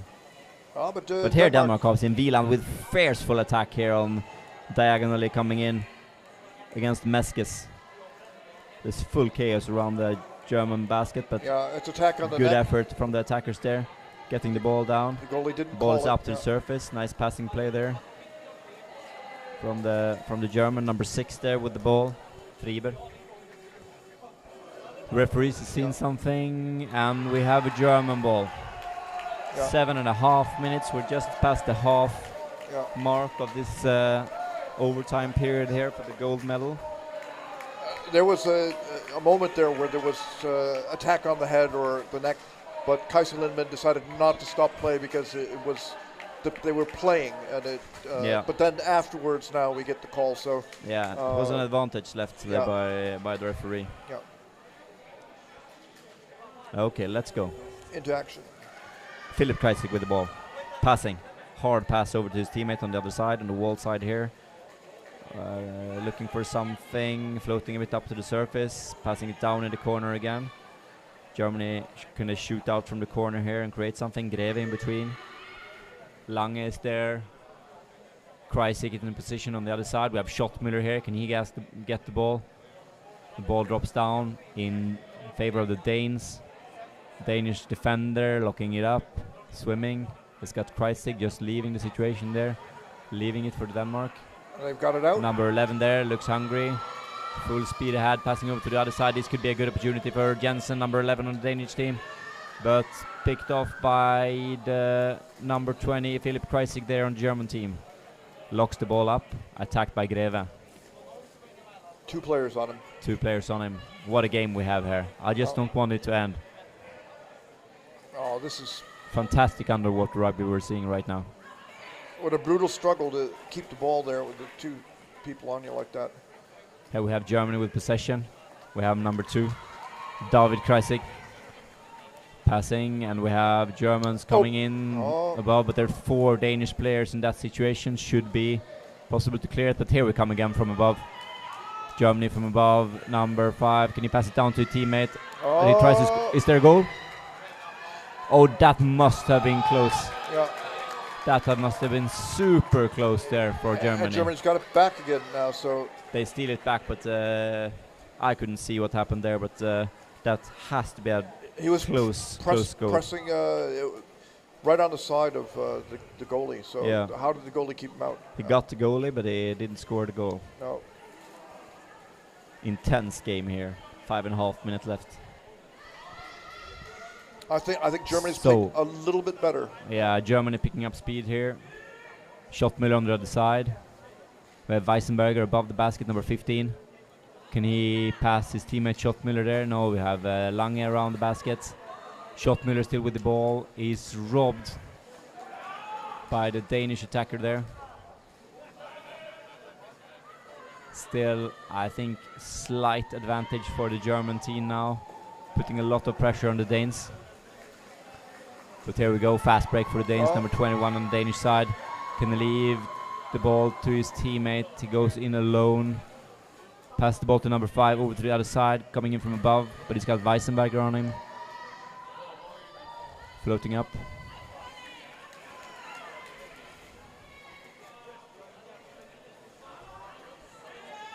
Up in the corner now, Denmark.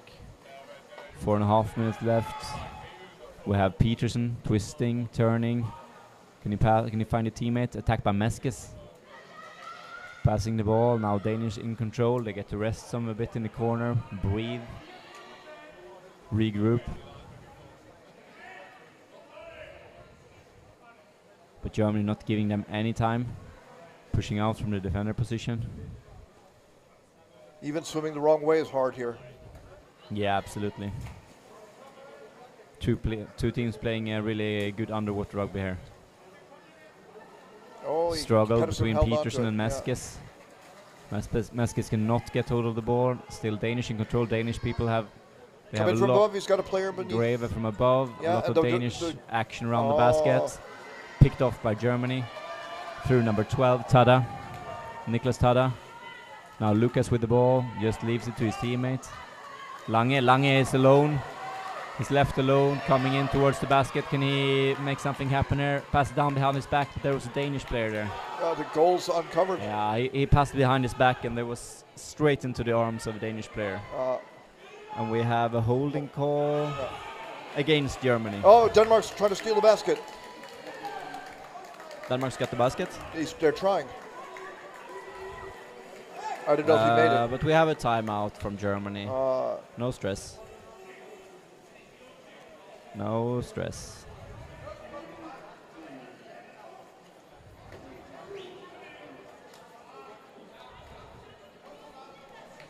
Oh, how many? Oh my God! How many this minutes is left? exciting. Nerve-wracking. I can't see the time here. It's so small. 3:21. 3:21 left.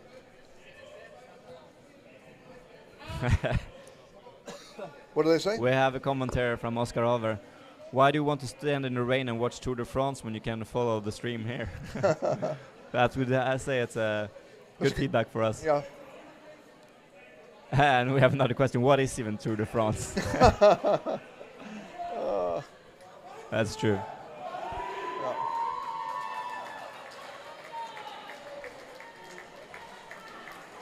Both of these teams now have talked it over. They've got a plan. And that's one of the things that these coaches at the top level, they will not let their players go into something without a plan. Yeah, for sure. They'll tell them something. They've got to buy it. They've got to go for it.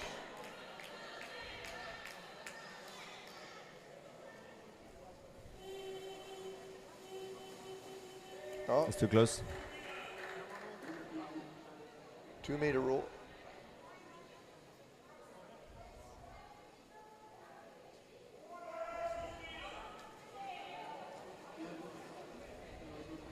A warning there.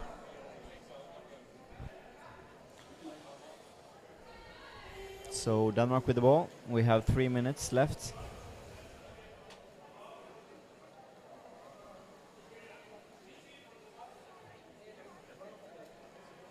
'21. Is that Tim Jensen or who is that? No. 21 on the Danish team. That's Andersen. Andersen. But no real attack here. We see holding. Still Danish ball. Less than 3 minutes remaining. Yeah. Oh, it feels Such like a close game here. The whistle blowing a couple times. It feels like ice has been thrown into the pool. So everything's a little bit. Yeah. But it's going to heat up immediately. We have someone hoping for a penalty shootout here in the chat. Well, Denmark has. Denmark's got the position closer to the basket, but roughly the 3 question minutes. if they can deliver it. Oh, intercepted by Schottmiller. Meskes. Attacked by Andersen. We have Kreisig in the water. 5 Germans against 1 Dane. Can they take the ball? No, they can't. He keeps keeps a the ball play. within the team. Could this be a decider for Spun Denmark? Good positioning, but Germany with the ball.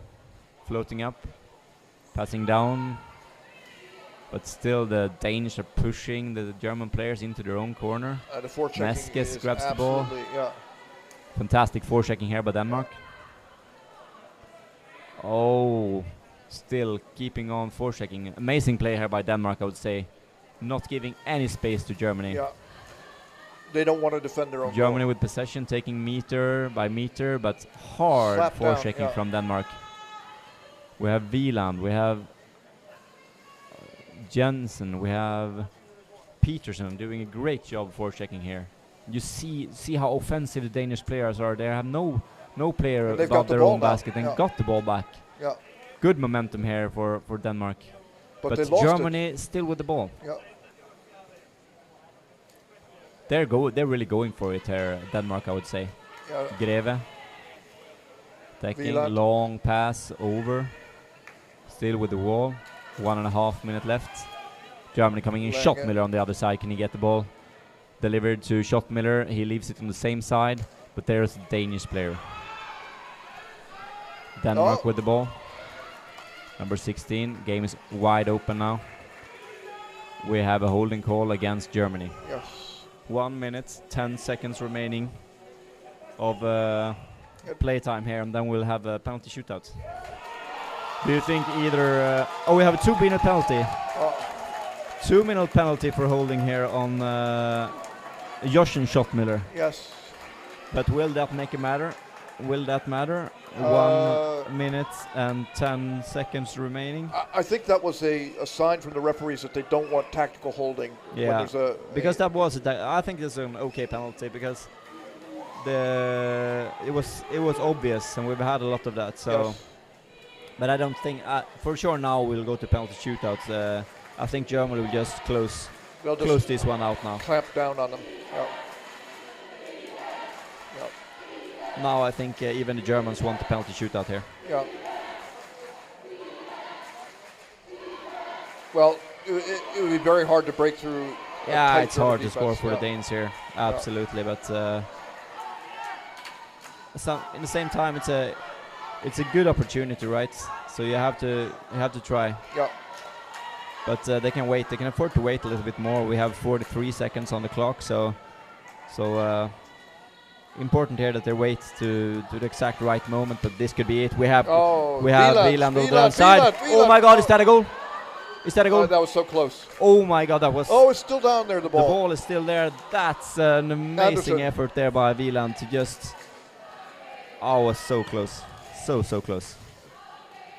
That was a mind-blowing attempt. That was maybe the final opportunity here because we have only 10 seconds left now. Germany survived that. Fair enough. Yeah, for sure this will be penalties. Yeah. 3, 2, 1. Yeah, penalties. And no surprise, Christian Schaefer is, or is it Simon? Simon Schaefer just casually patting his opponent patting on his the head head. there. Yeah. Well done, Yeah. kind of, we wanted to say. All right. So let's hope we can avoid the chaos here with all the numbers and penalties and see if the referees have learned anything from this chaos in the bronze game on the female side. It was, I'd never seen anything quite, no, I've seen some weird penalty shootouts before, but that one perhaps was going to go down in history. Yeah.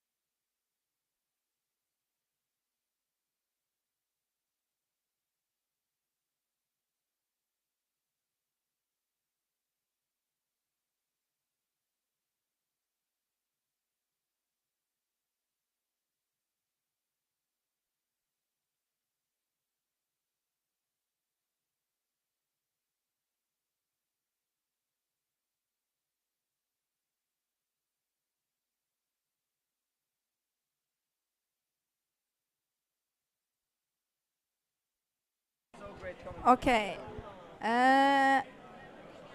This is turning out to be a very long day. Very funny for the fans, but it's gonna be exhausting for the players. We're gonna have a penalty shootout. We were supposed to have the ceremony now 6 o'clock, but it's gonna be penalty instead, and for me that's perfect. I'm still here with Davrel, and Mattis, he had to go because he has a plane to catch. So that's why I'm here now, and it's going to be incredibly exciting to watch this penalty shootout, because I know that... no, you're on, Davrel. Okay, I'll say. I know that the Germans have a long tradition of being very good at penalty shootouts, both defending and scoring goals, and same with the Danish team as well. So I don't know. I think it's a 50-50 chance. I think this is a very difficult. Going to be a very difficult match to end. The difference now since grass is that they have a rule change, which means that the one who's defending the goal can't be the same person before they've used everyone on the team. So the rule you had usually on the attacker side is the same for the defending side. So usually at grass you had like maybe 2-3 persons who always defended, and then you had a different player that took each penalty trying to score. But now we will see the same for both defending and attacking. And the coaches have to submit a list. That means that everyone that are defending will also attack, and everyone that attack will also be defending if funny. You see a Denmark on the women's torso here, but it's just Danmark. There you go. We're missing the R in Denmark here. She needs to take her t-shirt off because it's always Denmark. I've been... Jochen Schottmüller is in the penalty box. Yeah, he is in the penalty box. So he can't shoot and he can't defend, obviously. I'm not sure about the rules here. The chat can help us, because if the opposite team scores, if he's free to go and participate in the penalty shootout, or it's they use, because he has maybe, I don't know, 1.5 minute left of the penalty, so he might they use the penalty time to subtract from the penalty. Yeah. They might. I haven't experienced what they do when they have a 2-minute penalty in the penalty shootout. So let's see. Lars Greves made some great saves, so it's got to be in the minds of other people that if you go up against him, he could stop you. Go against? Lars Greve, number 10. Yeah, he did a great job against Norway, incredible job really, but the difference now is he actually played 3.15 minutes, he played the whole match, so for him now to be down there holding his breath for 45 seconds against a German player, probably the best they have from the Germany team, it's a lot to ask him. So if he manage it, that's a performance nobody should forget about. Well, already because playing this match, and the Danish have been a lot in defense, defending themselves, and that's the most exhausting part of the game. And Greve, number 10 there, he's been playing really hard and well and a lot. So I would guess it's going to be a goal for Germany. Remember that the team that tries to score always have the benefit in a penalty shootout. And it's Philip Kreisig coming. So we just see here. It's not the best way to end the match having the penalty shootouts because you want to win by playing, but when it's so tight as this game, you don't have a choice. Okay, let's see. Philip Kreisig's a great goal scorer from above.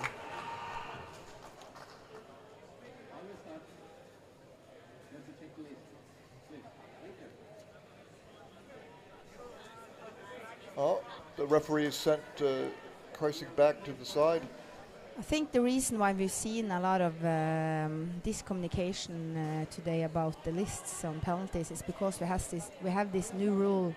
So you need to have 2 lists with numbers so the referee can check that none of the teams use the same player twice in either attacking or defending. Right. So and it's quite difficult because it's the first time. This is the second penalty shootout ever they've used this new rule.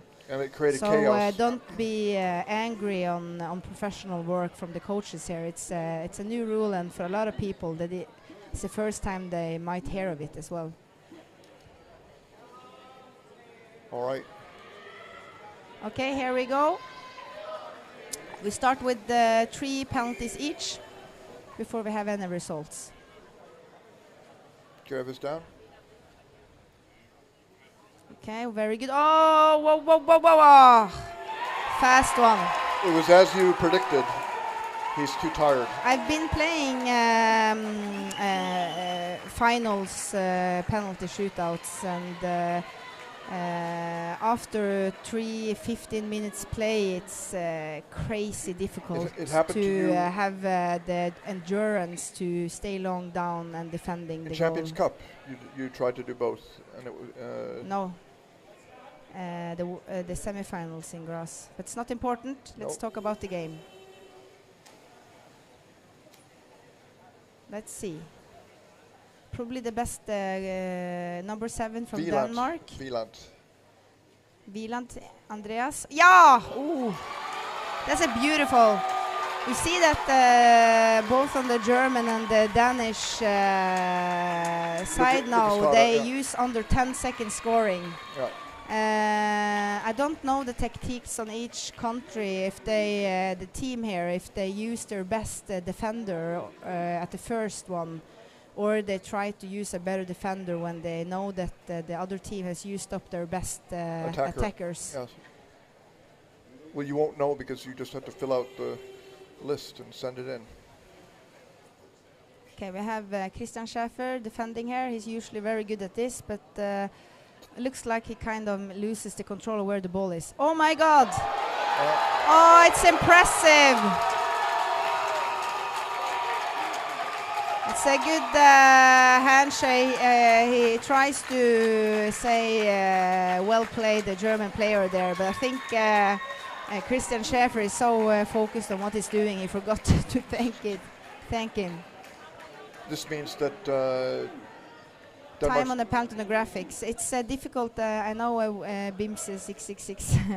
We already have been asked that, and you should just have your watch your own timer to time this. We should have a clock, but we don't. Because we can't fix it right now. Okay, number 1 of the Danish. It looks like it's Pedersen. a very good technique. Oh, yeah! Oh, that's a crazy, enormous good save from the German, because he was moving very well. Oh my God! Oh my God! Yeah. Oh, that's impressive. And you saw it from the start there, number 15, the German player there. He moved really, really well around the bucket there, and he knew where the ball was all the time. And even though he changed a lot of his positions, he had the full control of where the goal was. So we're even again. So we're even. So now, if they both score, we're going to have 1-1. Okay, number 18. He's a goalie. Usually, you see on the labels on his legs. Oh, that looked easy. It's the captain, number 4 on Lucas Germany. Tada scored. Yeah. That looked easy. Come on, Denmark. You have to thank each other after. He's trying to thank him. Yeah. Show some sportsmanship, please. They're tired. Yeah, but still, this is a thing that you should know by now after 1 week playing, that you always handshake after you're done. The penalty shot. Number 10, it's Greve again. He's trying to already, he's going to try to score. If he doesn't score now, the Germany wins. Sebastian Lange. So it's tough that they already used Greve so early in the penalty shootouts. Okay, he should now go up and breathe and take his time. Take your time now, Greve. It's now or never. This is probably the penalty is gonna be the. Oh, Sebastian Lange is really doing a great job. Come igen, go up. No. Then we have a new European champion. Germany has won. Then we have the new European champion here. The Germany finally wins gold. And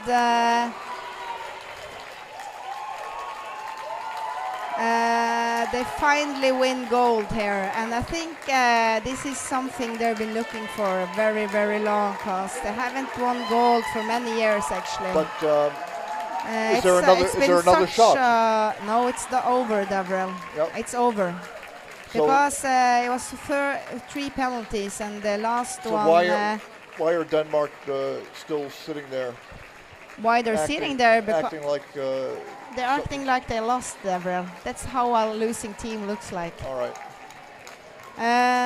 The Germans now have won the European gold medal for the men, and it's an incredible performance. And if you see if you think back on the match, the 2 first halves in the men's final, the Germans have been mostly in attack. So. The Danish had a very good sudden death where they were a lot in attack and had a lot of good opportunities there. And a penalty never kind of reflects what they've been doing in the game. It's just a way when you can't play until tomorrow. So. It's very well played, and Germany men have been playing very solid the whole championship. And the Danish now are handshaking and thanking for the match. So I think they were just so focused on the penalty shootout that they forgot to handshake. And it's no hard feelings now. The game is over. It's allowed to be quite disappointed not winning when they were so close. But Germany won because they were the best team today. So close. But if you compare it to the World Championship where the Danish team got the 5th place, they now have 2nd place, and they also won the Nordics earlier this year. So for next year on the World Championship, they will be even more hungry to win the gold. So yeah, Davrel, do you have anything to say? Well, I think we should get a couple of interviews, probably Lucas Tada and maybe Lars Greve. Yeah. I don't know, Lars Greve, yeah. He's already been interviewed. True. You could you could ask him who asked the team, or you could ask Christian Schäfer, who made the goal in the semifinals. So That's they true. came into Christian the Schäfer gold usually final. has something to say.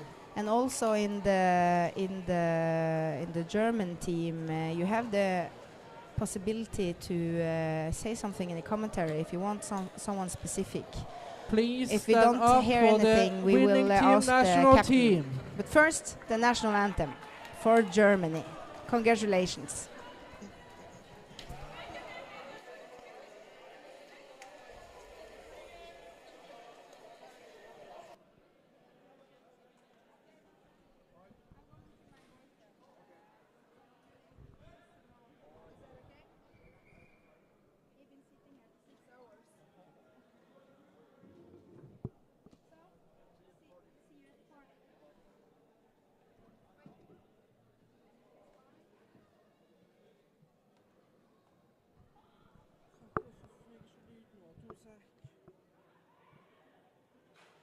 26!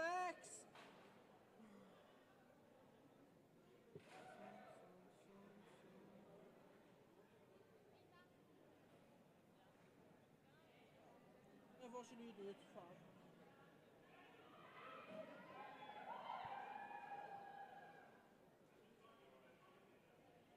Jeg vet det.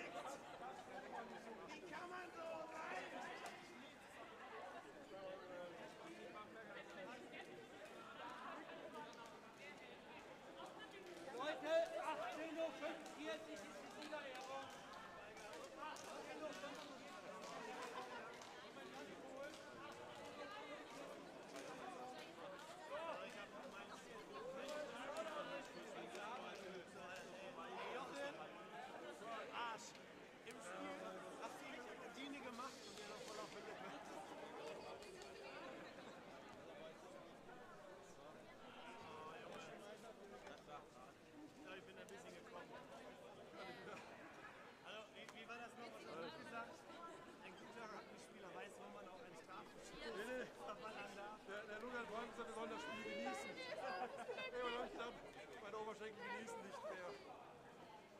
Fuck, ey.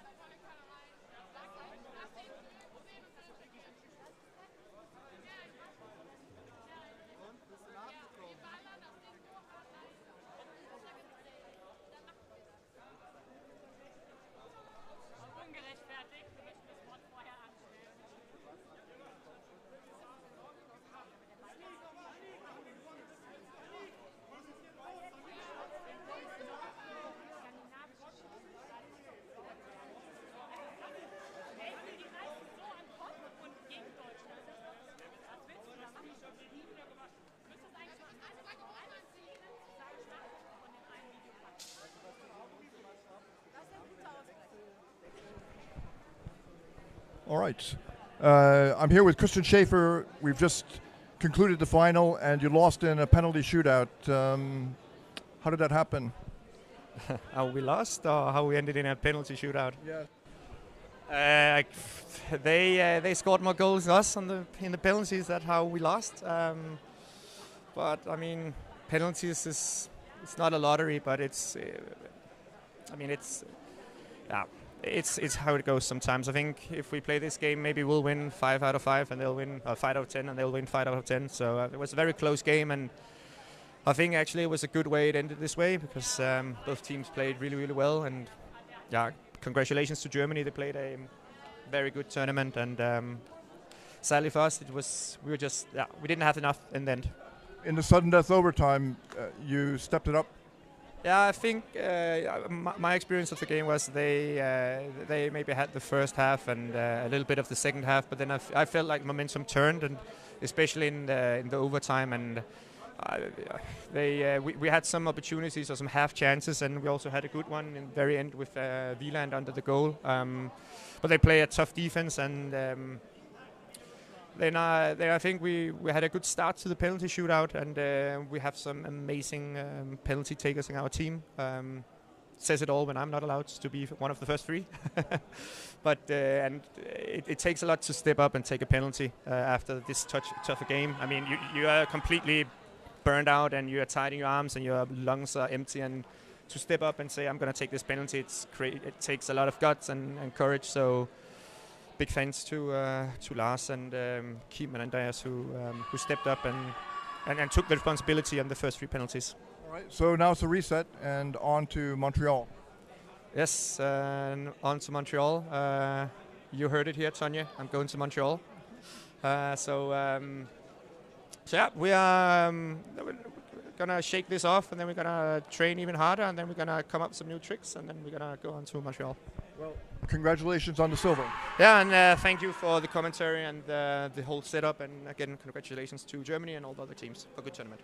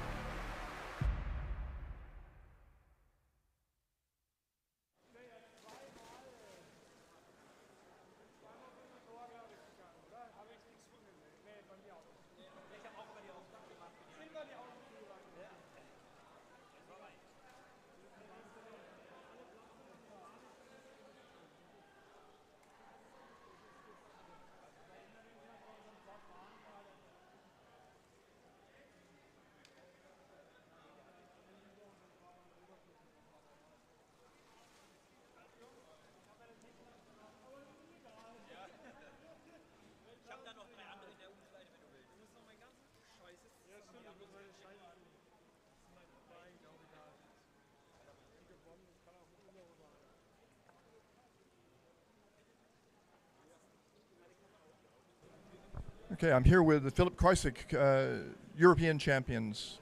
And did you think it would end like this in a penalty shootout? We hoped we will do it before, but we were quite sure to do it in the penalty shootout. Everybody was very tired when it came to the penalty shootout, so the goalies probably couldn't really play the way they would have, of course. I think the time is long enough to recover for 45 seconds. So we made a break like 5-6 minutes. So yeah, we had time to recover. And how is this affecting the plans for the future? You're looking forward to Montreal now? Of course we look forward, but that wouldn't change our plans. So I think we already have plans like weekends when we train, and yeah, but it wouldn't change it.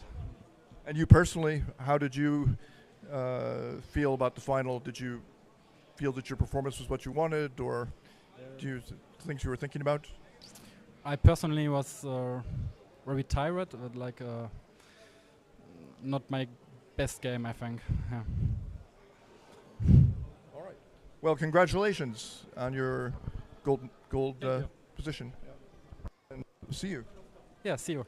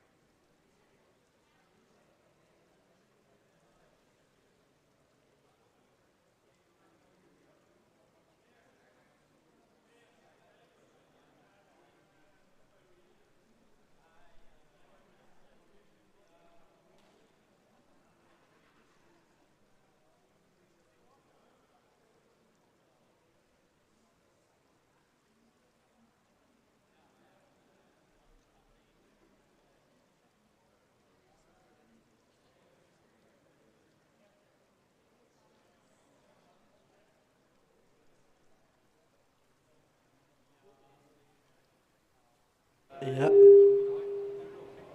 Yeah. Yeah. Yeah. Yeah. Yeah. Yeah.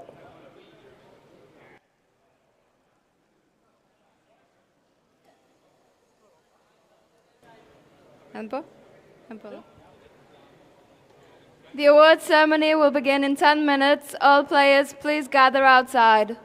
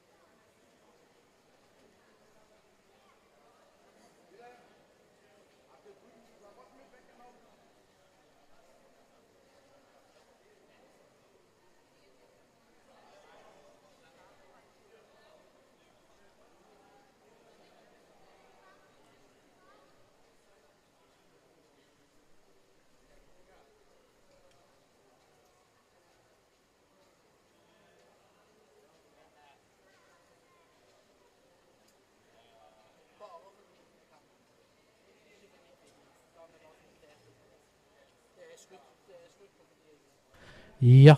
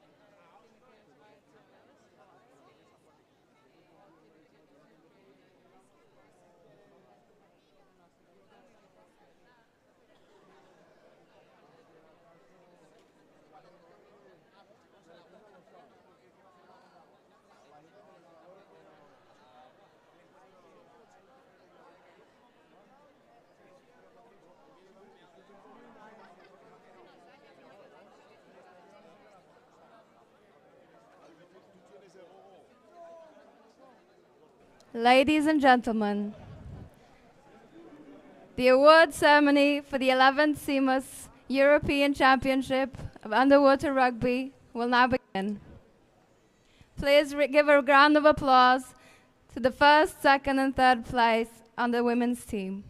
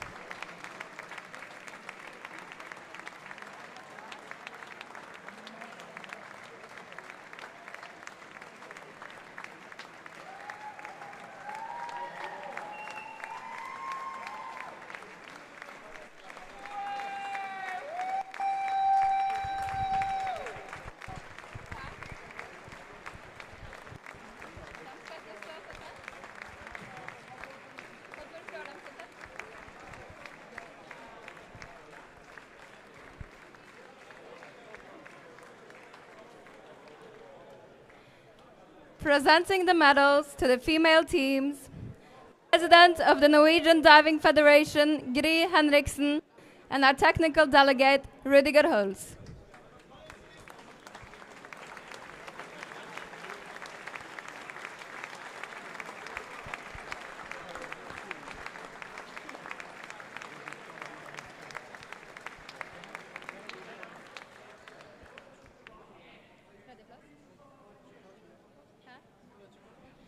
Third place, Sweden.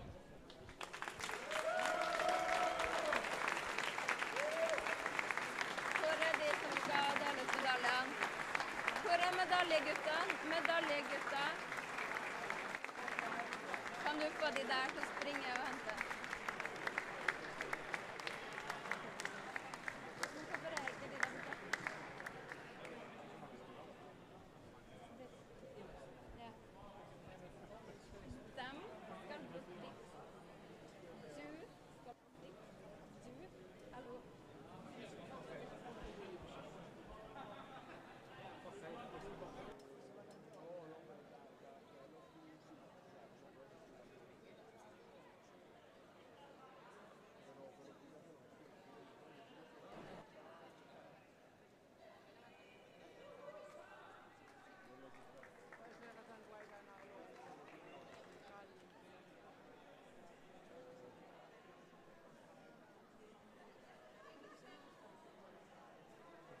Third place, Sweden.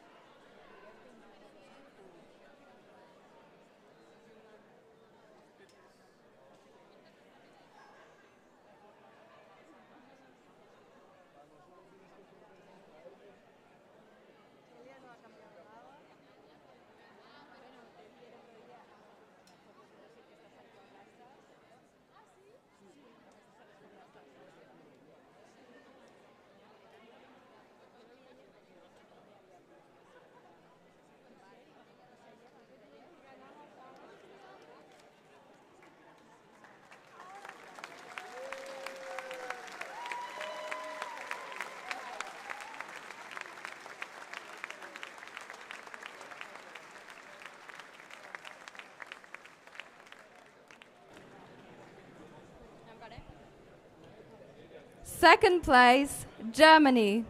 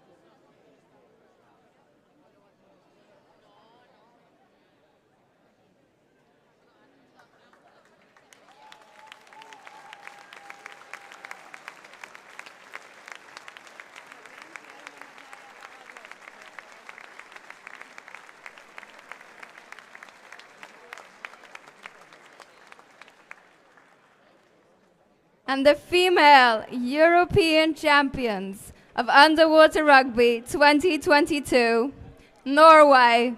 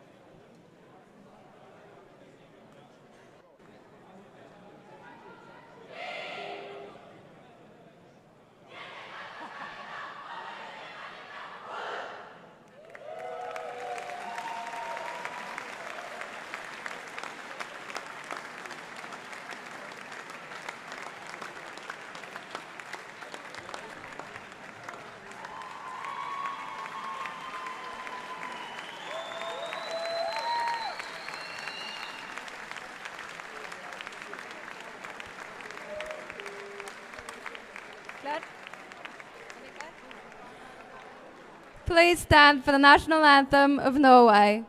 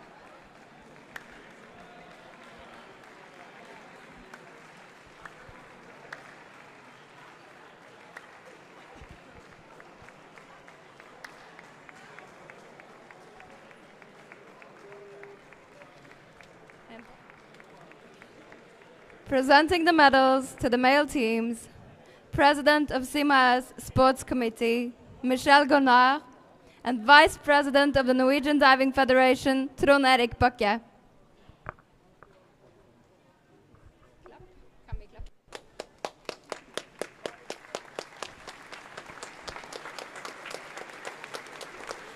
Third place, Norway.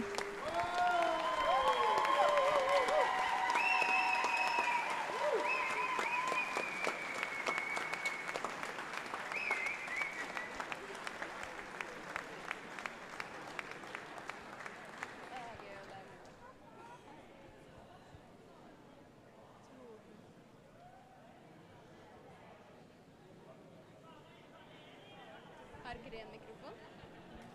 Kan noen få de her ubrukelige guttene til å følge med og gjøre jobben sin?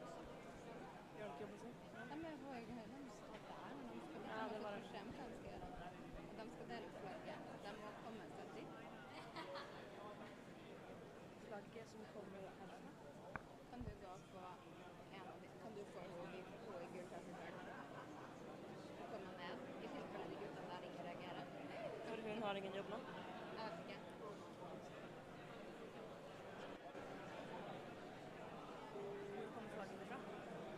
Det ligger i hylla der. Inne i garderoben?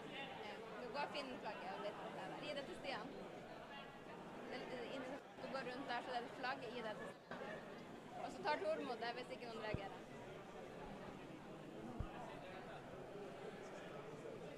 Second place, Denmark.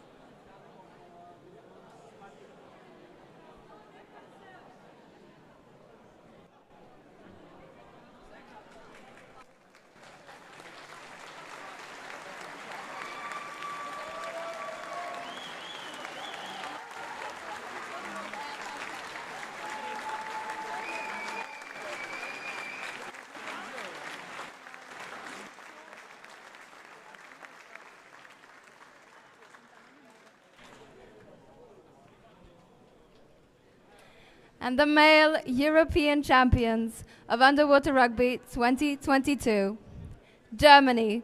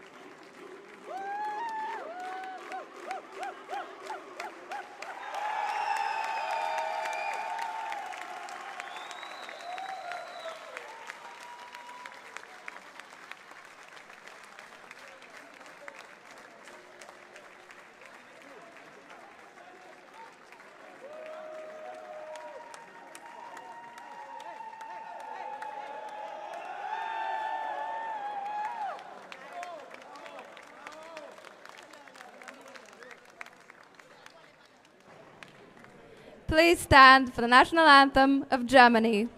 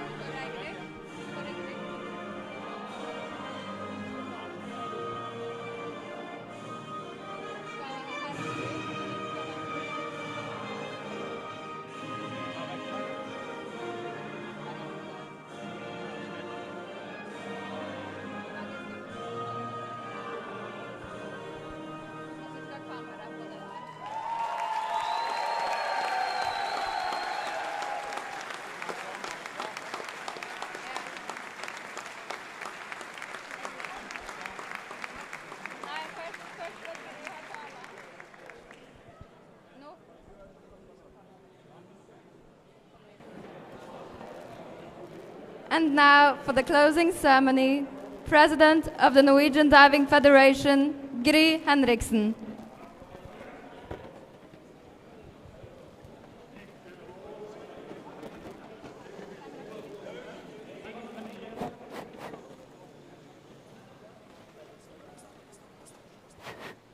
Hello?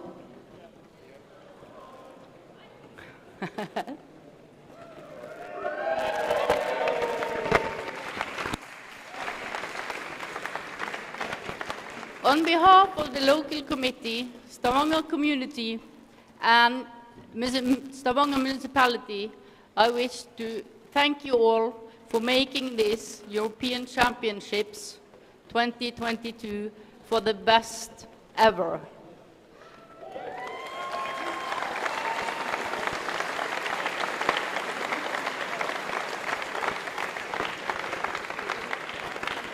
I want to thank the players. You played hard, you lost with tears in your eyes, you won with great pleasure. For all the referees working all the week, spending hours and hours in the pool.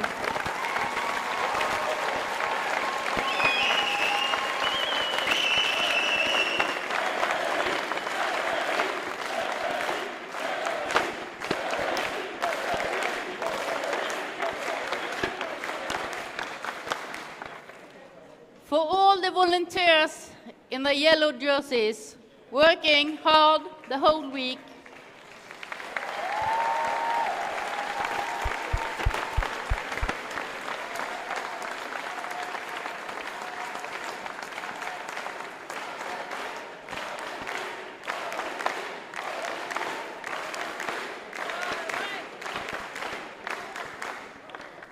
To Ines and Thea, who have worked, I think, 24 hours a day the last 2.5 weeks. Thank you very much.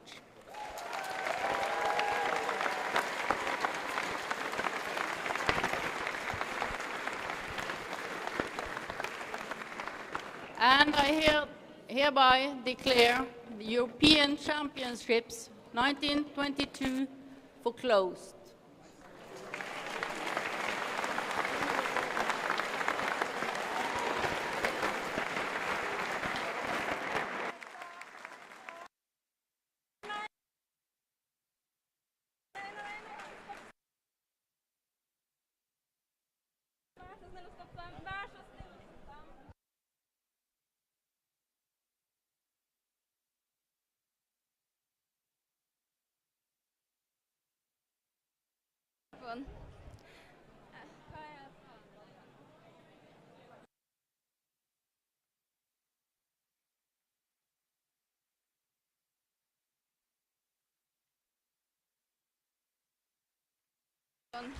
Ladies and gentlemen, please stand for the flag and national anthem of the hosting nation, Norway.